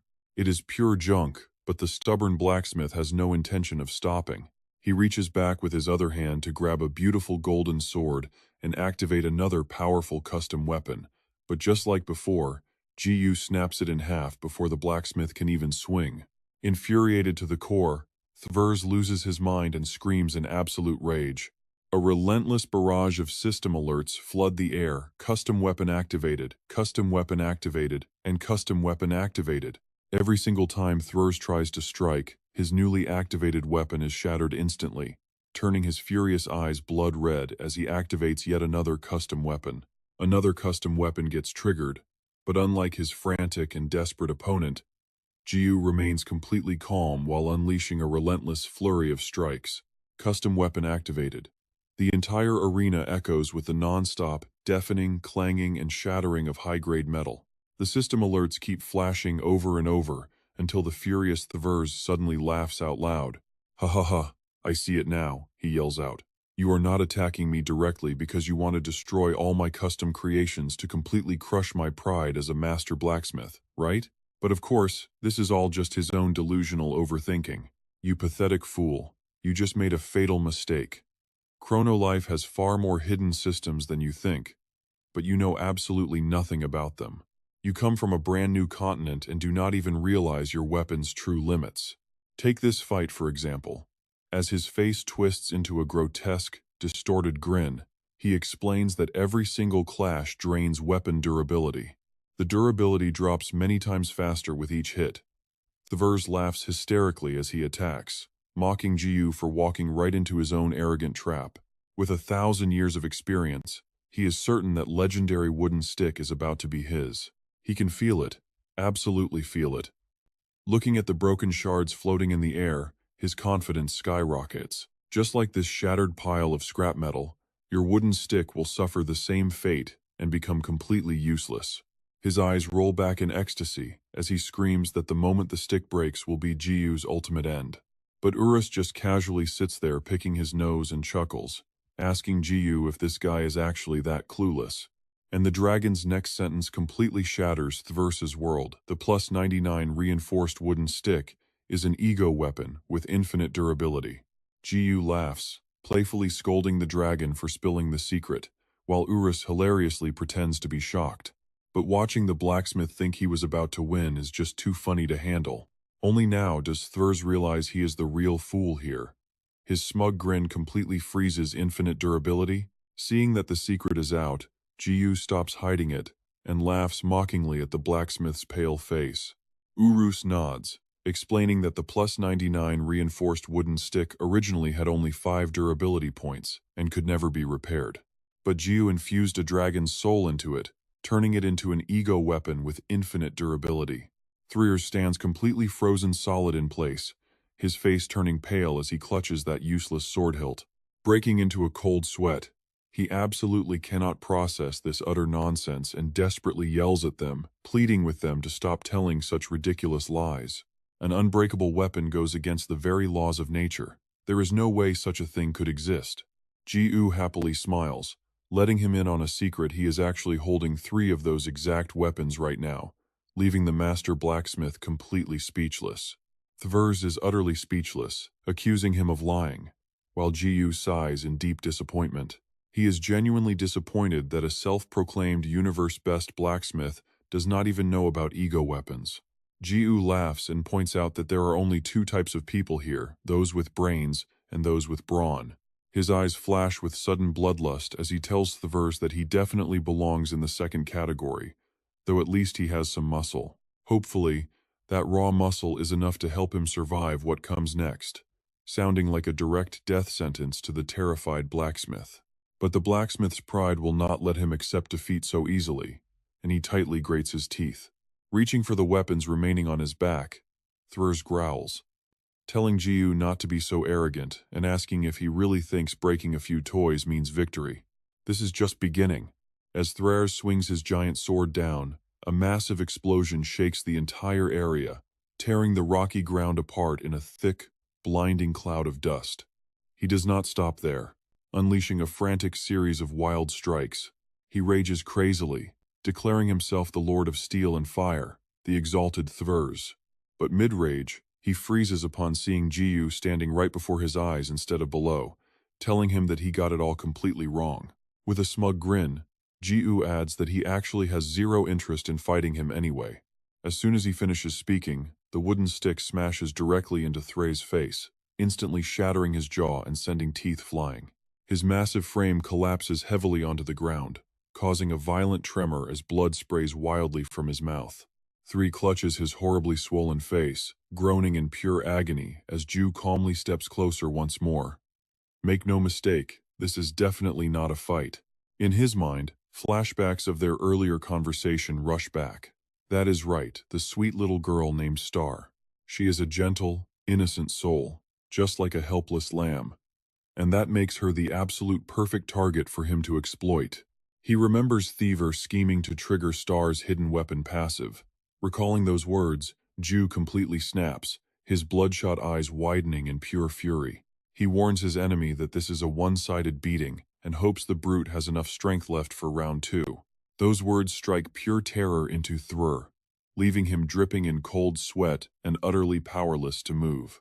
High up on the steel planet, a brutal and relentless execution is still underway. Jiu repeatedly swings his wooden stick with a dark, sadistic grin on his face, calling out, "Strike but do not kill." The heavy blow connects, sending Thvers crashing sideways with his mouth utterly warped. The brute looks incredibly pathetic after his earlier arrogance, his eyes rolling back as he screams in agony. But Jiu has absolutely no intention of stopping. In a single blink, he teleports right next to his prey, his face full of wild excitement as he yells out, "Strike upward, but do not kill." With that, the legendary wooden stick does its magic, delivering a devastating, bone-shattering upward strike to the jaw. What is left of Thvers' teeth fly out as he crashes face first into the dirt, kicking up a massive cloud of dust. He absolutely cannot believe a tiny human could overpower him like this, desperately wondering how on earth he could ever be thoroughly humiliated to such a degree. Jiu lands right in front of him, staring down with cold eyes and asking who exactly gave him permission to lie down. His bloodshot eyes glow with malice as he adds that the real fun is only just beginning. Hearing those chilling words, Thvers' heart skips a beat in absolute terror. Jiu now looks like an unstoppable demon with blood-red eyes, raising his wooden weapon high for a relentless, endless beating. Without wasting another second, Jiu unleashes his brutal onslaught, delivering a rapid flurry of strikes. The more he hits, the wilder he gets, while Thvers can only scream in pure, helpless agony. But Jiu refuses to stop, the sickening sound of wood hitting flesh echoing loudly through the air. With only a few broken teeth left, the giant spits out blood and asks if Jiu really thinks he is just a punching bag. Thvers furiously struggles to his feet, yelling that he has absolutely no other choice left. He tries to activate Star's hidden weapon passive, but before he can even finish the command, another devastating blow smashes directly into his face. That ultimate strike completely shatters Thvers' entire jawbone, triggering a massive, earth-shaking shockwave that rattles the entire area. His final, desperate scream echoes through the ruins before abruptly cutting short, while the resulting blast shoots straight up, tearing through the gloomy night sky. Once the thick dust finally begins to settle, Ju is seen standing in the exact same spot, holding his stick. Calming down, he suddenly realizes something shocking. Oh no! 3 is lying completely motionless. Ju realizes he accidentally killed the brute, having completely lost control of his own strength. It seems his non-lethal strike was actually fatal. Sighing, Ju rubs his temples, realizing he seriously needs to work on his anger management. He did not expect to lose his mind over such cheap threats. Just then, a mysterious clock manifests right inside his palm. His 3 fingers act as the hands of a clock, activating his chaotic temporal divinity. Ju begins to manipulate the flow of time, reversing it. Flashes of moments right before Thaver died start appearing. Time rewinds to the exact moment the brute was getting pummeled, his terrified, trembling voice echoing once again. He screams out in a panic, "Damn you, do you really think I am just a punching bag?" There is no other choice left. He tries to activate Star's weapon, but suddenly pauses, feeling a bizarre sense of déjà vu about these exact words. While Thwer stands confused, Ju casually tells the giant not to worry, because he simply wound back time a bit. Ju grins and apologizes, casually mentioning that he accidentally went a bit too far and killed him earlier. Threes is in utter disbelief, his mind racing as he wonders how this kid could have possibly killed him.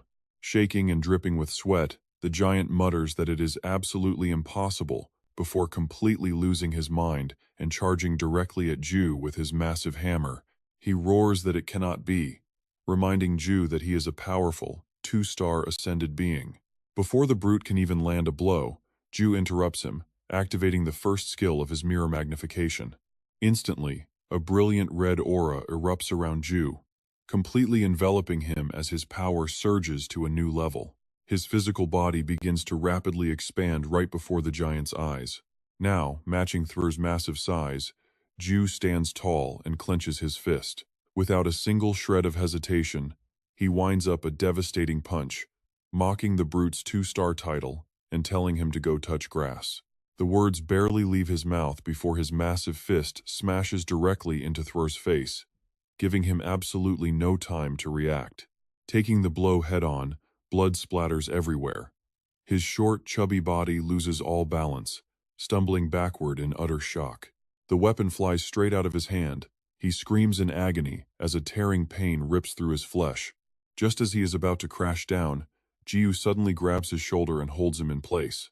With a brutal grin and eyes full of murderous intent, Jiu warns that it is not going to be that easy, ordering him to start counting. Thurvs looks back, completely lost and utterly terrified. Count? What does that even mean? Soon enough, the brutal reality of those words will hit him. A thunderous slap slams right into his face, shattering his teeth and splitting his lips. Clutching his throbbing cheek, he groans in sheer pain.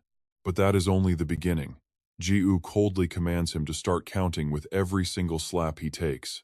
Sweating profusely, an enraged Thurvs tries to curse him out, calling him a worthless dog. But before he can even finish his sentence, another brutal slap lands. His body finally gives out under the force, sending him crashing into the dirt as a thick cloud of dust rises. Jiu stands over him like a grim reaper waiting for his soul. Thurvs looks up, trembling as he asks, "How? How?" Jiu cuts him off with a deadly glare, repeating his order to count. Terrified, Thurvs cringes and curls up, too afraid to fight back. Shaking uncontrollably, the old blacksmith averts his eyes in shame. But Jiu is far from done, unleashing another devastating slap right across his face. This time, Thurvs finally obeys, forced to count out loud while taking the heavy blows. 1, 2, 3. His own past words echo in his mind, recalling how he thought that girl Star was as gentle as a lamb, making her the perfect target to exploit. 7. His cheeks swell up and turn a painful, bright red, but he does not dare stop counting. 13, 14. He desperately thinks about activating the passive skill of Star's weapon as he continues to count. 21, 22, 23, 24. By this point, the last few teeth left in his mouth fly out. He whimpers in agony, begging Jiu to please stop. His face is now so swollen and bruised that he is completely unrecognizable, crying out, "I am sorry, Please spare my life. I beg of you. He begs for mercy, promising to remove the curse from Star's weapon right away. She will be able to use her gear freely, with 0 penalties, but Ji-U remains completely silent. The blacksmith continues to sob, begging for forgiveness. After thinking it over, Ji-U decides to let him go this time, turning to leave while telling him that he will stop here. He needs to head back to the tournament anyway. Besides, with the special boss system arriving, killing him would be pointless. Before departing, Ji-U leaves him with a cold warning, telling him to know his place and never cross him again. A trembling Thurves quickly squeals out that he understands completely. But after taking just a few steps, Ji-U suddenly halts, coldly adding that he should never say he was not warned. His eyes flash with deadly intent, staring deep into the empty air. He warns that the same goes for the rest of them.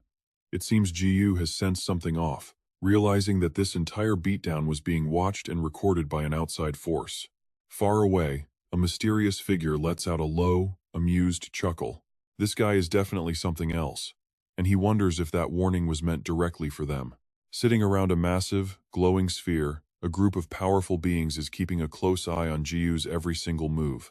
One of them casually munches on a sandwich while another sits back, embraced by 2 beautiful girls. A voice notes that the kid is speaking directly to ascended deities like them. Surprisingly, he admits that he actually likes the kid and his massive wave of confidence. However, he adds that it is a bit embarrassing to watch him act so cocky just for beating up a terrible blacksmith. Another points out that Thurves is not even a real warrior, but merely an honorary member of their group. He asks if everyone saw what just happened, wanting to hear their thoughts on the matter. Turning to face the rest of the group, their leader asks if they should finally grant the wooden stick user a star. One of the seated figures quickly speaks up, questioning if it might be a bit too early for that. He argues that the human needs to clear at least 2 more tiers first. After all, he is only level 99 and has not even finished the Ascension trials yet. But still, he just completely pulverized a notable blacksmith like Thurves, did he not? Even if they look down on him, they should not forget he is an ascended being. Without pit around, he could easily wipe out the entire Chrono continent all by himself. The lazy deity stuffing his face with food speaks up to agree.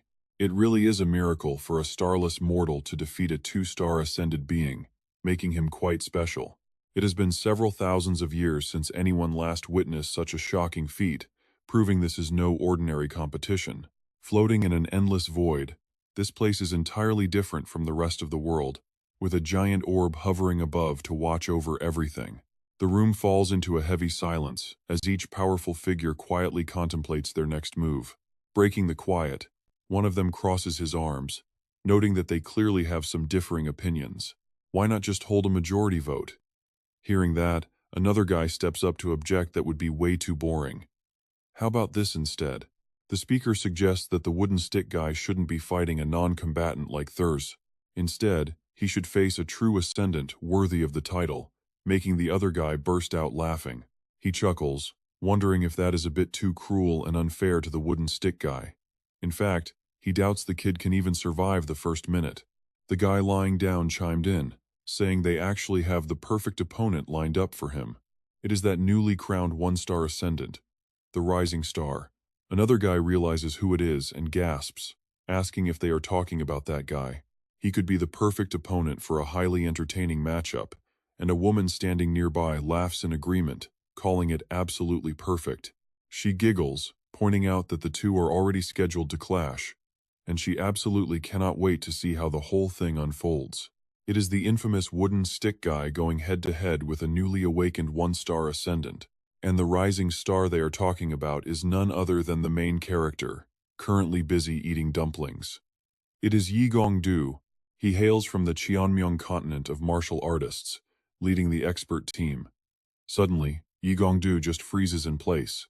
Someone approaches and asks what is wrong, wondering why Yi Gongdu is staring off. The boy just takes a huge bite of his dumpling, sighs, and says it is nothing. He smiles and explains he was just wondering why those seniors care so much about their disciples, and that is all. With that, he stands up and turns his gaze toward the active arena. He asks how the matches are going, and Tam Trong replies that the Guardian battle will be over soon. There is a massive gap in internal power between the competitors. One of them is Shaolin Master Jiang Sam, an elite representing the Qianmyung continent of martial artists. Down below in the arena, a glowing golden sphere forms and floats in the air. Not only that, but countless other spheres are now swirling all around Han Sarang's body. Her face remains completely cold as she slowly points her finger downward, calling upon the power of the Demon Lord's divinity. In the blink of an eye, those swirling spheres transform into sharp arrows and rain down on the ground in a synchronized strike. The barrage of arrows is aimed directly at Leo, who watches the terrifying rain of projectiles in pure shock. Gritting her teeth to withstand the pressure, she unleashes her ultimate technique, the lash of divine punishment. Her whip lashes out repeatedly to block the incoming barrage. The lash of divine punishment infuses her weapon with holy energy, unleashing a relentless series of devastating strikes. The power and reach of this holy attack scale directly with the user's consumed mana. The whip's maximum range can actually extend up to 0.8 kilometers. Her rapid whip movements form a protective circular shield around her, completely preventing any of those incoming attacks from touching her body. Witnessing this spectacular display, Bubia shouts in excitement that Leo has successfully parried all of Han Sarang's incoming attacks. As this fierce battle heats up by the second, MC Bubia quickly slips away to the safety of the stands. Suddenly, Han Sarang reacts by raising her open palm into the air, calling out the name of the Demon Lord's divinity, and then she tightly clenches her fist. With those words, all of the floating spheres instantly merge together, rising high into the sky toward a single central point. A brilliant, blinding light radiates from that fusion, forcing everyone in the arena to look up in awe. Yigongdu watches in shock, noting that all the mana Leo deflected is now consolidating into a single spot. True to his words, the gathering energy causes the orb to swell rapidly. Under the influence of the Demon Lord's divinity, the round sphere begins to distort and warp. This dark divinity taps into infinite mana, a power exclusive to the Demon Lord, bringing whatever the caster imagines into reality. From that chaotic energy, a grotesque creature begins to manifest right before a terrified Leo. Looming over her is a massive, hideous monster, sporting 5 glowing eyes that radiate pure malice. It is the great archdemon Belial. Wasting no time, Han Sarang commands her summon to unleash its demonic breath and obliterate the target. Obeying the order, Belial opens its massive maw, gathering a blinding beam of light from deep within. The dark energy intensifies by the second, and when the perfect moment finally arrives, the beast fires a devastating blast that utterly obliterates everything in its path. Bubia yells out in absolute disbelief, wondering how Leo will possibly survive Han Sarang's devastating demonic breath attack. The entire arena is instantly enveloped in a thick cloud of dust, completely obscuring the battlefield from sight.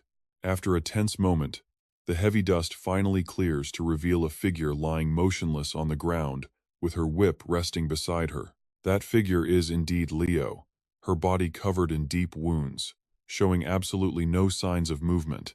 Seeing her opponent down, Han Sarang slowly approaches with a completely cold expression, while Bubia hypes up the crowd. Leo is officially knocked out, leaving Han Sarang standing over her with a victorious smile. Around him, several players can't help but touch him. He keeps talking, announcing that the winner of the Guardian match is Love of Team P. But right after saying that, he suddenly blows them all away with a loud yell. Enough, can't you see he is commentating? Now, it is time to move straight into the next match. It is time for both competitors to get ready for the vice-captain showdown. Standing inside the waiting room, Rio still cannot believe his eyes. He stares in utter shock, wondering how it is even possible that Leo actually lost. Standing right beside him, Hab warns that they will be in deep trouble if they drop another game. If things tie at 2-2, a chaotic 4-on-4 brawl will decide it. With no other options left, all their hopes rest solely on Rios. He knows he has to give it everything he has to prevent that nightmare from coming true. Just imagining the absurd antics Team P would pull in a 4-on-4 brawl is enough to make his skin crawl, and there is absolutely no time to waste. Bubia loudly announces the vice-captain of the Star and Friends team, the legendary great merchant, Rios. The announcer adds that the former ruler of the heavens is facing none other than the goddess of life herself, Luna. Luna, the goddess of life, stands tall in the center of the arena as the two face off, bracing for an incredibly intense battle. With the battle officially underway, Rios looks at his opponent with absolute confidence, telling Luna that it is finally time to settle their old score. Deep inside his mind, the grim memory of her staff piercing clean through his chest is still painfully vivid. Blood spatters everywhere as he recalls his near-death experience, but hearing his threats only makes Luna laugh. She acts surprised that he still holds on to that old memory, casually advising him to let it go since living in the past gets him nowhere. Rios cuts her off, declaring that he never fails to repay a debt. His expression turns deadly serious as he commands the sky to summon the holy spear of the heavens. The moment the command is spoken, dark, ominous clouds begin to blot out the sky. Violent flashes of lightning tear directly across the darkened sky. The crowd watches in absolute shock, and Bubia gasps in disbelief as storm clouds suddenly gather out of nowhere in the middle of a clear day.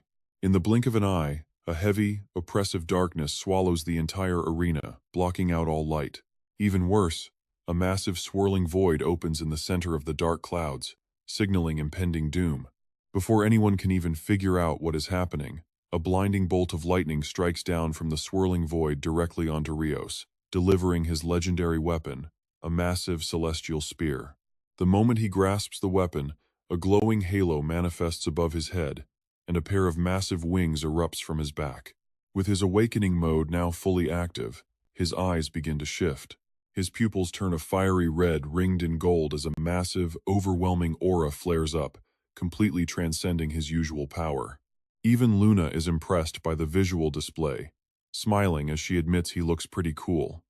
But before she can finish her sentence, Rios lunges forward with his razor-sharp spear, so he is planning on going all out right from the start. Before she can even finish, the spear impales her clean through. Coughing up blood, her damaged body fades away as another clone of Luna appears nearby, calmly declaring that she will also start taking this fight seriously. With a sudden, loud battle cry, she triggers a massive shockwave that blasts Rios backward. She smiles, watching the thick plume of dust rise from the impact zone.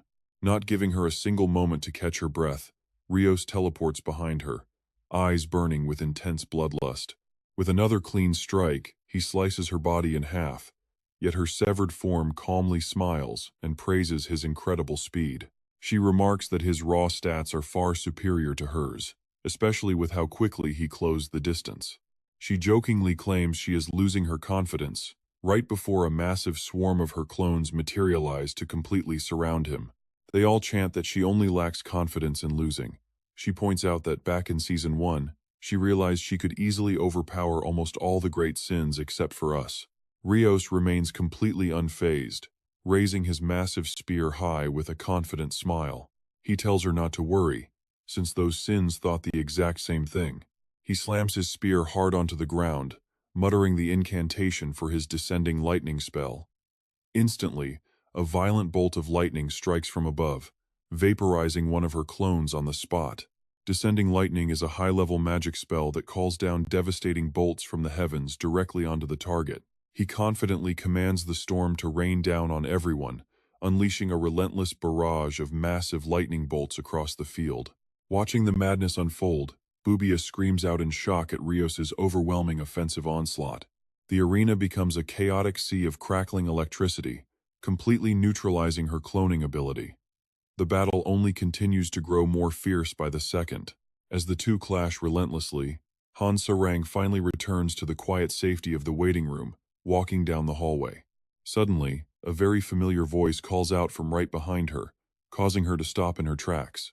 The team captain, Ju, greets her with an enthusiastic smile, praising her performance and telling her she did an incredible job taking down Leo. She looks at him in surprise, asking where he has been since she assumed he was busy watching the match. Pero jumps up and down nearby, calling out to his boss. Jiwoo just laughs it off, claiming he had some private matters to attend to, before turning his gaze to Hansarang's new look. He points out how different she looks, asking if this is her demon god form. Hansarang softly nods, confirming that it is indeed. She shyly nods. Jiwoo says she looks great and that the blonde hair really suits her, instantly making her blush. Stammering, she asks if he really means it. But before she can finish, Jiwoo steps closer and reaches out to touch her ear. He wonders if these horns are animal ears. Gently squeezing them, he marvels at how soft and bouncy they feel.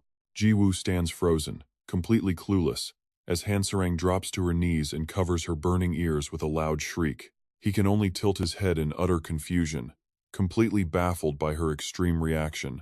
Before he can even ask, a massive punch flies out of nowhere and smashes right into his face. The culprit behind the strike is none other than her manager.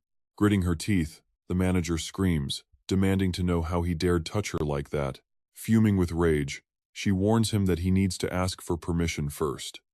Meanwhile, Jiwoo faceplants into the dirt with his butt in the air, whimpering an apology. But their comedic moment is cut short as a massive explosion rattles the stadium, forcing Hansarang to spin around in surprise. Back in the arena, the match between Luna and Rios grows incredibly tense, with neither willing to back down. Rios glares at her, his teeth bared in sheer fury, while Luna desperately tries to maintain her calm composure under his terrifying gaze. The entire arena is swallowed by the blinding flashes and ear-splitting cracks of raw lightning. Because of their vast difference in stats, the clash drags on as Luna struggles to land a single clean hit on Rios. At the same time, Rios's devastating strikes completely fail to pierce the absolute barrier of her divinity of life. She bites her lip in worry, knowing she is in deep trouble if the fight continues to drag out. At this rate, her life force will completely dry up, forcing her divine descent state to deactivate prematurely. Many complex factors affect the drain of divine energy, and the total consumption rate directly dictates just how long a deity can maintain their mortal avatar. Up until this point, Luna has been incredibly precise with her energy management, but once that reserve hits zero, her godlike form will simply vanish into thin air. Rios is a completely different beast, growing stronger by the second, and his relentless attacks slice through her over and over again. That is because his signature weapon, the Celestial Holy Spear, triggers an overpowered awakening mode the moment he grips it. The spear acts as a giant lightning rod, channeling endless celestial thunder into his body, and granting him infinite stat boosts until the match ends. Once the fight is over, his level resets, but until then, it is a constant, terrifying stack of power-ups. Luna realizes Rios holds all the cards in a war of attrition. Yet, seeing his overwhelming power only makes her respect Peace even more. Flashbacks of Peace utterly demolishing Rios in their previous encounter flood her mind. It is insane how Peace easily handled such a monster with a smirk on his face, treating the deadly warrior like a total joke. Realizing she cannot play defense forever, Luna hardens her resolve. It is time to end this. With a sharp grin, she declares that a prolonged battle will only end in her defeat, meaning she has to unleash her trump card. It is a secret technique she engineered specifically for this tournament, and Rios is about to become its very first victim. Without wasting another single second, Luna presses her hand directly against her chest as a blinding core of light erupts from her heart, completely enveloping her body. Rios freezes mid-step, his combat instincts screaming as he tries to make sense of the sudden blinding flash. His eyes go wide, frantically wondering if she is prepping some kind of massive area of effect bomb. Yet, there is zero mana radiating from her, meaning it is not standard magic. That is when Luna calls out, activating her ultimate skill. She unleashes her final move, the Holy Light of Life. This ultimate spell pushes her divine life force to its absolute limit, preparing to fire a devastating beam of pure, raw existence. The light holds the power to either grant godlike restoration or completely rot away an opponent's life force from the very root. Any foe caught off guard by its breathtaking beauty is essentially signing their own death warrant. Faced with this terrifying attack, Rio stares in sheer horror, unable to believe she is unleashing an arena-wide blast that leaves absolutely no room to escape death. The sheer brilliance of the blast forces the entire crowd in the stadium to shield their eyes. As the spectators squeeze their eyes shut, the announcer screams over the mic about the blinding dome of light swallowing the field. Once the apocalyptic flash of her ultimate skill finally dissipates, nothing remains of the arena floor except a massive, deep crater scarred with black burn marks. The commentator peers down into the smoldering dust, completely breathless. The center of the arena is completely demolished, buried under a massive cloud of dust. No one can see through the smoke. Who will stand as the ultimate victor? As the thick smoke finally clears, two figures emerge. Rios is somehow still standing, while Luna has collapsed completely onto the cold ground. Witnessing this, Juhansarang and Pero are left absolutely speechless, their jaws dropping in pure shock. The entire crowd is in disbelief. Back in the waiting room, Leo looks absolutely thrilled, thinking they have already secured a guaranteed victory. Bubia shouts out in disbelief. Rios is still standing tall, while Luna lies defeated on the ground, completely unable to fight. Her divine form finally deactivates. Rios looks down at his opponent and asks if that was truly her absolute ultimate technique. He admits it packs some seriously terrifying destructive power, but she still needs a few seconds to charge it up. That gave him more than enough time to escape. Even worse, after using it, her divine form completely wore off. He calls it a fatal weakness. It is not a guaranteed finishing blow, it is just a desperate gamble. Luna does not even have the energy to argue back. She just lies there, her breathing getting heavier with every second. Suddenly, Rios falls silent. He lets out a heavy, tired sigh, thinking things over for a moment before speaking up again. But as he speaks, his own body suddenly begins to dissolve into dust. He smirks, claiming she only managed to win this time out of pure luck. Once again, the entire crowd is thrown into absolute shock by this sudden turn of events. Rios continues to ramble, claiming he had never seen that skill before, which made him panic and fail to react in time. In any other fight, he would have easily dodged that attack and secured a victory. But he knows making excuses at this point is completely pointless. He falls silent. Just before vanishing completely, he scoffs and admits that talking more just makes him sound like a sore loser. With those final words, Rios fades away entirely, conceding the match. That leaves Luna as the sole survivor on the field and the official winner. Bubia screams out in absolute disbelief. What on earth just happened? Rios has literally turned into dust and vanished from the arena. It looks like he simply could not dodge Luna's devastating holy light of life technique. But there are no real penalties for dying in this tournament. Rios will soon respawn safely back in the designated safe zone. Either way, the intense battle of the vice-captains is officially over. Team PIS's Luna takes the win, bringing the current match score to 2-1 in their favor. Up next is the highly anticipated final showdown between Hab and young Pero. The two captains are now called up to the stage. If Pero wins, Team PIS clinches the ultimate victory 3-1. But if Hab pulls off a win, the score will be tied, triggering a massive 4-on-4 team battle to decide the champion. Back in the waiting room, Leo warns Hab to stay sharp and not underestimate his opponent just because he is a kid. Team PIS handpicked him for a reason. Across the way, Ju is cheering wildly, shouting for Pero to absolutely smash his opponent. He laughs that Hab is basically useless now anyway, since he already swiped all of his prized mirrors. Hearing this, Hab can only scratch his head sheepishly. He admits it still stings to lose 8 of his mirrors, especially since they are basically like parts of his own body. But a confident grin quickly creeps across his face.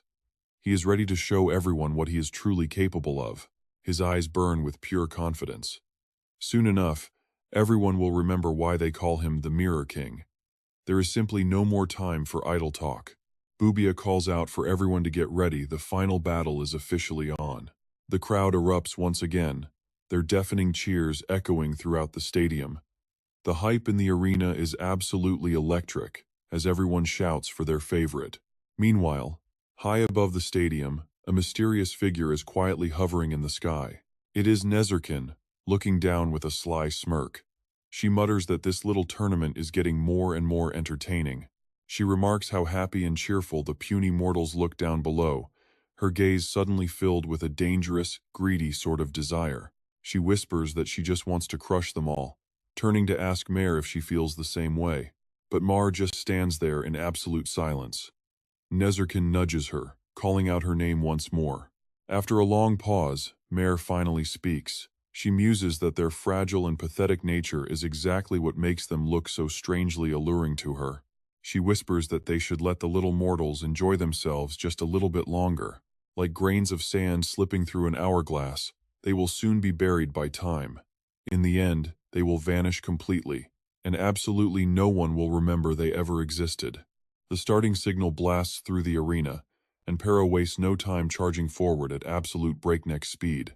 No longer in the form of a small wolf pup, he fights in a powerful human body, his eyes burning with absolute determination. Spotting the perfect opening, he slams his foot down and launches himself high up into the air. Silhouetted against the bright sun, Pero dives straight toward Hab's position, preparing his ultimate transformation mid-flight. In the blink of an eye, he shifts back into his beast form, ready to strike with razor-sharp claws. The transformation skill completely alters the user's physical appearance. This unique ability allows them to shift back into their original beast form, like fish folk or insects. Watching the spectacle unfold, the crowd up in the stands lets out a collective gasp of pure excitement. Oh my god, that is just way too cute. Even Chan cannot help but smile at the sight. Over in the waiting room, the mint chocolate team's therapist is watching closely. Ju's group is absolutely thrilled, cheering loudly for Pero. They shout for the kid to show everyone exactly how hard he has been training. Back in the arena, Pero does not disappoint his friends as he prepares to swing his razor-sharp claws. A brilliant light erupts right from his palm. This is the Beast Claw, which is the basic attack of his species. The overall damage of this skill scales directly with the user's base stats. Wasting absolutely no time, Pero slashes forward with a sudden, devastating strike. Down below, Habake keeps his eyes locked wide on the incoming attack without moving even a single muscle. Fortunately, at the very last second, he leaps out of the way to dodge the explosive blow. The ground beneath them is instantly torn to shreds and scattered everywhere. Staring down at the deep crater, Habake is completely stunned by the sheer power. That single strike is easily strong enough to shatter a mid-tier knight's armor. He quickly shakes off the shock, telling himself he has to stay highly alert. But before he can even fully process it, Pero is already leaping frantically across the floating stones, rushing directly toward him like a bolt of lightning. The strike is so insanely fast that Habaki cannot react in time. Pero's claws slice deep into his arm, sending blood spraying everywhere. He grits his teeth in agony, forcing himself to endure the searing pain. Having landed the blow, Pero leaps back to maintain a safe distance. Regaining his composure, Habake mutters that he finally understands the trick behind the beast claw. The first strike was just bait. Using the floating rocks as stepping stones to launch a surprise attack was the real strategy. Truly formidable, he admits having that kind of power at such a young age makes him fear how strong the kid will become. There is no more time to waste. A smirk plays on Habake's lips as he decides it is time to go all out. He pulls out an octagonal mirror to unleash his brand new ultimate technique. The moment he raises the mirror, a brilliant, blinding light instantly erupts from within. Dozens of mirror copies instantly manifest, floating in midair to surround them both and locking them inside a massive mirror world. Talk about a massive scale, these mirrors are huge enough to completely cover the entire arena. Witnessing this strange phenomenon for the very first time, Pero freezes in place, completely confused. Suddenly, a booming voice echoes through the space, startling him with a mock welcome. Looking closer, he sees Habake smiling back from every single glass surface, welcoming him in unison. Out in the stands, Hansarang is also completely shocked. She wonders how on earth Habake still has so many mirrors when they thought they took them all. Suddenly, a familiar voice answers from right behind her, explaining that is exactly why he is called the Mirror King. The speaker is none other than Luna, who explains that Habake can create as many mirrors as he wants, though it takes a significant amount of preparation and drains a lot of his energy. Hearing this, Ju gives her a warm, appreciative smile. He compliments her on crushing Prios in her last match, and she happily thanks him for the praise. But Hansarang is focused on something else, asking with wide eyes why Luna has already reverted to her goddess form. She wonders if Luna ran out of energy, but Luna smiles and explains that her life divinity is just far more efficient than the rest. Not to mention, she has much better mastery over her divine power than they do. Speaking of which, she steps closer and gently touches Hansarang's ear, asking if she can finally touch her horn after all this time. Hansarang tells her to wait, but Luna completely ignores her, playing with the ear and marveling at how soft it is. Hansarang immediately drops to the floor, covering her ears with a loud scream while music plays in the background. Ju turns pale and whispers that demons are incredibly sensitive about their horns, and she will absolutely lose it if touched without permission. But Luna is completely zoning out, not hearing a single word as her mind drifts away. She is busy thinking about her beloved cat, Binaboo, specifically those adorable little paws, despite how much the cat hated it. She imagines the cat threatening to kill her while she rubs its soft, chubby belly, completely lost in her daydream. Losing all control, she wraps Hansarang in a tight grip with a slightly terrifying smile on her face. She completely ignores Hansarang's wild kicking and screaming for her to get away and stop touching her horns without asking. With flushed cheeks, Luna keeps squeezing away, raving about how soft it is. The two end up in a chaotic struggle as Hansarang desperately tries to push her off. Luna interrupts, shuddering that the snake woman is giving her total goosebumps. She begs for someone to help her with all this squishiness. Back outside the arena, a fierce clash is still raging as the battle reaches its absolute peak. With just a single slash, Hab carves a deep wound into Pero, sending blood spraying everywhere. The sudden, agonizing pain makes the poor dog wince and let out a miserable cry as his helpless body crashes down onto the dirt without any reaction. Seeing this, Hab grips his razor-sharp mirror sword and boasts that this is his signature mirror blade. He claims he can summon mirror blades whenever he wants, which is the second ability of his special mirror. Once Pero staggers back up, Hab continues. He declares it is time to continue the brutal beating, but Pero has absolutely no intention of backing down. Sweat pours down his face as he struggles on an injured leg. Hab leaps high into the air with a sly smirk. In the blink of an eye, he is sitting on a mirror, looking down at his target. Without hesitating, Hab proudly activates his mirror world.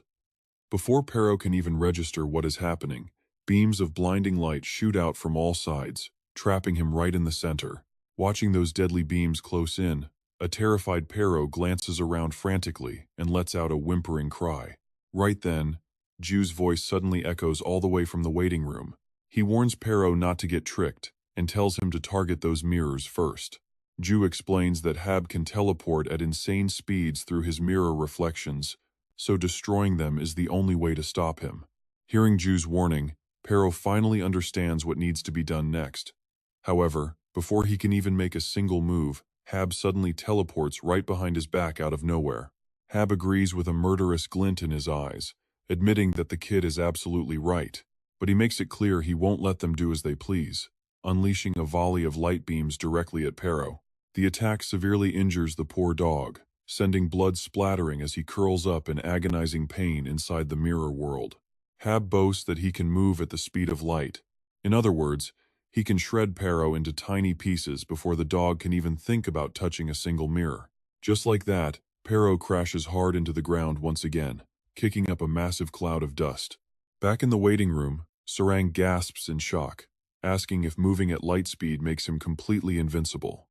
Unlike her, though, Ju and Luna do not seem worried at all. Ju scoffs at the idea, saying all they need to do is ignore Hab's attacks and smash the mirrors.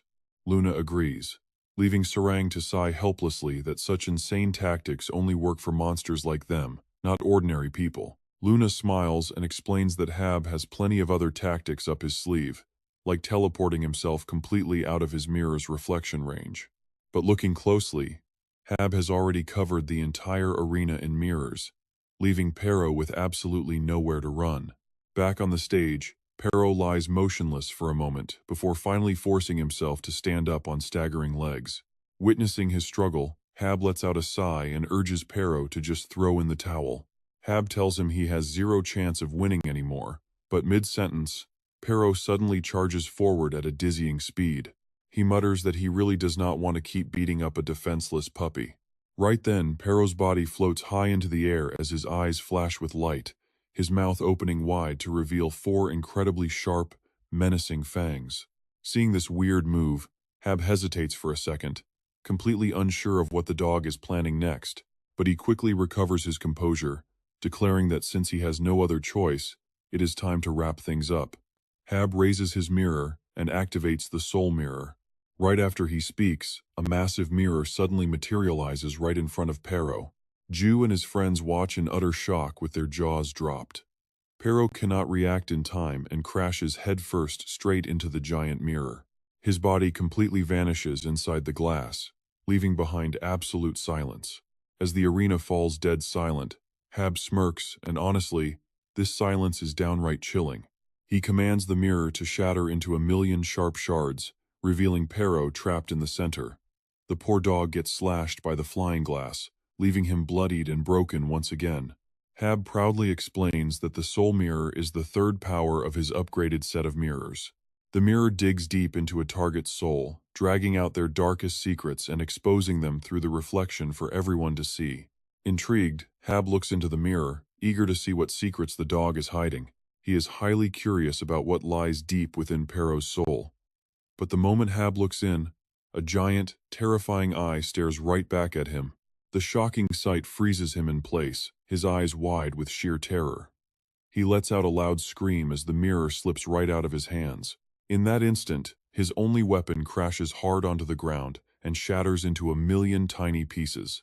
Hab's face turns deathly pale as he slumps onto the ground, gasping heavily for air. He felt his throat completely constrict, as if some invisible hand were squeezing it, causing his entire body to tremble uncontrollably with fear. Drenched in cold sweat, he desperately wondered what kind of monstrous nightmare had just unfolded right before his eyes. Thinking of this, Habake clawed his trembling hands deep into the dirt below. He silently wondered if that thing was a true demon, and if some entity capable of erasing entire dimensions actually existed inside Pero. Seizing the moment while Habake was distracted, Pero lunged forward once more, sinking its fangs deep into his neck before he could even react. By the time he realized it, it was too late, as blood gushed relentlessly from the wound. Curse it! He had let his guard down after seeing that vision in the soul mirror, but he absolutely refused to lose this easily. His other hand desperately scrambled along the dirt until he finally gripped a large stone, realizing he had to knock the beast off his bleeding neck immediately. Without a second of hesitation, he fought back, raising the heavy stone and aiming it straight at Pero. Habake slammed it down with a deafening thud, a brutal blow that caused Pero's eyes to roll back as its skull cracked inward. Yet, the beast refused to let go, tearing and thrashing its head violently to rip the flesh wide open. Habake could feel his life slipping away as blood gushed uncontrollably, knowing he would be dead in a matter of minutes. Fueled by sheer willpower, he gripped the blood-stained rock once more and let out a guttural scream, pounding it relentlessly into Pero's body like a madman as his vision went dark. Despite the agonizing barrage of blows, the beast gritted its teeth and refused to release its death grip. Habake clenched his teeth, desperately searching for any sliver of victory, while the sheer brutality of the scene left the crowd completely speechless as Bubia gasped. Pero was tearing Habake's throat apart, while Habake desperately smashed the beast's head with a stone. The arena became a stage of pure, violent butchery, leaving Han Sarang trembling in tears. Seriously, how will this horrific clash even end? Up on the stage, the heavy, sickening thuds of stone against flesh echoed without end. In no time, the rock in Habake's hand was drenched in Pero's blood, but his frantic swings began to slow until his arm finally went limp. It seemed he had reached his absolute limit, coughing up a heavy pool of blood before his arm slumped down, his pale face devoid of any emotion. Lost in thought for a brief second, he weakly muttered a final curse. With those final words, Habake's body collapsed onto the cold dirt, completely motionless.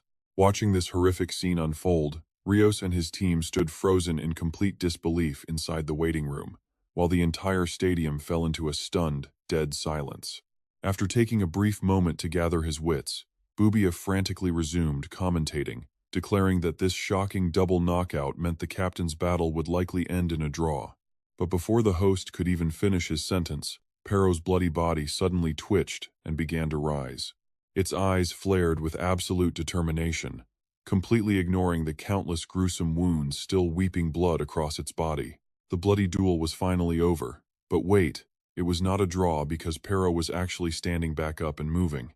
Bubia screamed for the crowd to look at the beast's unmatched confidence, sending a wave of pure relief through everyone.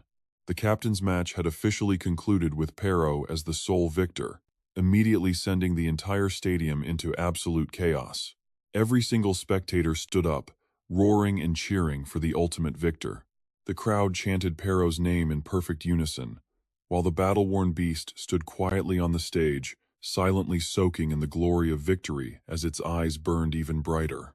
Its mind flashed back to the bitter memories of the past, of being cast aside and utterly defeated beneath Hansarong's feet.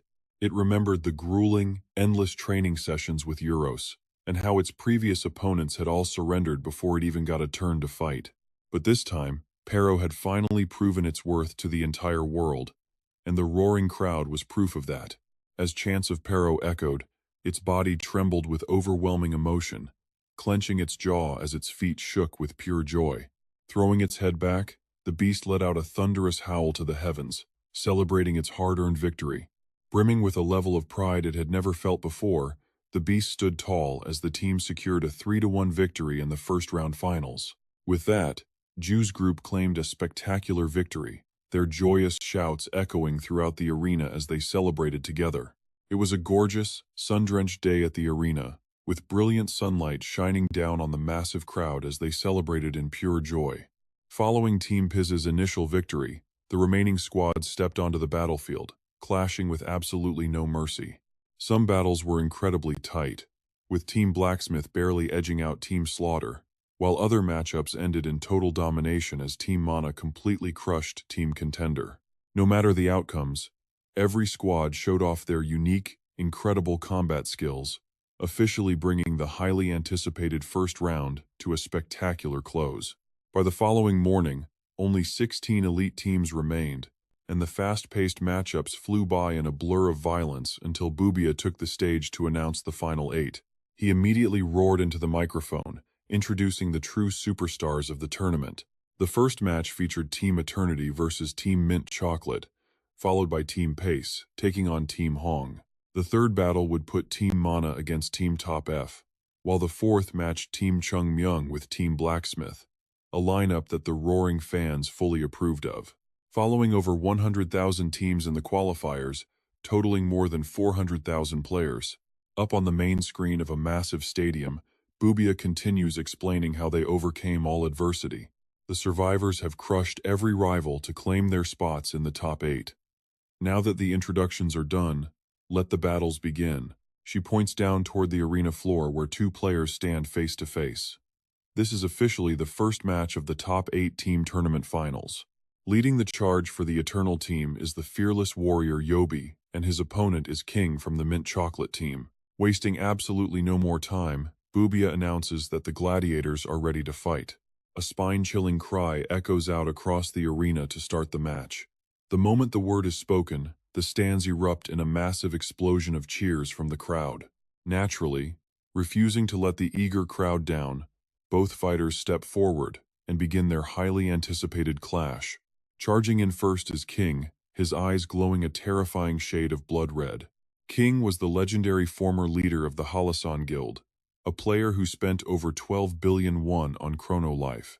That is roughly $8.8 million back in October 2024, showing he has got insanely deep pockets. He originally played out of pure nostalgia for the old-school grinding days, but the heavy pay-to-win landscape soon made him sick of the entire virtual world. But during his final run in Chrono Life, fate intervened when King crossed paths with Peace and things took a wild turn from there. Not only did he suffer a utterly humiliating defeat at the kid's hands, but it inspired him to strip off all his premium pay-to-win gear, copy Jiu's style, and restart his journey from scratch. Now back to the arena. Following that dramatic reset, the weapon he chose to wield was none other than a wooden stick, just like Jiu's, specifically a +9 reinforced wooden stick. King's face twists with wild anticipation as he bursts into a maniacal laugh, screaming for a devastating downward swing. The very second he unleashes the strike, a massive wave of fire erupts and surges directly toward Yobi. Yet, the opponent does not even flinch, standing absolutely dead still in the face of the oncoming flames. Suddenly, the glowing halo right above Yobi's head shines with blinding light. His eyes flash with a sharp blue light as he calls out his perfect parry skill. In a single fluid motion, Yobi unleashes a lightning slash that completely deflects King's attack. The deflected fiery blast shoots harmlessly up into the sky, disappearing as if it was absolutely nothing. The perfect parry technique is designed to completely nullify any incoming attack, though its success rate rests entirely on the player's own mechanical skill and reaction time.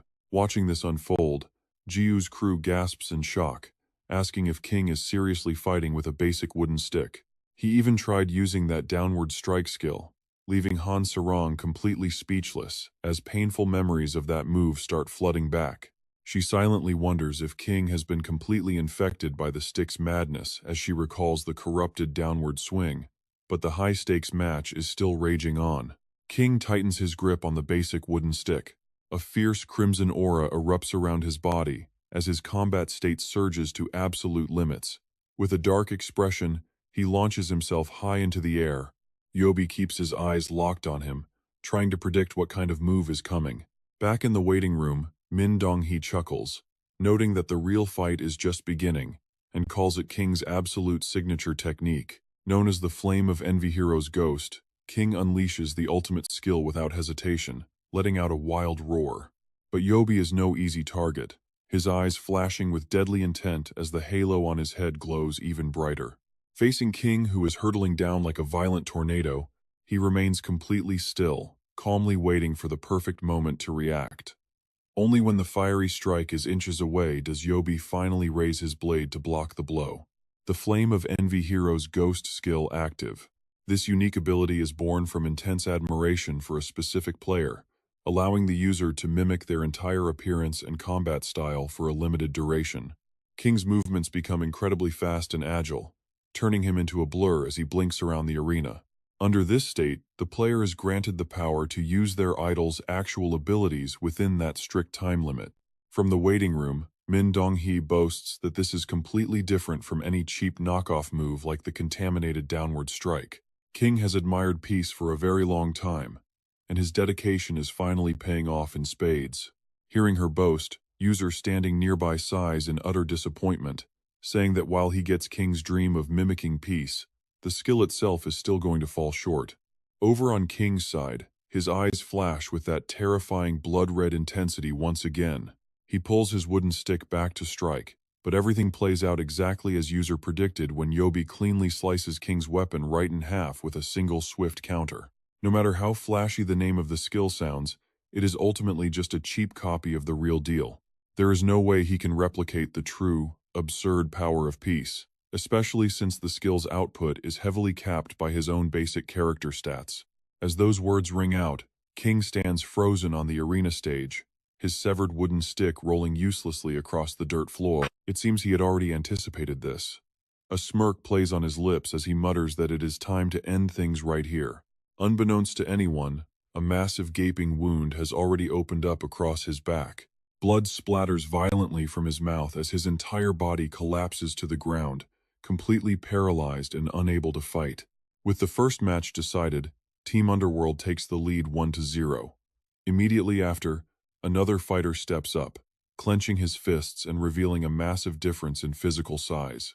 That person is none other than Park Byung-cheol, representing the Mint Chocolate team against the Underworld team, and the size difference is absolutely massive. Without a moment of hesitation, he unleashes a devastating holy straight punch right to the former Demon King's face, drawing blood. Not stopping there, he follows up with a brutal knockout punch from below, executing his holy uppercut. A barrage of lightning-fast punches rains down, leaving his opponent completely dazed with holy double hooks and a flurry of body blows.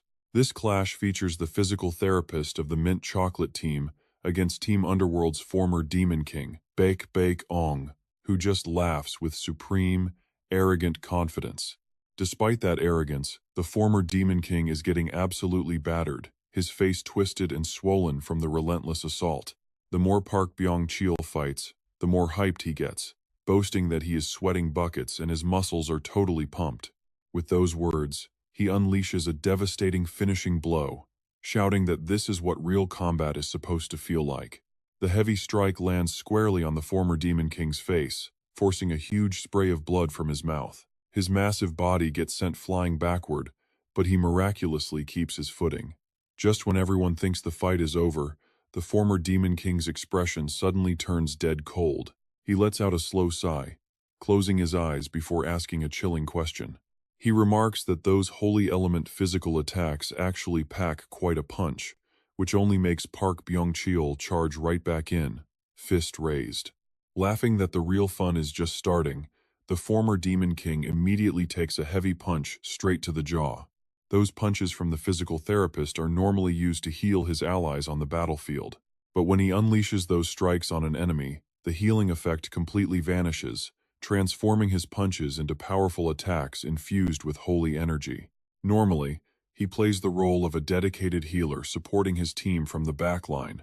But when facing demonic enemies weak to holy attributes, he transforms into a literal engine of pure destruction. Just as he is about to throw his next punch, the former Demon King suddenly intercepts and grips Park Byung-cheol's hand. This devastating strike is stopped dead in its tracks with effortless ease, leaving him completely frozen in shock. Unfortunately, his holy physical attacks backfire completely in this fight, due to the massive difference in sheer physical size. Park Byung-cheol grits his teeth and struggles to pull his arm back, but he cannot break free from that giant grip. While he panics and desperately searches for a way out, the former Demon King pulls back a massive, tightly clenched fist. A split second later, he drives a brutal punch straight into Park Byung-cheol's face, sending blood and spit flying from his mouth. No matter how strong a human is, they simply cannot defeat an elephant with raw physical strength alone. This match is no different.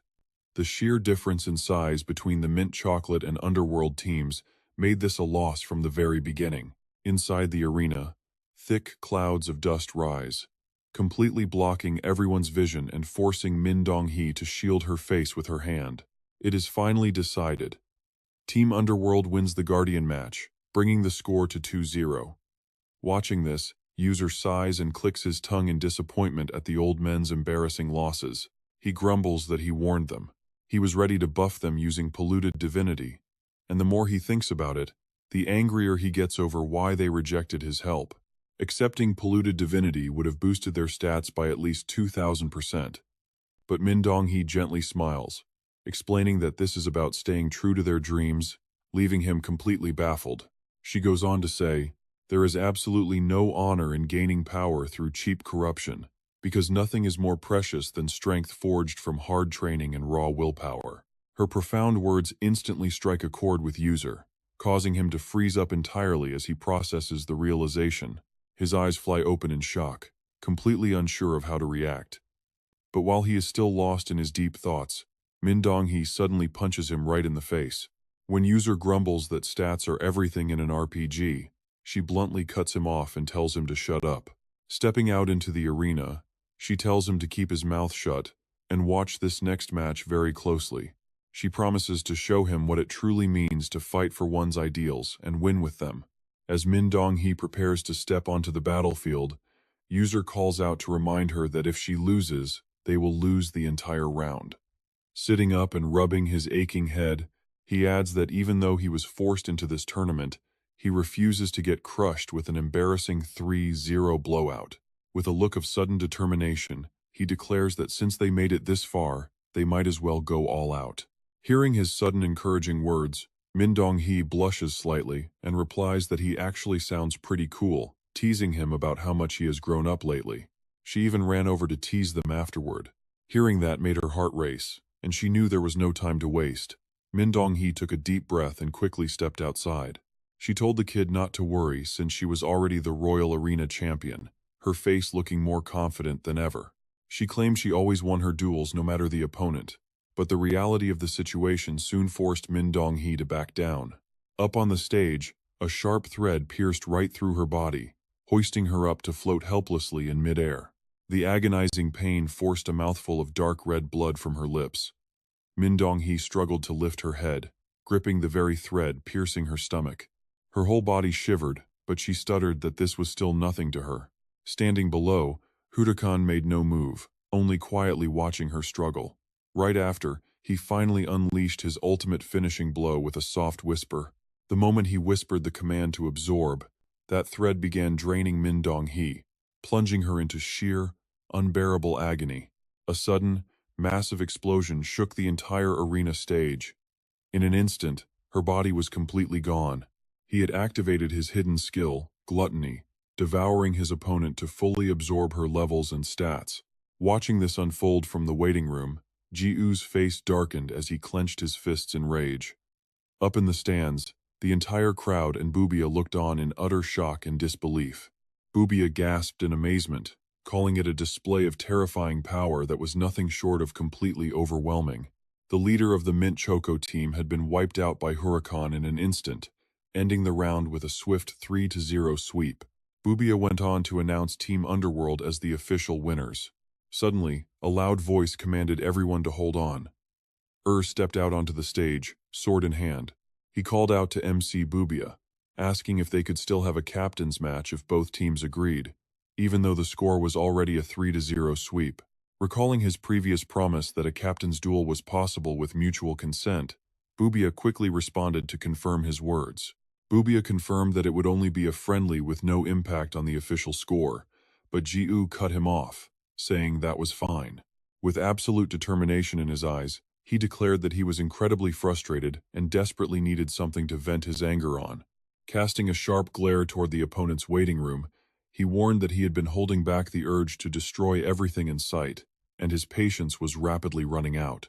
No more wasted time. Ji-U roared for the captain of Team Underworld to come out and face him in a real battle.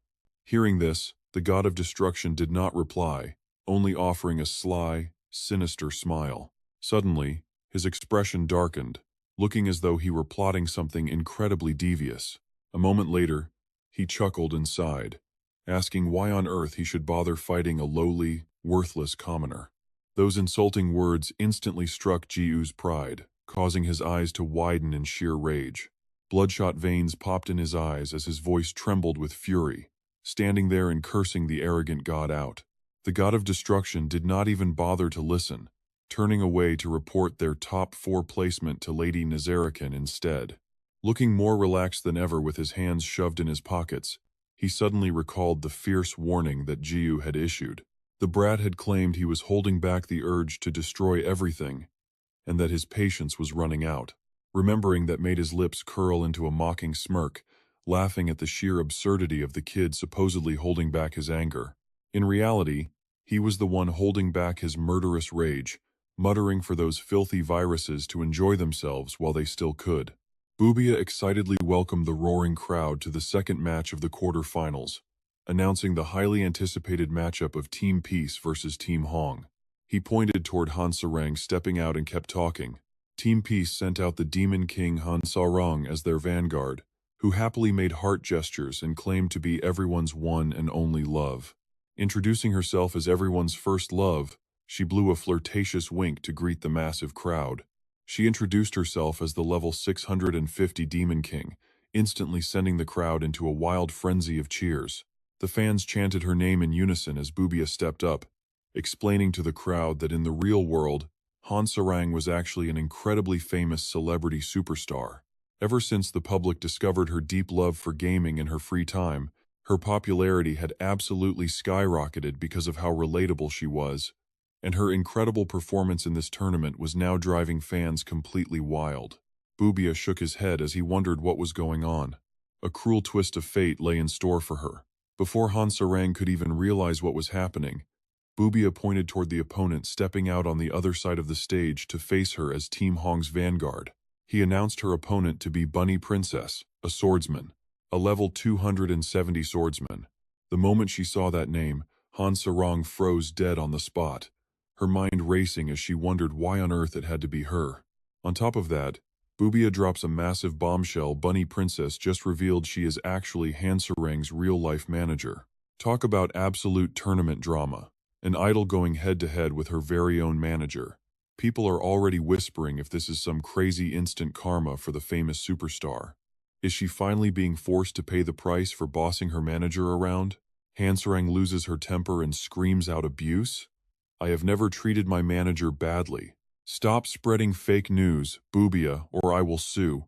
She glares over at Bunny Princess, her voice trembling as she speaks. Hey, tell them that is not true.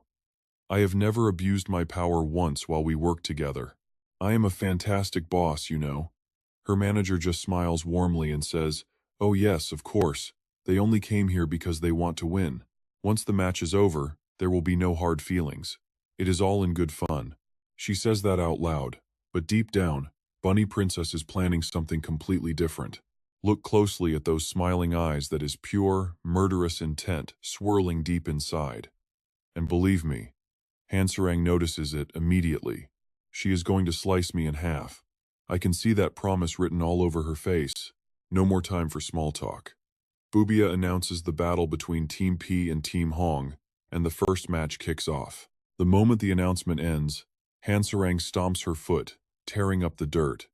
Without a single second of hesitation, she unleashes her skill. All right, it is game time. In the blink of an eye, she vanishes, dashing wildly from one side of the field to the other. It is her special skill, Brave Charge. When activated, her movement speed surges by a whopping 300%. While Bunny Princess stands frozen in her spot, Hansarang suddenly teleports right behind her, winding up for a massive punch. Her manager might be a veteran computer gamer, but Hansarang's eyes are full of absolute confidence. In Chrono Life, everything comes down to levels and raw stats. Before she can even celebrate, Bunny Princess swings her wooden sword straight into her face, asking if she was really trying to sneak up. Blindsided by the painful blow, Hansarang reels back, her vision going completely blurry as she tries to process what just happened. The next second, Hansarang gets slammed face first into the dirt in a cloud of dust. Her manager just looks down and sighs. Oh, I guess my prediction was right. Flat on the ground, Hansarang is sweating buckets, totally baffled. She bolts upright, demanding to know what just happened, since even boss monsters cannot keep up with her insane speed. Bunny Princess just sighs, telling her it was completely obvious that she would try to pull off a cheap backstab. She bursts into a loud laugh, teasing poor little Hansarang for being way worse at gaming than she originally thought. She keeps rubbing it in, telling her to take some gaming notes from that talented little teammate of hers, Luna. Hansarang loses it. She snaps, jumps to her feet, and charges forward with a loud battle cry. But Bunny Princess easily blocks every single strike with nothing but her basic wooden sword. Bunny Princess leans in close. It was just a little joke. Why get so worked up? Your attack patterns are way too simple now. With that, she casually steps aside, letting Hansarang lose her balance and fly right past her. Seizing the opening, Bunny Princess lands a heavy, painful blow with her wooden sword, shouting that she got her. Gritting her teeth through the pain, Hansarang throws a sudden kick and asks if she is trying to show off her pro gamer experience. Fortunately, Bunny Princess managed to dodge the sudden kick just in time. Her manager's face darkens as she mutters that counterattacking right after taking a hit is not bad at all. But suddenly, her expression completely shifts, revealing a very dark smile. Too bad you missed, and now you are going to pay double for that mistake. Before she can even react, a relentless barrage of heavy strikes rains down on Hansarang from all directions. She grits her teeth, struggling to endure the beating while trying to understand what on earth is happening. This has to be a system glitch because her level is literally double her manager's level. With superior agility, losing just does not make sense. While Hansarang is still completely lost in her thoughts, Bunny Princess raises her wooden sword once again. You clearly do not have much experience in player versus player duels, and probably never played fighting games.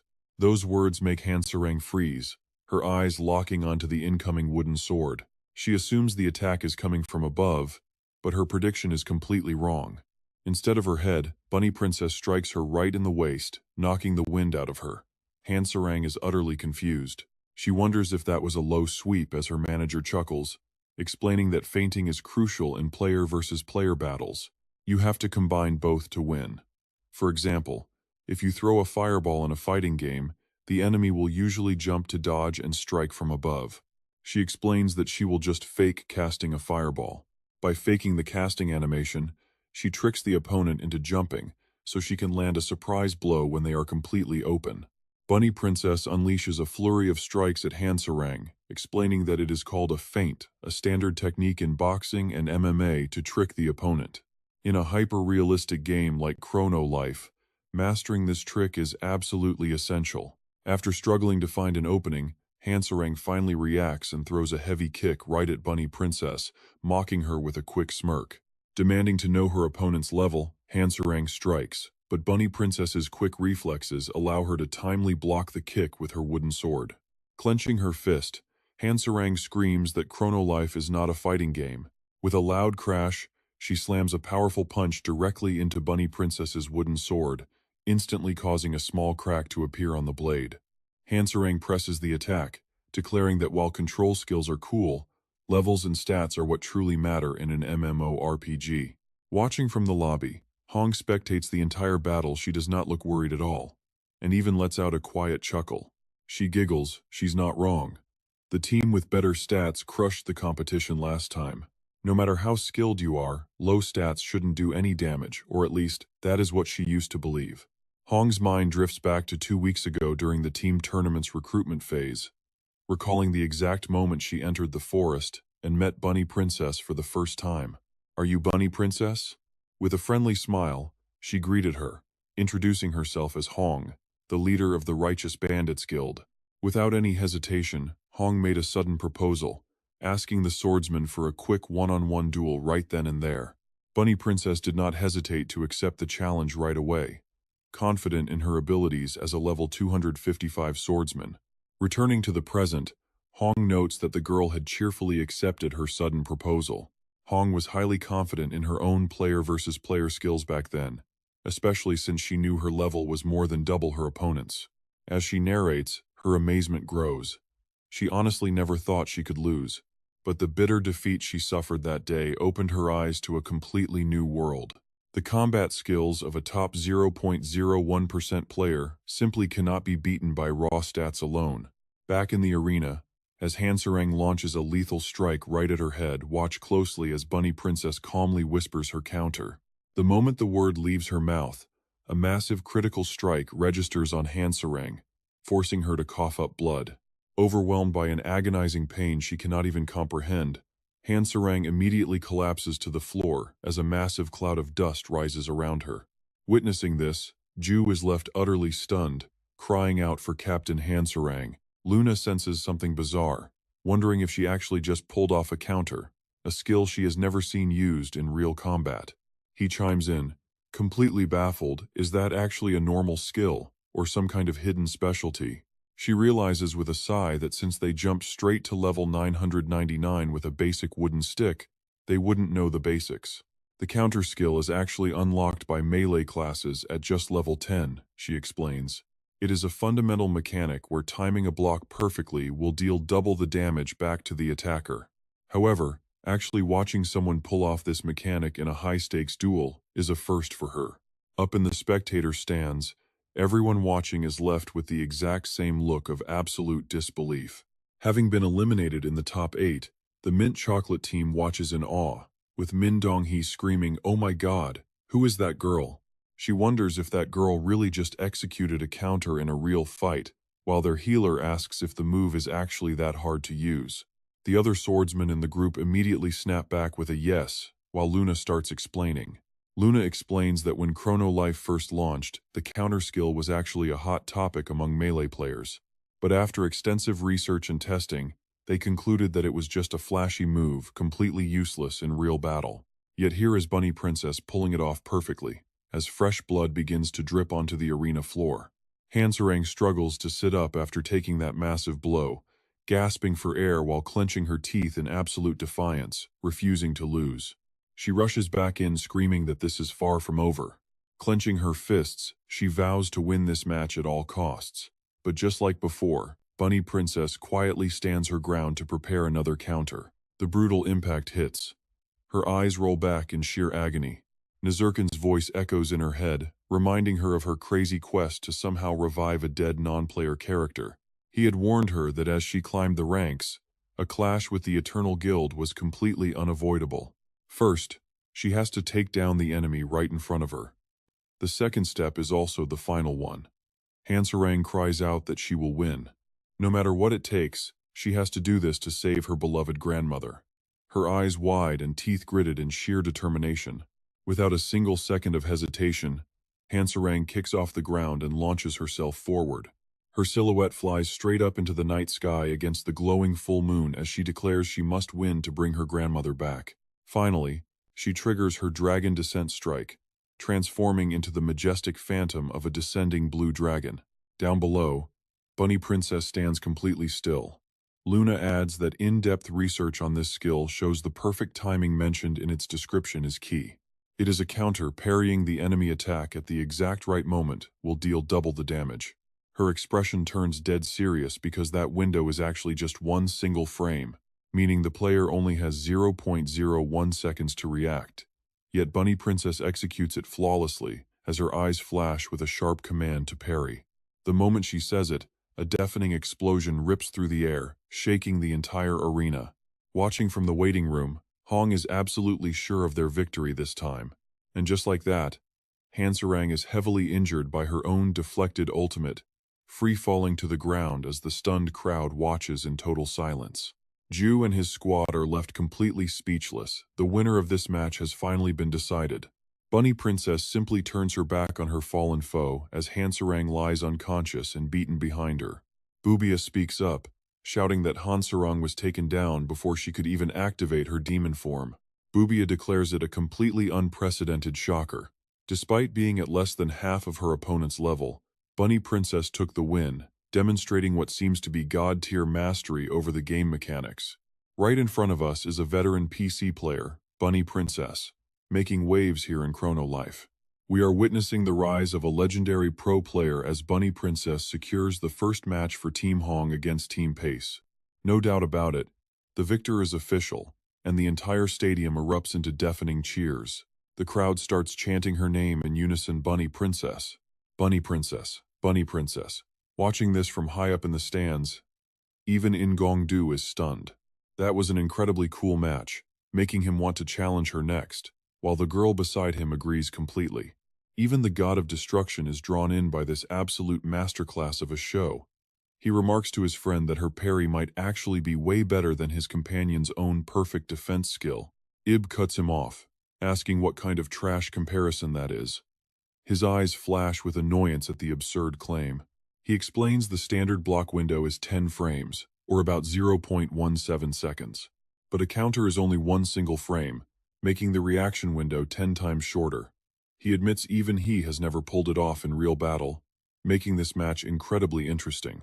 The god of destruction bursts out laughing, admitting this whole situation is so absurd it is hilarious.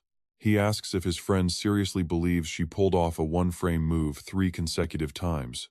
His face darkens as he realizes these pro gamers are a completely different breed of terrifying. Back in the arena, Bubia hypes up the crowd as the stadium erupts. He yells that we are right in the middle of a global event with the entire world watching. Bubia excitedly screams that they are right here at the team tournament, and the crowd goes absolutely wild. Everyone is eagerly waiting for the next massive showdown on the stage.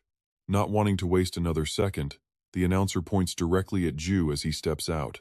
Keep this incredible energy going as we finally introduce our next highly anticipated matchup. In the red corner, we have the Chaos God, P. While on the opposite side, the gates slide open to reveal none other than King Slim stepping into the blue corner. Representing Team Hong is King Slim, as Bubia shouts for the Vanguard battle to finally begin. Team Hong includes physical damage dealers and magic users like Elon Kill and Bunny Princess. King Slim faces off against Team Pace, who brings balanced physical and magic damage with Luna and Pero, while the current score stands at 0-1. Upon hearing that his opponent is the great King Slim, Ju cannot help but laugh in pure excitement. This is absolutely perfect and exactly what he has been waiting for, admitting that ever since they first met, he wanted a real fight. He can finally see what his opponent is truly made of, prompting King Slim to ask if he really does not know his abilities yet. Ju confirms he deliberately avoided watching any of King Slim's previous matches just to keep the suspense alive. He explains that going in blind makes the actual face-off so much more thrilling. King Slim finally understands and respects him as a brave warrior who is not just incredibly strong but also highly sharp-minded. With no more time for small talk, the battle officially begins as they both prepare to dive straight into the action. King Slim's expression darkens as a smirk creeps onto his face, immediately activating his signature clone skill. A brilliant aura suddenly erupts around his body, and then he slowly floats straight up into the air, looking down with a triumphant, highly confident smirk on his face. Right then, King Slime begins to warp. He is no longer just a round blue blob. Instead, a brand new human body is rapidly taking shape right before everyone's eyes, becoming clearer by the second. And finally, the last thing Jiwoo expects happens. The slime transforms into an exact replica of him. The only real difference is the crown sitting on his head. Having fully taken on his desired shape, King Slime floats back down to the ground with a smug grin. He announces that cloning is complete, as King Slime takes on Peace's form. Seeing this mind-blowing transformation, the crowd in the stands completely loses their minds. Every single spectator is now hyping up for the upcoming clash as the commentator Boobia raises his voice. There it is, the exclusive hidden cloning skill of King Slime, known as the Slime King clone. Making physical contact with a target while in slime form allows King Slime to morph directly into that very person. This broken skill copies absolutely everything, including items, stats, and abilities. Once contact is made, the target's data is safely stored for up to 3 whole days. During this window, the user can freely choose to transform into the target one time, which will instantly wipe the stored copy data. If they ever want to clone the exact same target again, they'll have to make contact all over again. But to prevent illegal activities with these disguised looks, the copied avatar is permanently locked with a bright blue hue. Back in the arena, Jiwoo listens to this explanation and finally puts the pieces together, exclaiming that he gets it now. He remembers their handshake from yesterday, so when they shook hands, the slime had secretly gathered all his data just for this exact moment. Jiwoo sighs, looking completely bored. He pouts, muttering about how disappointing this is. He expected something incredibly cool and unique, but it turns out to be just a cheap imitation. He even mentions that he once fought someone with a very similar skill, called mirror copy. That mirror copy technique created a flawless duplicate of the target, except the entire appearance was flipped horizontally from left to right. Even their skin was dyed blue. Hearing this, King Slime chuckles, noting that Leader Hong already told him all about that battle against Habek, the Mirror King. Smirking, he asks if Jiwoo really thinks these two skills are similar, calling the comparison absolutely ridiculous. He adds that his clone ability is the ultimate, fully upgraded version of that cheap mirror trick. Wasting no more time, King Slime crouches low into a fighting stance. He eagerly tells Jiwoo that they have done enough talking for one day. He yells that they should let their weapons do the talking now, instantly vanishing and soaring into the sky, pulling his wooden club back before unleashing a massive strike. A massive, glowing blue attack erupts, mimicking Jiwoo's own signature strike with absolute perfection. It charges forward like a destructive hurricane, yet Jiwoo just stands there, completely unbothered. Waiting for the perfect split second, Jiwoo unleashes his own counter, shouting to burn down the stage as he swings upward. The blue and golden waves collide in a spectacular, earth-shattering explosion that shakes the entire arena.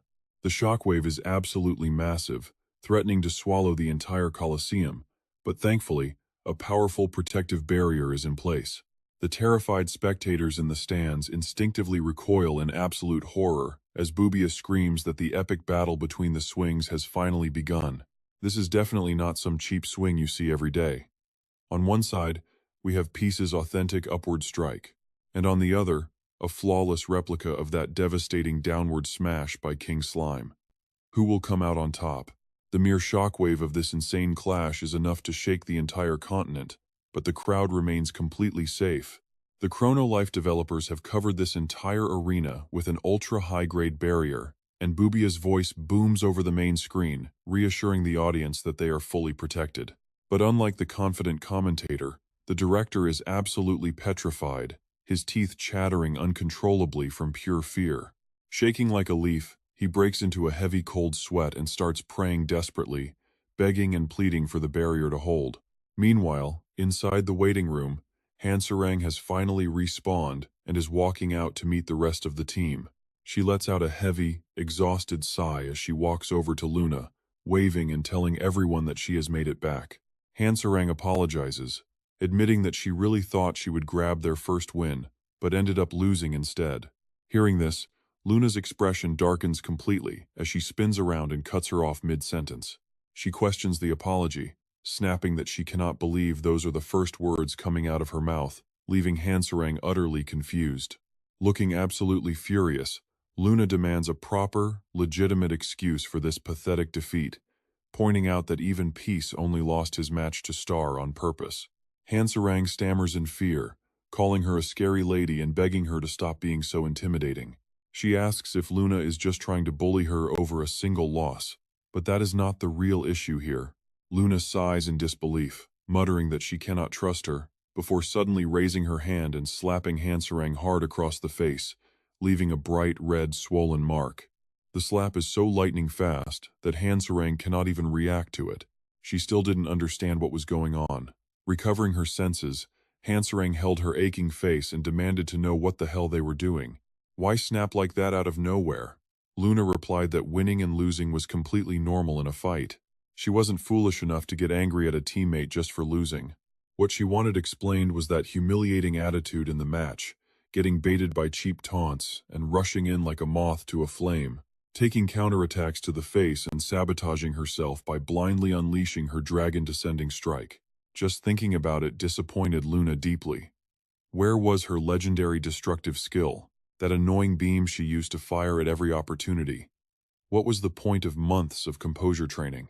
All that practice just to go wild after a few insults? She might as well not fight at all. Facing those accusations, Hanserang could only grit her teeth and bear it. Unable to argue, she turned and headed inside.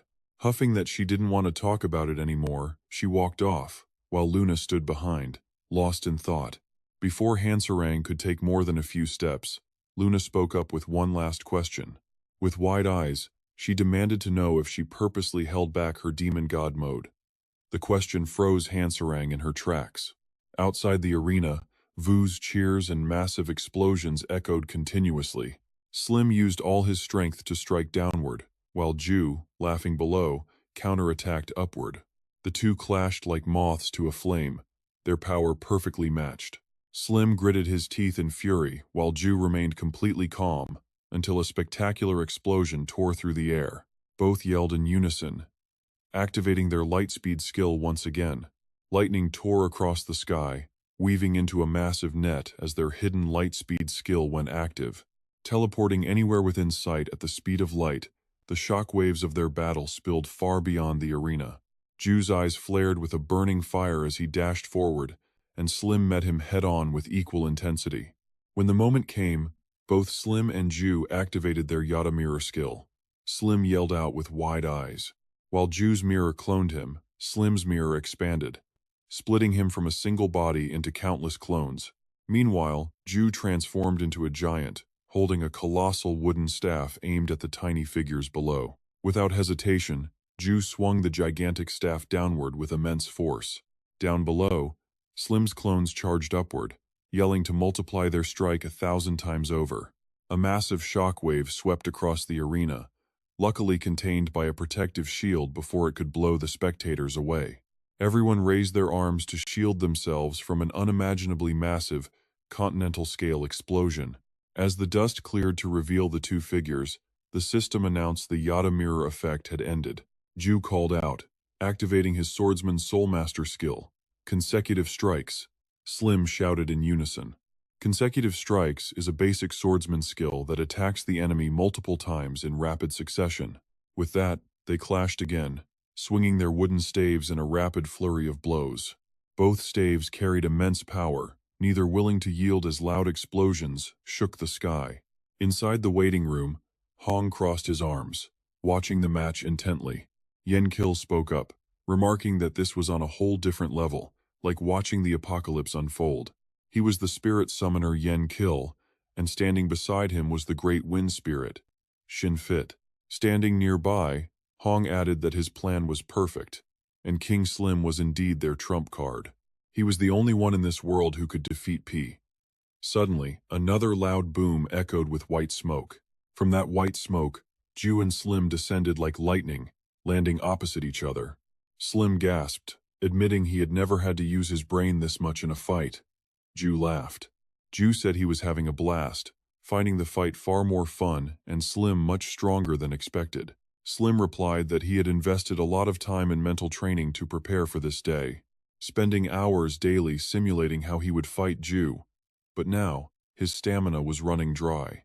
He needed to wrap this up. It was time to unleash his ultimate move. Wasting no more time, his fists clenched, legs bent, and without hesitation, he unleashed Moonslayer. A barrage of unseen slashes tore repeatedly across Ju's body. His eyes went wide as he yelled to wait. Slim explains that it is indeed the ultimate, highest-tier thief skill.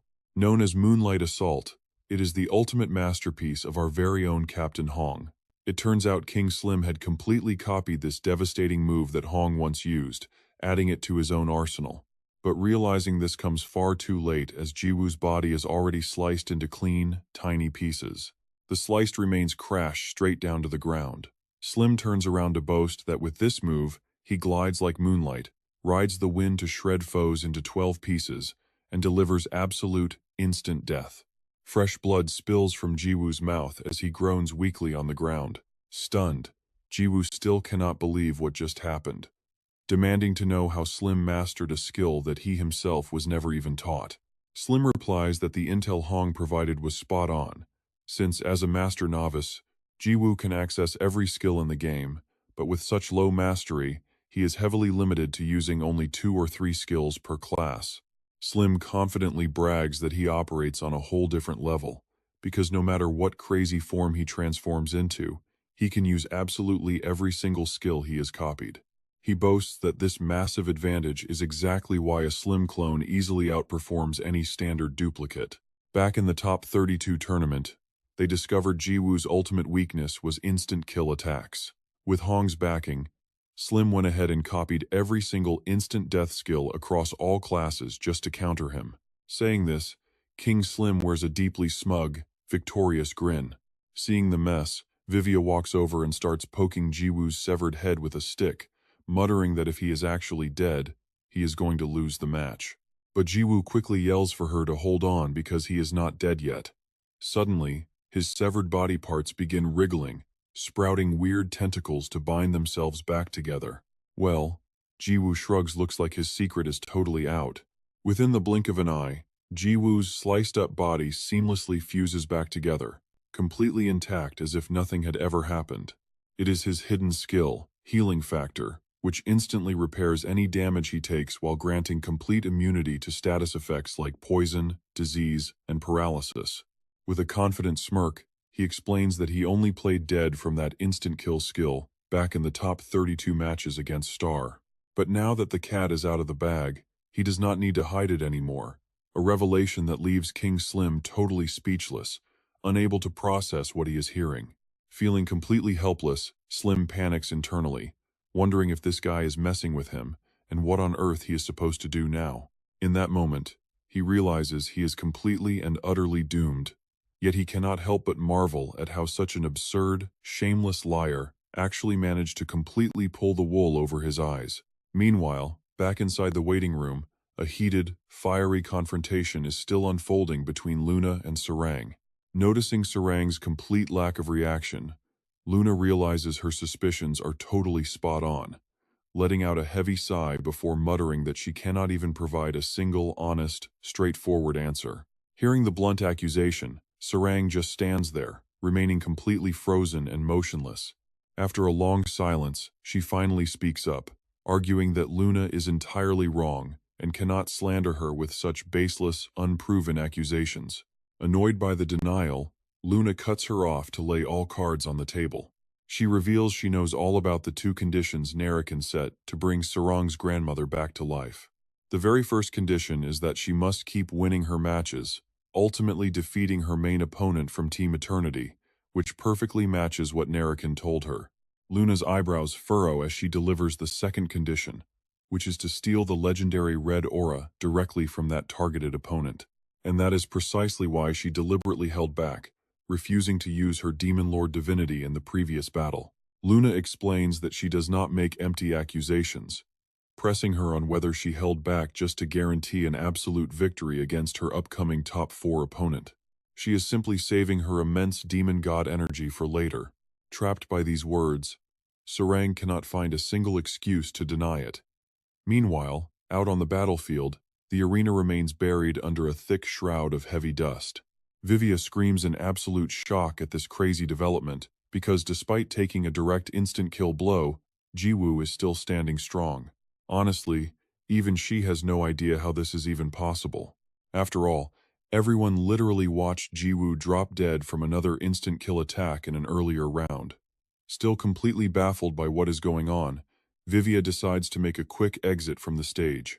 She mutters for the two fighters to just go ahead and keep battling. Back on the field, King Slim is sweating bullets, completely unable to process the insane reality unfolding before his eyes as his entire world shatters. His master plan was supposed to be completely flawless, leaving him wondering where it all went wrong as his mind drifts back to a sunset meeting days ago. It was right after the high-stakes match between Team Peace and Star Squad in the top 32 that Hong had approached him. Hong tells King Slim to place his hand on her, leaving him completely bewildered. She simply smiled, explaining it was necessary to prepare for their upcoming top 8 match where they were scheduled to clash with Team Peace. Though she originally had no intention of sending him to fight Team Peace, watching their match against Star's squad had finally exposed Jiwoo's fatal vulnerability. A wicked, expectant grin spreads across Hong's face as she reveals that his fatal weakness is instant kill attacks. Pointing to a massive crowd gathered right behind her, she boasts about assembling 10 elite, high-level players representing every single class. She tells him that they have all mastered their own ultimate skills, urging him to copy them right away and use them in his upcoming match against Peace. Hearing this, King Slim does not suspect a thing and asks a simple question. He understands the logic behind the plan, but wonders how they can actually guarantee everything goes according to their agreement.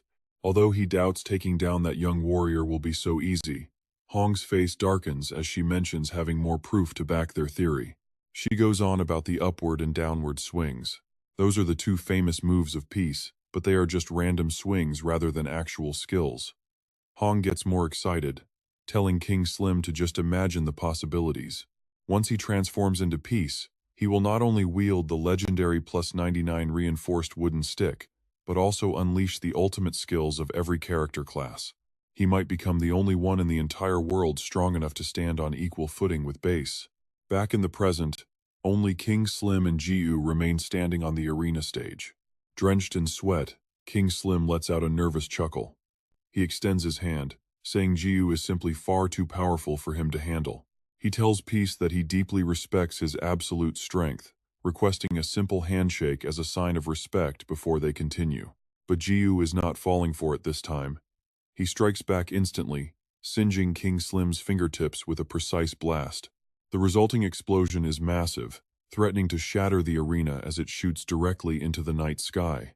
Terrified by the raw power, a pale King Slim breaks into a cold sweat while Jiwoo mockingly asks if he was serious. He points out how incredibly obvious it is, knowing the slime just wanted to touch him to copy his skills again. With cold killer intent in his eyes, Jiwoo says his opponent has run out of chances and it is time to die, sending King Slim into a panic. Shouting in terror, King Slim quickly transforms, shifting his body into the form of Hong. Without any hesitation, he desperately charges at Jiwoo with a blade, screaming while activating the Moonslash skill in his mind. A blinding barrage of lightning-fast slashes rains down, but things are not going to go his way this time. Jiwoo effortlessly parries every single blow without breaking a sweat, raising his wooden stick again as King Slim struggles desperately to defend himself. Back in the waiting room, Ian Kill breaks into a cold sweat at the sight. He stammers that those Moonslash strikes are almost invisible to the naked eye, yet Jiwoo blocked every single one.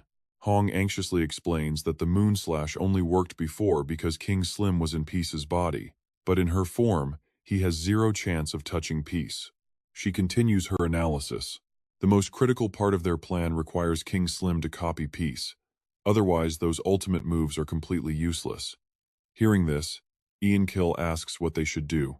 He wonders if they have any chance of winning, but she replies, the only way is to touch Peace once more and copy him. However, Peace has already completely shut down that option, effortlessly blasting King Slim away the moment he tried to get close. Realizing this, she admits their plan was a disaster from the very beginning, failing completely to bring Peace down with ultimate skills. He saw right through their scheme, leaving them with no choice but to accept their defeat. Meanwhile, back in the room where Luna is standing, a heavy silence hangs over the space, Sarang finally speaks up, asking if that is really what Luna thinks of her, adding that even in defeat, she cannot use her demon lord divinity. She does not care about winning or losing this round. Her real goal is the upcoming clash with the Eternal Realm team. Losing here is fine. She is willing to make a sacrifice now to secure victory in the next match. Saving her divine energy to crush the Eternal Realm team will allow her to bring her grandmother back, which Luna quickly agrees with. Luna points out that even if Sarang and Pero both lose, bringing the score to 0-2, she and Peace will surely win their matches to tie. She adds that it will lead to a 4-on-4 brawl, and Sarang is confident they can win no matter who their opponents are. Pressing her further, Luna demands to know if she has said anything incorrect. Sarang stands frozen in place for a long time, her lips trembling as if she wants to speak, before her expression suddenly softens into a quiet, self-deprecating laugh. With a quiet chuckle, Sarang admits that by Luna's logic, she is just a piece of trash. Pale and drenched in sweat, she blames herself for being completely selfish, focusing only on defeating the Eternal Realm team. She realizes she is a selfish burden relying entirely on her stronger teammates. In her own eyes, she has become a pathetic, useless failure. But Luna calmly interrupts her self-loathing, suggesting that she simply sees how deeply Sarang loves her grandmother. The comment leaves Sarang wide-eyed in shock, a love so intense that she is willing to abandon everyone and everything else around her. Instantly, warm memories of being by her grandmother's side flash through her mind. Only then was she truly herself, looking like a happy, loved child. Her master always smiled gently as they sat eating dinner together under a beautiful, starlit sky. Thinking back, Sarang's eyes grew heavy with deep, tearful sadness. She realized her childhood was nothing like other kids, growing up completely alone without any family by her side. No parents, no grandparents, no relatives, she was completely alone. Her lips quivered as if to speak, then fell silent. Her master once gave her a direct order, telling her that outside of their training hours, she was allowed to call her grandma. Hearing those words made Sarang burst into tears, suddenly pulling her back to reality. Tears rolled down her pale cheeks and dripped onto the dirt. She never dared to dream that she would ever experience such warmth. It felt impossible for someone abandoned by her own parents to find this. Sarang sobbed, saying she finally had someone to call family. Her voice cracked, desperately whispering that she was so sorry. She kept repeating those exact words over and over, apologizing to Pero, the cockroach, and to Peace. Even if they couldn't hear her, she wanted to apologize to everyone, feeling absolutely disgusted by her own weakness. She despised her own fragility, hating how she only ever ended up being a heavy burden. Through her streaming tears, Sarang wished she was strong like Peace instead of being useless. She wanted to save her grandmother. Watching this, Luna just sighed silently. Finally, she offered some comfort. Luna told her she understood wanting to keep the demon energy, but throwing the match was incredibly stupid, especially if it cost them their top 8 spot. That reckless gamble would have been for nothing. Sarang could only nod and reply. She knew, but it was her only option. Her voice shook violently as she confessed she was simply too weak compared to them. If she failed here, she would lose everything. But before Sarang could finish, Luna cut her off with 2 cold words: natural selection. It was a brutal phrase tossed around in Chrono Life, but that exact philosophy ruled the real world too. Reality had no mercy for the weak, forcing them to make painful sacrifices just to protect what they loved. Since the very first season of Chrono, Sarang had chased one simple, desperate desire to finally become strong. Yet after this disaster, she realized her own hesitation and half-hearted resolve were the heaviest burdens holding her back. Stealing her resolve, Sarang declared that from this moment on, she absolutely refused to lose. Determination burned in her eyes as she vowed to become stronger than ever, promising to surpass Luna and even outgrow Peace. Following that intense emotional breakdown, a storm of trials and disasters began targeting Sarang. That day had forced her to swallow a cocktail of bitter emotions, enduring an embarrassing defeat and Luna's agonizing lecture. She had been forced to look in the mirror, despising her own weakness, which ultimately led her right here. Complete, crushing helplessness overwhelmed her, and Sarang tightly clenched her fists in rage. She carved that pain deep into her heart like battle scars, a permanent reminder to never stay down. That painful day marked her absolute final defeat, paving the way for her ultimate awakening as an ascended god. Back in the main arena, the chaotic showdown between the Slim King and Jiwoo was still raging on. Charging forward, he activated his fatal swordsman decapitation skill, aiming to slice off his opponent's head for an instant kill. Jiwoo easily leaped backward to dodge, but the slash still left a massive gash on his neck which healed up instantly. His hidden passive had kicked in, rapidly regenerating his flesh and wiping away any physical damage. Weary but stubborn, he dared them to try again, confident his massive health pool would keep him standing. Refusing to back down, the Slim King unleashed his dead bone mist curse, completely shrouding Jiwoo in a toxic, suffocating fog. This lethal ability summoned a corrupting mist designed to drain the target's life force.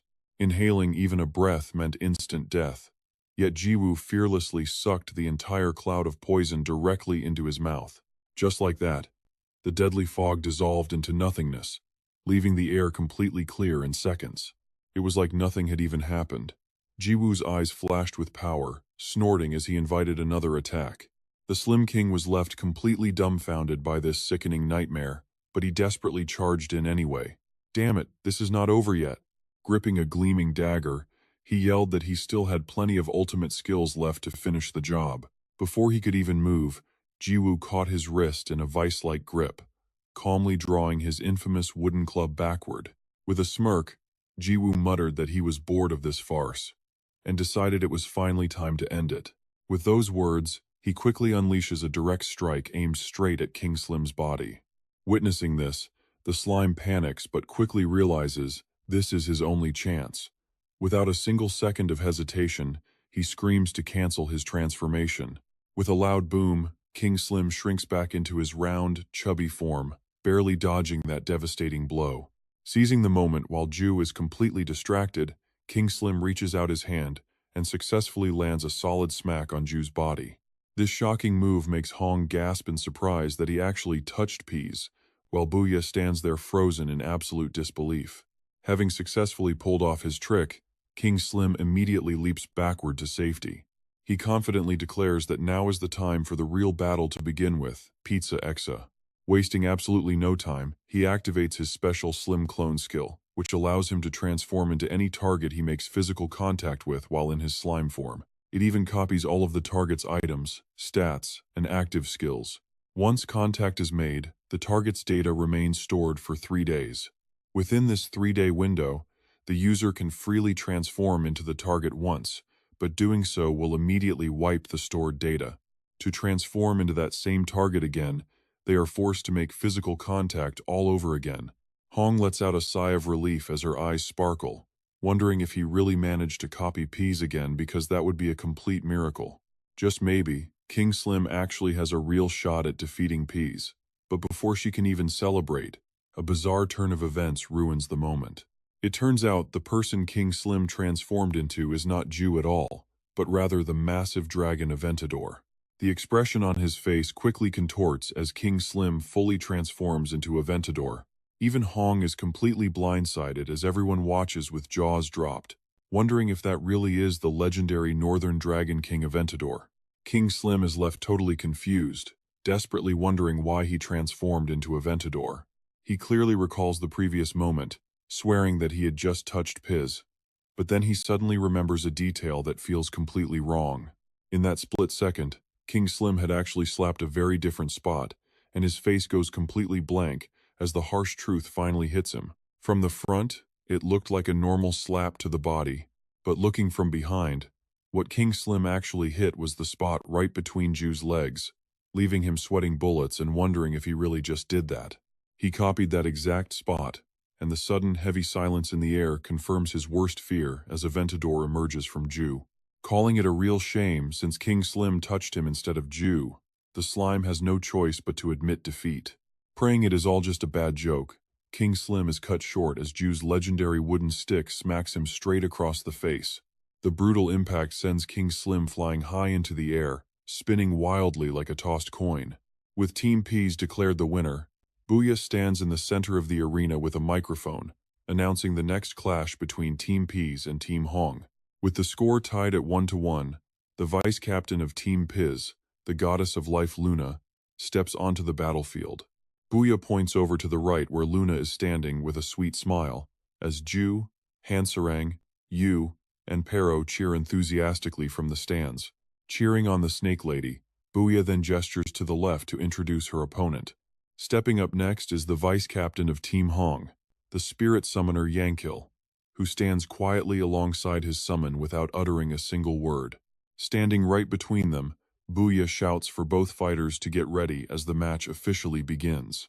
With a sharp wave of the referee's hand signaling the start, Luna stands her ground and extends her hand, smiling as she welcomes Yankil to the arena. She politely mentions always wanting to duel him because he was the very first to unlock a hidden class and dominated the rankings before she arrived. Despite her polite and lengthy greeting, Yankil remains completely silent, refusing to say a word. Without warning, Luna chants a soft spell, causing the ground beneath Yankil to suddenly erupt in a violent explosion. She smiles confidently through the rising dust of the blast, but her grin fades when Yankil's calm voice echoes from behind. Floating safely up in the air, Yankil dryly replies that he does not share her excitement at all. He admits she is not the type of opponent he wanted to fight, calling a divine entity with infinite resurrections completely illogical. With a quick snap of his fingers, the spirit beside him instantly lunges forward, targeting Luna at lightning speed. Moving as sharp as a razor, the spirit slices right through Luna, tearing her body into multiple pieces. Hovering above, Yankil mentions that his partner told him to stay confident because they have a way to easily defeat her. He watches her severed parts fall to the ground, referring directly to the wind spirit, Sinfit. This is the great wind spirit Sinfit in his adolescent stage, yet Luna simply smiles from the dirt, calling him a very confident opponent. In the very next second, she leaps back up with her body completely restored, standing face to face with Yankil. Luna grabs him by the throat, squeezing tightly while asking how he likes this, leaving Yankil dangling and unable to speak. Luna asks what would happen if she just ignores his tiny spirit and attacks the summoner directly. He grits his teeth. Trembling all over, Yankil just glares at her. Suddenly, Sylphid charges in out of nowhere, severing the arm that is choking Yankil to force them apart. Startled by the sudden rescue, Luna grits her teeth and scowls in annoyance. Yankil stands opposite her. His voice is low, she is right. He says that targeting the master is the most logical way to counter a spirit summoner, but he also has his own tricks to fight back, like keeping Sylphid right by his side. Luna scoffs without answering right away, quietly using her powerful life divinity skill to fully regenerate her severed arm in an instant. Luna merely smirks at his words. She coldly tells him to cut the talk and show her what he can actually do. Immediately after, she unleashes her familiar spell straight at Yankil, her grin widening even further as she repeatedly chants the word bomb to trigger massive blasts. Massive explosions completely blanket the arena. Up in the VIP stands, the announcer Bupia screams into his microphone with pure excitement. Luna has unleashed her terrifying life divinity power through her signature bomb skill. This skill targets the opponent's life force directly, meaning a single hit is instant death, yet the great wind spirit Sylphid is effortlessly dodging every single blast. Look at that speed, you can barely track the light flashing around her as she hovers in midair. Frowning, she realizes he is much faster than expected, easily matching Rios's awakened speed. Unbelievable. It is hard to accept that this top-ranked Chrono Life pro is just an ordinary player. Suddenly, a massive blast erupts, blinding the entire crowd with light, and when it clears, the two fighters are standing face to face once again. As the shockwaves settle, Luna smirks and admits he is even better than the rumors say. He definitely earned his reputation as the first player to ever unlock the hidden spirit summoner class. In the world of Chrono Life, there are elements like fire, water, wind, earth, lightning, ice, plants, light, darkness, and so much more. Every single one of these elements has its own corresponding spirit, allowing Yankil to forge blood contracts with them to fight by his side. And that is why they call his class a spirit summoner. While this hidden class is famous now, back in the early days of Chrono Life, absolutely nobody knew it existed. which makes her extremely curious to learn the truth. She asks Yenkil why a former mage like him decided to pivot and become a spirit summoner. Yenkil stands perfectly still in silence, but after a long pause, he slowly replies that both terms are completely incorrect. What he truly wants is to become the wind itself, free and completely unbound. This romantic answer leaves Luna completely speechless and confused, but right then, the scene shifts back to a high school classroom from many years ago. Near the window, a gentle breeze rustles the hair of a young boy, revealing Yenkil during his high school days. He feels the gentle breeze brushing against his face and mutters to himself about the wind blowing, while his nearby classmates immediately start mocking him. They sneer at the nerdy kid, joking that he is acting like some main character again. Another student laughs, pointing out how loud he is, and wonders when this guy will finally grow out of this childish, daydreaming phase. Yenkil is fully aware of their gossip, knowing everyone thinks he is just going through a rebellious phase. But in reality, Yenkil is completely serious about his dream. Suddenly, inside the game of Chrono Life, a massive stone golem roars furiously, slamming its fists on the ground to terrify the nearby players. Finding it impossible to defeat, the players panic, shouting that the golem is too strong for swords or arrows. They quickly turn to Yenkil standing in the back, shouting for the mage to use water magic against the beast. Since earth monsters are weak to water, they expect a big spell, only for him to say he only knows wind. Shocked, one player asks if he really did not learn any other element, but Yenkil answers them with a firm no. The party still cannot believe their ears, arguing that a mage must know at least a few secondary spells. A bit flustered, he insists that he only cares about wind magic, leaving the other players completely baffled by his bizarre logic. When they ask why, Yenkil bluntly replies that he just loves the wind, making his party realize they teamed up with a complete troll. From that day on, Yenkil plays entirely solo. He hunts monsters alone, relying solely on his wind magic and unleashing powerful stormblast spells. This technique summons a massive tornado to sweep away his enemies. Low-level monsters are blown away instantly by his gales. But this hyper-focused playstyle leaves him with very few viable options for decent grinding spots. With no party willing to take in such a weird player, he is forced to grind all alone, stuck hunting small mobs that are way below his level. Not only did he have to grind monsters alone, but his leveling speed was also way slower than other players. Even so, Elansiu still felt happy, and after clearing these mobs, he was absolutely thrilled. He found it incredibly fun, and the more he leveled up, the more wind tricks he discovered. It was hard for him to believe he was wrapping his body in wind, let alone riding it to fly around. To him, that felt like absolute freedom, and soon enough, Elansiu was completely hooked on the world of Chrono Life. After 3 months of playing over 10 hours a day, a sudden notification popped up right in front of Elansiu. Seeing the text of a hidden achievement unlocked right in front of him left him quite surprised, and Elansiu officially received the Slime Slayer title. Another day, another notification appeared, stating he had reached maximum affinity with the wind element, and from then on, these system alerts popped up constantly. This allowed him to successfully complete all the requirements to unlock this incredible hidden class. By officially changing classes to the Hidden Spirit Summoner, he became the very first one in the entire game. Back in the arena, both Elansiu and Sylphid charged straight at Luna, preparing to unleash his most trusted skill. Using his Wind Spear strike, he caught Luna completely off guard and scored a direct hit, making her grit her teeth in frustration. Elansiu's gusty winds gradually grew faster and much stronger, quickly whipping up into a massive, raging tornado. Luna screamed in agony as she got swept up by this advanced wind magic, which wraps the user's body in wind before launching them headfirst at the enemy. A colossal tornado would then instantly form around any target hit by the strike. At that exact moment, Elansiu also conjured a glowing coil around his hand, unleashing his signature Spirit Whip weapon.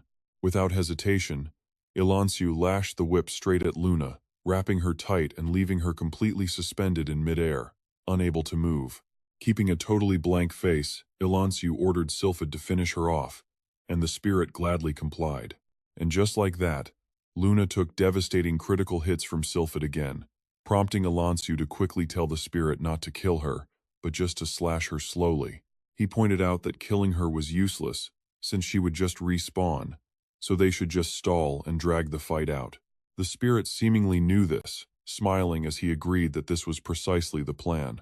They knew they could win because even divine power had its limits, and the sheer brightness of their joint assault completely lit up the spectator stands. The other players watching from the stands could only gape in utter shock at the display.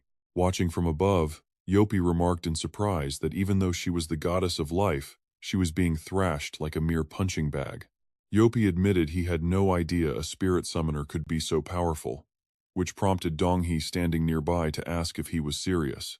She explained that spirit summoners are absolute monsters in solo duels, since they summon spirits from nature and can cast spells without spending any mana at all. On top of that, these high-tier spirits wield incredibly advanced elemental magic. Plus, their AI is insanely smart, basically turning every duel into a 2-on-1 fight, though Yopi just sighed in disappointment after hearing her explanation.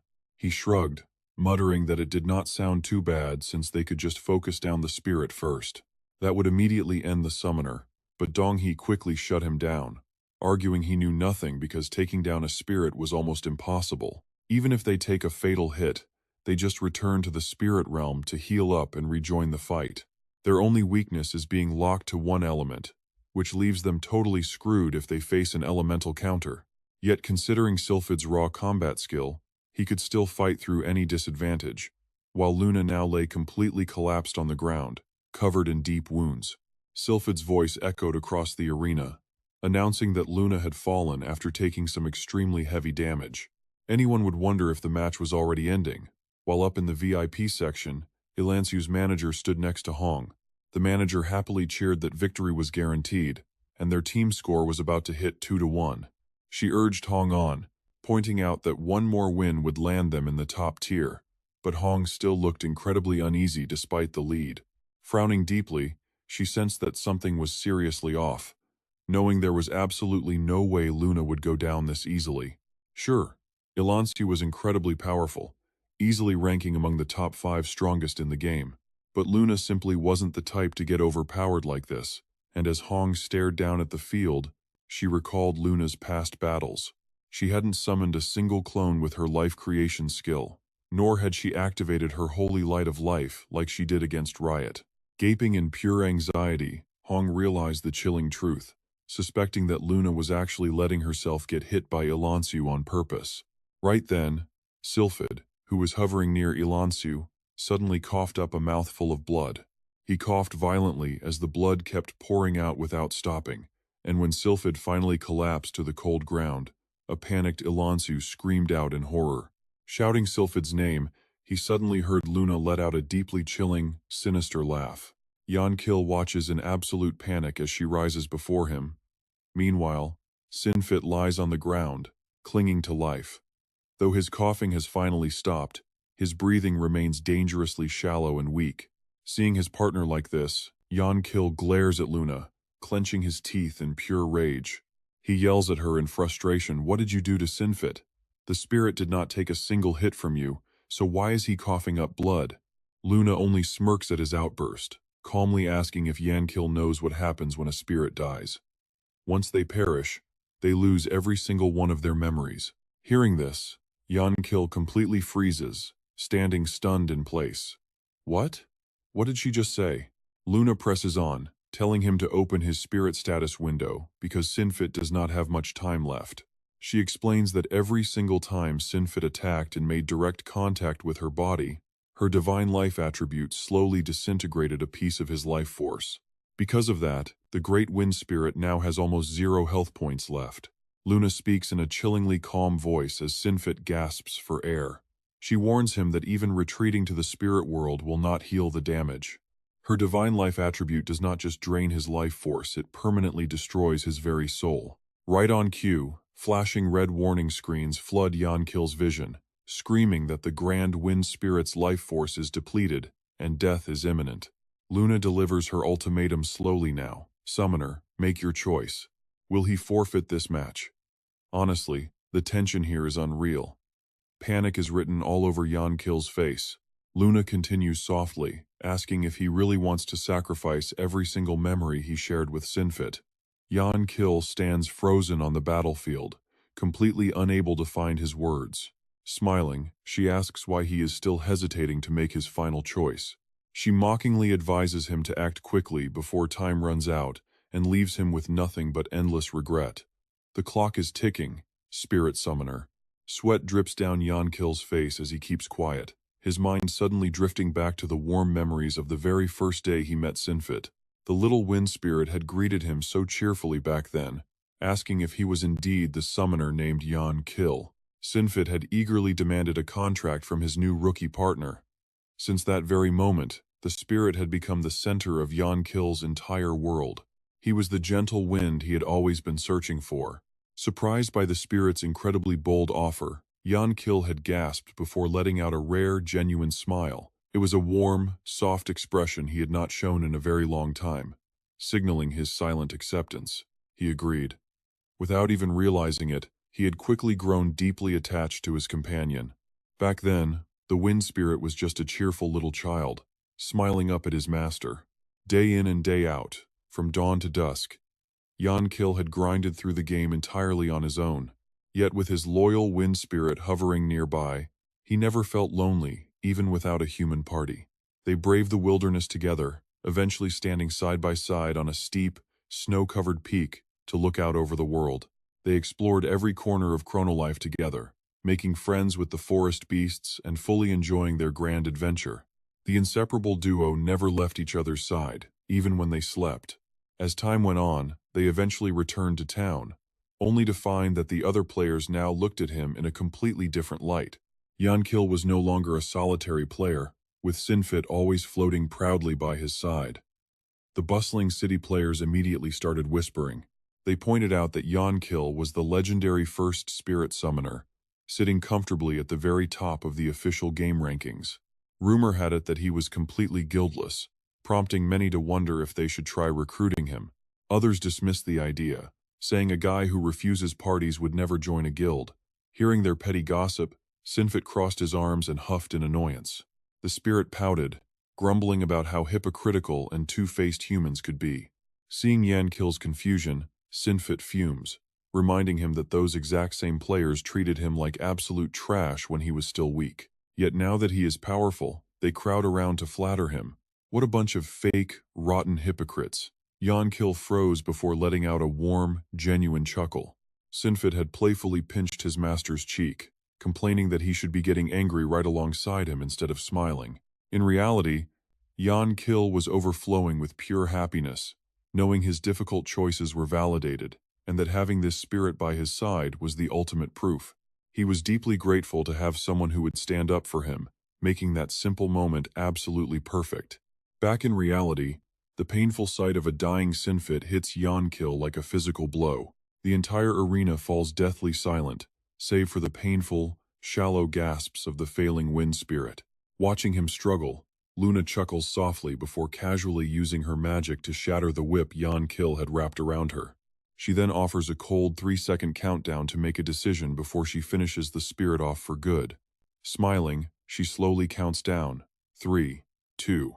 Jan Kill panics, his mind racing as he stands frozen on the spot.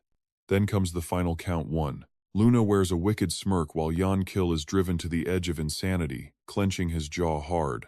He finally screams out, "All right," he surrenders. Looking up at the commentator booth, he shouts to MC Bubia that he is forfeiting the match. Bubia hears this and grabs the mic to announce that Jan Kill has surrendered, making the winner of this match, but before he can finish, Luna suddenly cuts him off. "Too late, you took way too long to answer, right, Jan Kill?" The next second, she unleashes her bomb skill, aiming the devastating blast directly at Sylphid, who is lying defenseless on the ground.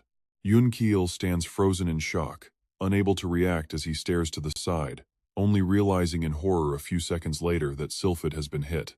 Jan Kill screams out in absolute panic for Sylphid, but hold on, Luna suddenly kneels, cradling the boy with a bright smile, saying she was just kidding. She explains that she restored his life force, and he will wake up soon, before handing Sylphid back over to Jan Kill. Still shaking with fear, he reaches out to take him, as Luna giggles cheerfully, saying it was so much fun and asking Yoon Keel to play again sometime. Hearing those words, he stands completely speechless, not knowing how to even respond. Moments later, Yoon Keel stammers that he will never, ever fight her again, right as the massive system announcement flashes that the match is over. The final result of this showdown is a clean victory for the vice-captain of Team Piss. Cut to a distant planet floating in deep space, where the god of destruction holds his face in frustration, groaning about that incredibly annoying girl.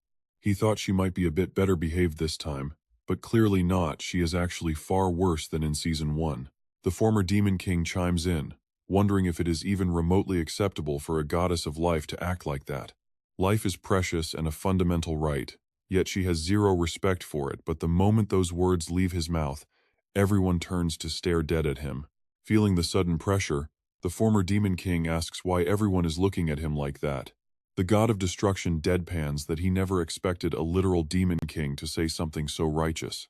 Meanwhile, Ngongdu is hyped after watching the outcome, excitedly shouting that Team PIS is pure entertainment and he wants to fight them himself. But beside him, Yoon Seo-young looks concerned, noting that her life divinity is simply too overwhelming for anyone to stand a chance. Attack her, and you only erode your own life force, but play defensively, and you are just waiting to be wiped out by her bomb skill. Sam Jong chimes in, pointing out that long-range combat is likely the only viable counter, especially after hearing about that terrifying life-draining skill. He silently recalls Luna's words back on the field, explaining that whenever Sylphid attacked her and made physical contact, her life divinity shaved away his life force. Sam Jong mutters that her openly revealing her own secret trick to everyone just feels entirely wrong. If she is genuinely that twisted, there is a very high chance she only let slip half of the truth. Ngongdu agrees, admitting he has never laid eyes on a woman as terrifying as her. Yoon Seo-hyung adds that not even the craziest martial artists in their world are that profoundly sick. She wonders what kind of man could ever handle someone so cold. Meanwhile, back in the arena, Luna cheerfully calls out to Jiwoo. With that, she dashes straight over and pulls him into a tight embrace, leaving Jiwoo flustered as he asks what she is doing. He asks why she is clinging to him, but you know Luna, she refuses to let go, proudly declaring that she won the match and played wonderfully. Jiwoo finds it totally absurd, calling her a literal monster who has easily swept every single fight from the start anyway. Sitting on the ground, Luna pouts up at him, protesting how a real monster could say such a thing. She insists she was incredibly stressed this round, begging him to pat her head and praise her while looking up with puppy dog eyes. Completely flustered, Jiwoo blushes deeply before finally giving in, reaching out to gently pat her head with a soft word of praise. As she enjoys the head pats, she glances to the side and blinks in mild surprise at the newcomer. Luna addresses the person walking toward them, saying she had no idea she was even here. She remarks on how quiet love is being, standing still as a statue after witnessing her and Jiwoo fool around like that. Hansarang calmly replies that she is as shady as ever, but admits she cannot bring herself to be angry with her this time. Because of this win, she says, I still have a chance to bring my grandmother back, so thank you so much, speaking to Luna with complete, heartfelt sincerity. Hearing such sweet words, even Luna gets deeply moved, her eyes sparkling as she stares back at Hansarang. The very next second, Luna leaps forward, diving right out of Jiwoo's reach to tackle Hansarang in a massive hug. She playfully tells Hansarang that if she is truly that grateful, then she should let her touch a little, leaving Hansarang totally confused and asking what she means by that. Luna eagerly nudges her, urging her to activate her demon god mode so she can touch those horns. But Hansarang flatly refuses, pointing out that she needs to conserve every bit of her divine energy. Ignoring the bickering girls, Jiwoo and Urs chat, with Urs cheering on Pero, who happily responds in turn. Moving along, the scene shifts to an arena on a planet drifting in the cosmos, with a glowing planet shining nearby. Down in the arena, two different fighters stand ready as Bubia announces the battle between the captains of Team Peace and Team Hong. From Team Peace we have Pero, and from Team Hong it is Hong herself, who will walk out of this arena with the victory. With those words, both of them leap forward into position. The match is officially underway. Both jump into the air, eager to land the first strike. In Hong's hand, Her dagger is spinning at a truly terrifying speed. This is her signature whirling dagger skill. By spinning the blade rapidly, she can unleash devastating area of effect damage on her target. Pero is ready with his own counter, raising his paw to show off his razor-sharp claws. This is the beast claw technique. It is a fundamental beast attack, and the raw damage of this skill scales directly with the user's base stats. They instantly collide in midair, passing each other in a blinding flash. In the blink of an eye, they land on opposite sides. But Hong is far from finished, her mind already preparing the next move. Preparing her moonlight assault, Hong charges. Pero does not hesitate either, baring his fangs for a beast rush.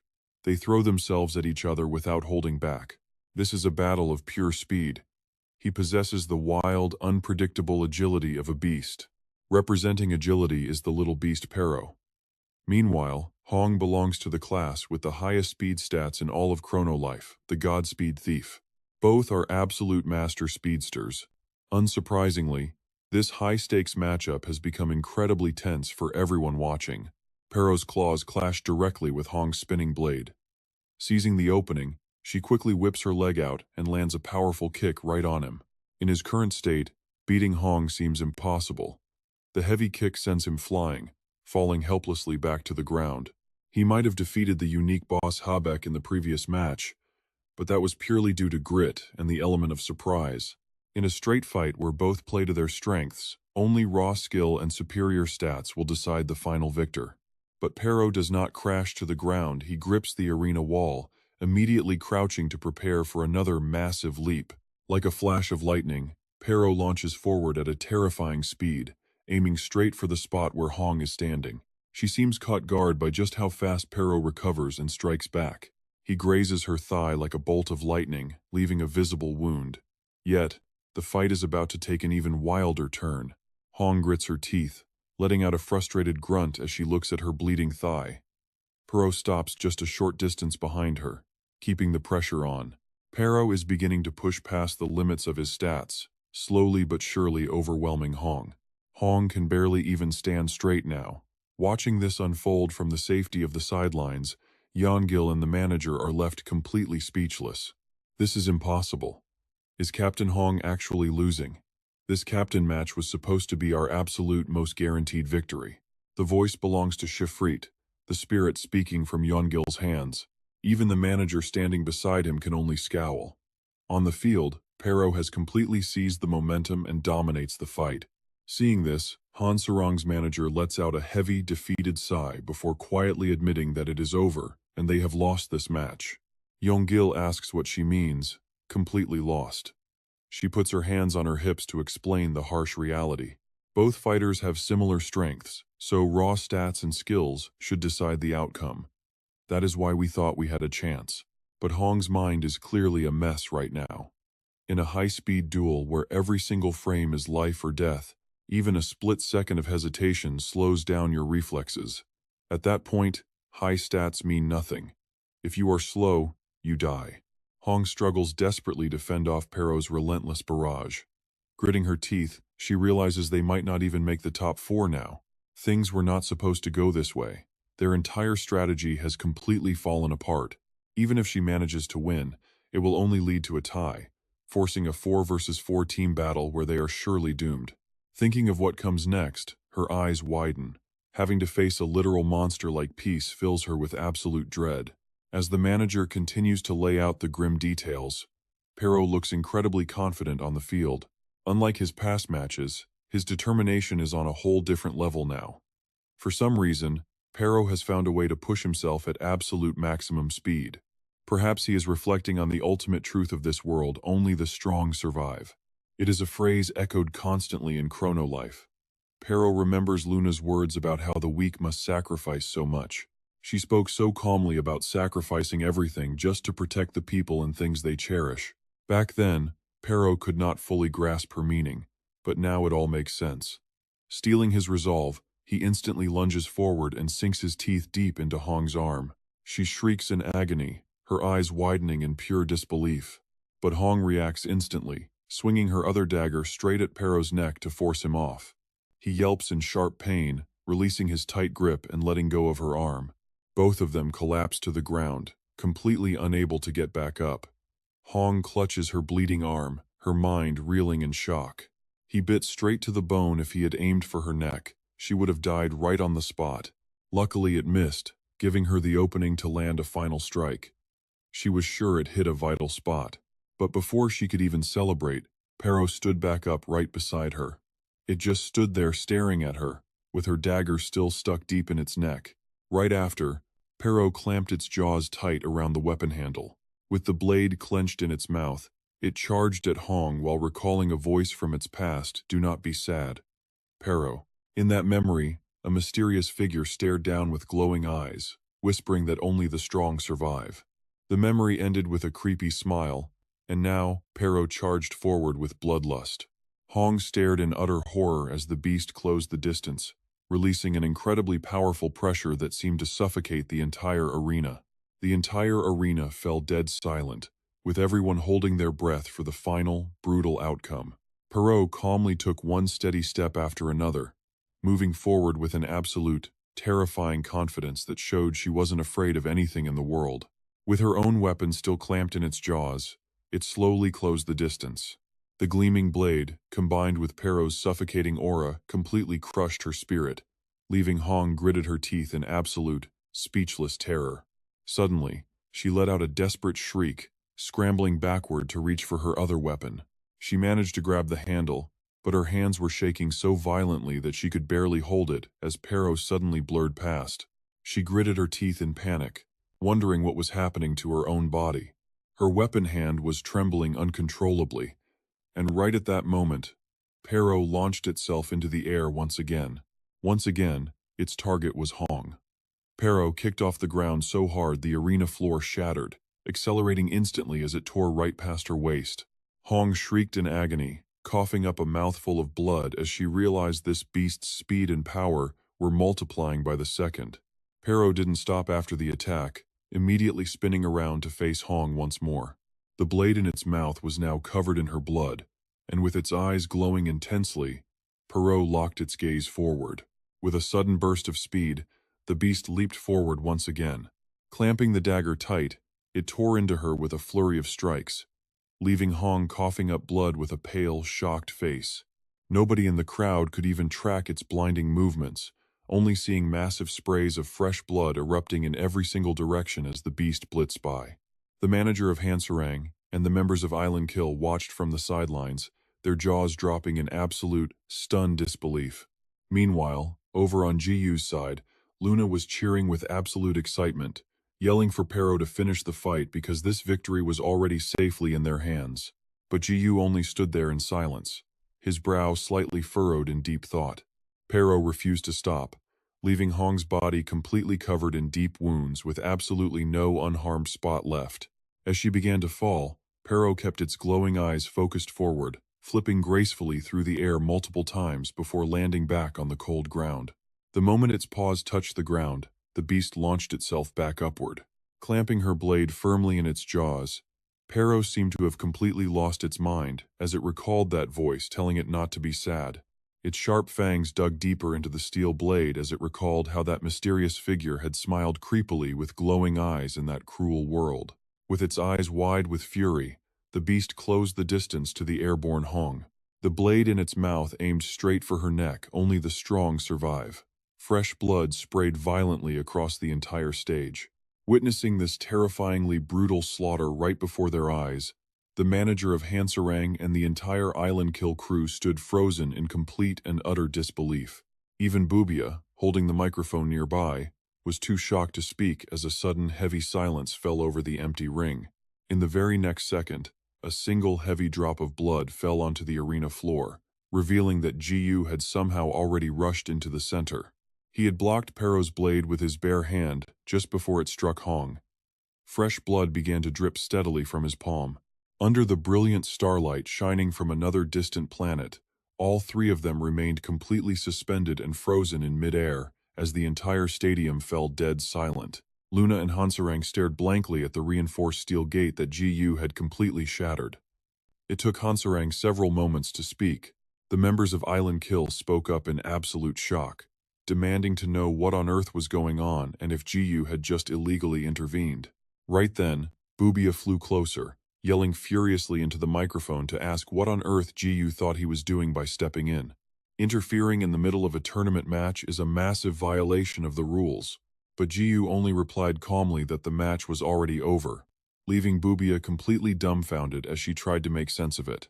Jiyu calmly repeated his words, stating that the fight was finished because Hong was already dead, leaving the entire crowd staring in absolute, speechless horror.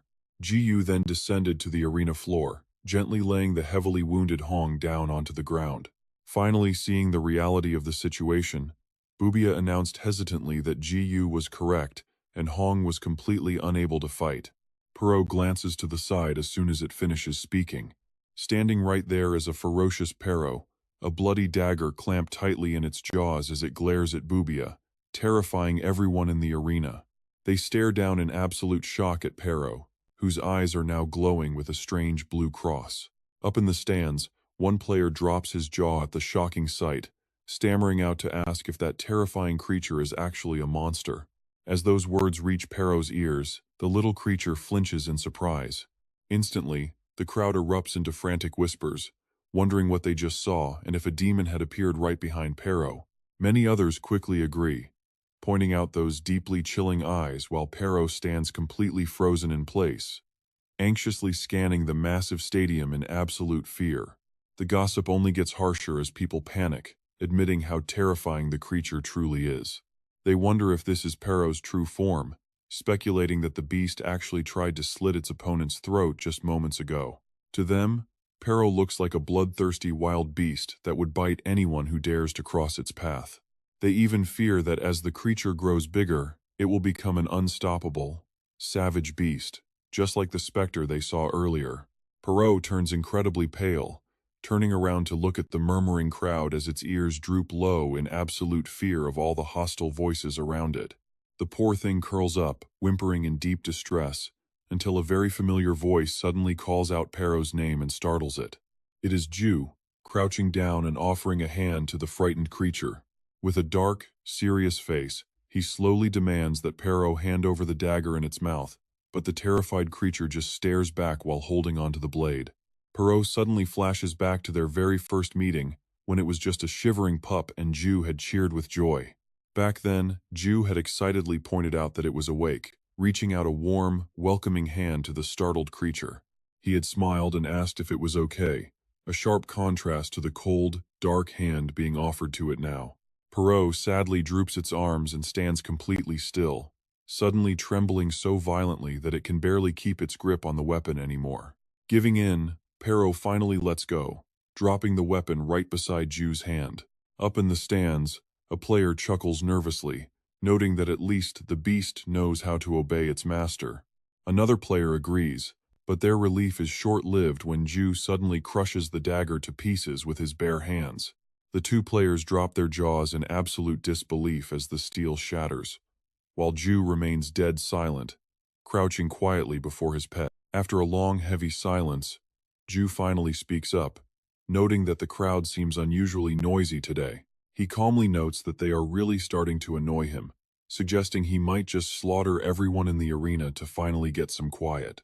Just when the tension peaks, Ju lets out a helpless sigh and suddenly scoops Perot up into the air, startling the little beast. Perot looks completely bewildered as Ju holds it up high. Perot is even more surprised as Ju gently asks why it is looking so incredibly gloomy, causing the emotional creature to droop with immediate self-pity. Perot remembers how wildly it had behaved just moments prior, recalling the shocked faces and hateful whispers of all the players sitting in the stands. All of that hateful chatter had left the poor thing feeling terrified and deeply hurt. As it wallows in sadness, Ju suddenly speaks up to praise its efforts, telling Perot it did a fantastic job and celebrating its victory. He assures Perot that its performance was absolutely mind-blowing, instantly perking the little creature's ears up as its eyes brighten.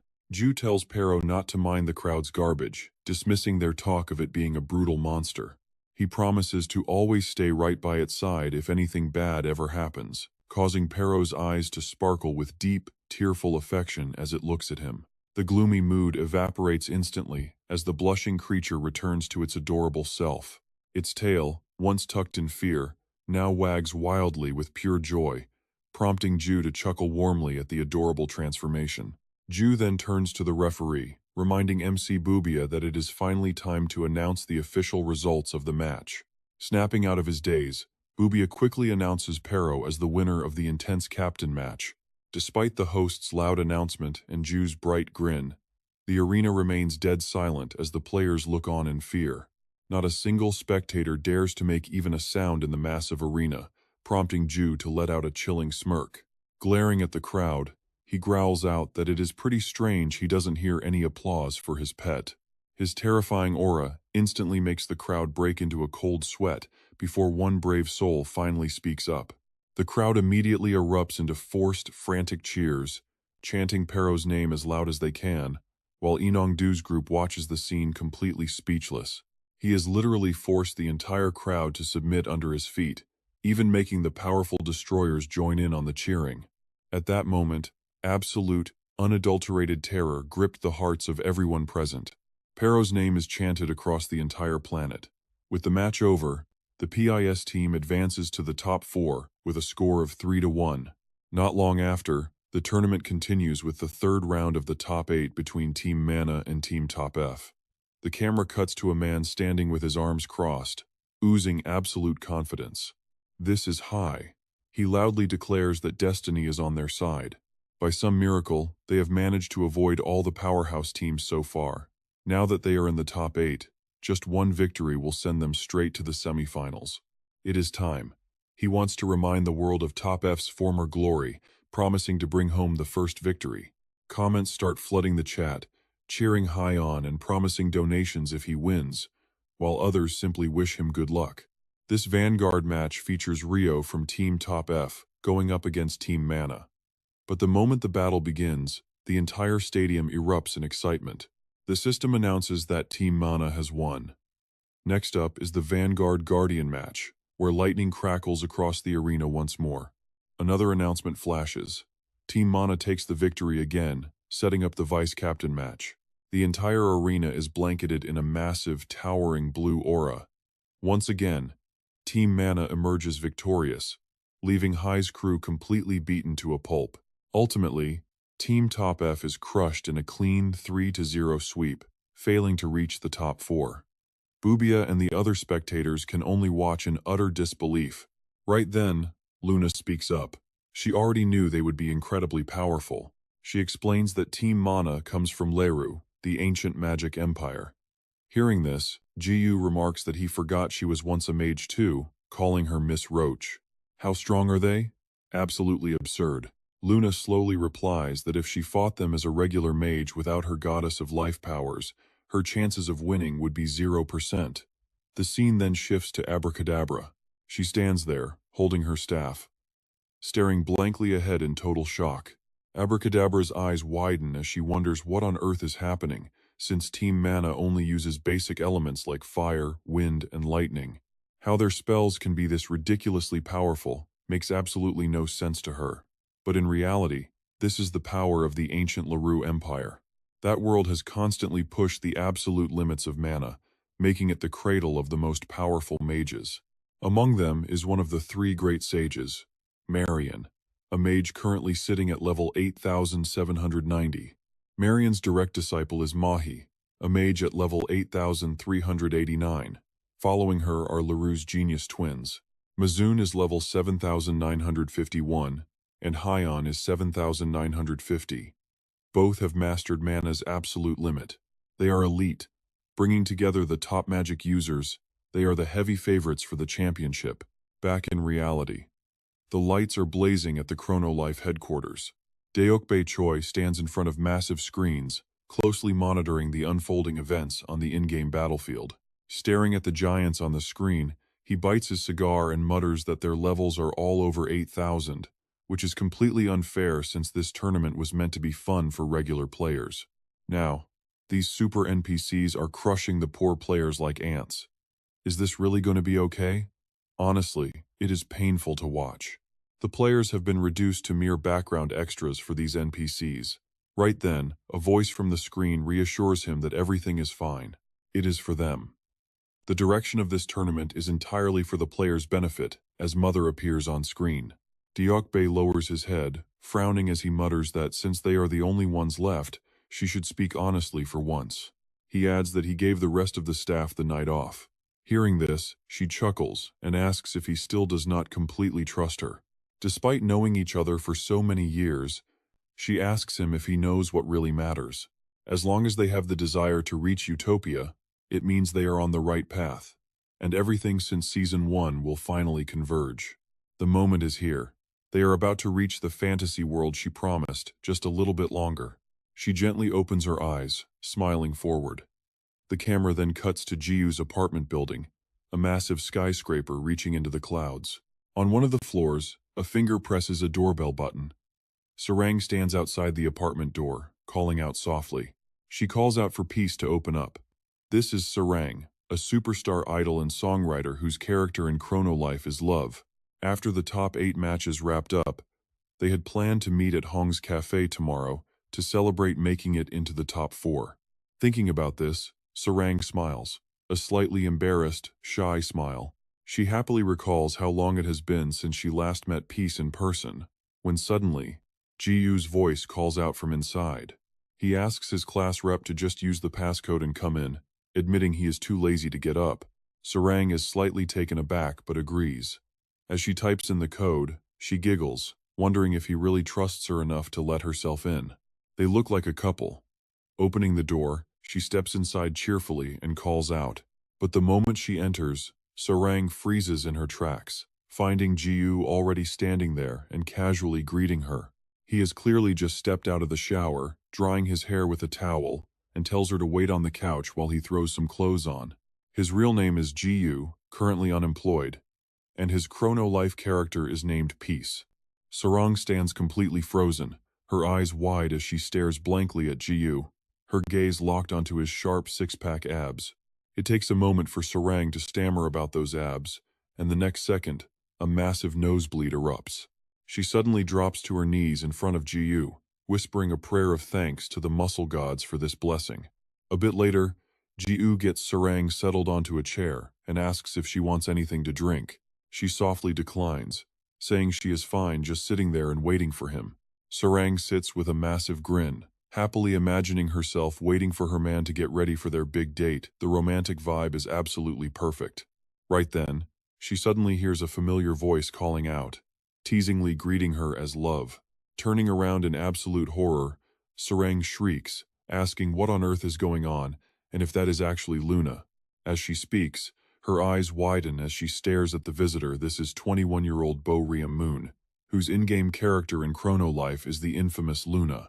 Sarang screams in complete shock, demanding to know what kind of outfit she is wearing, but Luna just laughs and calls it roleplay. After all, cops, firefighters, flight attendants, and nurses all have their own uniforms, right? Sarang stands there completely dumbfounded, wondering what kind of role Luna is even supposed to be playing. Just then, Jiyu steps out of his room and greets Luna, asking when she got here and warning her not to climb through the window again. This leaves Sarang even more bewildered. Did he just say window? Meanwhile, Jiyu asks if Luna seriously plans on wearing that outfit to the cafe. He tells her to go change, so Luna reluctantly agrees and slams the door to the next room behind her. Finally snapping out of her daze, Sarang asks Jiyu what on earth just happened, but he nervously promises to explain everything later. Shifting gears, Sarang brings up a question she has been meaning to ask about his gaming habits, wondering if he just plays games all day. She wonders how he stays in such perfect shape, and Jiyu casually replies that it is exactly because he only plays games. Confused by his answer, she asks for clarification, so Jiyu walks over to a room while explaining his unconventional lifestyle. Making a living through Chrono Life is more than enough, leaving him with plenty of free time when offline. So, he turned one of his rooms into a home gym and works out twice a day, having already finished an hour-long session before she arrived. Sarang is genuinely shocked, admitting she never expected him to lead such a healthy and structured routine. Jiyu is puzzled by her reaction, while Sarang recalls all the weird, gremlin-like expressions he makes in the game. Recognizing that contrast, She listens as he casually invites her to come over whenever she is free so they can work out together. The invitation makes Sarang freeze as her mind drifts off into a deep, vivid daydream about working out with Peace. She imagines them cycling side by side while sharing sweet conversations and getting personal, hands-on guidance from Jiyu himself as they train together. The thought of accidental physical contact makes her heart race with sweet, blushing embarrassment. The imaginary distance between them slowly shrinks until their lips are almost touching. Snapping back to reality, Sarang suffers another uncontrollable, explosive nosebleed, coloring the floor bright red before things finally calm down. Soon, a pair of white-socked feet steps out as Luna finally finishes changing and walks into the main room. She stares down at the collapsed Sarang and asks what happened in the few minutes she was gone, but Jiyu just sighs in defeat, saying he has no idea. It seems Sarang is currently suffering from serious blood loss.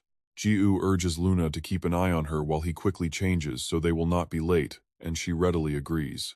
The scene shifts to the cafe, where a small party popper goes off the moment they enter, set off by Yuna and Biol. The two of them excitedly congratulate Team Peace for making it to the top 4, and Jiyu happily thanks everyone with a warm, grateful smile. He mentions they only planned a small celebration, so he is deeply touched by this surprise prep. Yunha laughs, bringing up how badly he thrashed them. As the owner of Ho Cafe and the player of the character Hong, she admits she was sure her ultimate moves would finish him off, but he turned the tables completely on them. Jiyu laughs and apologizes, saying he never meant to trick everyone, even as the happy group conversation continues around them. While everyone chats happily, little Biol sits quietly in her seat. Her in-game character is Starlight Flower, a merchant-class player in Chrono Life. Suddenly, she offers a piece of cake to Jiyu, telling him to eat up, and even brings out some macarons. She even offers to fetch ice water if he gets thirsty, leaving Jiyu flustered as he thanks Starlight Flower. He tells her everything looks delicious but wonders why she is acting so formally, though she only looks down in shy silence. Finally, Bial looks up at Jiyu and confesses she found out the truth that he threw the match on purpose. She admits she didn't know. She thought he had a fever in that match.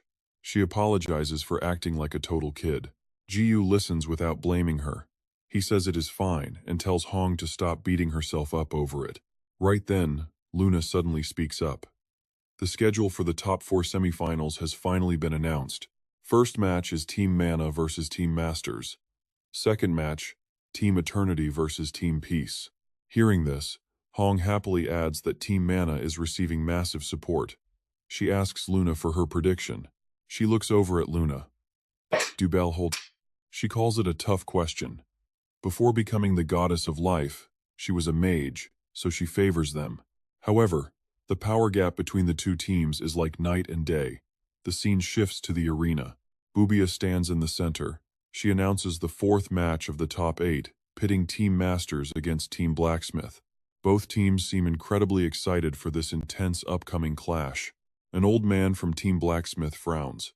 He tells them to fight as if their lives depend on it, declaring victory must be theirs at all costs. He is from Bep, the Steel Planet. Once they get past this match, they will crush Team Peace. They will avenge the Blacksmith God, their fallen king. Thurs will pay a steep price for the deep humiliation he brought upon their glorious king. But as he finishes speaking, the rest of his team remains completely silent. Suddenly, he looks toward the arena, and his eyes instantly widen in absolute shock. Standing in the center of the stage is Ngongdu, slowly drawing in the surrounding air with a deep breath. This is the premier sword of the Plum Blossom Sky. Ngongdu, leader of the Mount Hua sect, master of a unique 5 elements attribute. After taking a deep breath, Ngongdu opens his mouth slightly, pulling his hand back to prepare his strike. It looks like an incredibly powerful punch. Even though there is nothing in front of him, he unleashes his fist anyway. The massive blast of air from his fist instantly unleashes a devastating shockwave surging forward. At the same time, Ngongdu slides his foot back, firmly anchoring himself to the ground. Dropping into a low stance, he fires another punch. This strike carries the exact same jaw-dropping destructive power as the last one. The resulting shockwave sends chills through the entire crowd sitting in the stands. Even his fellow Mount Hua members watching from inside are left speechless. Hugh Weichan frowns, questioning what is happening. He wonders what kind of technique this is, having never seen it before. He hails from Cheongmyeong, the martial artist continent, representing the unorthodox faction of Team Masters as their rogue leader. Standing behind him, Yoon So-hyung responds, "A technique? You really do not know much about Ingong, do you?" She explains it is no secret technique. Hailing from Cheongmyeong, she is Yoon So-hyung, the heavenly demon and leader of the demonic cult on Team Masters. She notes he is merely warming up.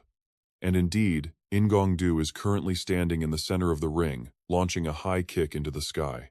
Immediately after, a massive geyser of energy erupts into the heavens, completely blasting past the top of the arena. Inside the waiting room, the entire blacksmith team watches this display, frozen completely in place. The old man breaks out in a cold sweat of fear. A split second later, a fist slams directly into his face before he can even react. Before he can even process the strike, the crushing shockwave of Ingong-do's punch knocks him out cold. With just a single hit, Team Blacksmith's grand master plan is completely shattered. The scene shifts back to the real world. As everyone sits around the table listening to this story, silence falls. A moment later, Hong finally speaks up. She describes it as terrifying, a power unlike anything she has ever seen. It felt exactly like the first time she witnessed peace. Ji-woo remains silent, offering no reply as his eyes slowly drift toward the horizon, staring intensely into the distance. He seems to be recalling the past. Back when Ingong-do was eating, Ji-woo walked in and greeted him. Ji-woo noted that Ingong registered for the tournament as expected, but the latter just chewed on a bun and asked who he was. Ji-woo simply smiled, realizing the martial artist likely had no memory of him. He reminded him of their tie during the closed beta test, promising this time would be completely different. Hearing this, Ingong-do finally turns serious. Ingong-do agrees, claiming that if they tied last time, it was only because he had held back. Ji-woo takes a bite of his food and simply laughs at his confidence, hoping his rival will not get eliminated before they meet in the finals. Back in the present, Ji-woo smirks with excitement, his eyes shining with anticipation. The finals are just around the corner. The scene shifts back to the Chrono Life arena, where Bubia loudly welcomes the crowd. She welcomes everyone back to the team tournament for the highly anticipated first match of the top four. It is Team Mana versus Team Masters in what promises to be a thrilling clash. First up, Team Mana cheers for their vanguard. He is Mahyeon, the only male member of Team Mana.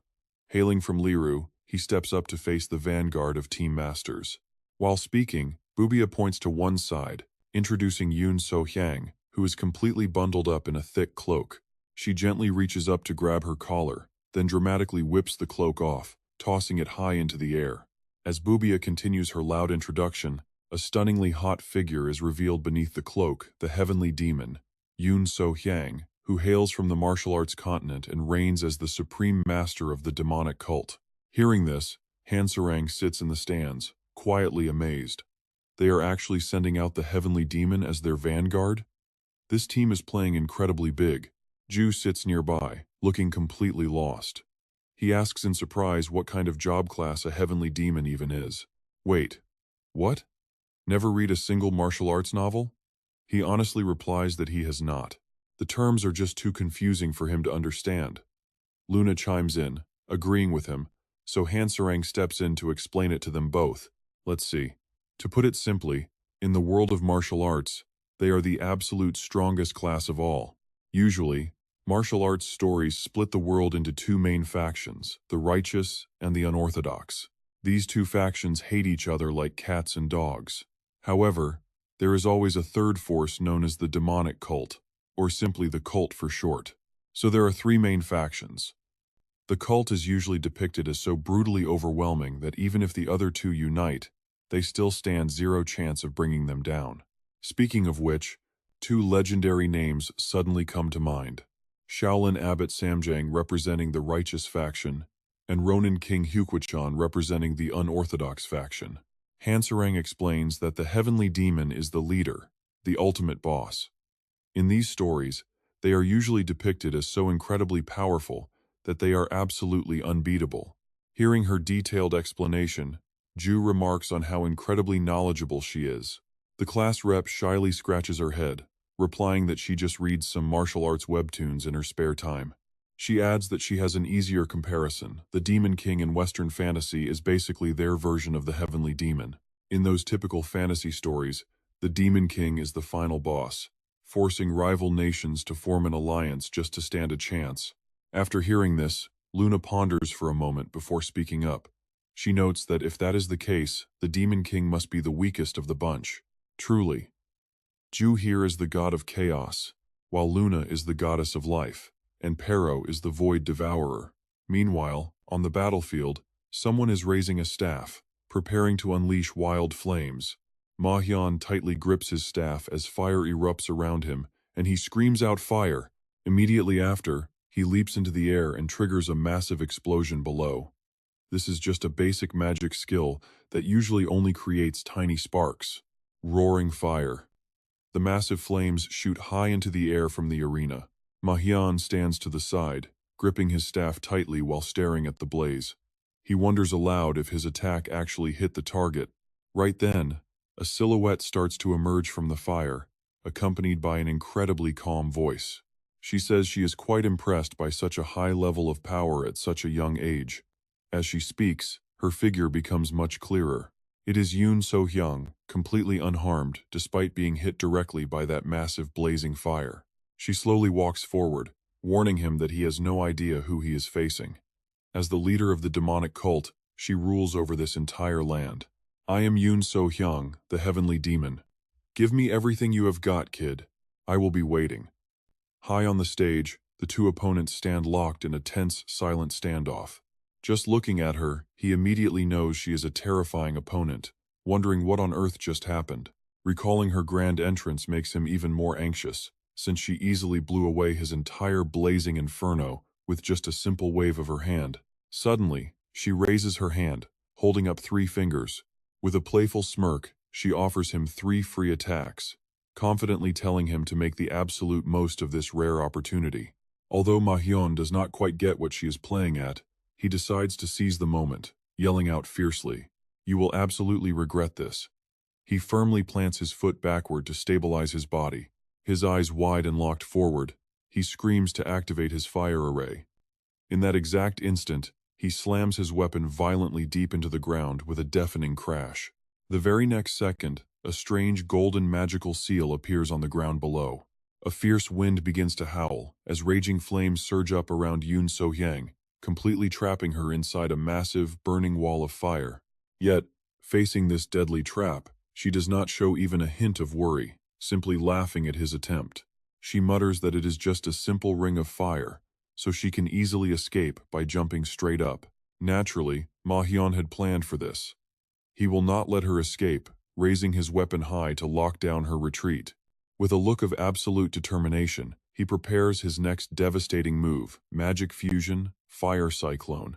As soon as the words leave his lips, the flickering flame erupts into a towering firestorm, completely swallowing his opponent within its blazing depths. Up in the stands, the entire crowd gasps as they witness the terrifying spectacle. Bubia gasps in awe. Mahyeon just executed Magic Fusion, calling forth a monstrous fire tornado, prompting a quick lesson for the bewildered crowd. Magic Fusion is a legendary technique that every single mage dreams of mastering. True to its name, it lets a caster combine 2 completely different elements to unleash even more devastating force. For instance, merging a basic water ball spell with a lightning strike. This creates an electrified water orb that shocks opponents, though Bubia warns that casting this is not as simple as just throwing any 2 random spells together. For instance, trying to mix water and fire blindly might just result in a pathetic, steaming fizzle, nothing more. Fusion magic demands insanely high skill, making it a monumental challenge to actually get the desired result. With that explanation done, Bubia turns back to stare at the roaring vortex of flames. But when it works, you get magic that defies all logic, just like the monstrous storm howling right before them. It seems like this devastating attack would bury Hyangun alive, but her voice suddenly echoes from within, calling it a pretty decent attempt for a kid. Deep within the raging inferno, her voice echoes. She praises him, noting that boosting existing flames with an even more intense fire energy shows he has got a decent brain, then asks what he is waiting for. Having offered 3 free hits, He still has one left, leaving Mahian standing there in absolute disbelief. As Mahian grinds his teeth, she casually tells him to make this last strike worth it, prompting him to glare back in defiance. He warns that her arrogance will be her downfall, telling her to get ready for his ultimate spell without wasting another second. Pointing his crystal-tipped weapon straight at the sky, Mahian channels his resolve and roars out to cast his ultimate fire spear. A massive fireball instantly manifests in the heavens, casting a blinding, brilliant light across the entire battlefield. Watching from above, Love wonders in disbelief if he is actually casting the fire spear. She recalls the intense final battle of Season 1, remembering how Abracadabra had used this exact same fire spear technique to turn the tide. Just like before, a massive fireball dominates the heavens, but this time, the dense flames begin shifting into completely different shapes. The fire molds into a sharp, colossal arrow. In her memories, Abracadabra pointed ahead to command it to burn, while in the present, Mahian pours every ounce of his strength into the spell. Although the fireball starts out at a modest size, it suddenly expands at an alarming rate, quickly growing far larger than the massive fire tornado below. Soon, it expands to dwarf the entire arena at a truly dizzying speed. The spectators stare in absolute shock, with even Abracadabra gasping in disbelief as she watches the spell swell to impossible proportions. She cannot believe her eyes, straining to take in the sheer scale of the magic unfolding above. Her heart sinks as she instantly recognizes the legendary fire spear technique, which is now expanded to its absolute limit, threatening to swallow the entire world whole. Bubia shouts in sheer terror, describing the expanding spear as a miniature sun that threatens to consume the entire continent of Chrono. Down below, Mahian shows no signs of slowing down. Wreathed in roaring flames, he stares skyward to control the orb as his hat suddenly flies off and hovers in the hot updraft. Mahian's eyes glow with a brilliant, shimmering gold as he releases his final command to burn. At his command, the massive fireball undergoes a sudden change, curving into a dense circle before forging itself into a giant flaming arrow pointed directly at the arena floor.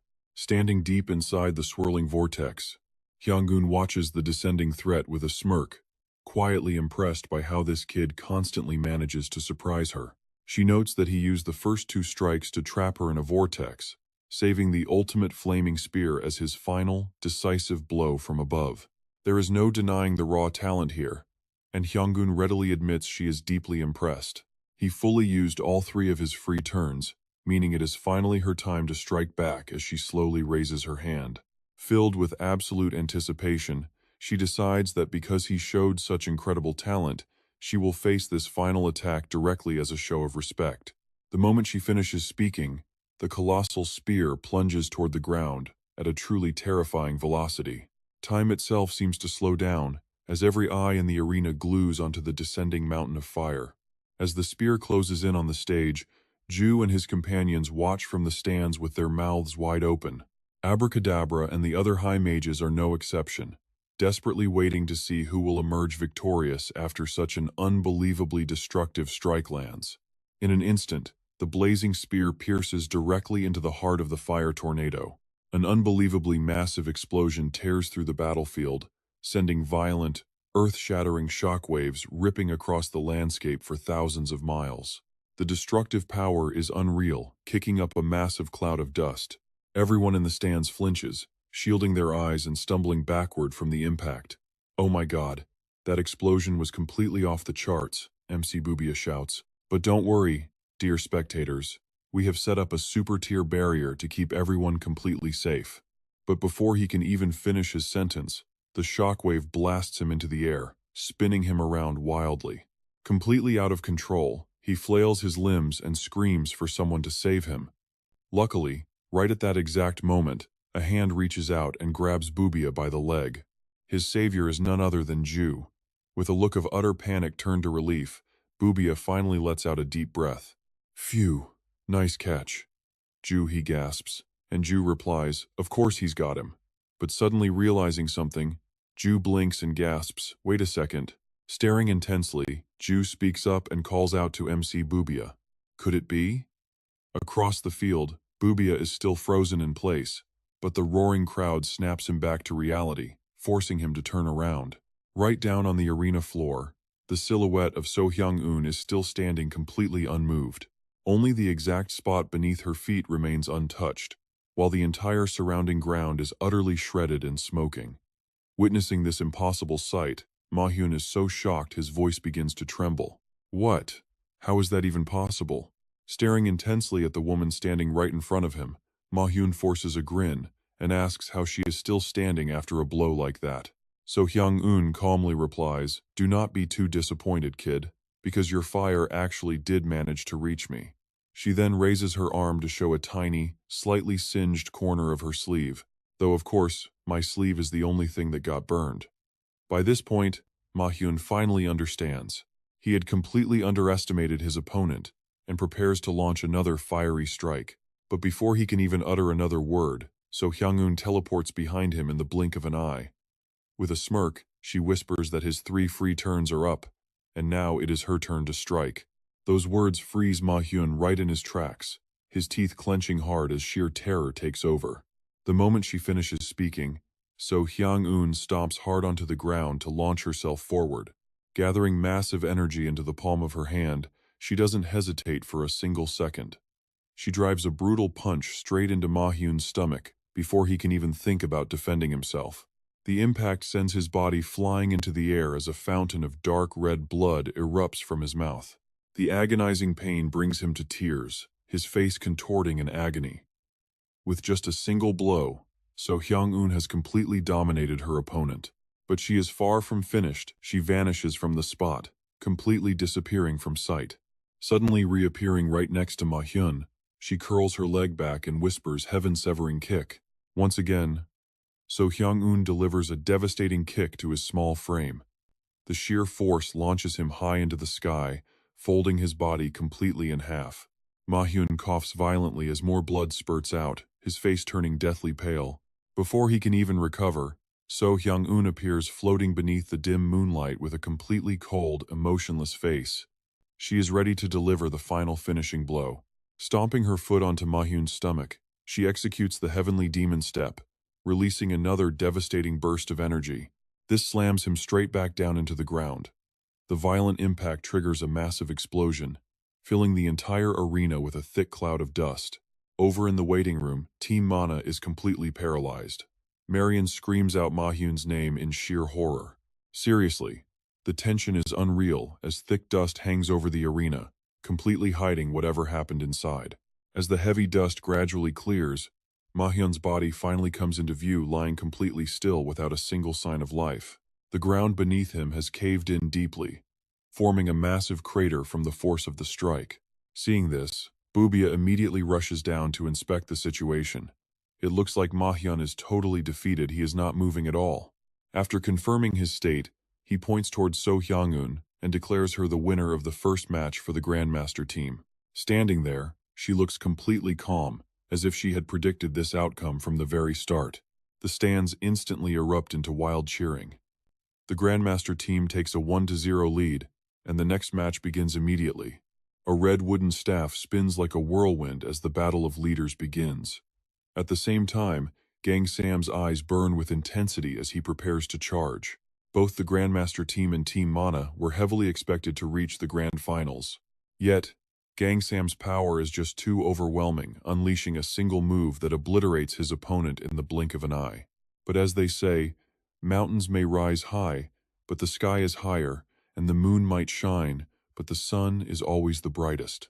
Lying defeated on the ground, the orange-haired girl coughs up blood, her body folding in absolute agony as tears stream down her face. But before she can even react, a looming shadow steps forward, jolting the orange-haired girl with sheer terror. The figure standing over her is none other than Gang Sam, gripping his heavy staff tightly. The massive gap in power between these two teams is just too painfully obvious. As he prepares to deliver the final killing blow, he clasps his hands together and whispers Namo Amitabha. Over in the game, the orthodox fighter from the Cheongmyeong continent was Shaolin Abbot Samjang of the Gosu team. With a single heavy strike of his staff, he instantly defeated the orange-haired girl, bringing the round to an end. With the Gosu team up 2-0, Ma-hyun worriedly called out to Marion, but she was quickly cut off. Marion confidently told her not to worry, promising she would take the next match. Her eyes flared with total confidence as she proudly declared that as the strongest archmage and one of the 3 sages of Liru, she would lead them to victory.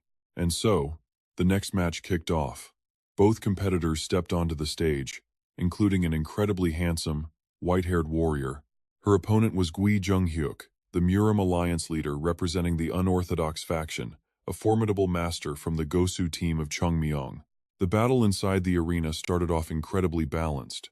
Marion relied on her legendary rapid-fire casting, unleashing a barrage of spells to completely overwhelm Gui Junghyuk. But just as victory seemed assured, Gui Junghyuk calmly extended a single finger behind his back.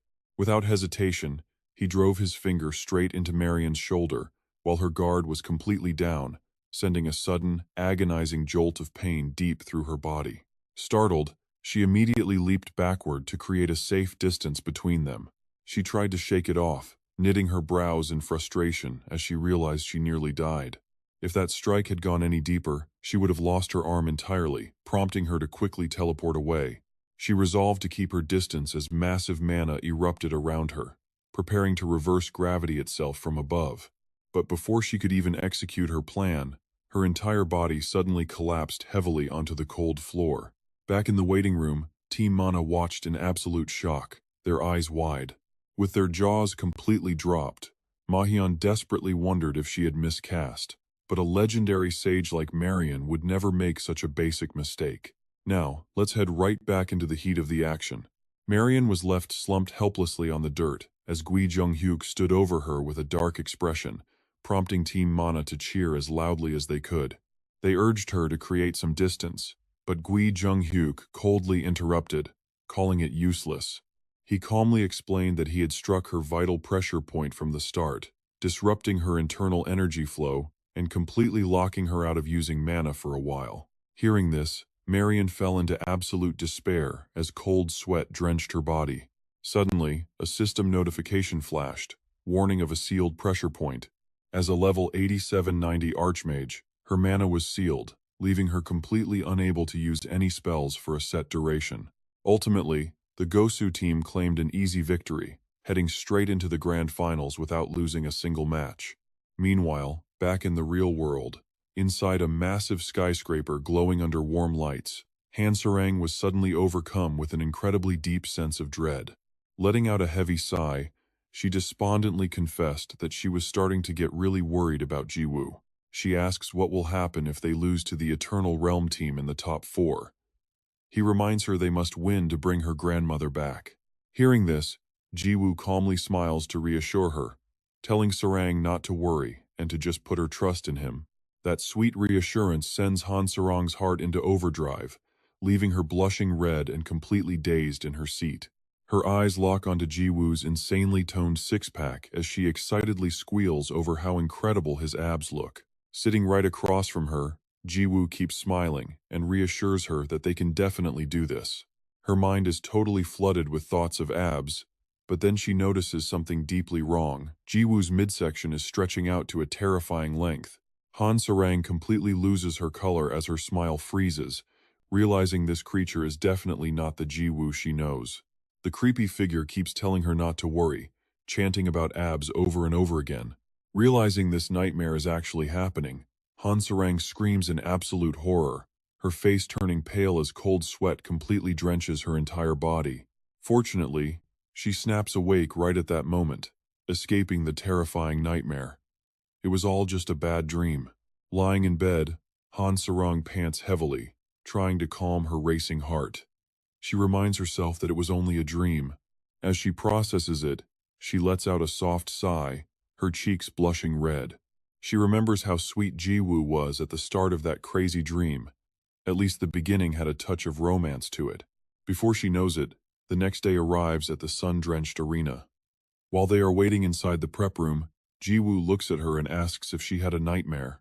Han Sarang sighs, explaining that she is not even sure if nightmare is the right word for it.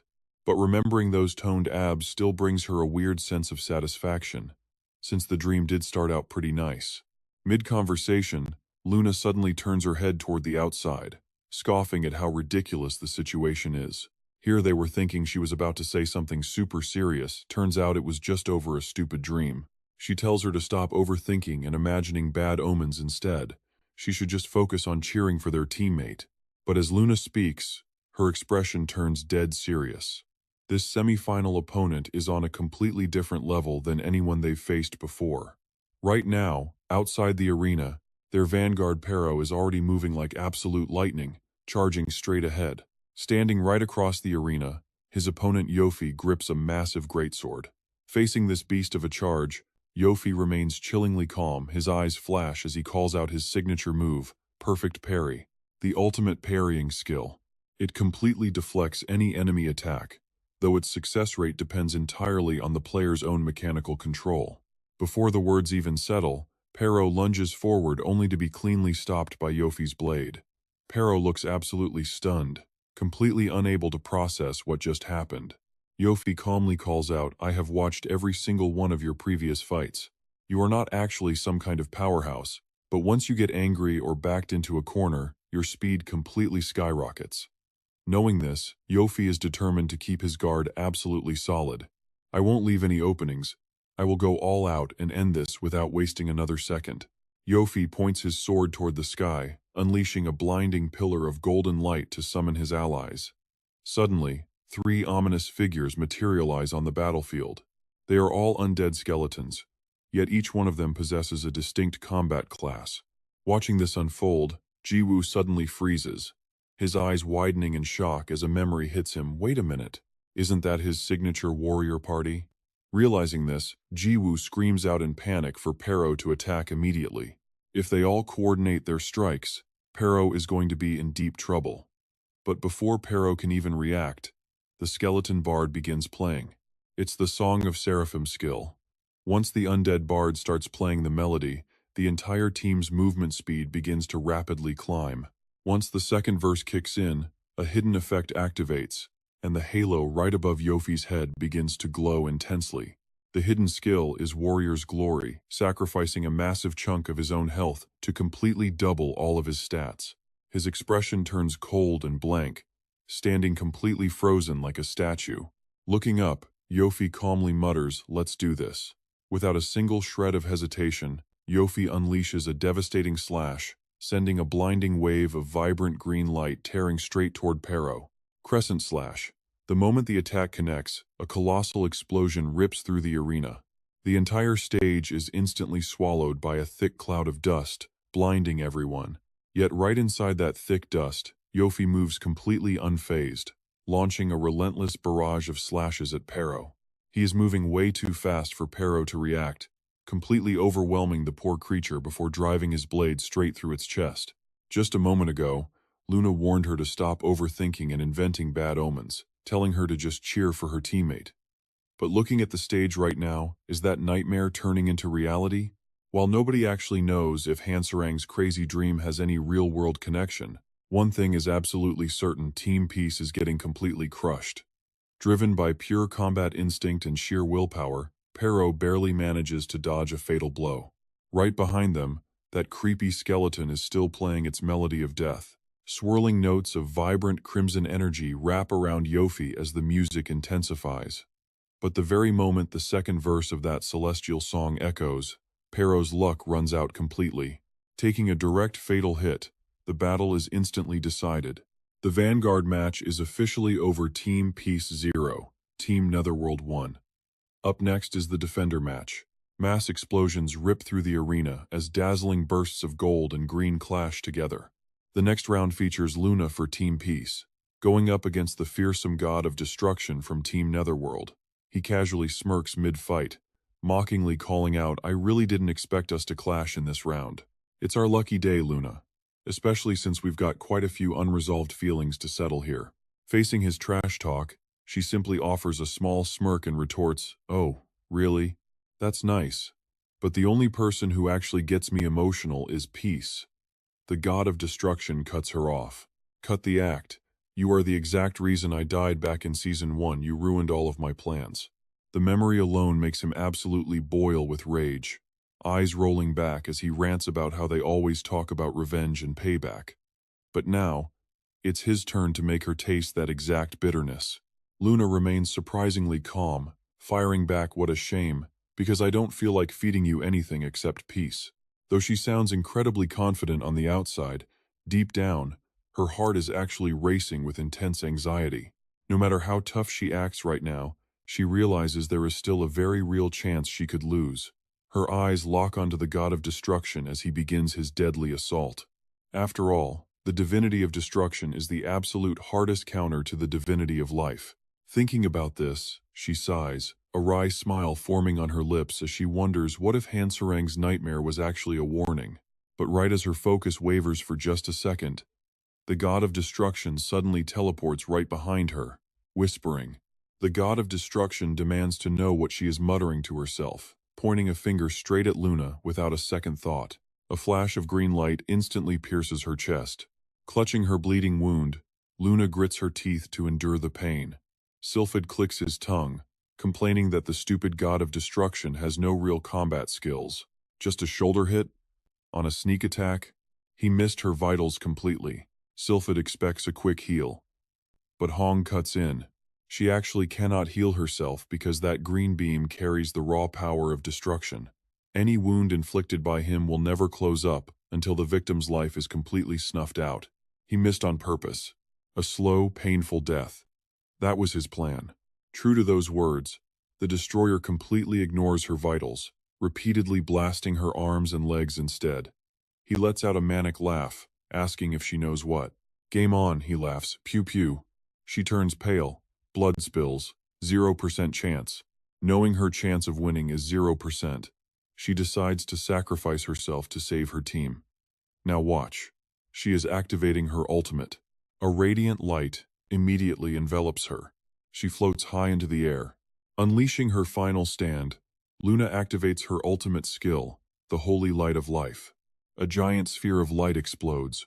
The heavy shockwave and dust force Ju and Hanserang to shield their eyes as she grits her teeth in sheer panic. Once the dust settles, the leveled arena is completely buried under a heavy blanket of white smoke. Down on the shattered ground, a completely drained Luna collapses to her knees in her normal state.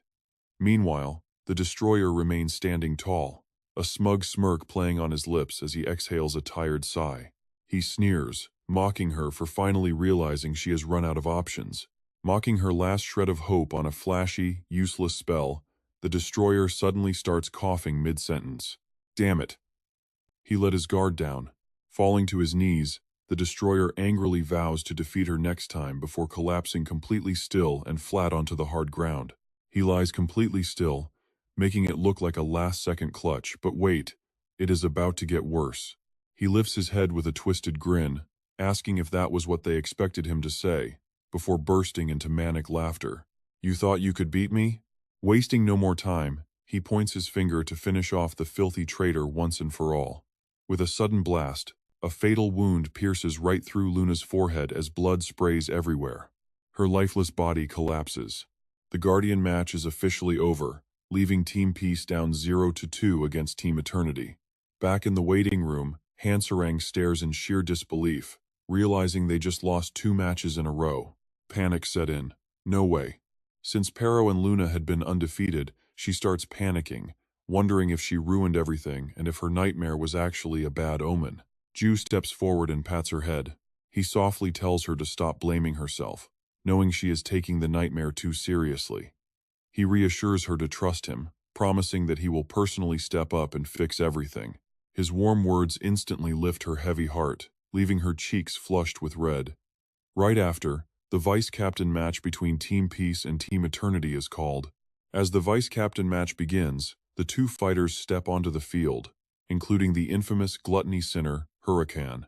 Ju immediately bursts out laughing upon seeing him, grinning at how fun it is to face him again after so long.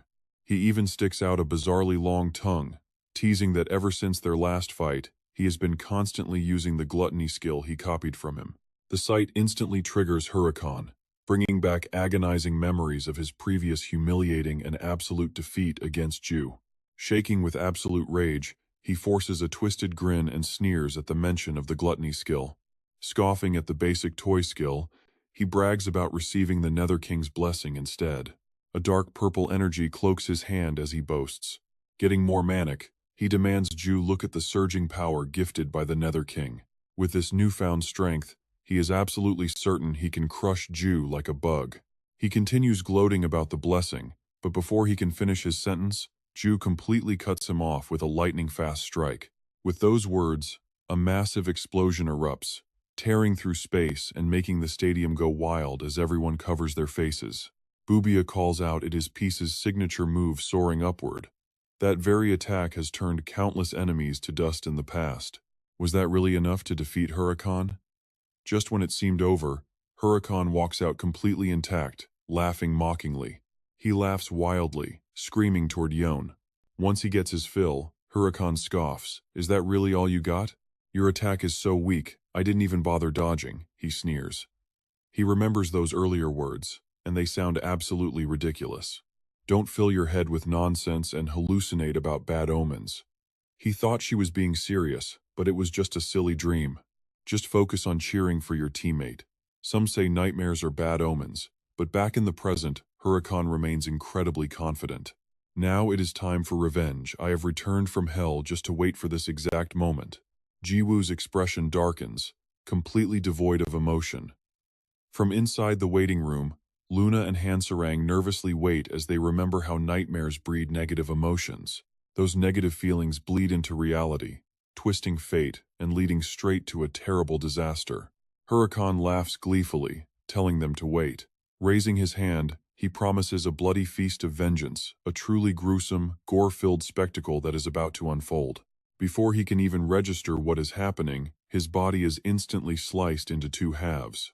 He claims he will rip his opponent apart with his bare hands, but then he realizes something is wrong. His smile freezes, and Huracan looks down, searching for the very hands he was bragging about. At this very moment, the grim reality finally dawns on him. Wait, what is this? Where is the other half of my body? Before he can finish, Jiwoo's wooden club delivers swift justice, smashing his head. This single blow completely obliterates Huracan, leaving him sprawling lifelessly on the arena floor. Now Huracan is nothing but a cold corpse, unable to react. He did not get to launch a single attack, while Peace never cared about silly superstitions. The match is over. Peach Team defeats the Eternity Team in a stunning victory. Jiwoo smirks, declaring a solid win for them. He then adds that it is time to turn the tables. A breathless silence falls over the arena in preparation for the next clash. Then, the fight instantly erupts as two powerhouse punches collide, unleashing a massive shockwave that cannot be ignored by anyone. Hansarang and the former Demon King lock horns in a brutal, all-out showdown. Hansarang grits her teeth, determined to land a decisive blow, while the former Demon King matches her with rapid-fire strikes. The shockwaves from their clash rattle the entire arena. Up in the stands, Bubia cheers excitedly, calling it a must-watch battle. This is the ultimate dream match everyone has been waiting for, the former Demon King versus the new Demon King. After a fierce exchange, Hansarang and the former Demon King leap backward, and Bubia quickly jumps in to comment on the action. The two rivals traded heavy blows right from the start, and now they are backing off to create some distance. The former Demon King recovers his footing instantly, leaving deep friction marks on the ground where his feet dug in. Suddenly, he releases the explosive energy within him, the true essence of the Demon King unleashed. Hansarang also holds her ground, muttering her own incantation. Activating her demon descent, she instantly enters her true demon form and reaches out her hand without fear. Without a second of hesitation, she triggers her Demon Lord Divinity skill and launches a fierce counterattack. A barrage of energy blasts rains down on the former Demon King, triggering a massive explosion. The blast completely consumes a corner of the ring, leaving nothing but a thick, swirling cloud of dust on the battlefield. Suddenly, a blinding red light cuts through the smoke, catching Hansarang off guard. She barely manages to dodge the incoming strike in the nick of time. A sudden realization hits her. Wait, could that move actually be what she thinks it is? Is that destruction? Right on cue, the system displays details about this exclusive, hidden Demon King skill. It channels the Demon King's limitless mana to unleash a devastating wave of absolute ruin. The destructive power scales with the charging time. Behind the protective barrier, the The crowd watches in absolute awe, while Bubia remains busy, shouting out her highly excited commentary. The former Demon King has just unleashed a colossal destruction skill. But thanks to the powerful barrier, the audience is perfectly safe. Back on the field, the maddened former Demon King relentlessly corners Hansarang with non-stop attacks. His relentless strikes leave Hansarang struggling desperately to keep up. Panic sets in for her. What on earth is going on? His behavior is completely erratic. She stares at the former Demon King in horror. It is like he has lost his mind. Then, her master's warning flashes through her mind. Could this be the exact danger she was warned about, the cost of letting demonic power fully consume oneself? Flashback to that day, her master gently told her, "My disciple, if you want to back out now, I won't blame you." She calmly explained that becoming a demon god is not the only path to absolute power. Once upon a time, the former Demon King managed to become the world's greatest warrior without ever needing the power of a demon god. Back in the present, the former Demon King doesn't need divinity to prove his absolute power. He ruthlessly beats Sarang so hard she can't even counter, leaving her hopelessly trying to defend herself. Driven to absolute madness, the former Demon King screams out at the current demon god. He roars that he's waited forever for this moment while launching a relentless assault. He shouts that she holds the power he could never reach, making her the true ruler of magic. He is completely bent on a brutal fight to the death with Sarang, screaming for her to bring it on and show him what a real demon god can actually do. Sarang barely manages to dodge a massive, earth-shattering strike from the former Demon King. The exact second her hand brushes the ground, she pivots off the dirt and launches a powerful, devastating kick straight into the enemy's stomach. But that is nowhere near enough to stop him, only driving him wilder.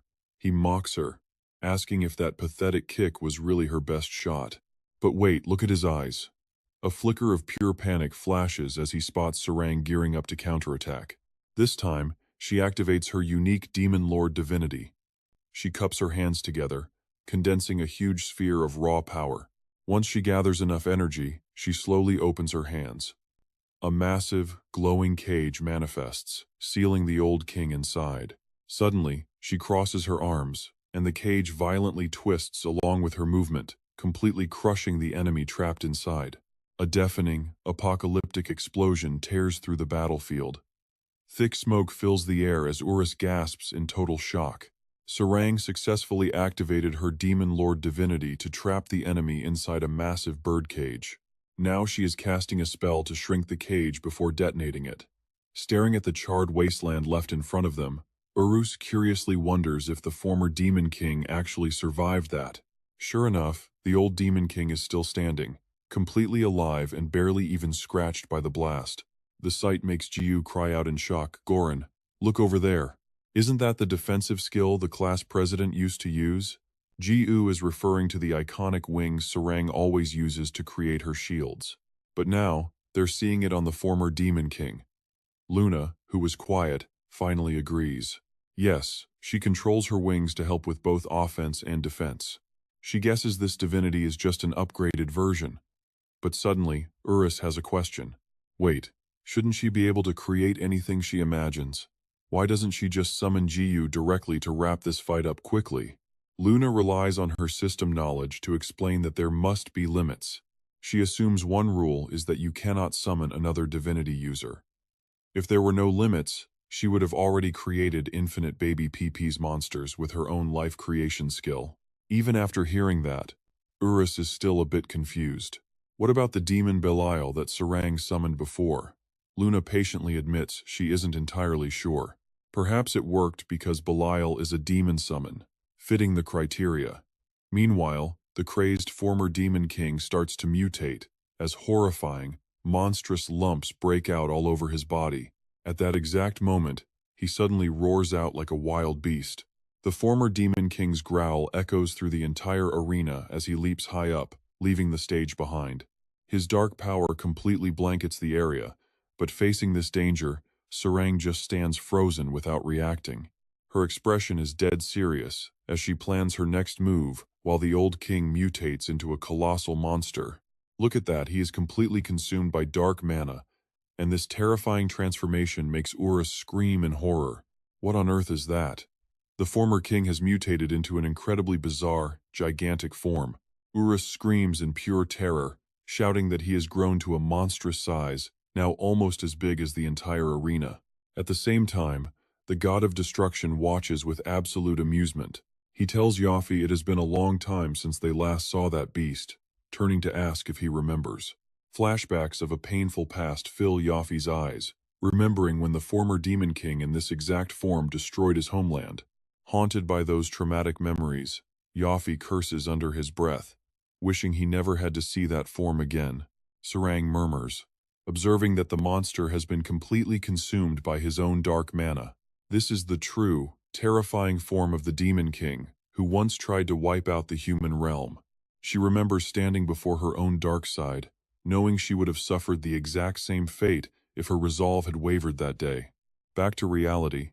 The mutated former Demon King raises his giant fist to deliver a crushing blow. His sheer force causes everything around them to violently tremble. His overwhelming power completely blankets the arena. Instead of getting crushed to dust, Sarang miraculously dodges the strike, soaring high into the air right in front of him. Seeing her, the former Demon King goes completely wild and gears up to attack again. A surge of terrifying power blasts directly toward Sarang. Remaining completely calm, she quickly acts to activate her Demon Lord divinity, instantly causing a pair of wings to sprout from her back. With those wings, she easily maneuvers through the air, dodging every single devastating strike from the former Demon King.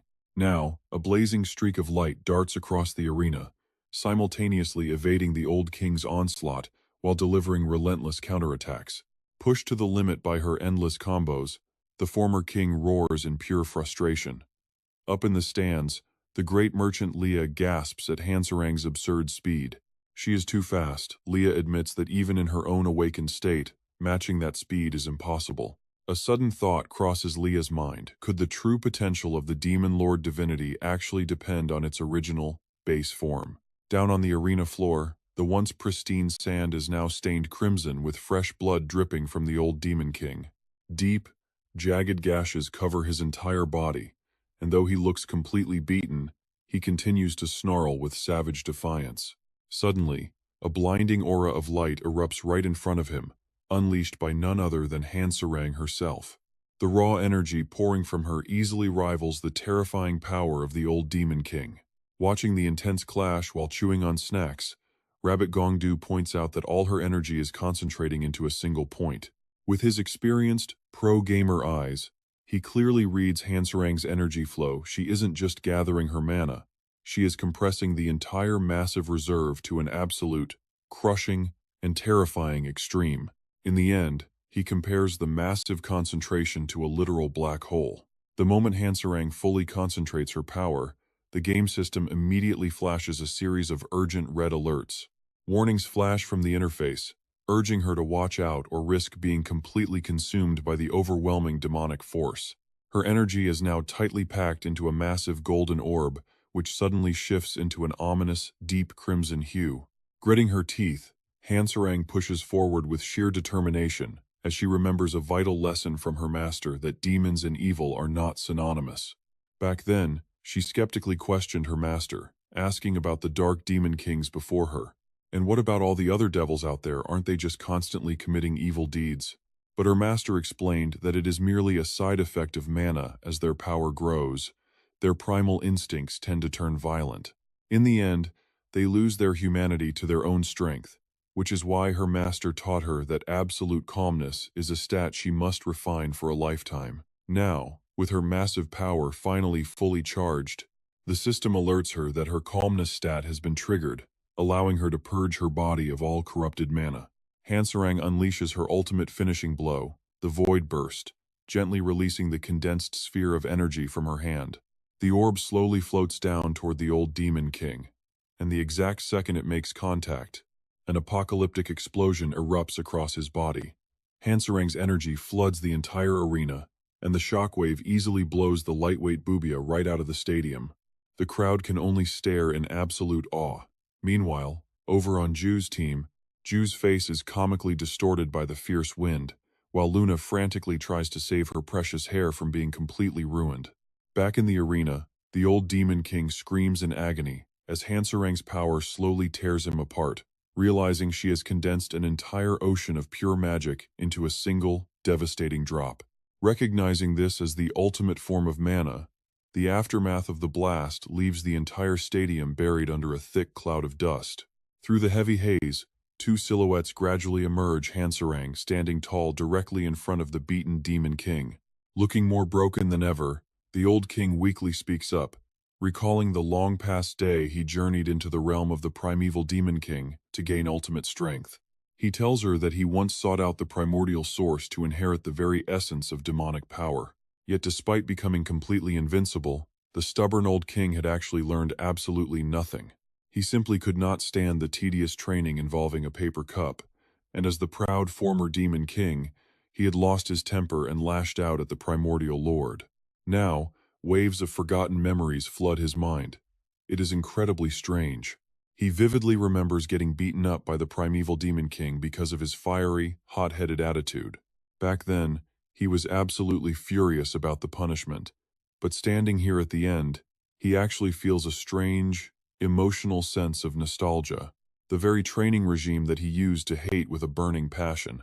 Right before turning to ash, the former king fully acknowledges Hanserang, offering his sincere congratulations to the new demon lord who defeated him in a fair and honorable duel.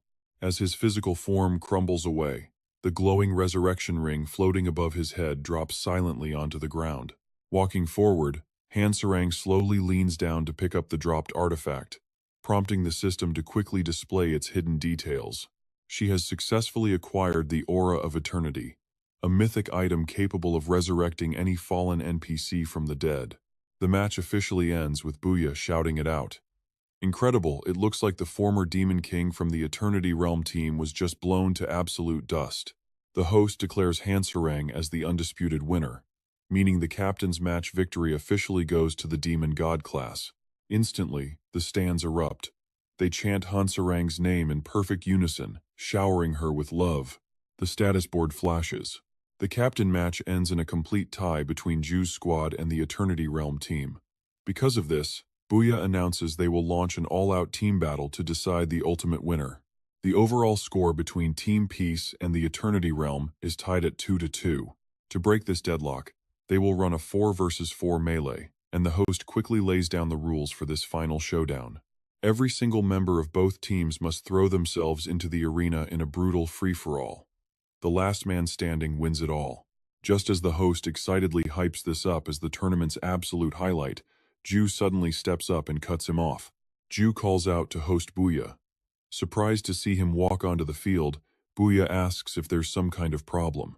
Without a shred of hesitation, Ju bluntly announces that he will be the only one representing his team in this chaotic brawl. This bombshell completely shocks the Eternity Realm team, but Ju just arrogantly waves his hand at them, gesturing for them to bring it. He smirks with ultimate confidence and challenges them crawl on out here, because it's finally time to throw down. It was supposed to be a 4-on-4 brawl, but thanks to Ju's insane challenge, the match officially shifts to a brutal 1-on-4 battle. Hearing Ju's incredibly arrogant challenge, the Nether King bursts into a highly amused, wicked laugh.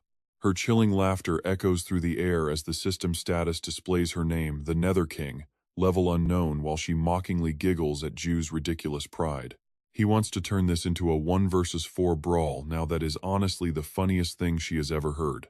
That guy Peace is a total joke. Seeing this, the God of Destruction asks directly, so what are we supposed to do now? Do we just jump in and jump him 4-on-1?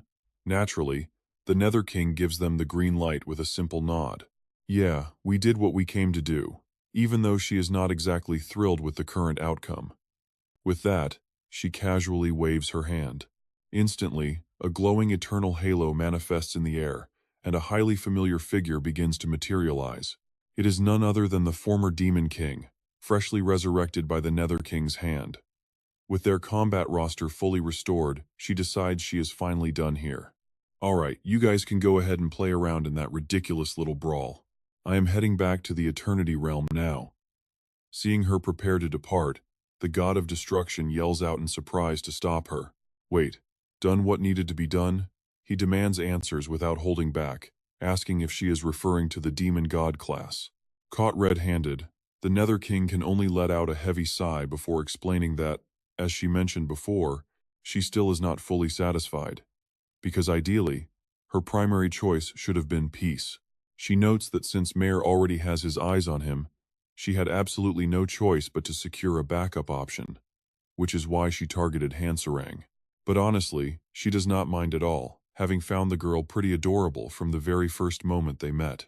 Back when they first crossed paths, she immediately flirted with her, teasingly telling Hansarang that she was quite the cutie. She guessed that the NPC Hansarang wanted to resurrect must be a man.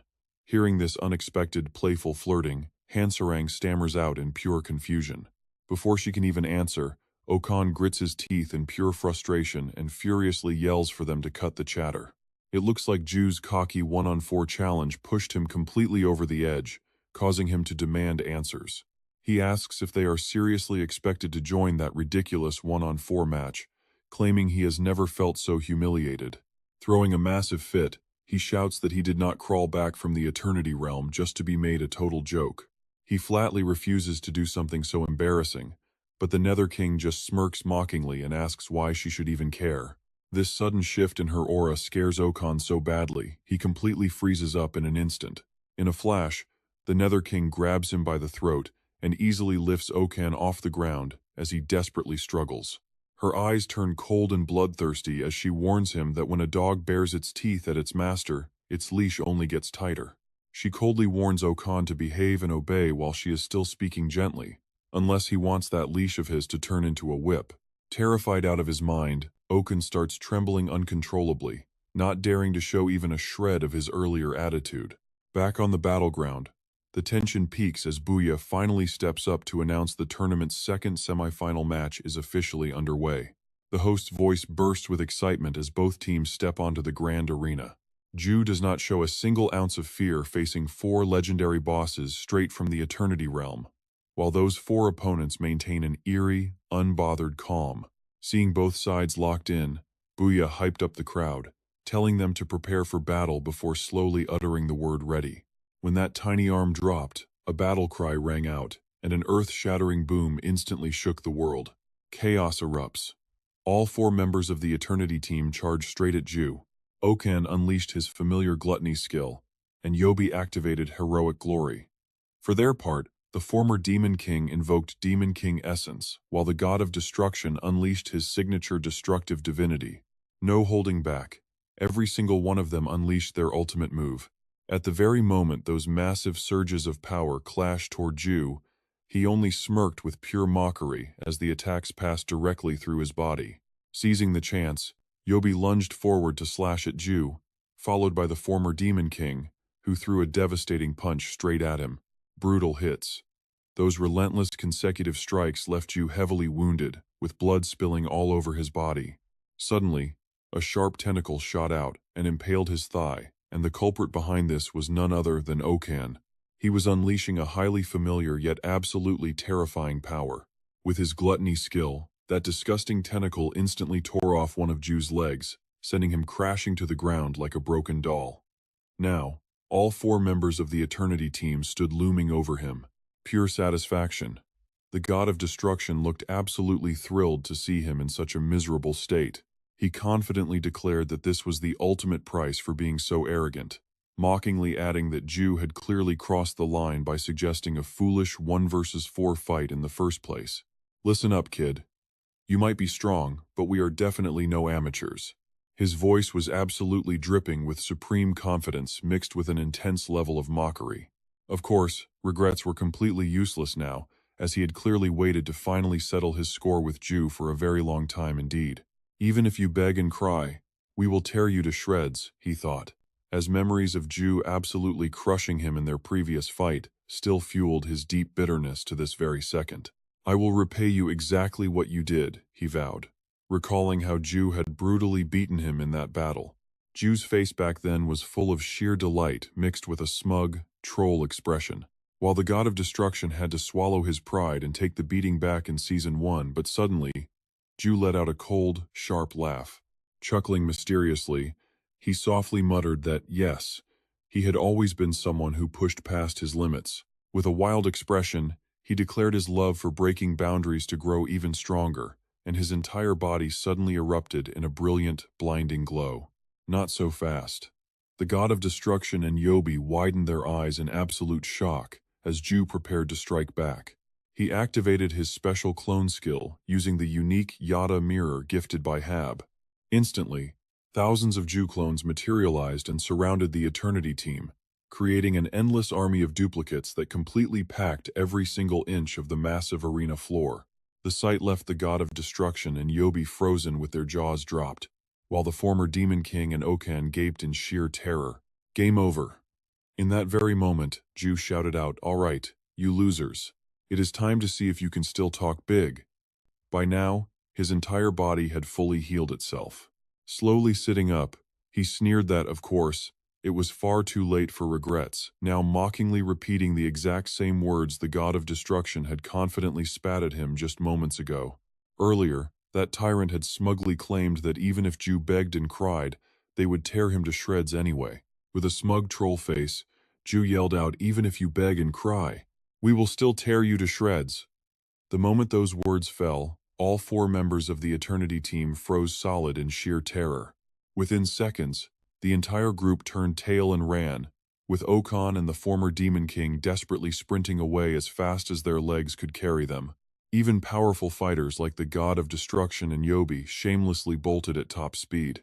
It was indeed their best option, as they scrambled for their lives, realizing that running away was the only possible way to survive this onslaught. Unfortunately, before they could even get very far, both the former Demon King and Okan caught a brutal, heavy staff strike directly to their faces. His clone struck again, landing heavy blows straight on the faces of the god of destruction and Yobi as well. Down they go. With flawless coordination, the clones sent all four of them crashing violently to the ground. The mighty Eternity team lay splat on the dirt like squashed roaches, with the god of destruction slowly sitting up first, only to face a massive wall of Ju clones. His clones chimed in unison, "Ding-dong, delivery is here. Prepare for a complete beatdown combo." That sight was an absolute living nightmare for the god of destruction, prompting him to scramble to his feet without a moment's hesitation. Just as he desperately scrambled to run away again and vanished from the screen, he was instantly battered and sent flying backward into view once more with a brutal hit. His entire body spun helplessly through the air before crashing completely out of frame. While the screen showed only Ju's clones, the god of destruction was kicked back into the scene, landing headfirst on the ground. What followed was a merciless beatdown, as a mob of clones battered him to a pulp, leaving him to curl up and endure a storm of staff strikes. The former Demon King suffered the exact same fate, while Yobi fared no better.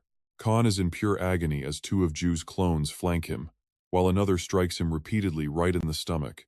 The arena echoes with nothing but heavy blows. For the Eternity Realm team, the chances of escaping Ju's army of clones have officially dropped to a tragic 0%. Meanwhile, the god of destruction is still taking hits, face bruised and swollen. Powerless to do anything but grit his teeth in absolute frustration, the god of destruction suddenly lets out a gut-wrenching, agonizing scream. His face is twisted in pure rage as he roars, unleashing a massive surge of magical energy that completely lights up the entire stadium. It seems the god of destruction has finally reached his ultimate boss stage. Ju instantly recognizes this appearance as the exact same final form the god used back at the end of Season 1. He is completely unfazed. He does not fear that form at all. Did he really think a cheap transformation would save him? In reality, the god is only turning this entire battle into a pathetic, hopeless struggle right until his very last breath. Ju's obvious contempt sends the god of destruction into a wild fury. "Ridiculous," he snarls with pure hatred. "I will finish you right now. Goodbye, my little friend." He then bursts into a fit of maniacal laughter. Suddenly, the god asks if Ju remembers the skill Luna used against him in their last match. Thinking back to that intense previous battle between the two of them, the technique she had unleashed on him was the holy light of life. Incredibly, the god of destruction has copied it. Now, it is time for the upgraded version. Welcome to the holy light of destruction. Targeting Ju directly. No escape. This final technique carries absolute divine power of ruin, and he triumphantly boasts that there is absolutely no way Ju can survive such a catastrophic blast. Declaring that it is finally time to say their final goodbyes, the god of destruction immediately begins activating the terrifying holy light of destruction. Instead of showing any fear, Ju just smirks. Despite the tense situation, he calmly issues a sudden command to his forces. Clones, multiply to 300 and block this. Immediately, his duplicates rush to protect the real Ju. Without any hesitation, they act as human shields. The clones swarm the charging god of destruction, holding him tight as his power radiates a blinding, dazzling light. Watching this unfold from the stands, Bubia immediately panics, thinking that this is definitely not a good idea at all. He mutters aloud. Full of confusion, the god of destruction has poured everything into one single attack. Yet Ju's clones charge straight ahead without a care for their own lives. How will this desperate clash finally end?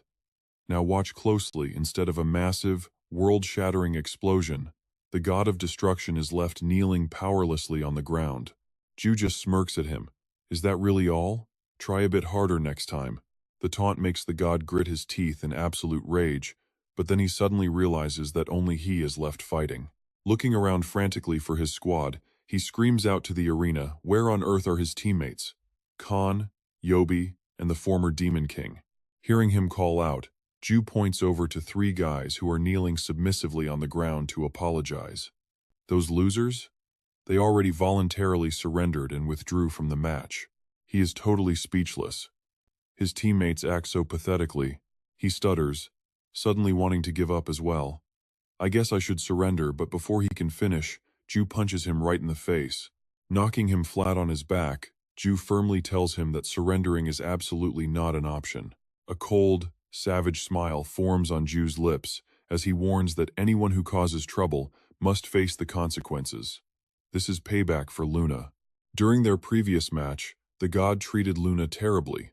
He excitedly mocked her the exact moment she lost all her strength and became a normal human. A cold execution. He sent her away. So this time, it is Ju's turn to make him pay, warning him that the debt is finally due. Luna is touched to the core by his words, watching with deep emotion as Ju takes revenge on her behalf. Ju swings his wooden staff with incredible force, cracking it directly over the god's head. He whips the staff upward to strike his face, following up immediately with a relentless, brutal barrage of heavy blows directly onto the god's body. Ju unleashes a furious storm of attacks, each single strike echoing loudly throughout the entire stadium. Despite this being only the early stages of the tournament, the god of destruction is getting absolutely destroyed in this second match of the semifinals. Ju is fighting like a man possessed. Pure madness. A whirlwind of raw emotions sweeps through the crowd. While Ju's face looks comically absurd, it deeply warms Luna's heart, bringing a very bright smile to her face as the match finally draws to a close. Winning the intense 1 versus 4 showdown, Team PIS secures victory with Ju standing as the sole survivor. Not a single member of the Eternity Realm team remains, leaving the arena quiet until Bubia's voice cuts through. Fans have witnessed countless fierce battles throughout this intense team tournament. And now, the moment everyone has been waiting for is finally here as the grand finals are about to begin. Bubia introduces the final 2 contenders team, PIS versus the powerful Grandmaster team. The announcer excitedly shares that the winning team will take home an absolute fortune of 30 billion gold. Aside from the massive team rewards, the individual tournament MVP will walk away with the single most valuable item in Chrono Life history. Naturally, that legendary item remains a total secret, but the scheduling for the final battle is officially locked in. The championship match will air tomorrow night at 8 p.m., broadcasting live to over 120 countries worldwide.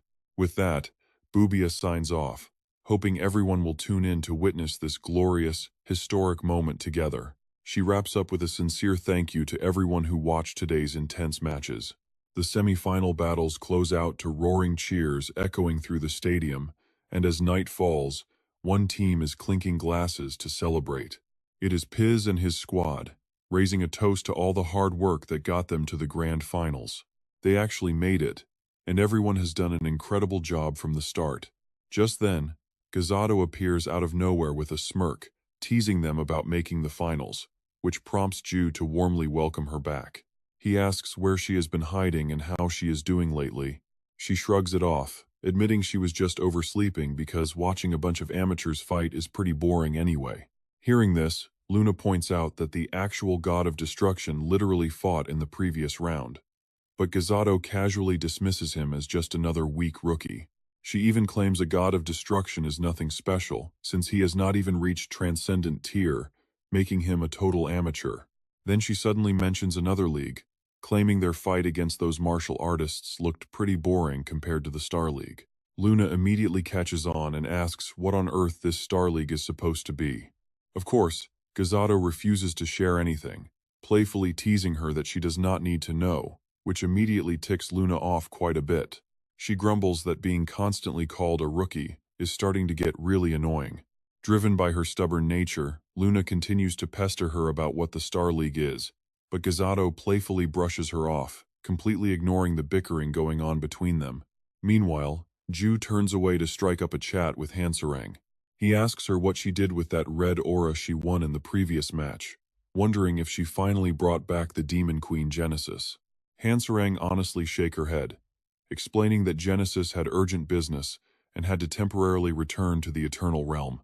However, she adds that the Demon Queen promised to fully return to her once the team tournament wraps up. Ju nods in understanding, but right then, Wu chimes in to ask if he has already set the lineup for the final match. The sudden question catches Ju off guard, making him blink. Wu calmly points out that while Ju can surely guarantee one victory, the remaining 3 might lose, giving the enemies a 1-3 disadvantage early on, meaning they could be defeated before they even get to the main brawl. Ju flashes a mysterious smile, telling them not to worry because he already has a master plan ready for tomorrow's clash. At that very moment, inside a local inn, Ngongdu and his teammates are gathered in their room.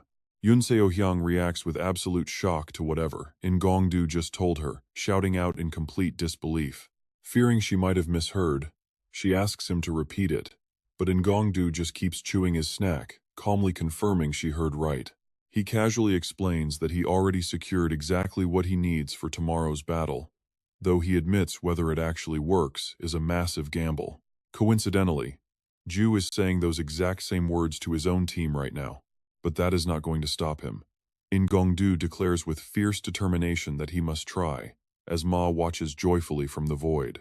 The day has finally arrived, and she cannot wait for the finals, where winners and losers walk the same path, but only one gets to smile at the end. She notes that the ink has already dried on the paper, meaning this grand story can no longer be stopped. Because of that, she eagerly wants to see it unfold. She will quietly wait to see the final words they will write. Meanwhile, back in the real world, commuters on the subway are glued to their phones in sheer excitement. Even inside local cafes and bakeries, crowds are completely focused on their screens. Everyone is hyped up and ready to watch the ultimate showdown. Back at the arena, the countdown hits 3, 2, 1, as Bubia screams with pure hype. She welcomes everyone back to the team tournament as they finally reach the grand finals. Unable to contain her absolute excitement for this final clash, she tells everyone to prepare to charge into the battlefield. In response, wild cheers erupt from the massive stadium crowd, echoing through every corner.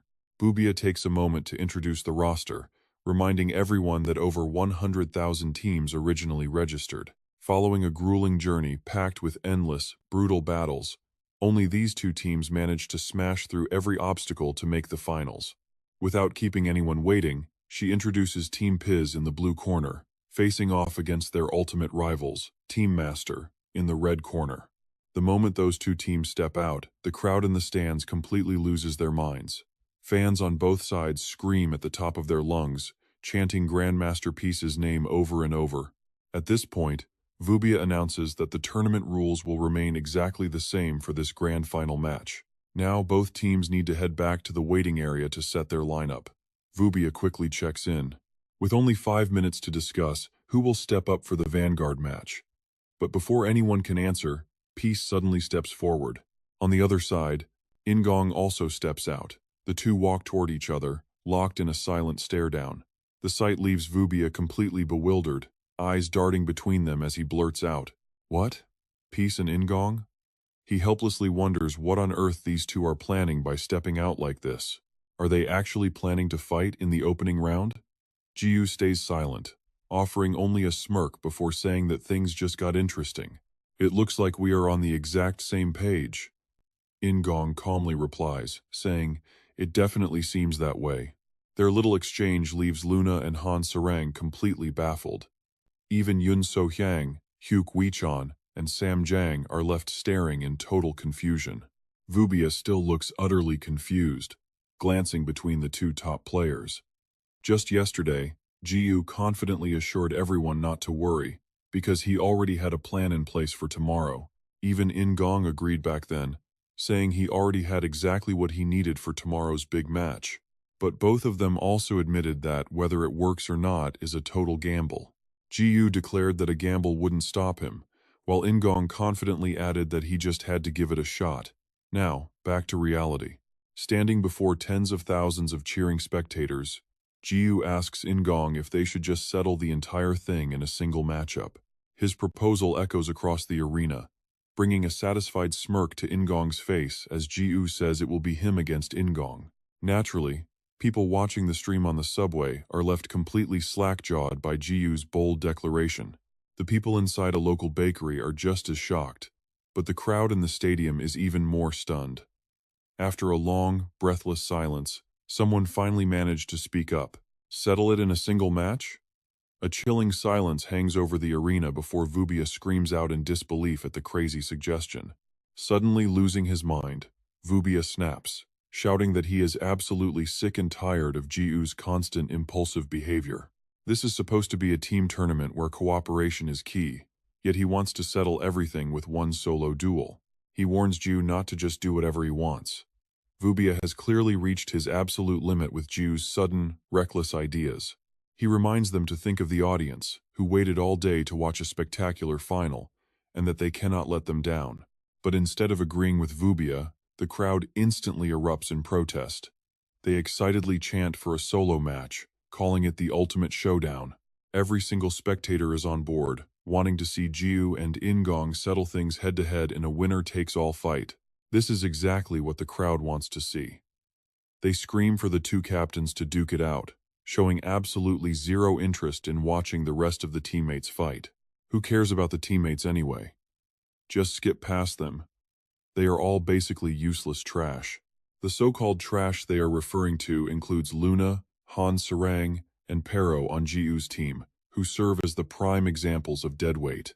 The other group is Yun So-hyang, Hugh Wei-chan, and Sam Jang. With the crowd completely set on this, Vubia has to give in, but he still asks the other teammates for their thoughts. Do the teammates actually agree to this sudden solo match? In perfect unison, the group gives their answer. It is a definite yes. They obviously do not care about being benched or called useless deadweight either. Even as things reach this point, Vubia still hesitates. Visibly flustered, he asks the tournament staff what to do since everyone is demanding a solo duel. Hearing this, President Choi Deok-bae simply chuckles. To him, the answer is already crystal clear. He is completely fine with letting the captains duel. Pleasing the audience has always been the core philosophy of Chrono Life. Meanwhile, this entire scene is being watched through a mysterious viewing orb. A group of onlookers smirk with satisfaction, muttering that their patience has finally paid off. They have been eagerly waiting to see Ingong and Jiu tear each other apart. Now that the match is starting, the two are finally facing off. On one side, we have an absolute master of martial arts. He is a rising star who recently achieved the rank of one-star transcendent, the powerhouse of Team Ingong. On the other side is a player whose stick swings bring pure terror. This is Peace, the leader of Team Peace, who caught the attention of not just normal players, but the demons themselves.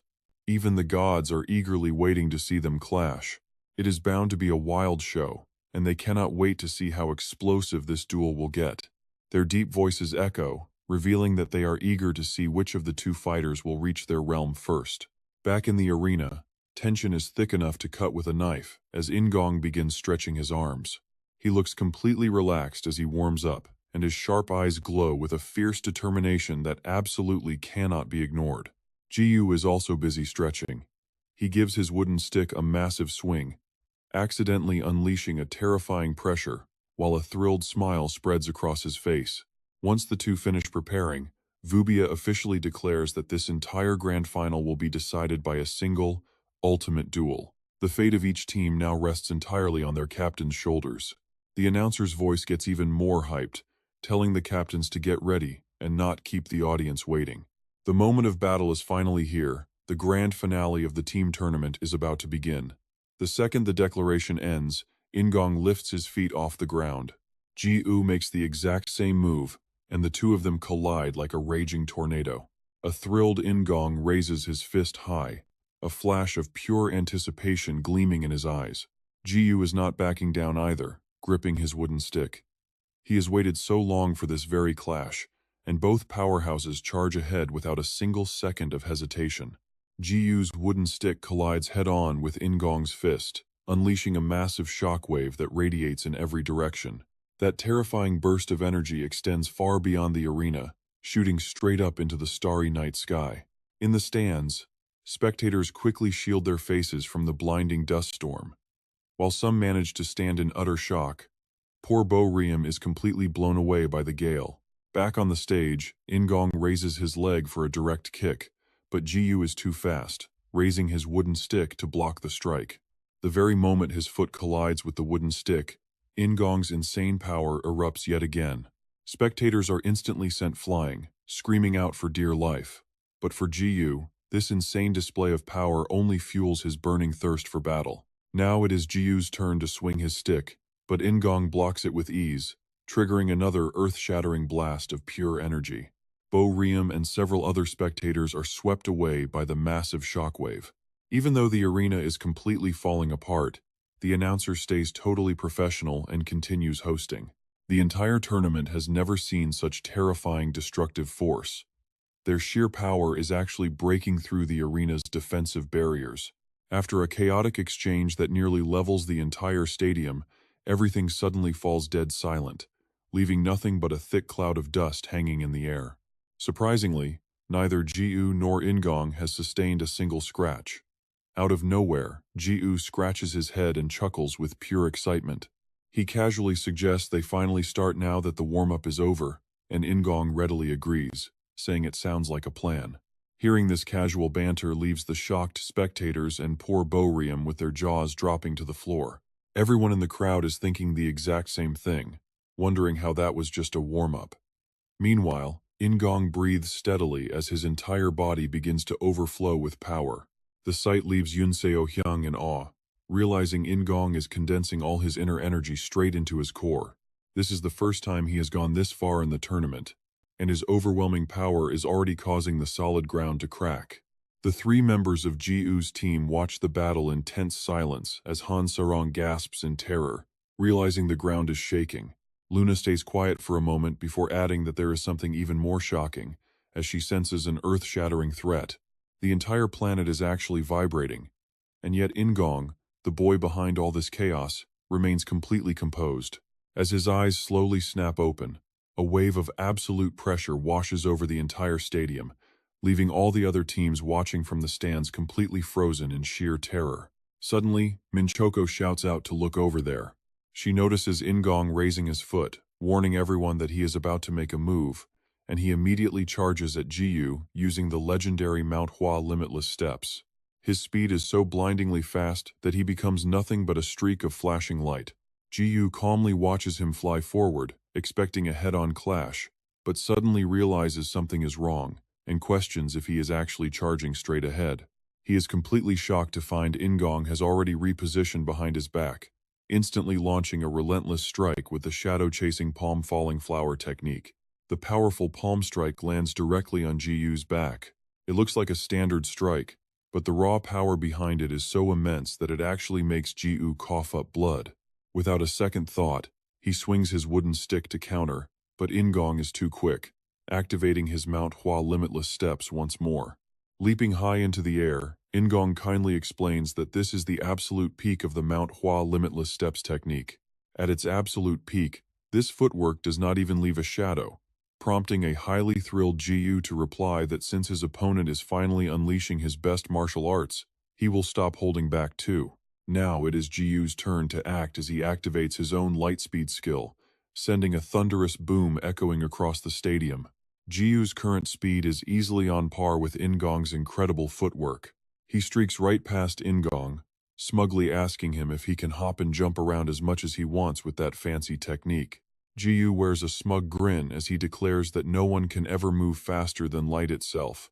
Immediately after, he unleashes his light-speed multi-hit combo, leaving a struggling Ingong with absolutely no choice but to desperately defend against the relentless barrage of strikes. The sight leaves the other three teammates frozen in complete shock, as a worried Yun Seo-hyung calls out Ingong's name. Out of nowhere, Hyuk-wee-chan teases her with a comment that turns her face completely red, asking what's wrong. He jokingly asks if she is worried her precious little lover might get hurt, prompting her to instantly panic and deny it, claiming he is not her boyfriend yet. Hyuk-wee-chan continues to tease her while even Abbot Sam Jang chimes in, remarking on how adorable young love can be. Hae Wei-shin decides he has teased enough and speaks seriously, saying there is really no need to worry anyway. He fully believes in Yin Gongdu's strength, since he already knows exactly what kind of insane power the young man possesses. Back in the arena, Yin Gongdu lands on the ground and calmly stands facing Di Wu, while Hae Wei-tian remains absolutely sure his junior will be fine. Furthermore, he confidently declares that Yin Gongdu is someone destined to always walk the path of total victory. No one knows if Yin Gongdu will actually win, but a smile remains on his lips despite taking a heavy beating from Di Wu earlier. The scene shifts to the Qingming martial arts continent, a place filled with master fighters, where a legendary territory known as the Central Martial Arts District exists. This is Wulin, a land known to everyone throughout Qingming, until one day, a legendary genius was born in Wulin, and his name was Jiang Shan. The people of Wulin watched him grow up, firmly believing that upon reaching adulthood, he would become one of the greatest martial artists of all time, blessed by the heavens themselves. When that young genius, Jiang Shan of Shaolin, was only 5 years old, something entirely unexpected happened, proving that no one can ever predict the will of heaven. Perhaps the heavens decided that having just one genius was simply not enough. About 5 years after Jiang Shan was born, 2 more geniuses emerged in Wulin, opening a brand new chapter destined by fate. Heaven blessed the 3 of them with talents far beyond ordinary men, starting with the Shaolin sect leader Jiang Shan, who became living miracles. They were envied by many, yet they always held their heads high amidst all the malicious gossip. The next was the Wulin Alliance leader Gui Zhengshu, and once all 3 reached adulthood, the final member was the heavenly demon Su Xiangyun. As they grew up, their names echoed across the entire Wulin, and they became the faces of the 3 major powers known as the 3 heavenly sovereigns. However, power is never truly equal, and even among the strongest, a clear hierarchy always exists. In the past, both Abbot Zhang and Hae Wei-shin were beaten to a pulp, and the one responsible was Yun Chuxiang. The heavenly demon Su Xiangyun possessed an extraordinary innate talent, meaning even when the orthodox leader Jiang Shan and unorthodox leader Gui Zhengshu joined forces, they still could not defeat her. Consequently, the entire Wulin had no choice but to bow before Su Xiangyun's heavenly demon sect. Time went by until someone new appeared, and not long after that, a mysterious youth stepped forward. That youth was Yin Gongdu, who showed up right in front of the 3 and casually greeted them, saying it was a pleasure to meet them. He asked if they were the 3 heavenly sovereigns before casually apologizing for the interruption and asking if they would be generous enough to duel him. He simply wanted to test his own limits against them, leaving the 3 legendary figures completely frozen in utter disbelief. The great sovereigns were left speechless. His brazen challenge snapped them back to reality, leaving them staring in absolute shock at just how recklessly brave this kid was. Before anyone could even process what was happening, Yin Gongdu suddenly spoke up again, remembering one more thing. He casually informed them of his true desire, which was to take on all of them at the exact same time. It is safe to say this young man is far more than just a genius. He is a literal monster wearing a human face. Back in the present, Yun Chuxiang, Hae Wei-shin, and Abbot Zhang can only watch the unfolding situation in silence. Hae Wei-shin then remarks that on that day, they tasted humiliating defeat for the very first time in their lives. But before he can look cool, Yun Chuxiang cuts him off. She points out that technically, This was actually the second time for the two of them, since she had already beaten them both to a pulp before Yin Gongdu even arrived. Being exposed like this makes He Weishan argue back in embarrassment. He insists that things would have turned around if Yin Gongdu had not shown up, admitting she dominated at first but refusing to accept that as a real loss. Not wanting to embarrass her friend any further, she simply sighs and plays along with him. He Weishan then admits that their battle with Yin Gongdu that day was a terrifying wake-up call, as he never imagined anyone could ever possess such an absurd level of power. Even he was deeply terrified by Yin Gongdu's strength, especially since his junior could control the perfect harmony of all the elements. Without a doubt, a god resides deep within him, and right now in the arena, the two powerful fighters continue to stare each other down. Yin Gongdu still carries that same light smile, which visibly annoys Diwu, who demands to know what that smug grin is all about. Deciding that the previous beating was clearly not enough, Diwu wastes no more time and instantly launches another lightning-fast assault at Yin Gongdu. As his powerful strikes continuously land on Yin Gongdu, Diwu grows highly confident, asking him how he likes this fierce onslaught. He vows to wipe that smile off his face, but just as he swings his staff directly at Yin Gongdu's face, the young man reacts in time to block it. Yin Gongdu's raised foot collides with a heavy impact against Diwu's incoming staff. This makes Diwu smile, praising his block but mockingly wondering how much longer he can actually hold out. Once again, he unleashes his extreme speed to strike at Yin Gongdu, but this time is different. Yin Gongdu refuses to stay passive and immediately launches a counterattack. Jiwu never expected the guy could match his insane speed. Just as a heavy kick is about to land, Jiwu quickly leaps backward to dodge. This battle has turned into a pure clash of raw power versus godlike speed. Watching this, Hanserang screams in absolute amazement. There is no way anyone can keep up with Jiwu's light-speed movement, yet he and Ingongdu trade relentless blows without a single second's rest. Jiwu is actually starting to enjoy this fight, and Ingongdu responds by flashing a confident smirk right back at him.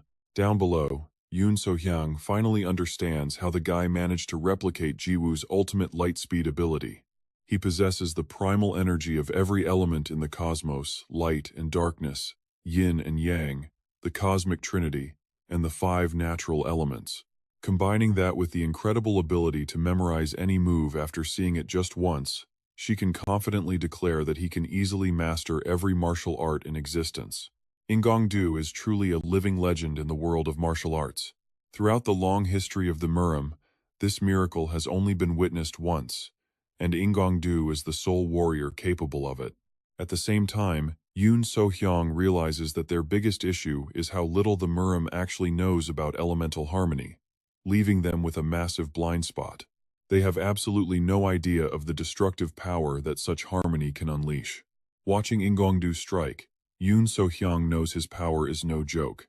It literally allows the user to grow stronger with every passing second of combat. His inner strength keeps scaling up, constantly reinforcing itself and boosting his power until he completely eclipses his opponent. This mind-blowing ability is the ultimate result of his elemental fusion, representing the true, raw power of complete natural harmony. Back in the arena, Jiwu is suddenly caught off guard, while Yoon So-hyang continues her running commentary from the sidelines. Every battle for him is a guaranteed victory, and calling him a mere genius is a massive understatement.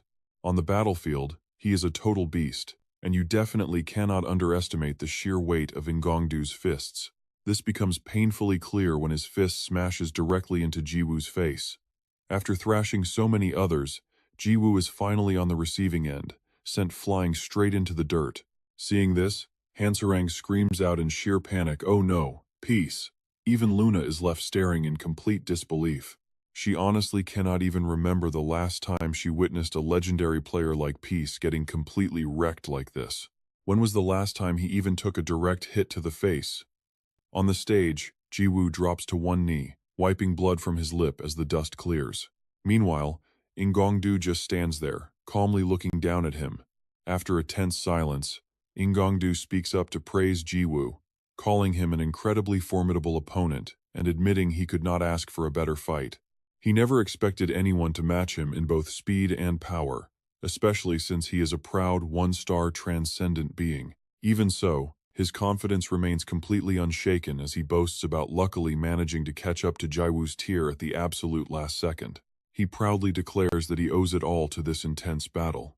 Initially, Ingongdu assumed they started on the same level, but after trading blows, he realized things are very different now. It is clear now who the superior fighter is, and he even expresses his gratitude to Jiwoo for pushing him. He thanks Peace for helping him push his physical limits further. But Jiwoo only responds with silence, prompting a terrified, breathless reaction from Hansarong. She gasps out a desperate no for Peace, while the two powerful fighters continue their tense, silent standoff. Suddenly, Jiwoo lets out a strange chuckle, caught by surprise, which leaves Ingongdu feeling quite puzzled.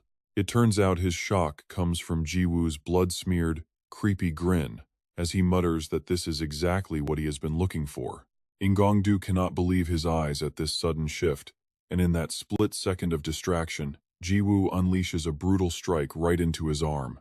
Staring at his heavily mangled arm, Ingongdu does not even scream in pain, only letting out a quiet gasp of shock.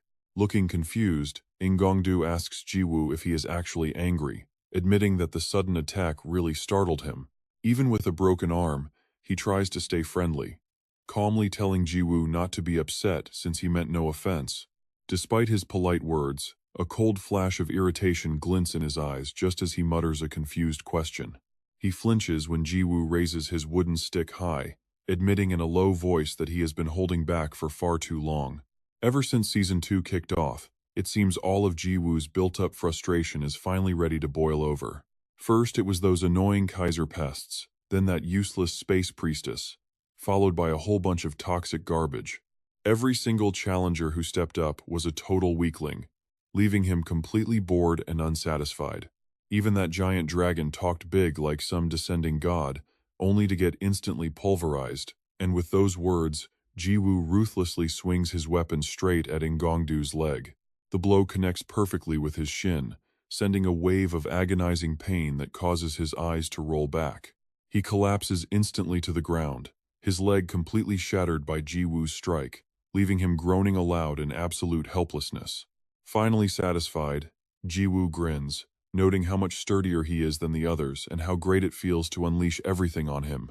With a deep, imposing tone, he speaks up, "So, Ingong, let me ask you a quick question." Instead of demanding an immediate answer, he recalls the tense moments right before their massive clash, when Ingong confidently stood his ground against Jiwoo. Now, Jiwoo throws those exact words back at him, asking him who he thinks is superior. He demands to know who reigns supreme, leaving Ingong completely dazed and unable to recover after taking such a brutal beating from Jiwoo. A look of sheer confusion washes over his face, his eyes locked onto Jiwoo's terrifying, villainous expression. That facial expression belongs on a pure sociopath ready to tear his prey to pieces, and it naturally terrifies Ingong so badly that his face goes completely pale. Digging his fingers into the dirt, Ingong quickly leaps backward to establish some safe distance the very second he regains his balance. Even with his body violently shaking from the pain, Ingong still refuses to back down, claiming he always knew he shouldn't let his guard down around a guy like him. After talking tough, Ingong shuts his eyes and immediately activates his healing skill. Right away, the system screen flashes with some intriguing notification details. The Divine Restoration skill maximizes physical healing by channeling inner energy, a high-level recovery art that can only be pulled off by someone who has mastered the elements. In an instant, Ingong's arm, which Jiwoo had completely broken, heals back to normal. He is now fully restored to peak condition without a single scar left on his body.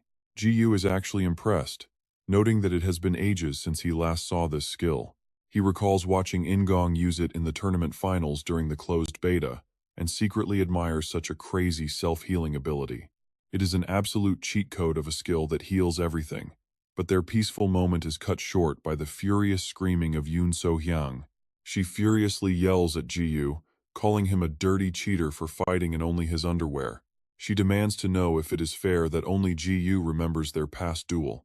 They have absolutely no memory of this stupid closed beta he keeps mentioning, and she continues to unleash a relentless storm of angry insults. Luna watches this wild scene in utter shock, hesitantly asking if that loud heavenly demon lady is really supposed to be a demon king. Han Sarang helplessly confirms it, prompting Luna to label the terrifying demon leader a completely classless woman. She is totally shocked that such a figure would throw a childish tantrum right in front of the arena. Han Sarang totally agrees, but she accidentally lets a slip of the tongue ruin her point, wondering if all demon kings are this loud and obnoxious, just like the one in their world. Han Sarang instinctively nods yes, but then goes dead silent as she realizes something is terribly wrong. She slowly turns to look at Luna, sweating bullets as she tries to confirm if she just indirectly insulted her own friend. Meanwhile, back in the ring, Ji-yu aggressively barks back, telling Yoon So-hyang to shut her loud mouth. He yells that some old closed beta fight does not help him now anyway, so she should just shut up and watch her little boyfriend get absolutely demolished. This leaves Yoon So-hyang absolutely furious, but then she suddenly blushes and gets incredibly self-conscious. She flusteredly stammers over whether he just called In-gong her boyfriend, blushing and insisting they are not official yet, before quickly trying to act like a classy noble lady demanding answers. She demands that the young punk explain exactly what he meant by a closed beta match in this duel.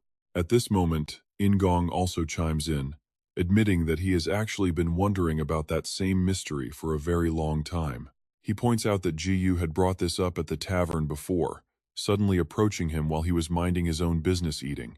Back then, Ji-yu cryptically claimed their last match ended in a draw, but promised this time would be completely different. After staring at Ji-yu with a completely dazed expression for a moment, In-gong finally speaks up, agreeing that this battle might indeed end quite differently. With a smug face, he assumes that if their previous match was a draw, it was only because he had been holding back.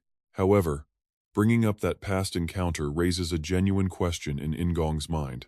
He admits he only acted confident back then to save face, but the more he thinks about it, the more he cannot understand how a fight between them could ever end in a draw. Ji-yu listens to this with a thoughtful look, only to burst into a maniacal, sarcastic laugh, mocking his opponent's incredible acting skills. Without holding back, he directly calls out In-gong's fake innocence right then and there. He tells him to cut the act, declaring that he knows for a fact In-gong has not used his true strength from start to finish, neither in their past battle nor in this one. Even with his massive secret exposed in front of the entire arena, In-gong does not panic at all, remaining exceptionally calm. Rewinding to the period before the official season, when the Chrono Life closed beta was still active, Ji-yu had finally reached his destination. He had happily announced their arrival at Jeongmyeong, the legendary martial artist continent, where he, Luna, and Ran had all traveled together to begin their wild journey. But as they were casually exploring the foreign land, an unfamiliar voice suddenly called out from behind, telling them to hold on. That person was indeed Inong-du. He calmly asked if they were the outsiders everyone had been whispering about. Boldly introducing himself, he immediately laid down a challenge, claiming to be Inong-du, the leader of the Mount Hua sect. He had heard they were incredibly strong martial artists, and wanted to test his own skills in a fight against them.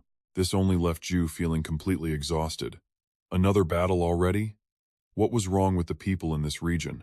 Luna sighed, complaining that these locals took duels way too seriously, having already fought over 300 opponents in just 2 days.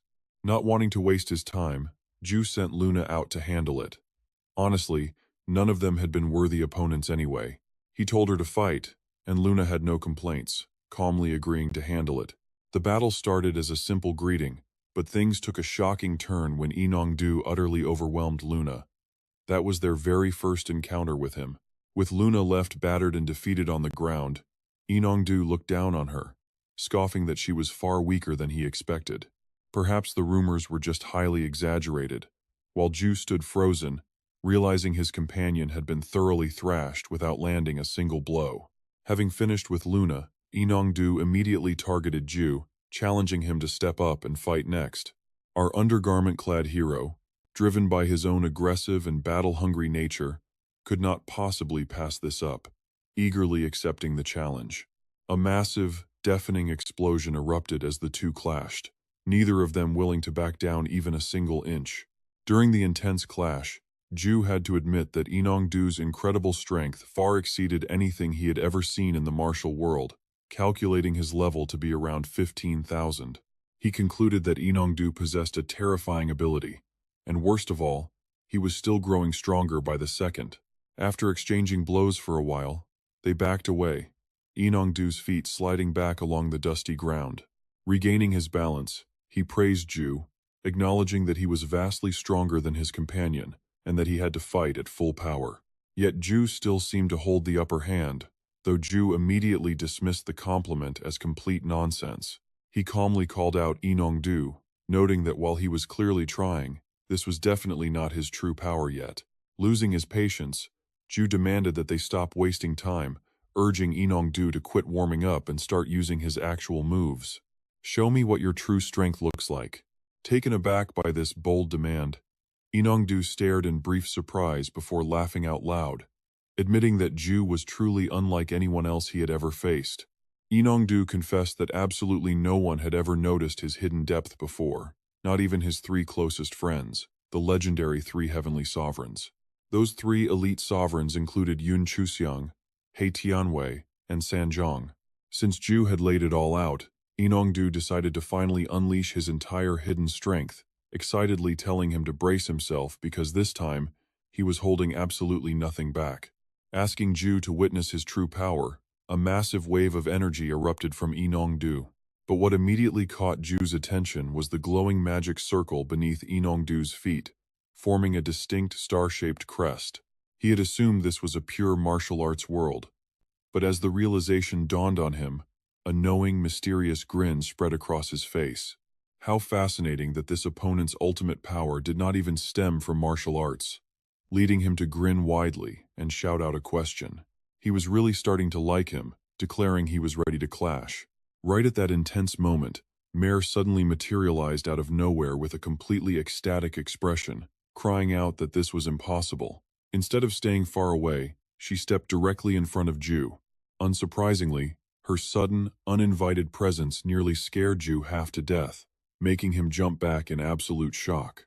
Confused, he demanded to know what Mare was even doing there, to which she calmly replied that she had come to stop them. She then explained exactly why she was suddenly stepping in and blocking the path between the two warriors. She refused to let her chosen champion throw himself into a reckless duel like this, while Inongdu, who had been completely fired up, suddenly deflated, staring at her in utter confusion. Not wanting to leave them in suspense, Mare gently explained that since this was still only a closed beta, throwing hands right now was completely meaningless. She suggested they wait until Season 2 officially launched to settle their score, and simply declare this match a draw for now. She promised that she would personally prepare a grand, glorious battlefield for them to have their official showdown when the time came. However, instead of agreeing with Mare's proposal, both Inongdu and Ju flatly rejected the idea without a second thought. Ju asked her to spare him the trouble, while Inongdu scoffed at the idea of backing down from such a thrilling matchup. He simply could not contain his excitement, and Ju fully agreed, saying that they were on the exact same page regarding this closed beta. They could easily have a rematch once the official season got underway anyway. Seizing the perfect opportunity, Inongdu invited Ju to test their skills at an upcoming major event, mentioning that a grand martial arts tournament was coming up on their continent, and proposing they settle it there. Ju naturally agreed with enthusiasm, saying a martial arts tournament sounded incredibly cool and declaring that he was completely all in. Major helplessly sighs and groans, looking at the two whose heads are filled with nothing but fighting. "Why do you two only think about fighting?"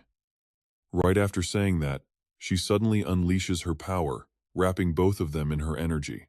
She then sighs and tells them fine, whatever she says won't stop them anyway, so they might as well do whatever they want. However, once the closed beta ends, only Ingong's memory will be wiped. To make it fair for both, Major decides to seal both of their powers. Peace. You are banned from using Chaos Divinity. Instantly, a system notification pops up. Peace, the level 999 God of Chaos, is temporarily blocked from using Chaos Divinity. The same goes for Ingongdu. Ingong, you are banned from using Aura Release. The system alerts Ingongdu, the level 15,389 Plum Blossom Sword God. Level 15,389. temporarily unable to use aura release. Having sealed a portion of their strength, Major washes her hands of them. Now do whatever you want, but with both of your absolutely insane recovery abilities, she bets this match will only end in a draw anyway. With that, she vanishes into thin air. Back in reality, Jiwoo is currently explaining the whole backstory to In-gong-do. After that, we ended up facing each other in the finals of the Grand Martial Arts Tournament. But because of our ridiculous recovery skills, neither of us could completely take the other down. Having finished his story, he asks, "All right, that's enough of today's story time. It's getting boring. Any more questions?" Of course. In-gong-do has no questions, only throwing down a challenge. "No, forget the stories. Let's just fight for fun." Right after saying that, he instantly unleashes his massive power. He calmly mutters aura release. Instantly, a massive wave of power surges forth. At that exact second, the system flashes a red warning of aura release. In-gong-do's current power becomes completely immeasurable and blindingly bright. That blinding light suddenly condenses into a single star floating right above In-gong-do's head. Then, an intense pressure radiates in every direction, shaking everything to its core. Luna and Han Sarang are left utterly dumbfounded by the sight. Terrified, Han Sarang turns and asks, "Hey cockroach, what on earth is aura anyway?" A completely bewildered Luna replies, "I am not too sure either." However, she definitely has a very bad feeling about this. She anxiously explains that this aura concept seems a lot like the star ranking systems typically found in video games. What is more, she deduces that in those game systems, the more stars you have, the more insanely your power scales up. And In-gong-do himself already has 1 star. Rank 1 star, In-gong-do, the Plum Blossom Sword God at level 15,389. At this moment, he directs his crushing pressure toward Jiwoo. Initially, Jiwoo is just confused, but slowly, he starts sensing that something is very wrong. What is this feeling? It is as if a terrifying, heavy weight is bearing down on him. He wonders if this is the pure power radiating from In-gong's very existence. Yet, instead of feeling afraid, Jiwoo lets out a highly amused smirk, because he has just noticed something incredibly interesting. So, this overwhelming energy actually comes from those stars of his. After a brief moment of silence, In-gong-do speaks up, "This is actually my first time releasing aura." He smugly adds, "Sorry in advance, peace. I'm afraid I can't hold back anymore." Before Jiwoo can even process those words, In-gong-do instantly teleports right in front of him. That sudden movement catches him quite off guard. Out of nowhere, In-gong-do throws a light punch into the air, sending a devastating blast of energy crashing directly into Jiwoo. This power is so immense that it obliterates everything in its path, leaving its target, Jiwoo, coughing up a violent torrent of blood. A thunderous boom echoes out as In-gong-do's raw power effortlessly demolishes an entire corner of the arena. The shocking sight leaves the 3 onlookers completely panicked as they scream out, "He just destroyed." After a stunned pause, they finally finish their sentence, "The arena wall?" The unfolding chaos forces Bubia to cry out. No way. He blew away both the wall and the protective barrier. Bubia frantically adds hundreds of spectators were caught in the crossfire and died horribly. Meanwhile, Major, who has been quietly watching the match from a distance, cannot help but sigh, muttering, "Oh dear, those poor, innocent players." She really did not expect In-gong-do to go this hard. Even though she had specially reinforced the arena's durability, that massive wall was still smashed to pieces like paper. What rowdy, reckless kids. So, she decides she will just have to bring them to the real stage much sooner. Back at the arena, thick dust and smoke billow everywhere. Jiwoo slowly sits up after taking a pretty painful hit. Instead of backing down, he gets even more excited facing his opponent. In-gong just got a massive buff. He does not know what those stars are, but they are way more overpowered than he expected. Suddenly, a mysterious light wraps around him, and he vanishes in an instant. Over on In-gong-do's side, a strange power out of nowhere envelopes him too. He too suddenly disappears from the scene. At first, only their bodies vanish while the star remains. But a split second later, the star fades too. Both are simultaneously teleported to a new location. The two of them look around in complete confusion, and In-gong yells out, asking where they are. Mayer suddenly appears and explains that they are in the cosmic arena, the official battleground where Star-Lords clash. She calmly explains that these Star-Lords wager their own stars in these battles, a high-stakes event known as the Star Clash. Turning directly to Jiyu, she asks if he forgot her promise to set up a formal duel between them. Back during the game demo, Mayer really did suggest they hold off on their fight until Season 2 officially kicked off. She wanted them to settle their score then, while letting their current match end in a simple draw. Back then, she firmly promised to construct a truly magnificent arena for their official rematch. True to her word, Mayer has prepared this spectacular stage for both of them, along with a special reward for Ingong. And now, the two of them are officially about to step into the Star Clash. If Ingong wins this fight, he will become a 2-star Star-Lord and take complete control of the Chrono continent. Of course, Jiyu stands to gain just as much, since victory means he gets to rule the entire Cheongmyeong continent. It is a massive prize that comes with becoming an official. The Gallardo. Whispering a shy hello, she introduces herself as Gallardo, the giant dragon, explaining that she is here today to teach them everything about the legendary Star Clash. She gets right into the details, explaining that the Star Clash is basically a war between dimensions. Chrono, Cheongmyeong, and every other dimension involved must wager their own precious stars on the outcome of the match. But there is a twist, as this is not some brutal, all-out war of mutual destruction. Instead, each world simply sends forward a single ascended champion to duel. Still, Gallardo looks pretty downcast when mentioning her master Jiyu, since he does not actually have a ticket to enter. The reality is that Jiyu is not actually qualified to participate in the Star Clash at all. He is not an ascended being, and he certainly does not officially represent Chrono.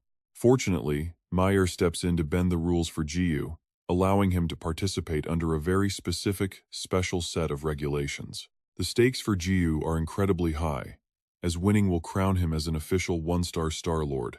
On the other hand, if Ingong wins, he will upgrade his rank from a 1-star to a 2-star Star-Lord. Jiyu is completely unimpressed, muttering that he has lost all interest. He asks if winning simply means getting a star and ruling Cheongmyeong. Seeing her master so completely indifferent, Gallardo desperately tries to change his mind. She begs him to forget the trivial details, pleading with him to just focus on winning this fight. Before she can say another word, Ingong cuts her off, agreeing that he does not care about extra stars either. Ingong makes it crystal clear that the only thing he actually cares about is having an all-out, brutal showdown against a guy like Jiyu. Jiyu completely agrees with that mindset, smiling as he says they can worry about other details later. Mayer, who is watching from the sidelines, finds this incredibly amusing and assumes that they are both officially on board. With absolute excitement, she officially declares the start of the battle. Grinning wildly, she tells them that they are about to decide the fate of their respective worlds in this Star Clash.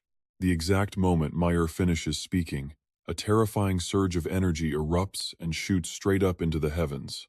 The blast tears right through the thick clouds, leaving the arena dead, silent, and scarred with a massive crater. The shocked spectators can only stare, completely unable to process the destruction. Chaos erupts in the crowd, as Luna frantically asks what happened, realizing that both Jiyu and Ingong have completely vanished. Ingong's worried companions shout his name in panic, but then Cho-hyang spots something strange in the air. The floating projections of Ingong and Jiyu appear in the sky, prompting a terrified Cho-hyang to scream Ingong's name. Just like that, a simple duel has officially escalated into a high-stakes Star Clash. This is a true war of worlds, a battle heavy enough to decide the fate of entire dimensions. The entire clash is projected across the sky for everyone to witness, with both Chrono and Ingong's home continent of Cheongmyeong watching in suspense. Inside the pocket dimension created by Mayer, Jiyu instantly drops into a combat stance. Fueled by pure adrenaline, he yells for his opponent to bring it on, launching himself like a missile toward Ingong. With a deafening boom, Jiyu closes the distance, his wild expression resembling a beast pouncing on its prey. Right before making contact with Ingong, he unleashes his hidden power, activating a secret skill. It is the power of a giant combined with light speed, creating a massive explosion as Jiyu strikes. The earth-shattering shockwaves do not just stop there, triggering a rapid succession of devastating blasts. Mare stands aside, calmly watching the intense clash. Quite pleased with the chaos, she urges them to give it everything they have. After all, she went through the trouble of creating this space just for a showdown like this. This entire pocket dimension was custom-built solely for the star-snatching tournament, where even the absolute power of the transcended cannot interfere. She genuinely hopes these two will beat each other down until they absolutely cannot stand anymore. So they just need to focus and unleash their full power like the sweet little warriors they are. But as they trade heavy blows, the ground beneath Mare suddenly splinters. The cracks rapidly spread outward, leaving her pretty embarrassed since she was the one who braggingly built this stage. Without wasting a second, she scrambles to patch up the damaged floor. She acts like it is just routine maintenance to distract from the shock, all while marveling at Jiwoo's terrifying strength. She knew Peace would go completely wild, but this is on another level. Did he actually lose his mind, though? Until today, absolutely nobody has ever managed to leave a single scratch on this arena floor. Knowing how completely unhinged Peace can get, Mare starts feeling a bit concerned for his opponent, openly worrying if Gongdu can survive this. Her eyes stay glued to the wooden club Jiwoo is violently swinging up and down.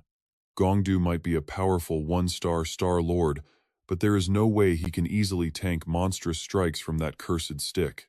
Back in the action, Jiwoo keeps relentlessly hammering away at Gongdu, but suddenly his wooden club makes a bizarre clanking sound.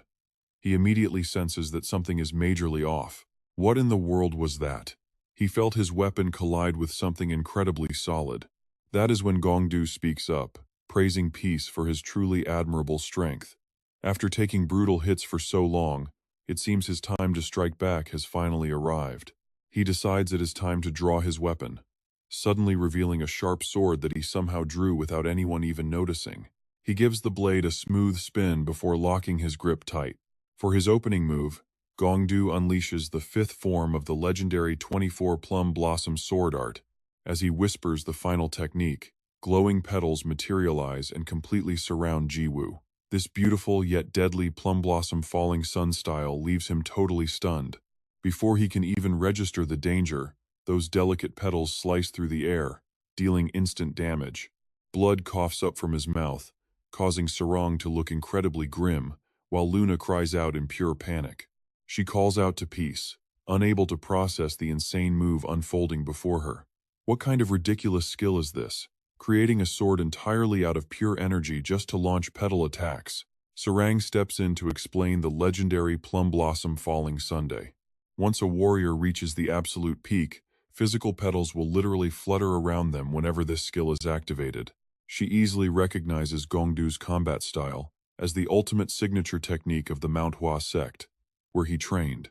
Luna is still pretty confused since Gongdu has been fighting completely barehanded this entire time. Even Sarong does not have a clear answer for that. It is definitely bizarre because according to old legends, the Mount Hua sect is supposed to have unmatched swordsmanship. So he was probably hiding his real trump card this whole time. In fantasy game terms, he has not even cast a single proper spell yet. She pauses for a brief second, admitting that something else shocked her even more. Sarang's sharp eyes lock onto Gongdu's weapon, realizing that a blade forged from raw energy like that is far from ordinary sword energy.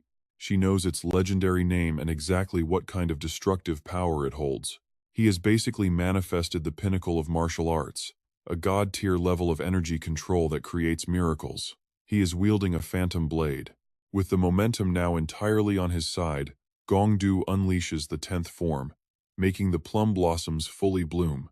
A single precise thrust pierces straight through Jiwoo, unleashing a devastating storm of floral sword energy. The shocking shockwave of the blast ripples far outward, and Jiwoo is left with a massive, gaping wound right through his torso. Without a single moment of hesitation, he triggers his auto-revival skill to force the gruesome injury to patch itself up. As his body auto-regenerates to knit the flesh back together, Gongdu immediately seizes the chance to lunge forward, shouting out that Mare was absolutely right. To be fair, before this duel even began, Mare told them both that they could go completely wild, but since both of them possessed such ridiculously broken recovery skills, the match would inevitably end in a flat draw. Gongdu has his own self-healing skill, but it is quite weak compared to Jiwoo's totally cheat-like recovery rate. He honestly finds it pretty unfair that his opponent gets to hold such a monstrous healing factor on top of having raw power. His own recovery magic is decent, but compared to his enemy's god-tier passive regeneration, it is absolutely nothing. Finishing his thought, Gongdu plants his feet firmly back onto the ruined floor. He immediately unleashes the 15th form of his style, absolutely bombarding Jiwoo with a relentless, non-stop wave of heavy slashing attacks. This is the Plum Blossom mirror image. He realized that the only way to bypass such an insane healing factor is not with one massive strike, but by landing a barrage of attacks so insanely fast that the body cannot even begin to heal. Hopeless, Jiwoo has no choice but to take the hits. Seconds later, Ingongdu slices him in half. He collapses with his body completely split. But his built-in passive auto-regeneration activates on cue. The hidden regeneration skill triggers. Instantly, his heavily injured body begins to self-reconstruct. But before the healing can finish, Ingongdu plunges his blade straight through him to halt the recovery. With a sigh of relief, he declares the match is officially over. He now boasts with absolute confidence that those legendary lightspeed movements are completely useless against him, and he can easily block every single attack from that cheap wooden stick using his supreme swordsmanship. He is even prepared to utterly crush any hidden cheap tricks like that gluttony skill of his. Finally, he finishes with a smirk, declaring that peace is out of options and this victory is mine. Ingongdu exhales slowly, arrogantly admiring his own supreme power. What a pity to end it like this. If only he had known that releasing his spirit energy would make him this strong, he would have held back to enjoy it. In his mind, he realizes every single battle he has ever fought always ends in this exact same way. From his legendary clashes with Yun Shohyang, Huk Wichon, and the Samjang, it never mattered who the opponent was, because he always stood as the undisputed winner without any real challenge. Just like his battle with Luna, there was absolutely no reason to hope for a good fight. He had completely smashed Luna to pieces without leaving her a single escape route, knowing that showing mercy would only lead to utter disappointment. Accept it. Ingongdu mumbles to himself that he must simply accept this reality. But even as he praises his own majestic power and calls his empty feeling the fate of the strong, a sudden, brutal smack to his face completely cuts him off. Asking if he is done babbling yet, that single, surprisingly heavy blow forces Ingongdu backward, making him cry out in actual pain from the impact. What? Confusion completely outweighs his pain. Did this guy really just swing his stick and hit him? Ingongdu begins to panic slightly as he realizes something terrifying. He could not even track the movement despite having his spirit energy fully released and his vision enhanced. Then, through the thick smoke, a figure slowly emerges and casually asks him if he is all right. Mocking him by asking if that attack was too sudden, Jiwoo sneers, calling his empty feeling and fate of the strong absolute garbage. Ready. Jiwoo is now fully tapped into his god mode, prepared to teach Ingongdu a lesson he will never forget. Declaring that it is beatdown time, Jiwoo coldly promises to wipe that ridiculous look right off his face. Ingongdu quickly regains his composure. Wiping the blood from his mouth, he quickly recognizes this new form as the chaotic divinity that Mother once mentioned. He remembers the exact moment Mother sealed a portion of their powers to impose strict limits on both of them. Peace was banned from using chaotic divinity, rendering his level 999 power completely locked and temporarily unusable. Ingong was banned from releasing spirit energy despite his level 15,000 Plum Blossom Master rank. But enough reminiscing. Right now, Ingongdu still cannot fathom how Jiwoo hit him, demanding to know what he just did. He cannot believe he completely missed that strike. Jiwoo just casually shrugs, asking what he did as he slowly raises his wooden stick with a smirk. He delivers another clean smack to Ingongdu, casually asking if that was what he meant. This direct hit leaves Ingongdu in absolute agony and fuming with rage, stumbling blindly before he can even steady his body. Right then, Jiwoo eagerly activates his chaotic divinity skill, probability manipulation, landing a barrage of strikes with a guaranteed 100% hit rate. At this point, Ingongdu can do nothing but take the beating, utterly stunned by how the tables have turned. What the hell is happening? He cannot dodge even though he is supposed to be faster and stronger, while this guy is just swinging wildly. This thought drives his anger to the boiling point. Throwing all caution to the wind, Ingongdu charges forward to counterattack. This is his only shot. Raising his sword, he resolves to cut his opponent down before another blow can land. But even as Ingongdu unleashes his ultimate technique directly at him, Jiu just stands there completely unmoved. 24th form of the Plum Blossom Sword Technique, 10 plum blossoms in full bloom. Yet despite deploying his grand move, absolutely nothing happens. He stands there waiting until his legs grow tired while his enemy remains completely unscathed, leaving him utterly baffled. Panicking, he quickly switches to the falling sun of the plum blossom, and when that fails, he tries the butterfly dance. But only his physical stance shifts, while the battlefield around them remains completely unaffected. Out of sheer desperation, Ingongdu tries the plum blossom illusion, slashing wildly in all directions, but Jiu is untouched, leaving him gasping for air. Left completely bewildered as to why every single strike is missing, Jiu kindly explains that he used probability manipulation to set his opponent's attack accuracy to exactly 0%, meaning no matter how fast he moves, he will never be able to land a single hit. His voice drips with absolute, pure delight. So stop whining already. When it comes to being too strong, he promises to give Gongdu exactly what he wants, instantly making him shake with terror. Gongdu suddenly flashes back to his smug speech to Jiu from earlier, claiming that this deep, empty feeling was simply the fate of the truly powerful. Now Jiu looks completely unhinged, licking his wooden stick and declaring that this brutal fight only ends when he decides. The moment Jiu declares it is over, Gongdu is paralyzed with fear, cold sweat dripping down his face from that terrifying aura. The broadcast captures Gongdu getting utterly terrified, and seeing this on screen completely freezes the three members of his own team in absolute shock.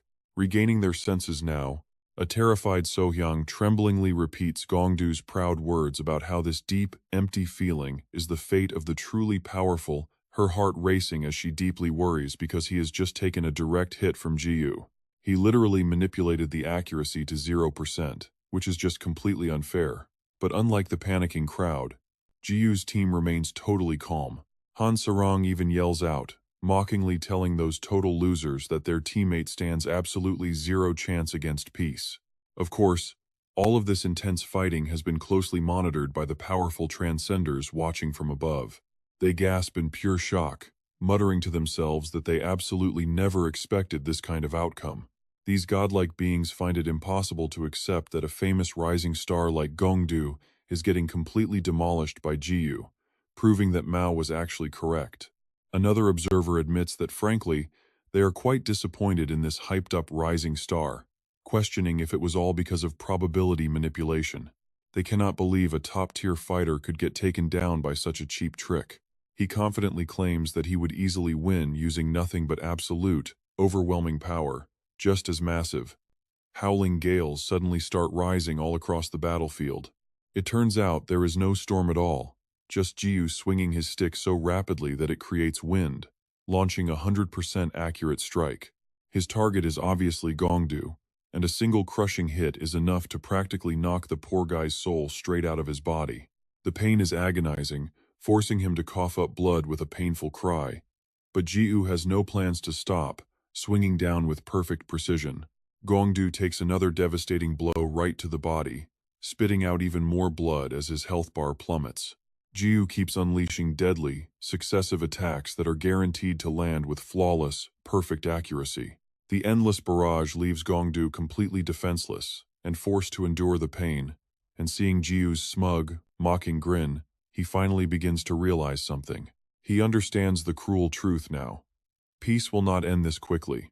Looking back a few minutes ago, Jiu did indeed show off that same completely unhinged, psychopathic expression while declaring that this match would only end on his terms.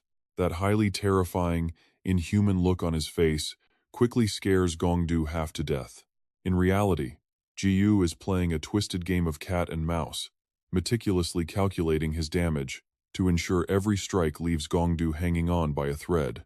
Every single blow is bone-shattering but stops just short of killing him, leaving him to burn with absolute rage and humiliation at being treated like a toy. He is completely powerless now, unable to do anything but sit back and wait for his inevitable defeat to arrive. Surprisingly, a strange sense of peace washes over Gongdu, as if deep down, he had always craved a battle that would push him to his absolute limits. Is this not exactly what he has been waiting for all along? He wanted to be pushed past his breaking point, and a moment later, Gongdu suddenly reaches both hands out in front of him. This unexpected move catches Jiu off guard and sparks his curiosity, as Gongdu begins to manifest a sword made of pure spiritual energy once again. A formidable blade of immense power slowly takes shape, and with its appearance, Gongdu's raw fighting spirit ignites and reaches brand new heights. Just standing there and taking it would utterly betray his pride. He proudly declares that he will now unleash his ultimate martial arts technique, pouring every single ounce of his remaining inner energy into it. But right in the middle of his emotional, dramatic speech about faith and his guiding soul, Jiu rudely interrupts and smacks him directly on the head. Jiu only strikes harder, mocking his claim about unleashing his ultimate martial arts technique, telling him he has got it all wrong. Gongdu panics and blocks the next attack, frantically screaming for him to wait and stop. But Jiu calmly teaches him how to speak properly, saying he must politely ask if he may please perform his ultimate technique. With his face thoroughly swollen and heavily bruised from Jiu's relentless, crushing blows, Gongdu finally decides to humble himself and show proper manners. He begs for permission to perform his ultimate move, while the game system mockingly pops up a notification saying, "All right." Jiu acts like a gracious master, telling him he officially has permission to proceed. Letting out a deep breath, Gongdu feels his power flare up violently once more as he quietly mutters the words 24. He explains that those are the 24 movements of the Plum Blossom Sword, proudly introducing it as the absolute pinnacle of this legendary swordsmanship. The ultimate technique, the 24 Plum Blossom Strikes, is everywhere. The delicate yet incredibly powerful plum blossoms materialize once more in the sky. Seeing this grand display, Jiwoo can't help but mock his opponent, asking if he really wants to show off after getting humiliated. Since Gongdu wants to play dirty, Jiwoo is happy to oblige. Fine, he'll show him some real fun. With a sly, scheming look on his face, Jiwoo declares that he has got a brand new trick prepared specifically for his own chaos divinity. The moment the words leave his mouth, Jiwoo's eyes burn crimson, a massive magic circle erupting beneath his feet. Terrifying shockwaves of raw power shatter the surrounding space, while Mago calmly munches on sweet potatoes, thoroughly enjoying the show. She grins, instantly realizing both of these monsters are gearing up for their ultimate moves. Back on the battlefield, Jiwoo's stark white hair whips wildly in the wind. A suffocating pressure rolls off him, completely blanketing the entire area. The sheer scale of this transformation leaves Mago feeling thoroughly impressed. What an absolute spectacle. This brutal, all-or-nothing deathmatch is exactly what she wanted. Two powerful entities pushing past their limits, fighting until only one remains standing. And by the look on her face, she already knows who wins. Honestly, the outcome of this clash was decided long before it even began. Meanwhile, back in the real world, the development team inside the Chrono Game observation room is frantically tracking Jiwoo's dangerous situation. The lead technician hammers away at his keyboard at lightning speed, shouting in disbelief. Jiwoo's chaos divinity is spiking at a dizzying, absolutely impossible rate. Sweating bullets, the technician turns to his boss for immediate answers. He stammers, "Boss, are you absolutely sure this isn't a massive glitch? Divinity is only supposed to recover naturally." While his employee panics, Choi Deok-bae slowly lights a cigar, staring at the monitors. How is the kid gathering power this fast? Exhaling a cloud of smoke, he calmly asks the room why they are all so surprised. He casually explains that since the kid now wields chaos divinity, an explosive awakening like this was always bound to happen. Deok-bae starts listing off Jiwoo's insane cheat skills one by one. First, probability manipulation, then reality warping. Add in time, manipulation, and skill replication, and you get the absolute monster standing on the battlefield right now. But those broken abilities were just the appetizers. Now, Jiwoo is fusing his ultimate skills together to serve up the main course. Meanwhile, deep within the temple, Islero is frantically working on something, trying to summon or construct a legendary force. As the prestigious priestess of space, she pours her mana into the complex ritual until she finally gets it done. A system notification flashes across her screen, confirming she has successfully unlocked and decoded the ancient tablet of truth. The deciphering of the mysterious, ancient runes on the stele is complete, allowing Islero to let out a long sigh of relief. It's finally over. Her mind drifts back to the moment she told Jiwoo about the secret tablet hidden in the dragon territory. She had practically begged him to retrieve the sacred relic for her. Since Jiwoo actually delivered on his word, she is incredibly grateful she chose to trust him for this quest. It wasn't an easy task, though, especially since they had to deal with some serious trouble from those corrupted divinities.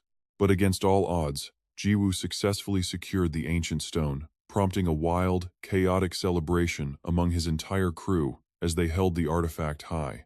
The second she got her hands on it, Islero began translating.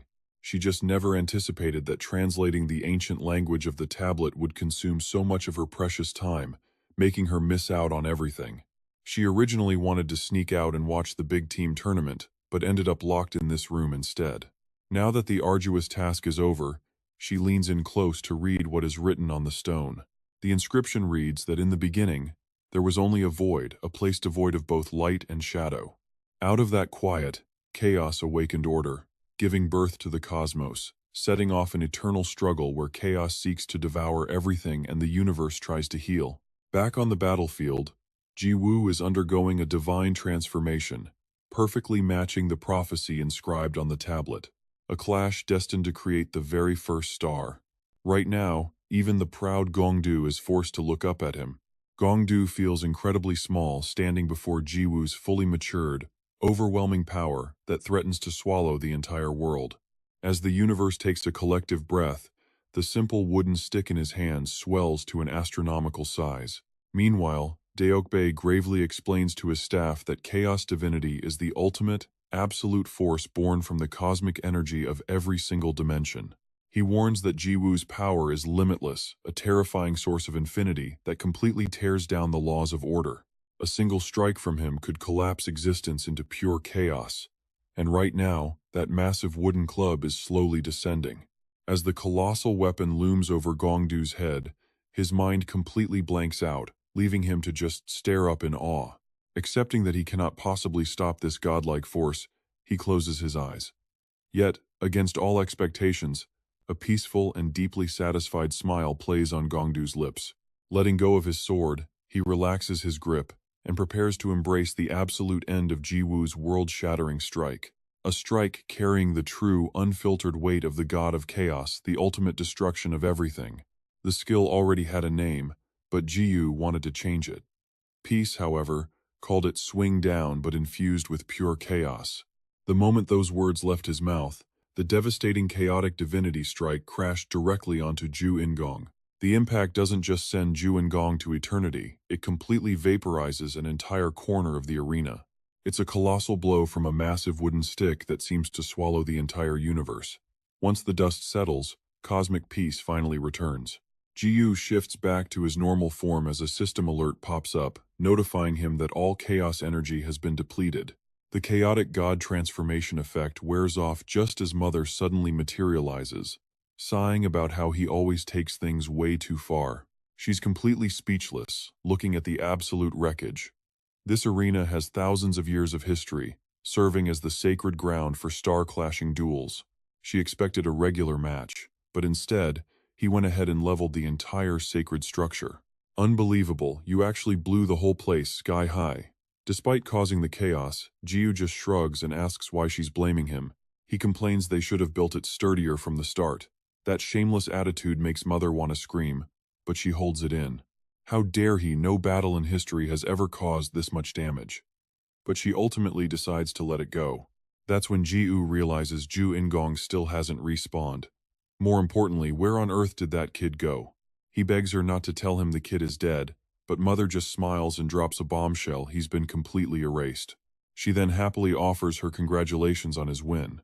But facing her cheerful praise, Peace just gives her a cold, blank stare before muttering, "Thank you." That dry response leaves Mother completely speechless. though she quickly recovers to say something else. She mentions that when Ju In-gong was babbling on about the tragic, hollow fate of the strong, she was watching the whole time. In fact, she saw Ji-yu completely bash him just for being annoying and overly dramatic. Honestly, Ji-yu went so hard that the kid flew like a rag doll. After a brief silence, Mother asks if he was actually furious. She bluntly lays bare his inner thoughts, asking if he saw a reflection of himself in Ju In-gong's endless agony.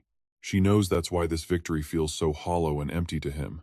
Hearing this, Ji-yu stays silent, offering no real reaction. Mother gently says she understands why he feels that way, before casually snapping her fingers. Instantly, the two reappear right back in the main arena, sending shockwaves of surprise through the entire crowd. Confused gasps echo through the stands as everyone locks their eyes onto Ji-yu, completely stunned by his return.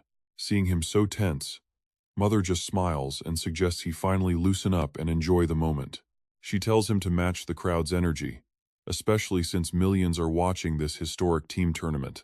Right on cue, the stadium erupts into deafening cheers, chanting his name over and over as the sound echoes everywhere. The crowd keeps chanting his name, and right at that perfect moment, Bubia pops up right beside him. It hyperactively announces that this is the first official ranked team tournament in Chrono Life history, its voice booming over the roaring crowd.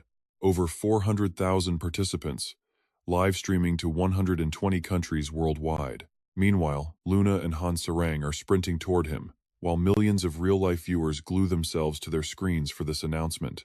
Surpassing 500 million views, this has officially become the most-watched gaming event in human history.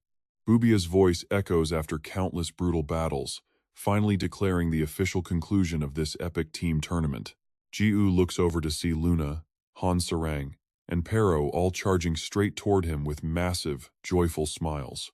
As they share a massive group hug, Bubia officially crowns Team Peace as the grand champions, sending the crowd into another frenzy of cheers. The tournament wraps up with a staggering prize pool of 30 billion gold, translating to a mind-blowing fortune in real-world currency. On top of that, the tournament's MVP is set to receive the most valuable item ever introduced in Chrono Life history. Taking the championship and the MVP title is, of course, Peace himself. A few days later, over at the Quiet Temple, Isolero stares pensively at the slate of truth in her hands. The words beginning, chaos, universe, and the first star keep looping in her mind.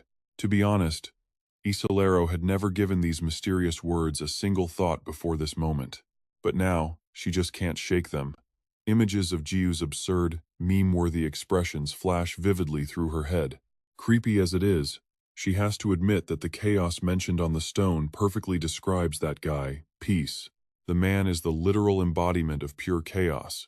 She pauses, hesitantly wondering who on earth could represent the universe itself. Meanwhile, fireworks light up the sky to celebrate the champions. It's finally time to kick off the post-battle after-party. On the night the massive tournament concludes, the entire Chrono continent sinks into a state of absolute, ecstatic celebration. The grand finale becomes the hottest topic on every street corner, with everyone gossiping about the cosmic system and the legendary battle. Inside the tavern, Min Dong-hee downs a glass and sighs in deep jealousy. She screams out, absolutely green with envy, over that insane 30 billion cash prize. Sitting at the table, she relies on alcohol to pour her heart out. She complains that she won the entire Royal Rumble, yet only got a measly 1 million gold. Baek Byung-ong listens to her whining and asks if that is really what she is jealous of. Sitting nearby, King pipes up with interest. He is far more envious of the guy's divinity points. It is like a super upgraded version of standard skills, right? Honestly, he really wants to get his hands on that power too. Clearly annoyed by their back-and-forth chatter, Min Dong-hee violently slams her beer mug down on the table and barks at them to just forget about it. Wasted, she rants that playing a game is all about mastering the core combat mechanics, and that nobody actually cares about those stupid divine skills anyway. Watching her act like an idiot, Ji-yu can only sigh and call her out, pointing out she is already drunk after just a single glass. Of course, she refuses to admit she is drunk and loudly denies it, but seeing her stumble around like that is more than enough for Ji-yu to understand. Yeah, she is completely wasted. Ji-woo smugly laughs. He already offered them divinity stats, but they just kept saying no, and they rejected it, over and over. Hearing this, Baek Byung-ong can only reply with a hesitant mumble. Well, yeah, but not that kind of divinity. Ignoring him completely, Ji-woo casually turns to call over some girls. He boldly calls out to the beautiful ladies over there, inviting them to join his table for a few drinks. Asking if they want to come over and have some drinks, it turns out the girls he invited are Luna and Han Sarang. All because he wants to talk about Peace becoming a Star-Lord. Their deadpan stares completely shut down his enthusiastic invitation. Han Sarang even snaps in anger, calling him a rotten bastard whose shameless attitude hasn't changed one bit after all this time. Thicker than a brick wall, Ji-woo just laughs it off and asks if she is seriously still mad at him. Come on, it is just a game. Let it go. Han Sarang is absolutely driven insane by his dismissive attitude and screams at him. Move on. My foot. He slaughtered them without mercy and expects them to just let it go? Realizing he cannot reason with her hot temper, he quickly shifts his focus to check on Luna instead. It has been a while after all. He asks the goddess of life how she has been doing lately. Although Luna flashes a bright, friendly smile, her mouth lets loose a relentless stream of pure curses. She warns him not to get any ideas, declaring she hates him to her very core and asking who gave a scumbag like him permission to speak to her. She launches into a series of bleeped-out rants, cursing him up and down before he can even blink. With such a foul mouth, she successfully shatters his eardrums. Honestly, you can almost feel his pain here as an utterly defeated Ji-woo offers a strained, tearful laugh and quickly apologizes for his past actions. Fine, it is his fault. He just wanted to ask where Peace is, since he cannot find him. Hearing that, Luna stops swearing, giggles, and asks if that is really all he wanted. Watching the whole exchange, Han Sarang is blown away by the sheer destructive power of Luna's mouth, pointing out that she actually made the guy cry. Now calm, Luna honestly reveals that Peace has gone elsewhere to enter his next phase, a piece of news that immediately sparks Ji-woo's curiosity. His next phase? Luna lets out a deep sigh, then proudly announces to everyone that Peace is on the verge of becoming a true ascendant. He is set to return as a one-star Star-Lord. Meanwhile, far from the tavern, Peace is calmly taking slow, steady steps down a solid paved road. He is traveling somewhere with Maje when she suddenly speaks up, noting that everything feels a bit strange. Peace is the very first player to ever set foot on this path, she explains, introducing the trial to him. This is the road of Star-Lords, and once they reach the end, he will officially ascend to become a Star-Lord himself. After walking for a while, Peace loses patience and complains about being tired, asking why they cannot just fly. Maje laughs, reminding him that skills are completely banned here. They walk a bit further until she gasps in excitement. Watch closely, because she just spotted their destination. She points toward the end of the road where a crowd is gathered in a circle, telling him it is right over there. Catching sight of the crowd makes Peace pick up his pace with pure excitement. He gasps in awe as he realizes those towering figures are actually colossal statues, prompting him to marvel at how absolutely incredible they look. It is truly spectacular. Maje then begins to explain the history behind these grand monuments. Every statue represents an ascendant, dedicated to the legendary players who successfully completed the grueling Star-Lord ritual. Peace falls silent for a moment before turning his gaze toward some of the older-looking statues and speaking up. Curious, he asks if all these figures are basically his predecessors. Then, suddenly, something else catches his attention.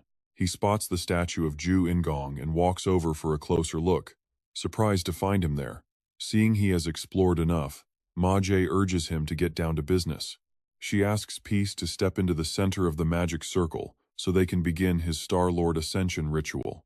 The moment Peace steps onto the magic circle, it instantly flares to life, and the system quickly flashes a notification. Congratulations. He has completed his fateful challenge by emerging victorious in the Grand Star Clash. His presence is officially recorded, and soon after, a glowing star appears right above Ji-woo's head. At the same time, the system delivers an official notification regarding his promotion. The universe recognizes him as a new Star-Lord. He is now a level 9999 Chaos Piston. Right in the middle of this grand promotion, a sudden loud cracking sound catches his attention. The statue of In Yong-do is actually fracturing, and moments later, it completely collapses to Jiwoo's absolute shock. It seems In Yong's statue has fallen. Mayor then calmly explains the exact reason behind this collapse. It is because he lost the intense battle for the stars. That failure allowed Jiwoo to take his only remaining star. Without any stars left, he is no longer considered a Star Lord. After saying that, she snaps her fingers. Instantly, In Yong-do's statue is reconstructed in a majestic manner.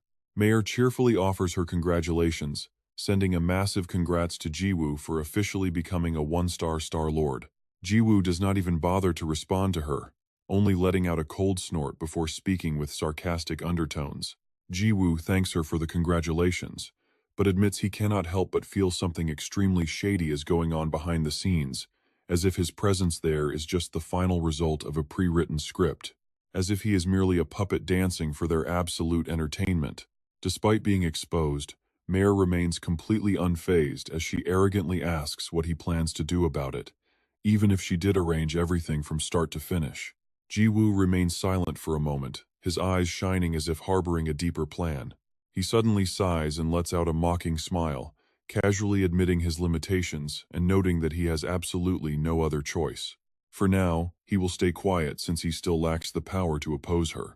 He adds that he does not really care about their behind-the-scenes schemes anyway, as he is only here to enjoy the game in his own style.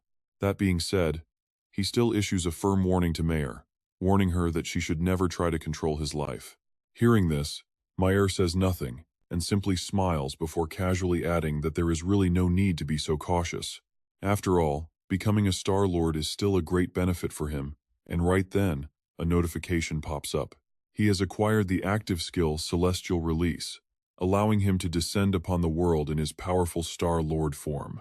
All attributes are multiplied by 100, with the skill growing even stronger as his star rank rises, leaving Jiwoo quite amazed by its broken power. This ability turns out to be In Yong-do's signature move, the exact same Celestial Release he used during their fierce battle. In that fight, In Yong-do had activated a magic circle, causing a bright star to appear above his head. Seeing Jiwoo so quiet, Mayor immediately understands and asks if he just received the skill, adding that she has another gift for him. Before Jiwoo can even process this, several more notifications flash, stating that he has unlocked his own unique Star Lord skill. He is presented with two options, and Mayor chimes in to ask if he sees the two choices before him. She explains that these are his exclusive abilities as a Star Lord, while quickly reminding him that he can only select one. Jiwoo stares blankly at the two information screens, carefully contemplating the hard choice he has to make. The first option is Gate Location, a skill allowing him to freely travel to any dimension he has visited before. The second is World-Destroying Dragon God, an exclusive skill for the true ruler of the Dragon Clan. This skill significantly boosts the power of all dragons in his possession, leaving Jiwoo slightly conflicted about having to choose. Later, at the starting village, someone is slumped over a table sighing loudly, none other than Hanserang, complaining about waiting forever for Jiwoo's return. Wondering when Jiwoo will return, Luna calmly replies that it should be soon, as he promised not to take long. Right at that moment, a very familiar figure suddenly steps into the tavern. The newcomer is indeed Jiwoo, who casually calls out to the group, letting them know that he is finally back.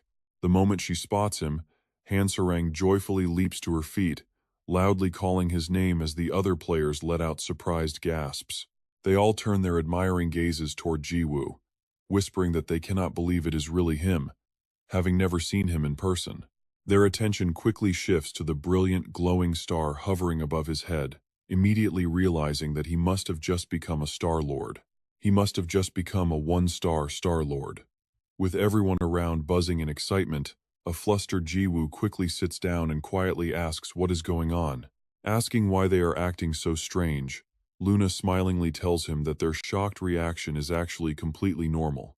After all, he is basically a major celebrity in Chrono Life, and right as she speaks, the system blasts out a global notice to all players. A brand new Star Lord has officially been born in the Chrono continent. Representing the entire dimension is Jiwoo, and after reading the server announcement, he cannot help but cry out in utter shock. A Star Lord representative for the entire dimension? The system continues to broadcast that a battle for the stars has erupted between their continent and other realms, leaving all players stunned. What is this? An official server-wide announcement for all players. The system formally announces that the Chrono continent has claimed victory, celebrating Jiwoo's triumph and all the amazing rewards he earned. Because of this, Pero is named the Star-Lord representative of Jeonmyeong, unlocking the entire region alongside massive bonuses for all Chrono Life players. Standing at the very top of the reward list. First, players can now teleport to Jeonmyeong through the Space Priest. And second, they can officially create brand new characters directly in that region. On top of that, there is an extra notification that leaves everyone absolutely stunned. Any character newly created in Jeonmyeong will become a citizen of Murim, allowing them to join the legendary martial arts sects. Finally, the notice confirms that active players can now complete sect quests to officially brand themselves as true Murim warriors. The player base goes completely wild over this, struggling to believe they can actually explore Jeonmyeong and become part of Murim. Over at a nearby table, Min Dong-hee suddenly leaps to her feet in sheer excitement. Her whole body trembles as she shouts out, "Are you kidding me?"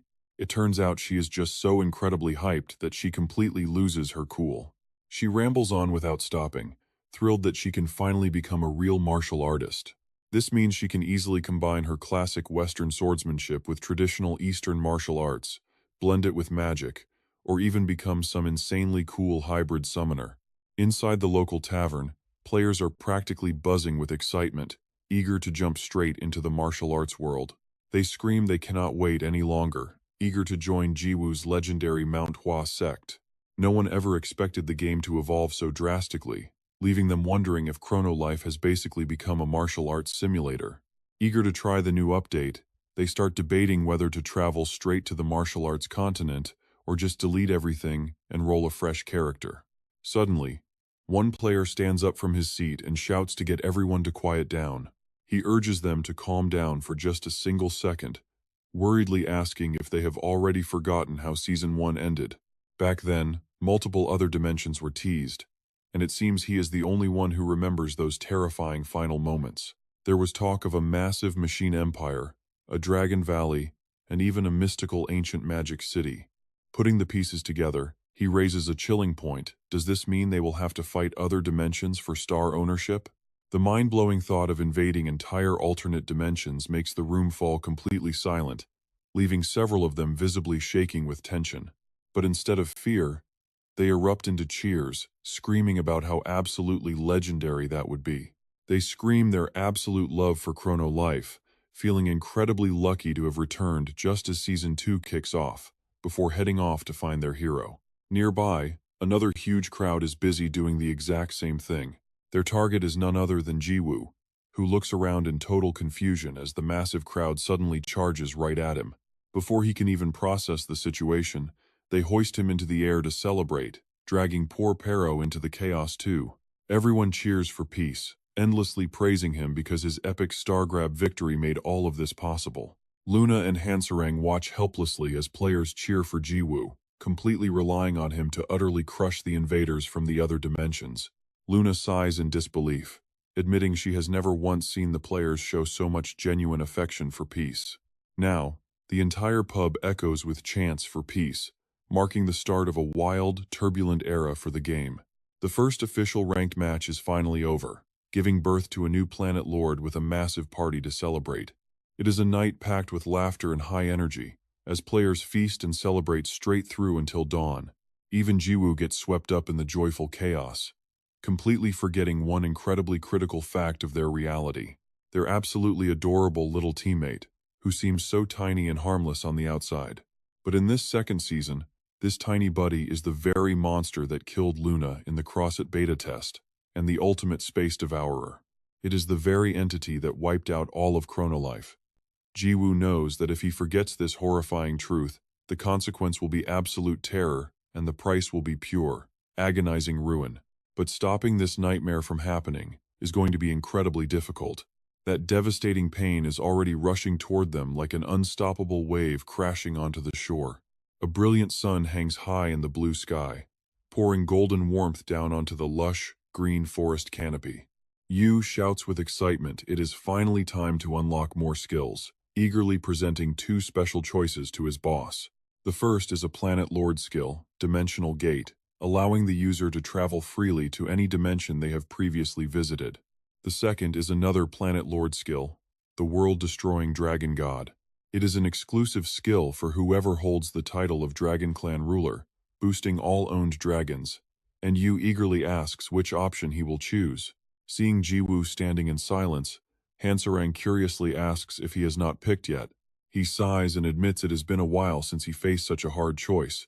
Jiwoo rests his chin on his hand, deeply conflicted. The Spatial Forge skill is incredibly tempting, but he is also dying to see what happens if he picks the world-destroying Dragon God. There is not even an explanation on how to upgrade it. Luna chimes in with her thoughts, suggesting that picking the Spatial Forge would make a lot more sense. After all, they will have to travel to many different dimensions now, and having to go through Isolero every single time is a massive pain. Meanwhile, in another location, the spatial priest Isolero remains completely oblivious that he is being trashed behind his back. Hansarang giggles, voting for the Dragon God. If the dragon gets stronger, he gets stronger too. Jiwoo slowly looks up at the tiny dragon perched on his head and asks what it thinks, noting that picking the world-destroying Dragon God will upgrade Urus too. Without hesitation, Urus replies that its own strength does not matter, as long as he chooses whatever benefits him the most. Jiwoo freezes in place, his cheeks flushing red at the dragon's loyalty. Hearing those words, both Sarang and Luna cannot help but blush too, thinking the exact same thing about Urus. He really is Jiwoo's ultimate, loyal right hand. Soon, under his selection, one of the skills instantly lights up. Deciding on the world-destroying Dragon God, Jiwoo locks it in, only for his jaw to drop as the system notification pops up. System alerts that the Star-Lord skill selection is complete, granting him the world-destroying Dragon God and initiating an upgrade for all his own dragons. In the blink of an eye, all his gear transforms at once as a brilliant golden aura erupts. The light envelops his body, shining intensely, before the system interface flashes another massive line of text. The two-headed dragon, Urus, has been upgraded, showing a brand new description. It details that Urus has unlocked the unique skill, Omega Dragon Body, allowing it to transform into an ascended dragon with enough raw power to create or destroy the universe itself. As the Dragon Master accumulates more stars, the system voice chimes in again to announce that Great King Slim, the Arctic Dragon King, has also been upgraded. The system describes Great King Slim's unique skill as Absolute Zero. This freezing breath permanently seals any target it hits, carrying an extreme cold capable of freezing time itself. Out of nowhere, the system announces that the giant dragon Gazado is upgrading, as its massive figure suddenly manifests. The system describes Gazado's unique skill, Dimension Traveler, which allows the dragon to jump between dimensions after being reborn with unimaginable, colossal scale. This dragon can now literally walk right through different dimensions.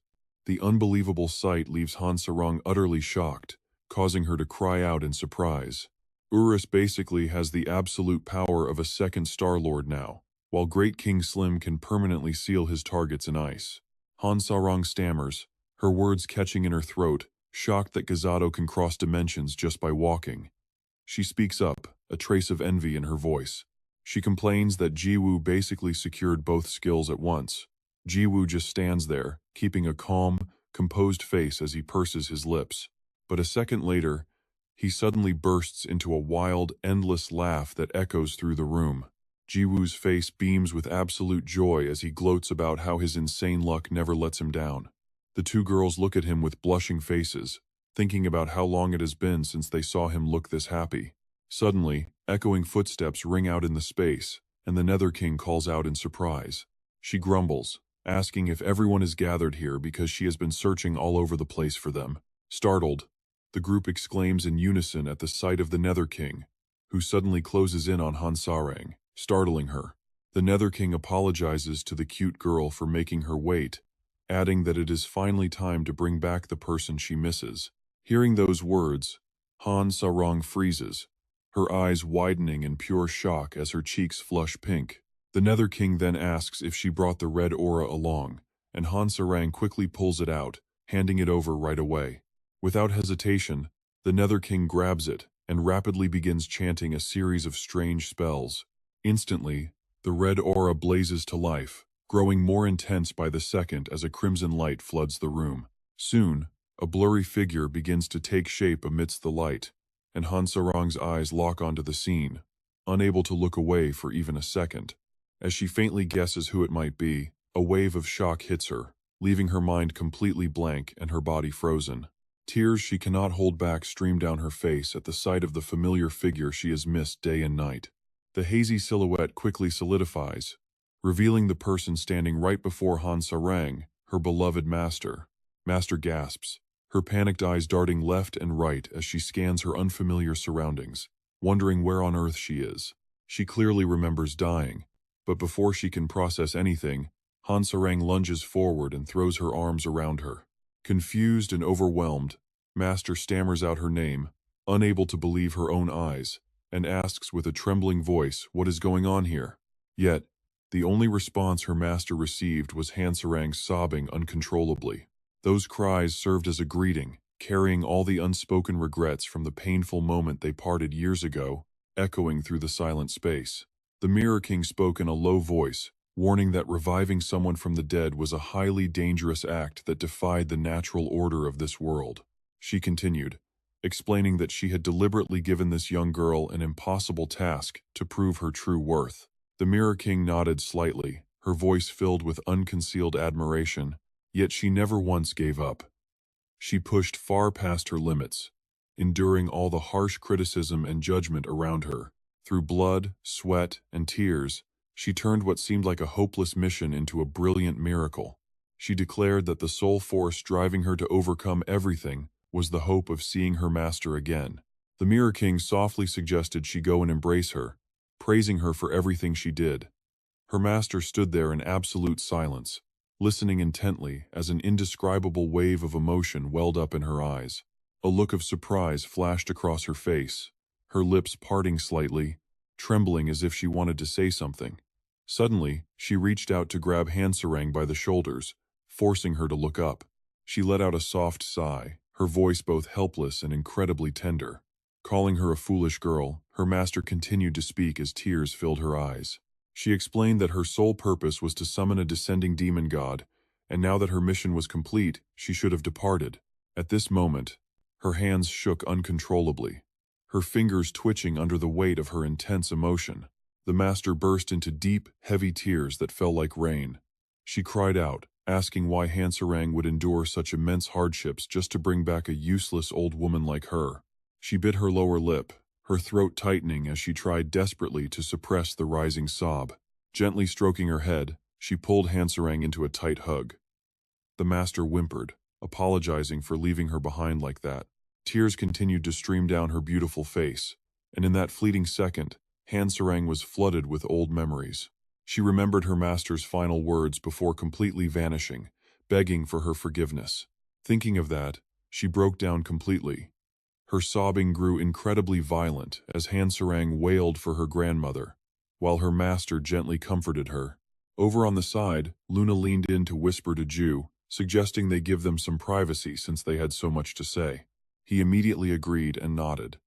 In just a brief moment, both of their figures slowly faded away and vanished into thin air.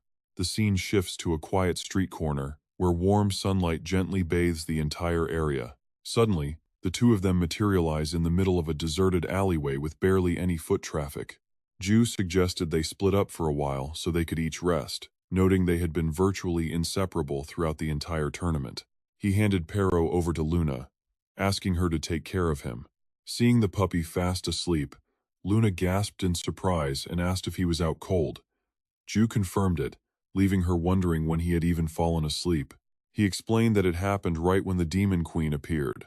Ju chuckled, adding that he was still just a puppy who needed plenty of rest. Luna panicked, saying this was far too sudden since she had absolutely no idea how to raise a puppy.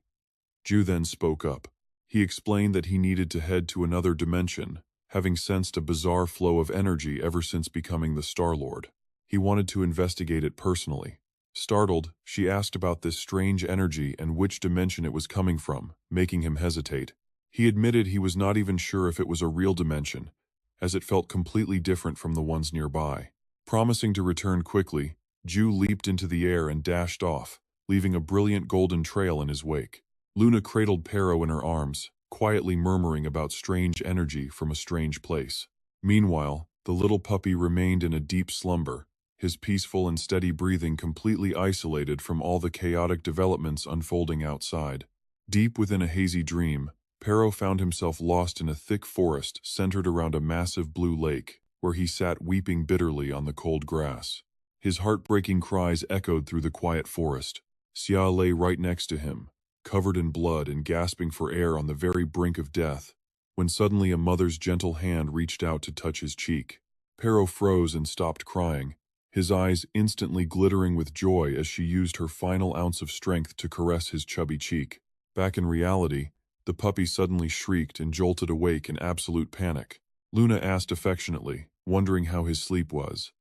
She offered a warm smile, the corner of her lips curving up gently. She noted he had been whimpering in his sleep, making her wonder if she should wake him. When asked if he had a nightmare, Pero simply pouted as his response. Suddenly, his ears perked up and twitched slightly, as if he had just sensed something rapidly approaching them. In the blink of an eye, Ju and Urus descended from the sky. Landing on the ground, he laughed with pure excitement. He announced his return, and the moment Pero saw Ju, he immediately leaped into his arms, whimpering happily. Jiu holds him close, anxiously asking what is wrong. Pero whimpers in response. As his tail wags rapidly, Luna explains that he just had a nightmare where his mother appeared. He freezes, his face pale with shock. How does she understand him so easily? Jiu stands there, only now fully grasping the weight of Luna's words. Looking straight into Pero's eyes, he asks in a serious tone why he never mentioned his mother or his past. Pero lets out a soft, sad whimper. Luna explains that he simply could not remember anything from his past. Suddenly, a sharp, stabbing pain flashes violently through Pero's head. The horrific images from his dream flood back into his mind. As the warm light from the shawl slowly fades away, Pero suddenly transforms into a tiny wolf pup. Staring at the soft, downy fur covering his small paws, he cannot believe his own eyes. Xia gazes down with deep warmth at her tiny child, telling him that this is the true, hidden form of their race. They are space swallowers. She reassures him that even though he is just a weak pup now, this smaller form will surely help him escape those hunting them. Before she can finish speaking, a blade slashes Xia from behind, spraying blood everywhere. She gasps that once he awakens his true power, he will run across dimensions. Her body collapses instantly to the cold ground, completely lifeless. Pero screams out in absolute terror for his mother. Suddenly, a mocking voice makes him flinch. A strange man appears, sighing that the woman was a nuisance until the very end, before wearing a fake, friendly smile. He greets Pero, saying it has been too long, before coldly asking if he should call him Fenria. The man smirked smugly, saying it is a pity things turned out this way, and telling Pero not to feel too bad. His eyes gleam with pure malice as he declares that only the strong are allowed to survive in this cruel world. The man firmly states that Pero can run as far as he wants, but he will inevitably hunt him down. Those terrifying words echo endlessly in Pero's mind, promising to slaughter both him and everyone he holds dear. His tiny body trembles violently, cold sweat pouring down as absolute panic takes over. Jiu calls out in concern, asking what is wrong. Luna watches Pero gently, knowing he is still in shock. Still shaken from the nightmare, Pero remains deathly pale, his heart hammering wildly against his chest. In that dark dream, the sky was pitch black, yet brilliant starlight stretched all across the vast galaxy, casting an eerie glow over the silent arena, making it look both beautiful and terrifying. Inside, even as Sarang weeps with her face covered, Luna remains utterly detached. Her cold eyes look into the distance as she mutters that only the strong survive. It is a harsh reality people often speak of in Chrono Life. Hearing her words, Pero furrows his brow, his eyes reflecting a deep, painful anxiety. The weak are always forced to sacrifice so much just to protect the people and things they truly love. His mind flashes back to the sinister grin of the strange man from his dream, The warning that he can run but will eventually be hunted down along with everyone he loves echoes in his ears. Pero trembles uncontrollably, cold sweat pouring down as fear grips his entire body. In a sudden panic, he bites down hard on Jiu's finger, causing a sharp sting, before leaping swiftly down to the ground.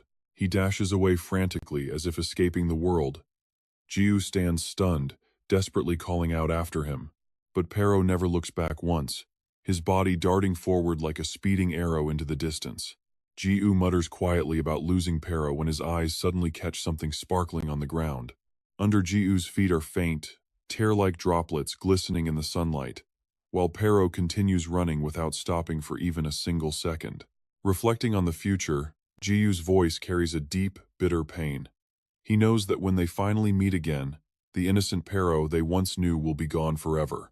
The scene shifts to dark, winding corridors, where flickering chandeliers cast dim light over cold stone walls. Inside the grand hall, loyal subordinates kneel, bowing their heads in deep respect. A servant speaks up with absolute reverence, announcing that the loyal subjects have brought back crucial news for their almighty master. High above, the man rests his chin on his hand, listening in silence as the servant speaks with extreme caution. The messenger reports that a star contest recently took place in a small, isolated dimension known as ST-389. Toe's eyes flash with amusement. It has been centuries since that event last occurred, and it must have served as a rather entertaining distraction for those bored, lazy constellation lords. In that fleeting moment, he pictures those powerful constellation lords casually enjoying the brutal battle, as if everything is nothing more than a simple game to them. Intrigued, Toe asks about the star rank of the combatants involved in the fight. The servant hesitantly reports that the fight was actually between a 1-star user and a 0-star user. Upon hearing these ridiculous words, the playful smile on Toe's face instantly freezes solid. In a flash, a deadly bolt of magic strikes down upon the servant. His entire soul is completely incinerated, ending his life in an instant. Before long, the subordinate collapses onto the freezing floor as deep dread fills the grand hall. Thor roars in absolute fury, "Are you kidding me right now? You dare waste my precious time just babbling about some low-tier battle?" He instantly draws his weapon, asking in a bone-chilling tone if they have any final words. Thor wields the Judgment Hammer, a sentient weapon that only those with total mastery over lightning can ever hope to lift. The remaining minion collapses to the floor, paralyzed with pure terror, stammering uncontrollably. He begs Thor to look at something first, calling him his radiant majesty, as a holographic screen suddenly flickers into existence. The footage clearly shows the chaotic battle of the Star Tournament. The host enthusiastically declares the team tournament has concluded with Team Piz taking the grand victory. This shocking revelation leaves Thor completely frozen, his eyes wide with disbelief. On the screen, Pero happily clings to Ju, licking his face in pure celebration. The trembling subordinate quickly explains that this is yesterday's footage, and they are now at Pioneer Village in Dimension ST-389. Hearing this, a dark rage wells up inside Thor. His hand tightens around the Judgment Hammer. Instantly, divine lightning crashes down through the hall as absolute punishment. The minion screams in agony, his body twisting as his very soul is scorched to ashes in a flash. The holographic screen shatters into pieces, sending sharp fragments flying in every direction. The burnt body hits the floor, completely unrecognizable. But Thor only smiles, letting out a wild, ecstatic laugh that echoes through the empty stone chamber. He whispers that he has finally found him, his face twisted in madness while his eyes burn with the fire of Fenrir. At that exact moment, the system displays his profile, showing Thor the god of thunder, an unmeasurable level 3-star entity. Meanwhile, Ju shields his eyes, scanning the area below for any sign of Pero. His brow is furrowed deep as his gaze sweeps through every single corner. Ju sighs in frustration, wondering where Pero could have gone since he cannot spot him anywhere. After a completely fruitless search, Ju quickly leaps down, landing right in front of Luna. She anxiously asks him if there is any update. Asking if he found Pero yet, Ju sadly shakes his head, admitting that he is nowhere to be seen and they have officially lost his trail. But Ju's face suddenly twists into a giant mischievous grin, his eyes gleefully glinting with pure tease. He says he was only joking, leaving Luna completely speechless. But as Ju extends his hand, a strange whirring sound begins to echo. In an instant, a flame ignites in his palm as Ju activates his signature skill, the Spark of Origin. The system interface confirms that the Spark of Origin allows the user to locate any hidden creature or hiding spot. Luna cheers happily, realizing she almost forgot about this neat trick, and urges him to start. Ju hopes the spark will point them directly to Pero. However, the system suddenly rings with an alert, stating the skill failed because a much higher-level entity has blocked the signal. Ju is stunned. What on earth is this? Luna wonders if this mysterious high-level entity blocking their search might actually be the exact reason Pero ran away in the first place. She reasons that if this being is even stronger than Ju, their target must be a high-ranking entity of at least 2 stars. Ju stands there in absolute silence, his lips pressed tight as he frustrates over these unanswered questions. He blankly asks what they should do next, completely out of options, while Luna remains silent, deep in her own thoughts. She wonders why Pero bit Ju when he loves him so much. It makes zero sense, especially now that the little guy has fled. Her mind races with questions about where he could have gone. Meanwhile, the day quickly fades as night falls over the land. Pale moonlight filters down through the thick leaves, lighting up the dark, silent forest. Alone in the shadows, Pero trudges forward with his head low, leaving heavy tracks in the dirt as he creeps through the woods near the village. He stayed hidden until dark, just to make sure Ju and Luna wouldn't follow him, doing all of this solely to protect Ju. Pero first met Ju on the northern continent, having lost all his memories from the shock of crossing dimensions. But now, those buried memories are finally rushing back. Heartbreaking memories flash vividly in his mind as Pero finally remembers his past, who he truly is, and the family he lost. And here's the scariest part he remembers: a 3-star master is actively hunting him down. His face is completely downcast, eyes staring blankly at the ground, carrying a heavy burden he cannot share with anyone. Drowning in an absolute sea of isolation, his heavy sighs fade into the silent night as he recalls a distant memory of Luna speaking to him in a dream. The weak are always forced to sacrifice so much to protect the things they love. He keeps repeating those heavy words in his mind. Back then, he didn't understand what she meant, but now that his memory has returned, it all makes sense. The ruthless beast hunting him down is none other than Thor, the almighty god of Asgard. Sooner or later, Thor will find him and slaughter anyone standing by his side, which is why Luna's warning keeps echoing in his head. He refuses to let his own weakness become the very reason his beloved friends end up dead. Pero remembers his times with Jiyu, how the boy used to carry him, looking down with those incredibly warm and gentle eyes at his tiny pup. Urus had promised to always stay right by his side. Those simple words deeply warmed Pero's lonely heart, making his small furry cheeks blush with subtle color. His tiny stubby tail wagged non-stop, spilling out pure, uncontainable happiness in that sweet moment. Wandering aimlessly now, his troubled mind remains a chaotic mess. There is still a slim chance for his boss to defeat Thor, but he feels deeply uncertain. But what if they lose? That cannot happen. Jiyu is the only one Pero refuses to drag into danger, so he chooses to run far away from Jiyu. In his mind, biting Jiyu and acting like a bad dog means picturing the sweet boy clutching a bleeding arm, hopping in absolute agony, and screaming "bad dog" over and over. Pero figures that Jiyu will never search for him again. Suddenly, his tiny paws freeze right in their tracks. Standing perfectly still, his face darkens with heavy sorrow. Suddenly, breaking the deep quiet of the woods, his stomach lets out a loud growl.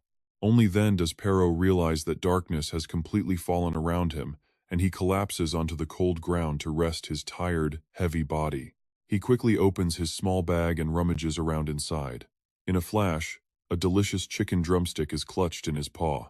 Taking a massive bite, even this delicious food cannot lift the crushing sorrow weighing heavily on his soul. He fondly recalls another night, where the glowing lights from a cozy restaurant illuminated the dark street. They all sat around a huge table overflowing with delicious food, sharing pure warmth together. Watching Pero and Urus aggressively gobbling down their food, Jiyu gently warned them, "Eat slowly, little guy, or you will choke." Now, he sits alone in the deep woods, quietly chewing on a cold piece of meat. Back then, Sarang felt deeply relieved, mentioning how wonderful it was to see him eat again, since he had refused to touch a single bite beforehand. Really? Urus had asked in complete surprise. Now, Pero droops his ears in sadness, his entire body sinking into deep, heavy isolation. During that lovely dinner, she had gently reached out to stroke his soft, fluffy fur. Sarang softly thanked Pero, telling him he always showed up right when needed, which finally allowed her to reunite with her grandmother. But right after that, Pero suddenly clamped his jaws hard onto her hand, tearing flesh as blood splattered everywhere in a brutal display. Pale with utter shock, Sarang could only stare in disbelief, while Pero silently wondered why. She violently shook her arm to break free from his sharp fangs, screaming in absolute fury about this damn trick happening again. He remembers everyone's reactions vividly, especially Luna, laughing with genuine joy. Sarang was still shaking, her eyes tearing up from the sharp pain in her hand, while Urus stayed lost in his food, and Jiyu happily stuffed his face with meat. He just holds the meat, standing totally still, too heartbroken to even chew. Even the rich aroma of the golden meat cannot soothe the heavy ache crushing Pero's heart. Suddenly, a single tear drips onto the hot food. He begins crying uncontrollably, trembling as he tries but fails to hold back a flood of heavy tears. Tossing the meat aside, he lets out a quiet sob. He leaves the food lying abandoned on the dirt and suddenly bolts into the woods. Before getting very far, his slow pace falters, each step dragging heavily like solid stone. Boom! Massive explosions rip through the silence, startling him into a dead halt. Dark clouds swirl violently above, forming a terrifying deep vortex as fierce lightning tears across the sky like jagged, angry scars in the dark heavens. In the very next second, a colossal lightning bolt crashes down, striking the ground directly in front of the startled pup. The terrifying display leaves him completely frozen, eyes wide and mouth agape with utter horror. Suddenly, a massive hand shoots out and grabs Pero tightly by the throat. It belongs to Thor, the three-star god of thunder. Glaring down at him, Thor lets a smug grin creep across his face, backed by a loyal army of dark, intimidating followers standing directly behind him. They stand in flawless formation, radiating an overwhelming, suffocating pressure that seemingly freezes the very air around them. With their cold faces cloaked in dark hoods and eyes filled with malice, they loom silently while Thor fakes a warm, remarkably friendly greeting. Calling out a long time no see, Thor squeezes Pero's throat with crushing force, making the pup's entire body tremble in agony. Watching the pup squirm in absolute desperation, Thor only tightens his grip, letting out a cruel, maniacal laugh. His eyes gleam with pure mockery, telling Pero that he knows the pup is happy to see him, but now it is time to shut up. With a sickening crack, Thor crushes his neck, sending a spray of fresh blood splattering into the empty night. Pero's eyes bulge as he gasps for air, his small body convulsing violently under the agonizing pain tearing through him. Moments later, his struggling slows to a stop, his limp body falling totally silent. Staring down at the lifeless form in his hand, a cold, brutal smirk plays on Thor's lips as a nervous henchman asks if the beast is dead. Thor laughs, admitting he wishes it were that simple. But if killing a legendary beast like Fenrir were this easy, Asgard would not have struggled so hard to hunt him down. Thor starts to explain. He firmly states that this body is just an empty shell since the immortal Fenrir race will revive shortly. Drenched in cold sweat, a panicked subordinate desperately cries out to ask His Glorious Majesty what their next move should be. He is the ultimate fated calamity destined to tear apart and destroy every dimension. Thor orders them to remain calm and transport the body back to Asgard. But right at that moment, a blinding golden beam of light violently shoots down from the heavens. Jiyu lands with absolute authority, shattering the earth with an explosion. Thor stands completely frozen in place, utterly unable to comprehend this sudden, chaotic arrival. Demanding to know his identity, Thor scowls in pure surprise. Jiyu ignores. Thor recognizes him from the mirror, but Jiyu instantly shuts him down. He warns Thor to remove those filthy hands from Pero before getting shredded. Before this, Jiyu and Luna stood atop the highest rooftop in town, carefully searching the streets. Luna was hesitant, suggesting that instead of searching aimlessly, They should hire the Guild of Hong to assist them since they might locate the kid much faster. But check this out, a bizarre sight in the sky suddenly stops her completely. She gasps in disbelief at the black clouds, since the sky was perfectly clear a second ago. Ji-woo stands frozen in shock, but his instincts quickly pick up on something. Without any hesitation, he instantly charges into the dark clouds at terrifying speed. Luna frantically screams his name as the scene cuts to a quiet, moonlit forest nearby. The moon illuminates the silent forest, where a foot suddenly steps softly onto the green grass as Luna instantly arrives on the scene. Retracting her wings upon landing, she completely freezes in absolute shock at the sight. There stands Ji-woo, carrying Urus on his shoulder and calmly facing down a hostile crowd. She struggles to process this bizarre scene, having frantically chased after him the moment he shot away like an arrow. But then her eyes land on the motionless body of Pero, and she freezes in complete horror, calling out the name of the pup with a trembling voice. Hearing her cry out, Thor turns toward her with a sneer of pure contempt. He mocks her as just another lowly human and turns to leave, pausing only to command his loyal subordinates to teach these intruders a painful lesson. He orders them to crush the humans as his troops bow in deep respect. The soldiers shout their obedience, but the heavy, freezing voice of Ji-woo suddenly slices through the quiet forest, commanding the arrogant king to stop right there in his tracks. In a split second, Ji-woo stands directly in front of him, clearly annoyed. He warns Thor to get his filthy hands off Pero unless he wants to die, leaving the surrounding guards staring in absolute disbelief. The guards cannot believe their eyes, because his speed is completely unbelievable. Without a single second of hesitation, Ji-woo strikes him with a massive blast of magic that explodes directly on the head of Thor with terrifying force. Slowly, the destructive magic fades away, leaving only a thick cloud of lingering dust. Suddenly, the arrogant, mocking laughter of Thor rings out from the thick smoke, catching Ji-woo completely off guard. Thor mocks him, boasting that he is the thunder god of Asgard. A blinding golden light erupts around him. He boasts about the divine blessing of Odin as the system screen pops up, confirming he is completely immune to physical attacks. Sneering arrogantly, he barks that wasting his precious time on a pathetic one-star rookie is completely beneath him. Thor violently squeezes the neck of Pero, striking Ji-woo while hurling threats. He declares he must return to Asgard for Fenrir, threatening to grind anyone in his path to dust. Thor continues his aggressive assault, slamming Ji-woo several more times before looking up at the sky and screaming his return command. Tons of massive lightning bolts suddenly strike down from the heavens, instantly teleporting Thor away and leaving behind only a faint, fading magic circle on the ground. Ji-woo stands completely motionless. The remaining soldiers immediately assume he is paralyzed with fear, mocking him for shaking like a leaf after witnessing the overwhelming power of their king. They jeer that this is a harsh lesson for rookies trying to act tough. Confident that he is completely defenseless after the beating, the entire enemy squad aggressively charges straight at Ji-woo. The underlings, weapons in hand, slowly close in on Ji-woo with absolute cruelty and excitement written all over their faces. One yells out for the arrogant human coward to die, but in that exact split second, he takes Ji-woo's blast head-on. Bright golden magic instantly swallows his body, burning him to absolute ash in a blink with nothing left behind. Witnessing that, the remaining underlings stand there completely dumbfounded, jaws dropped in shock. Ji-woo coldly rushes into the fray, his emotions completely frozen solid. He unleashes fast, heavy, and decisive strikes one after another, crushing endless enemies as blood splatters everywhere.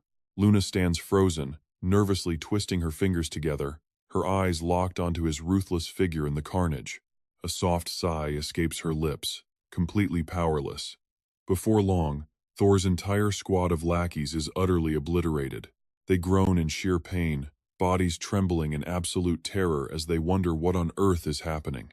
How could this happen? They wonder they are Thor's elite guard, personal servants of a high-tier god.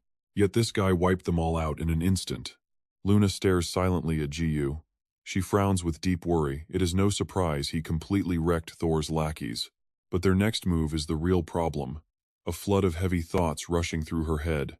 Asgard is uncharted territory, and they have never set foot there, making rescuing Pero from his clutches almost completely impossible. Suddenly, he coldly summons his chaotic form.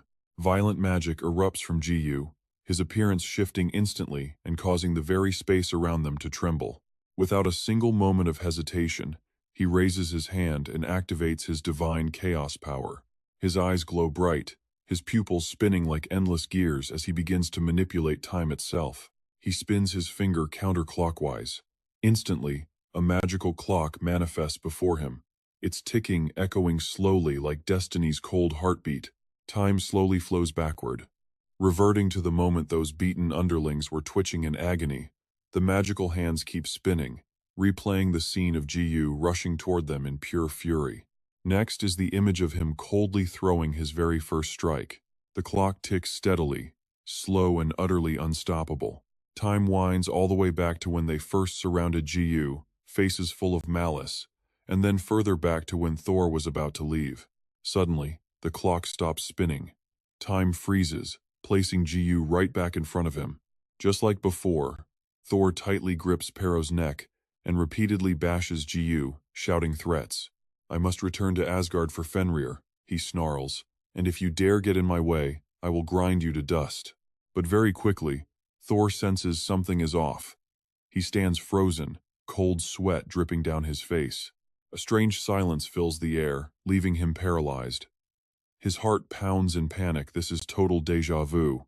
Wait, didn't he just return to Asgard? "I warned you twice," Ji says coldly. "There will not be a third time. Now, I am going to tear you to shreds." Thor flinches, his entire body shrinking back, his eyes wide with sheer, overwhelming terror. Immediately, Ji unleashes a strike right at his head. Magic erupts, forcing Thor to quickly activate Odin's blessing. A bright golden light shields him, but Ji does not hesitate and fires another blast. A crimson beam rains down from above, tearing through the air and slamming directly into his head. But Odin's blessing protects him completely, leaving Thor unharmed. Ji swings again, his face like stone and his eyes sharp as steel.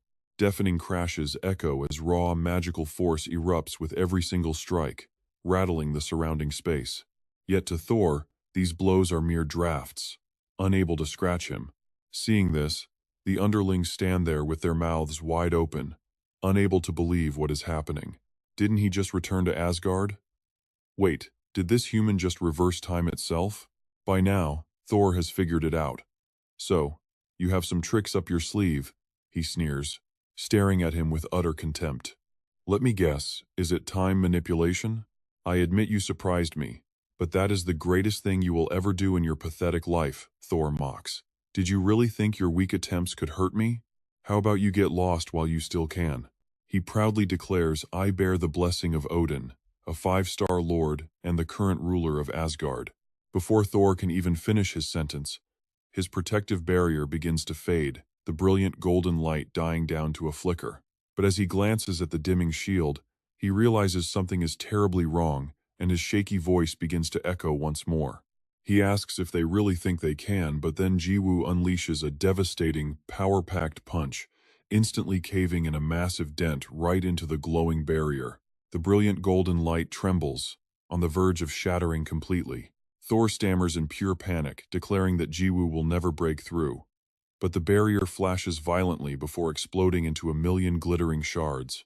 Shocked to his core, cold sweat beads on Thor's forehead as his heart beats like a wild drum. In an instant, the massive shadow of Urs looms over Thor's face, freezing the very air around them. Jiwoo glares with a bone-chilling stare as his overwhelming aura explodes. Watching that terrifying wooden club drive closer to his face, Thor desperately shrieks out, "No, wait!" Jiwoo's eyes flash with a deadly, ice-cold light that pierces through the darkness like a volley of invisible arrows. In that split second, a earth-shattering blow strikes Thor directly in the face. Under that sheer, crushing force, his face contorts in agonizing pain as if his entire skull is being pulverized. In a flash, Thor collapses to the ground, completely motionless. Jiwoo's magic immediately erupts into a massive, glowing circle, blasting outward in every direction with absolutely terrifying force. Under that overwhelming shockwave, Thor's subordinates are sent flying, scattered helplessly through the air. The wild surge of energy continues to expand, unleashing blinding flashes of light that threaten to shred everything in its path. As the earth tears open, Luna quickly casts her magic to escape into the sky. A deep, chilling terror grips her entire body, realizing this attack could have easily wiped out the entire planet. She cannot tear her eyes away from the chaos for even a single second as thoughts race through her mind. This is the first time she has ever seen Jiwoo display such pure rage. Meanwhile, half of Thor's face is still buried in the dirt, his eyes wide with disbelief.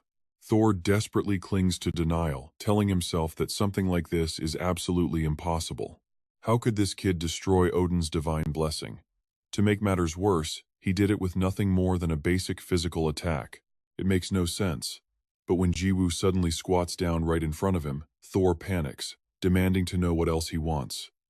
Jiwoo only sneers. He mocks him, telling Thor to stop being a coward and get up, especially since he claims to be a 3-star constellation deity. Cold sweat pours down Thor's face as sheer panic takes over. In a desperate bid to survive, he launches himself straight into the sky to put some distance between them. He runs for his absolute life, knowing that even a single second of hesitation will mean his instant death.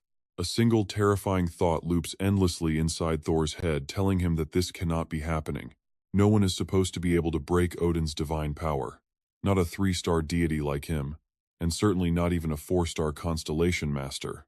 Thor mutters to himself, realizing that shattered divinity means this boy must possess a ridiculous amount of power, easily rivaling a 5-star master. There is no doubt this kid is a complete monster, and Thor quickly realizes he needs to escape back to Asgard immediately. But in the blink of an eye, he is warped right back to where he started, frozen in place like a planted statue. As a heavy sense of dread washes over him, Thor slowly looks down to see what has pinned him there. Jiwoo coldly activates his chaotic divinity. Under his command, his eyes glow brightly as temporal magical energy begins to warp and spin around them. With a wild, excited grin, Jiwoo asks him where he thinks he's running, since the fun is only just beginning. His wooden club therapy is about to start. Overwhelmed by absolute terror, Thor clenches his teeth, his entire body tightening like a guitar string. Furious, thunderous blows begin to rain down on him like heavy war drums. Thor gets repeatedly slammed from left to right, completely unable to defend himself. Thor screams in agonizing pain as blood splatters under the brilliant magical light, causing the entire surrounding space to tremble with every brutal strike. Suddenly, he lets out a desperate roar, releasing a violent burst of brilliant golden star energy. Massive pillars of light erupt all around him, radiating a terrifying pressure capable of crushing anything in its path. The golden light then condenses into 3 blazing hot spots. With magic burning in his eyes, 3 brilliant golden stars begin to twinkle above his head. The system window pops up once more, displaying Thor, the god of thunder, level unknown, 3-star rank. This is Thor, the mighty god of thunder and son of Odin, destined to inherit Asgard itself. Second only to Odin, Thor possesses the absolute greatest power in all of Asgard. But right then, Jiwoo grabs the very hand holding Pero captive. But in the blink of an eye, Thor's arm is violently ripped clean off his body. As blood sprays everywhere, Thor's eyes bulge out in complete disbelief as he stares helplessly at his own severed arm. He lets out a blood-curdling shriek of pure agony, his agonizing scream echoing across the entire battlefield. Jiwoo's voice drops to a freezing cold tone, reminding Thor that a promise is a promise. His brutal threat from earlier echoes that he is going to rip Thor to pieces. With an excited, terrifying grin, he calmly asks which part of Thor's body he should tear off next. Those terrifying words completely shatter Thor's spirit, leaving him drenched in cold sweat, tears welling in his eyes as his entire body shakes in absolute horror. Pain like a tsunami floods Thor's senses, leaving him gasping for air as his face turns completely pale. Sweat pours like rain while blood drips from his severed arm onto the dirt. Jiwoo casually throws Pero backward. "Hey Luna, catch him!" Luna quickly catches Pero, her eyes filled with a mix of deep worry and tension. He tells her to watch over Pero, saying he should wake up soon. She nods, saying of course. Thor suddenly realizes that if he remains standing there, death is absolutely inevitable. Screaming in pure terror, he spins around and runs in panic. Jiwoo waves Thor's severed arm, coldly asking him where he actually thinks he is going.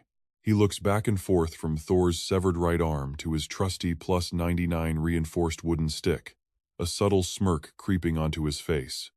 Ah, that's right. Jiwoo swings the arm back and forth, laughing as he finally realizes what is making Thor so incredibly terrified. Jiwoo spins the arm in the air, loudly invoking chaos, divinity, and probability manipulation, setting accuracy to 100%. With sheer excitement on his face, he fiercely swings that severed arm downward, sending an invisible, crushing pressure slamming straight into Thor, forcing him to crash headfirst into the dirt. The severed arm hangs completely still in the air, eerily quiet. It looks as if it has nothing to do with the chaos.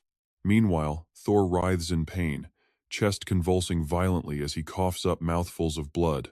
Watching this ridiculous scene play out, Luna's lip twitches in utter disbelief. Her face is a picture of absolute confusion. She wonders if he actually just used a downward slash with a severed arm. Jiwoo raises Thor's right arm again, yelling in pure ecstasy as he executes an upward slash with guaranteed 100% accuracy. Get ready for this absolute gold. A massive slap lands right on Thor's rear, making it shake back and forth as a hilarious view for anyone watching. Thor's cheeks actually turn red as a strange look of pleasure crosses his face. Seizing the momentum, Jiwoo keeps swinging. Each resounding slap lands hard, showing absolutely no mercy. It looks like he is deliberately crushing the god's pride, spamming downward, upward, and million-strike attacks, all with 100% accuracy. The sight of their leader getting spanked makes Thor's subordinates turn pale, cold sweat dripping as absolute horror fills their eyes. They charge in together, one roaring that it is enough, while another calls Jiwoo a vile villain, yelling that they must protect their lord's glory. Jiwoo's eyes flash as he angrily tells the small fry to get lost, trying to trigger his chaos divinity once again. Right then, a Stark system warning pops up right in front of him. He has completely run out of chaos energy, meaning his god mode is ending. Instantly, Jiwoo reverts to his weak, normal self. Panic sets in as he realizes he wasted way too much divine energy instead of saving some for a rainy day. Using time manipulation earlier had completely sucked him dry. Right at that moment, Thor's loyal followers rush in and desperately tackle Jiwoo. One grabs his leg tightly, resolutely telling their Lord of Light to leave everything to them and escape. The subordinate pleads with a shaking voice, begging him to protect Asgard. Thor hesitates for a split second as a sudden opportunity flashes before his eyes, charging straight toward Jiwoo. Even his own men are left completely baffled by his move. Watching the god close the distance, Jiwoo stands frozen with his mouth wide open as Thor quickly casts a spell. Glowing brightly, Thor streaks past Jiwoo like a fast arrow. Startled, the young man quickly spins around in utter confusion. He just ran straight past him. Wait. Suddenly, Thor's eyes light up with a chilling, dangerous glare. Thor coldly commands them to hand it over, demanding they bring that cursed beast to him right now. Brace yourselves, because things take a dark turn here. Luna is caught completely off guard, her body freezing up in terror as a devastating punch suddenly slams directly into her. The impact sends Luna flying backward like a puppet with its strings cut. Her internal organs feel completely crushed as blood gushes from her mouth, a sudden wave of panic washing over her. She did not even see him strike. It was hard to tell his true strength when he fought Jiwoo, but he really is a monster. Within a split second, Thor manages to grab Pero's tail, gritting his teeth hard. Veins bulge on his neck as raw anger grips him. Feeling his energy rapidly fading away, Thor knows he cannot afford to delay even a single second, immediately activating his return spell. Lightning bolts rain down from the sky as Thor's figure begins to fade away within the blinding light of Asgard's teleportation. Clutching her painful wound, Luna screams in pure despair, calling out Pero's name. But only empty silence answers her, with nothing left on the ground but a few glowing red embers. The embers smolder quietly on the dirt. Jiwoo stands frozen in place while Thor's men still desperately cling to him, but a smug smile suddenly creeps onto his lips. Jiwoo's face turns incredibly cold, a chilling expression taking over. He chuckles softly, mockingly saying that he originally thought they were all just a bunch of pathetic weaklings. He never expected they would actually manage to stop him from capturing Thor. Hearing those chilling words, the lackey clinging to Ju's leg trembles in pure terror, his face completely bloodless as he gulps down a lump in his dry throat. He offers a gentle reassurance, but his dark expression sends shivers down their spines as he tells them not to fear and promises them one final chance. Ju demands to know how to follow Thor to Asgard immediately, coldly asking the trembling servant to list every single path available. He adds that his chaotic divine energy is completely drained, making it impossible to reverse time ever again. Taking the normal route through Isolera would take way too long, but the shivering subordinate stammers that there are no other options. Glancing up at Ju with pure terror, the lackey stammers that only Thor and Odin can freely enter Asgard, and even loyal servants are completely locked out without their direct help. Ju rubs his chin, his voice dropping to a freezing sub-zero as he lifts Thor's severed right arm off the ground. His movements are slow but deadly, his voice dropping as he declares that they all just have to die instead. Immediately, brutal crushing blows and agonizing screams echo through the clearing without a single moment of pause. Within moments, the absolute joke of an army is beaten to a bloody pulp, leaving them groaning on the dirt, while Ju furiously tosses the severed arm aside, cursing them as useless trash. Ju quickly strides right forward. With his anger still boiling, he frowns at the ground and asks Luna what their next move is, knowing they must catch Thor before he does something terrible to Pero. Met with total silence, Ju pauses in surprise and asks Luna what is wrong. Keeping her head low and avoiding his gaze, Luna chokes back tears as her voice cracks with heavy emotion. Sniffling with tears streaming down, she apologizes for failing to protect Pero after he entrusted her with the task, but Ju only sighs and gently pats her head to comfort her. He reassures her not to worry, admitting that even he never expected to lose Pero to Thor like this. Besides, they were at a disadvantage from the start after burning through so much divine power, leaving Ju standing there, completely lost on what to do next.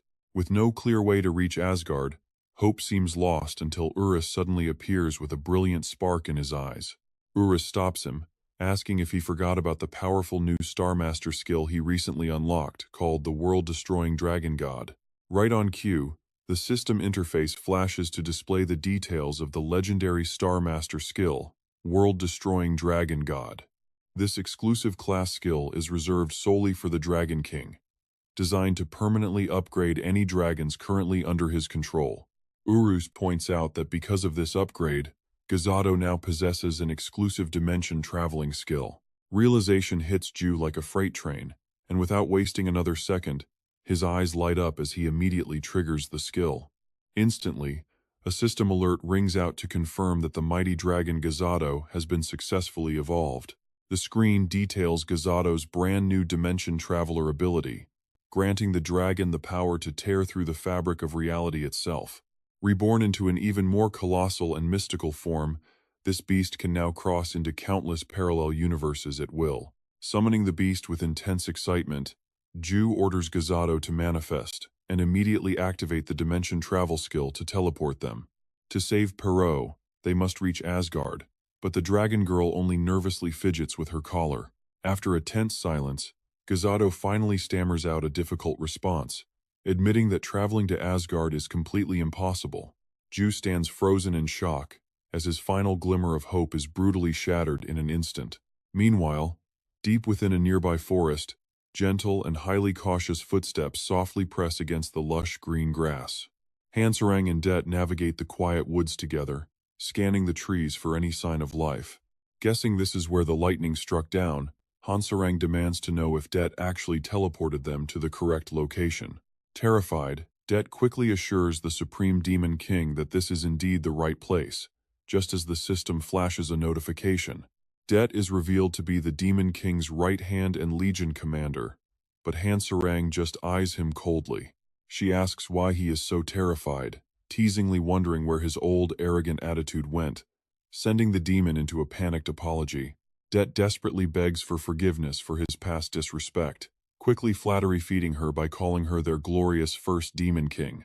He calls her a literal god to the demon race, making Hansarang sigh at how fast he flipped his script just because her master insisted they travel together. Her mind drifts back to her reunion with her master, remembering how blinding lightning suddenly ripped through the pitch-black sky. A violent roar of thunder shook them both, forcing them to look back as Hansarang gasped in absolute shock. Seeing lightning flash under a clear sky, the master's face darkens with worry as she admits she has a terrible bad feeling. The elder advises her to go reunite with her friends, causing Hansarang to protest that she finally just got back to her master's side. She pleads to stay at least a few more days, but the master gently smiles, saying a young girl shouldn't waste her time hanging around an old woman. Reassuring Hansarang, the master reminds her she can always return whenever she needs rest, as her door will always remain wide open. She immediately summoned Det. A swift figure quickly appeared and gave a prompt reply, "Yes, my descended demon king." The master instructed him to bring their demon god straight to the lightning, but warned him not to get too close. Det politely agreed. Right away, his figure began to twist and warp, his mouth opening wide to transform into a massive spatial portal. Back in reality, Hansarang sighs in frustration, swearing this is the exact place.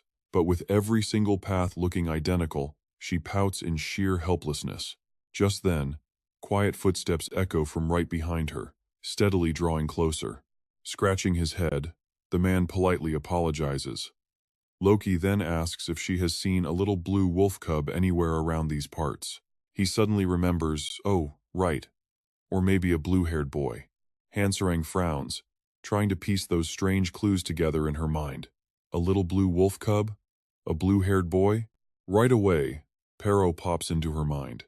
When she asks if he means Pero, Loki reacts with instant, pure joy.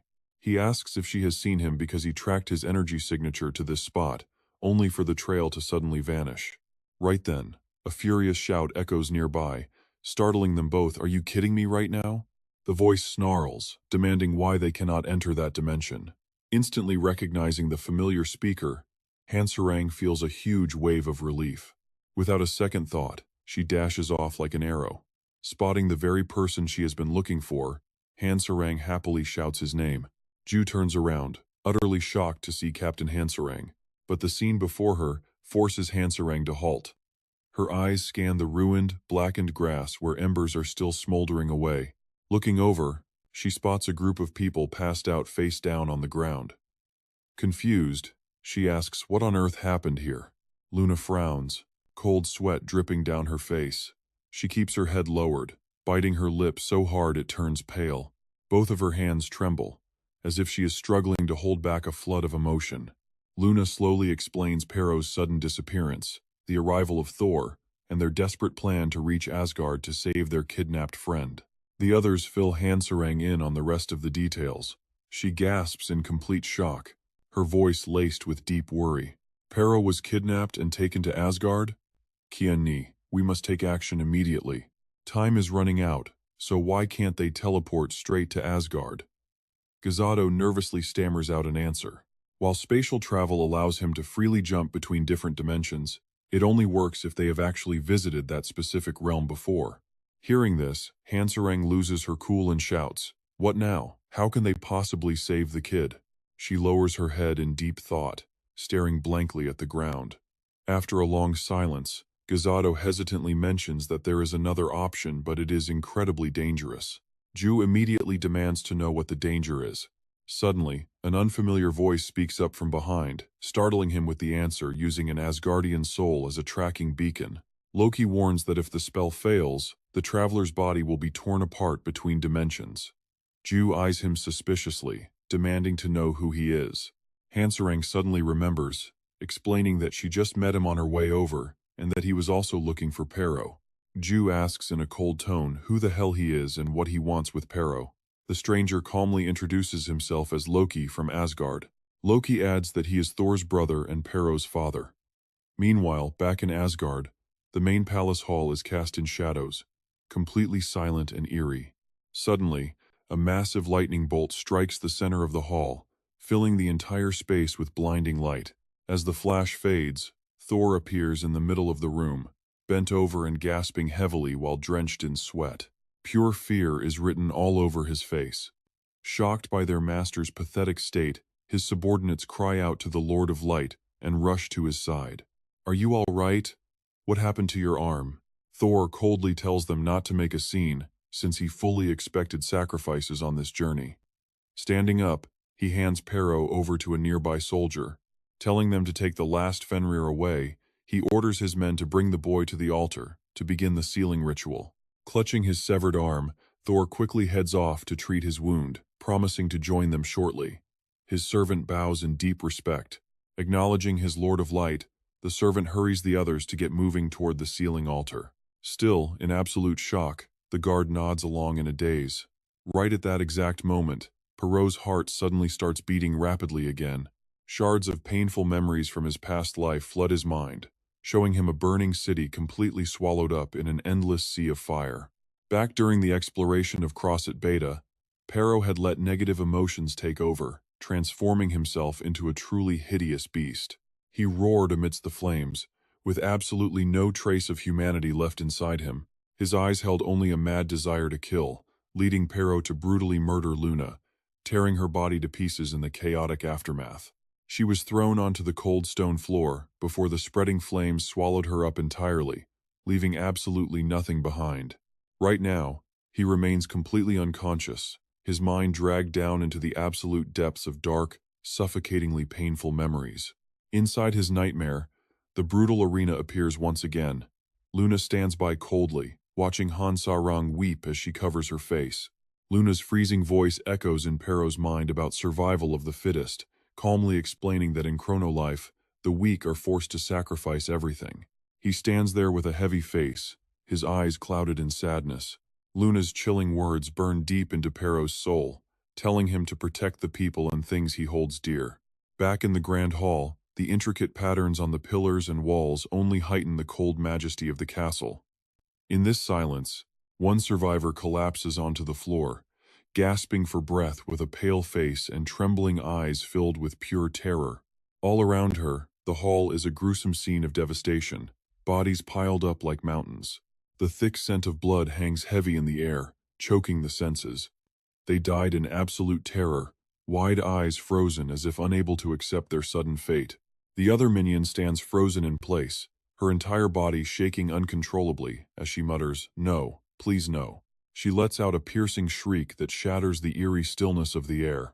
Survival instinct takes over as she spins around and flees in sheer panic, her heavy footsteps thudding against the stone floor. Every frantic stride is fueled by ragged, desperate breaths and a terror that refuses to let go. The minion weeps as she runs, her tears blurring her vision in total despair. Behind her, Perrault's low, menacing growl echoes louder and closer with every second. Before she can get any further, a colossal shadow suddenly looms ahead, cutting off her only escape route. Her eyes widen in horror as she grits her teeth, her hopeless gaze reflecting the terrifying beast before her, the devourer of space. In a split second, she is swallowed whole, blood spraying everywhere. The scene shifts to a quiet, eerie forest near a village under the night sky, where the stars glisten like scattered crystals, casting a faint, pale light through the dense canopy of leaves. Jiwoo asks with deep suspicion, "Who the hell are you and what do you want with Perrault?" The stranger calmly introduces himself as Loki from Asgard. Loki goes on to reveal that he is Thor's younger brother and Perrault's actual father. Jiwoo raises an eyebrow in disbelief, repeating Thor's brother and Perrault's father. He frowns, highly skeptical of this incredibly convenient timing. Something smells extremely fishy here, but Loki just sighs, saying he understands the doubt, though it is up to them to believe him. Loki explains with a deeply sorrowful look that he has been tracking Perrault ever since Thor brutally slaughtered his beloved wife. Jiwoo stands stunned, staring at the mysterious god as Loki corrects himself, admitting that eternal imprisonment is actually a more accurate term. A beast of Fenrir's bloodline cannot be killed since they are immortal. Suddenly, Luna speaks up, startling everyone as they whip their heads toward her. Luna asks if Perrault, also known as the Devourer of Space, was actually born in Asgard, noting she has been curious about this for a while. If so, how did he end up on the continent of Chrono? Loki nervously adjusts his glasses, muttering that it is a pretty long story. But as Loki starts with "Once upon a time in Asgard," Jiwoo gets impatient, chanting "skip, skip, skip, skip." The god asks what on earth he is doing, to which Jiwoo snaps that he is spamming the skip button because he hates game lore. Han Sarong quickly chimes in, pleading with Jiwoo to pay attention since this story is about their companion, Pero. Veins pop on Jiwoo's forehead as his body tenses with stubborn determination, absolutely refusing to sit through a boring cutscene. Sighing at his antics, Han Sarang turns to Loki and asks if he could possibly give them a short, summarized version instead. Sensing their impatience, Loki relents and agrees. Point 1. A mysterious prophet suddenly appeared in Asgard with a grim message. Point 2. She prophesied that Fenrir would slaughter Odin, the mightiest god, and then go on to devour every existing dimension. Loki still vividly remembers the sight of that prophet standing before her glowing crystal ball. Her eyes gleamed with a wild excitement, as if she could already see the chaotic future unfolding. Loki continues with point 3. So Odin dispatched Thor and his army to eliminate Fenrir and seal the rest. But Jiwoo suddenly cuts him off, saying he gets it. He bluntly summarizes that all they need to do now is travel to Asgard and beat the absolute crap out of Thor. Loki can only stare in disbelief. Deeply concerned by such a reckless conclusion, Loki warns that while he appreciates the raw enthusiasm, charging into Asgard is absolute suicide. It is basically declaring war on the entire realm. He stresses that Thor is a powerful 3-star constellation master. As the god of thunder, he is the second strongest in Asgard, surpassed only by Odin. How could mere mortals from a minor dimension ever hope to defeat him? Only then does Loki notice a heavy object in his hands. Stunned, he asks what it is, and Jiwoo calmly provides the answer. It is Thor's severed arm. Loki brings it closer, feeling the residual warmth, and freezes in absolute horror as the realization hits. How on earth is it still warm?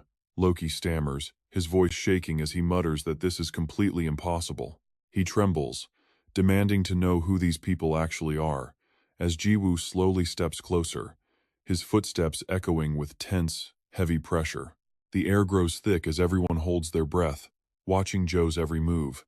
Walking forward, his voice is flat yet razor-sharp as he recalls the first time he met Pero, a filthy little pup covered head to toe in mud. He had reached out a hand, and the pup immediately licked it as a greeting. Joe lowers his voice. "Pero is my comrade," he says. Back then, he did not hesitate to pick him up. More than that, he was a beloved family member. His voice echoes as he mentions Team Peace. Remembering those happy moments warms Joe's heart. A quiet peace fills him, bringing a soft smile to his face, but then he stops, freezing dead in his tracks. Joe's gaze locks onto a cold piece of meat on the ground, still showing the tiny bite marks left behind by Pero. His heart squeezes, pounding so hard it echoes in his chest. He slowly kneels, reaching out a trembling hand to pick up that piece of meat. But here is the thing in that exact moment. His mind drifts back to the cozy dinner they shared that night. The warm yellow lights, the shared laughter, and the rich smell of food rush back, softening his heavy heart for a fleeting second. Pero had greedily devoured his food alongside Wu, his face glowing with pure joy. Pero took bite after bite, his snout covered in grease. Joe mumbles that meat was always his favorite. Hearing him talk, the entire group falls dead silent. Pain is written all over their faces as a heavy silence settles over everyone. Joe declares that he does not care if it is Thor or Odin. If they dare show their faces, he will beat them to a pulp. Loki cannot believe his ears. He never expected anyone to care for his own son with such deep affection. He stands completely frozen in shock. Then, a gentle smile creeps onto Loki's face, his eyes softening as a deep wave of emotion washes over him. He looks at Joe and calls out, "All right, it is settled then. Let us move out toward Asgard." Loki turns to Gazato, asking if she can use her space traveler skill with his own soul as the anchor. Luna gasps in shock. Using a soul as an anchor could kill him. But he just laughs it off, telling her not to worry. After all, he is still a god and can handle a little strain. Loki stands firm, willing to trade his life to save Pero. He raises his voice to rally the others. "All right, warriors, it is time to move." Joe calls out with fierce determination, launching their rescue mission. Urus straps Pero's pack onto her back and lets out an excited battle cry. Instantly, a surge of brilliant green magic erupts around her body, crackling with raw, blinding power. Gazato speaks calmly, activating her ultimate skill. Under her command, A massive blast of energy shakes the very fabric of space. The dimensional traveler awakens. The system screen flashes, showing that the giant dragon Gazzado can traverse dimensions, reborn into an unbelievably massive form. She can now tear through parallel worlds, unleashing a massive wave of magic that rapidly expands. The energy swirls wildly through the air, swallowing the entire group in an instant as it continues to grow. The brilliant green light quickly blankets the entire planet, freezing space and twisting time into a chaotic, mesmerizing vortex. In another place entirely, a colossal superdragon opens its massive jaws and swoops toward Earth. Its giant body glides through the spatial vortex, shaking the heavens. Gazzado screams with excitement, initiate dimensional shift, as their bodies slowly dissolve into the emerald light. A massive beam of light shoots straight into the heavens, transporting them instantly. Meanwhile, inside the castle of Asgard, everything is burning. The once magnificent kingdom is now a hellscape, painted with fresh blood and shattered stone. Ruined pillars and broken walls litter the ground alongside the lifeless bodies of soldiers, their eyes wide with terror. Desperate screams echo through the halls as survivors beg for help. Nearby, men writhe in agony as the fire consumes them. Amidst the chaos, Pero opens his jaws to unleash a massive blast. A terrifying, bone-chilling howl erupts from deep within his throat. The sound is so loud it shatters the air and violently shakes the earth. Raging magic flames burst forth, swallowing the remaining soldiers who can only scream out in sheer panic as they burn. The violent energy condenses before exploding into a massive inferno, threatening to swallow the entire castle in waves of fire. This overwhelming pressure is simply too much for the survivors, forcing them to cough up blood. In a desperate bid for survival, a few soldiers band together to cast a protective magic barrier. One screams to hold the line or they will all be wiped out, praying that His Majesty Thor will arrive to save them. They had to protect this place at all costs, and right at that moment, Pero's gaze landed on them. Opening its massive mouth, the beast lunges at the henchmen, whose faces go pale as cold sweat pours down. Facing imminent death, she remains absolutely certain that the Lord of Light will save them, and the subordinate firmly agrees, stating his belief. Right then, a blinding bolt of lightning strikes down on Pero from the sky, hitting too fast to react as searing pain burns its flesh. The subordinates watch in absolute shock, their eyes wide and unable to comprehend what is happening. A moment later, Thor leaps down to shield them, prompting the overjoyed subordinates to cheer for the arrival of the Lord of Light. Absolutely furious, Thor grits his teeth as if to grind his enemy to dust, coldly noting that the beast has finally awakened. Standing tall, Thor shouts out a harsh insult, calling the beast a damned piece of trash. Fenrir urgently commands the troops that it is not too late, and this is their final chance to seal the monster with harpoons. The subordinates quickly roll out the weapons, their sharp tips gleaming.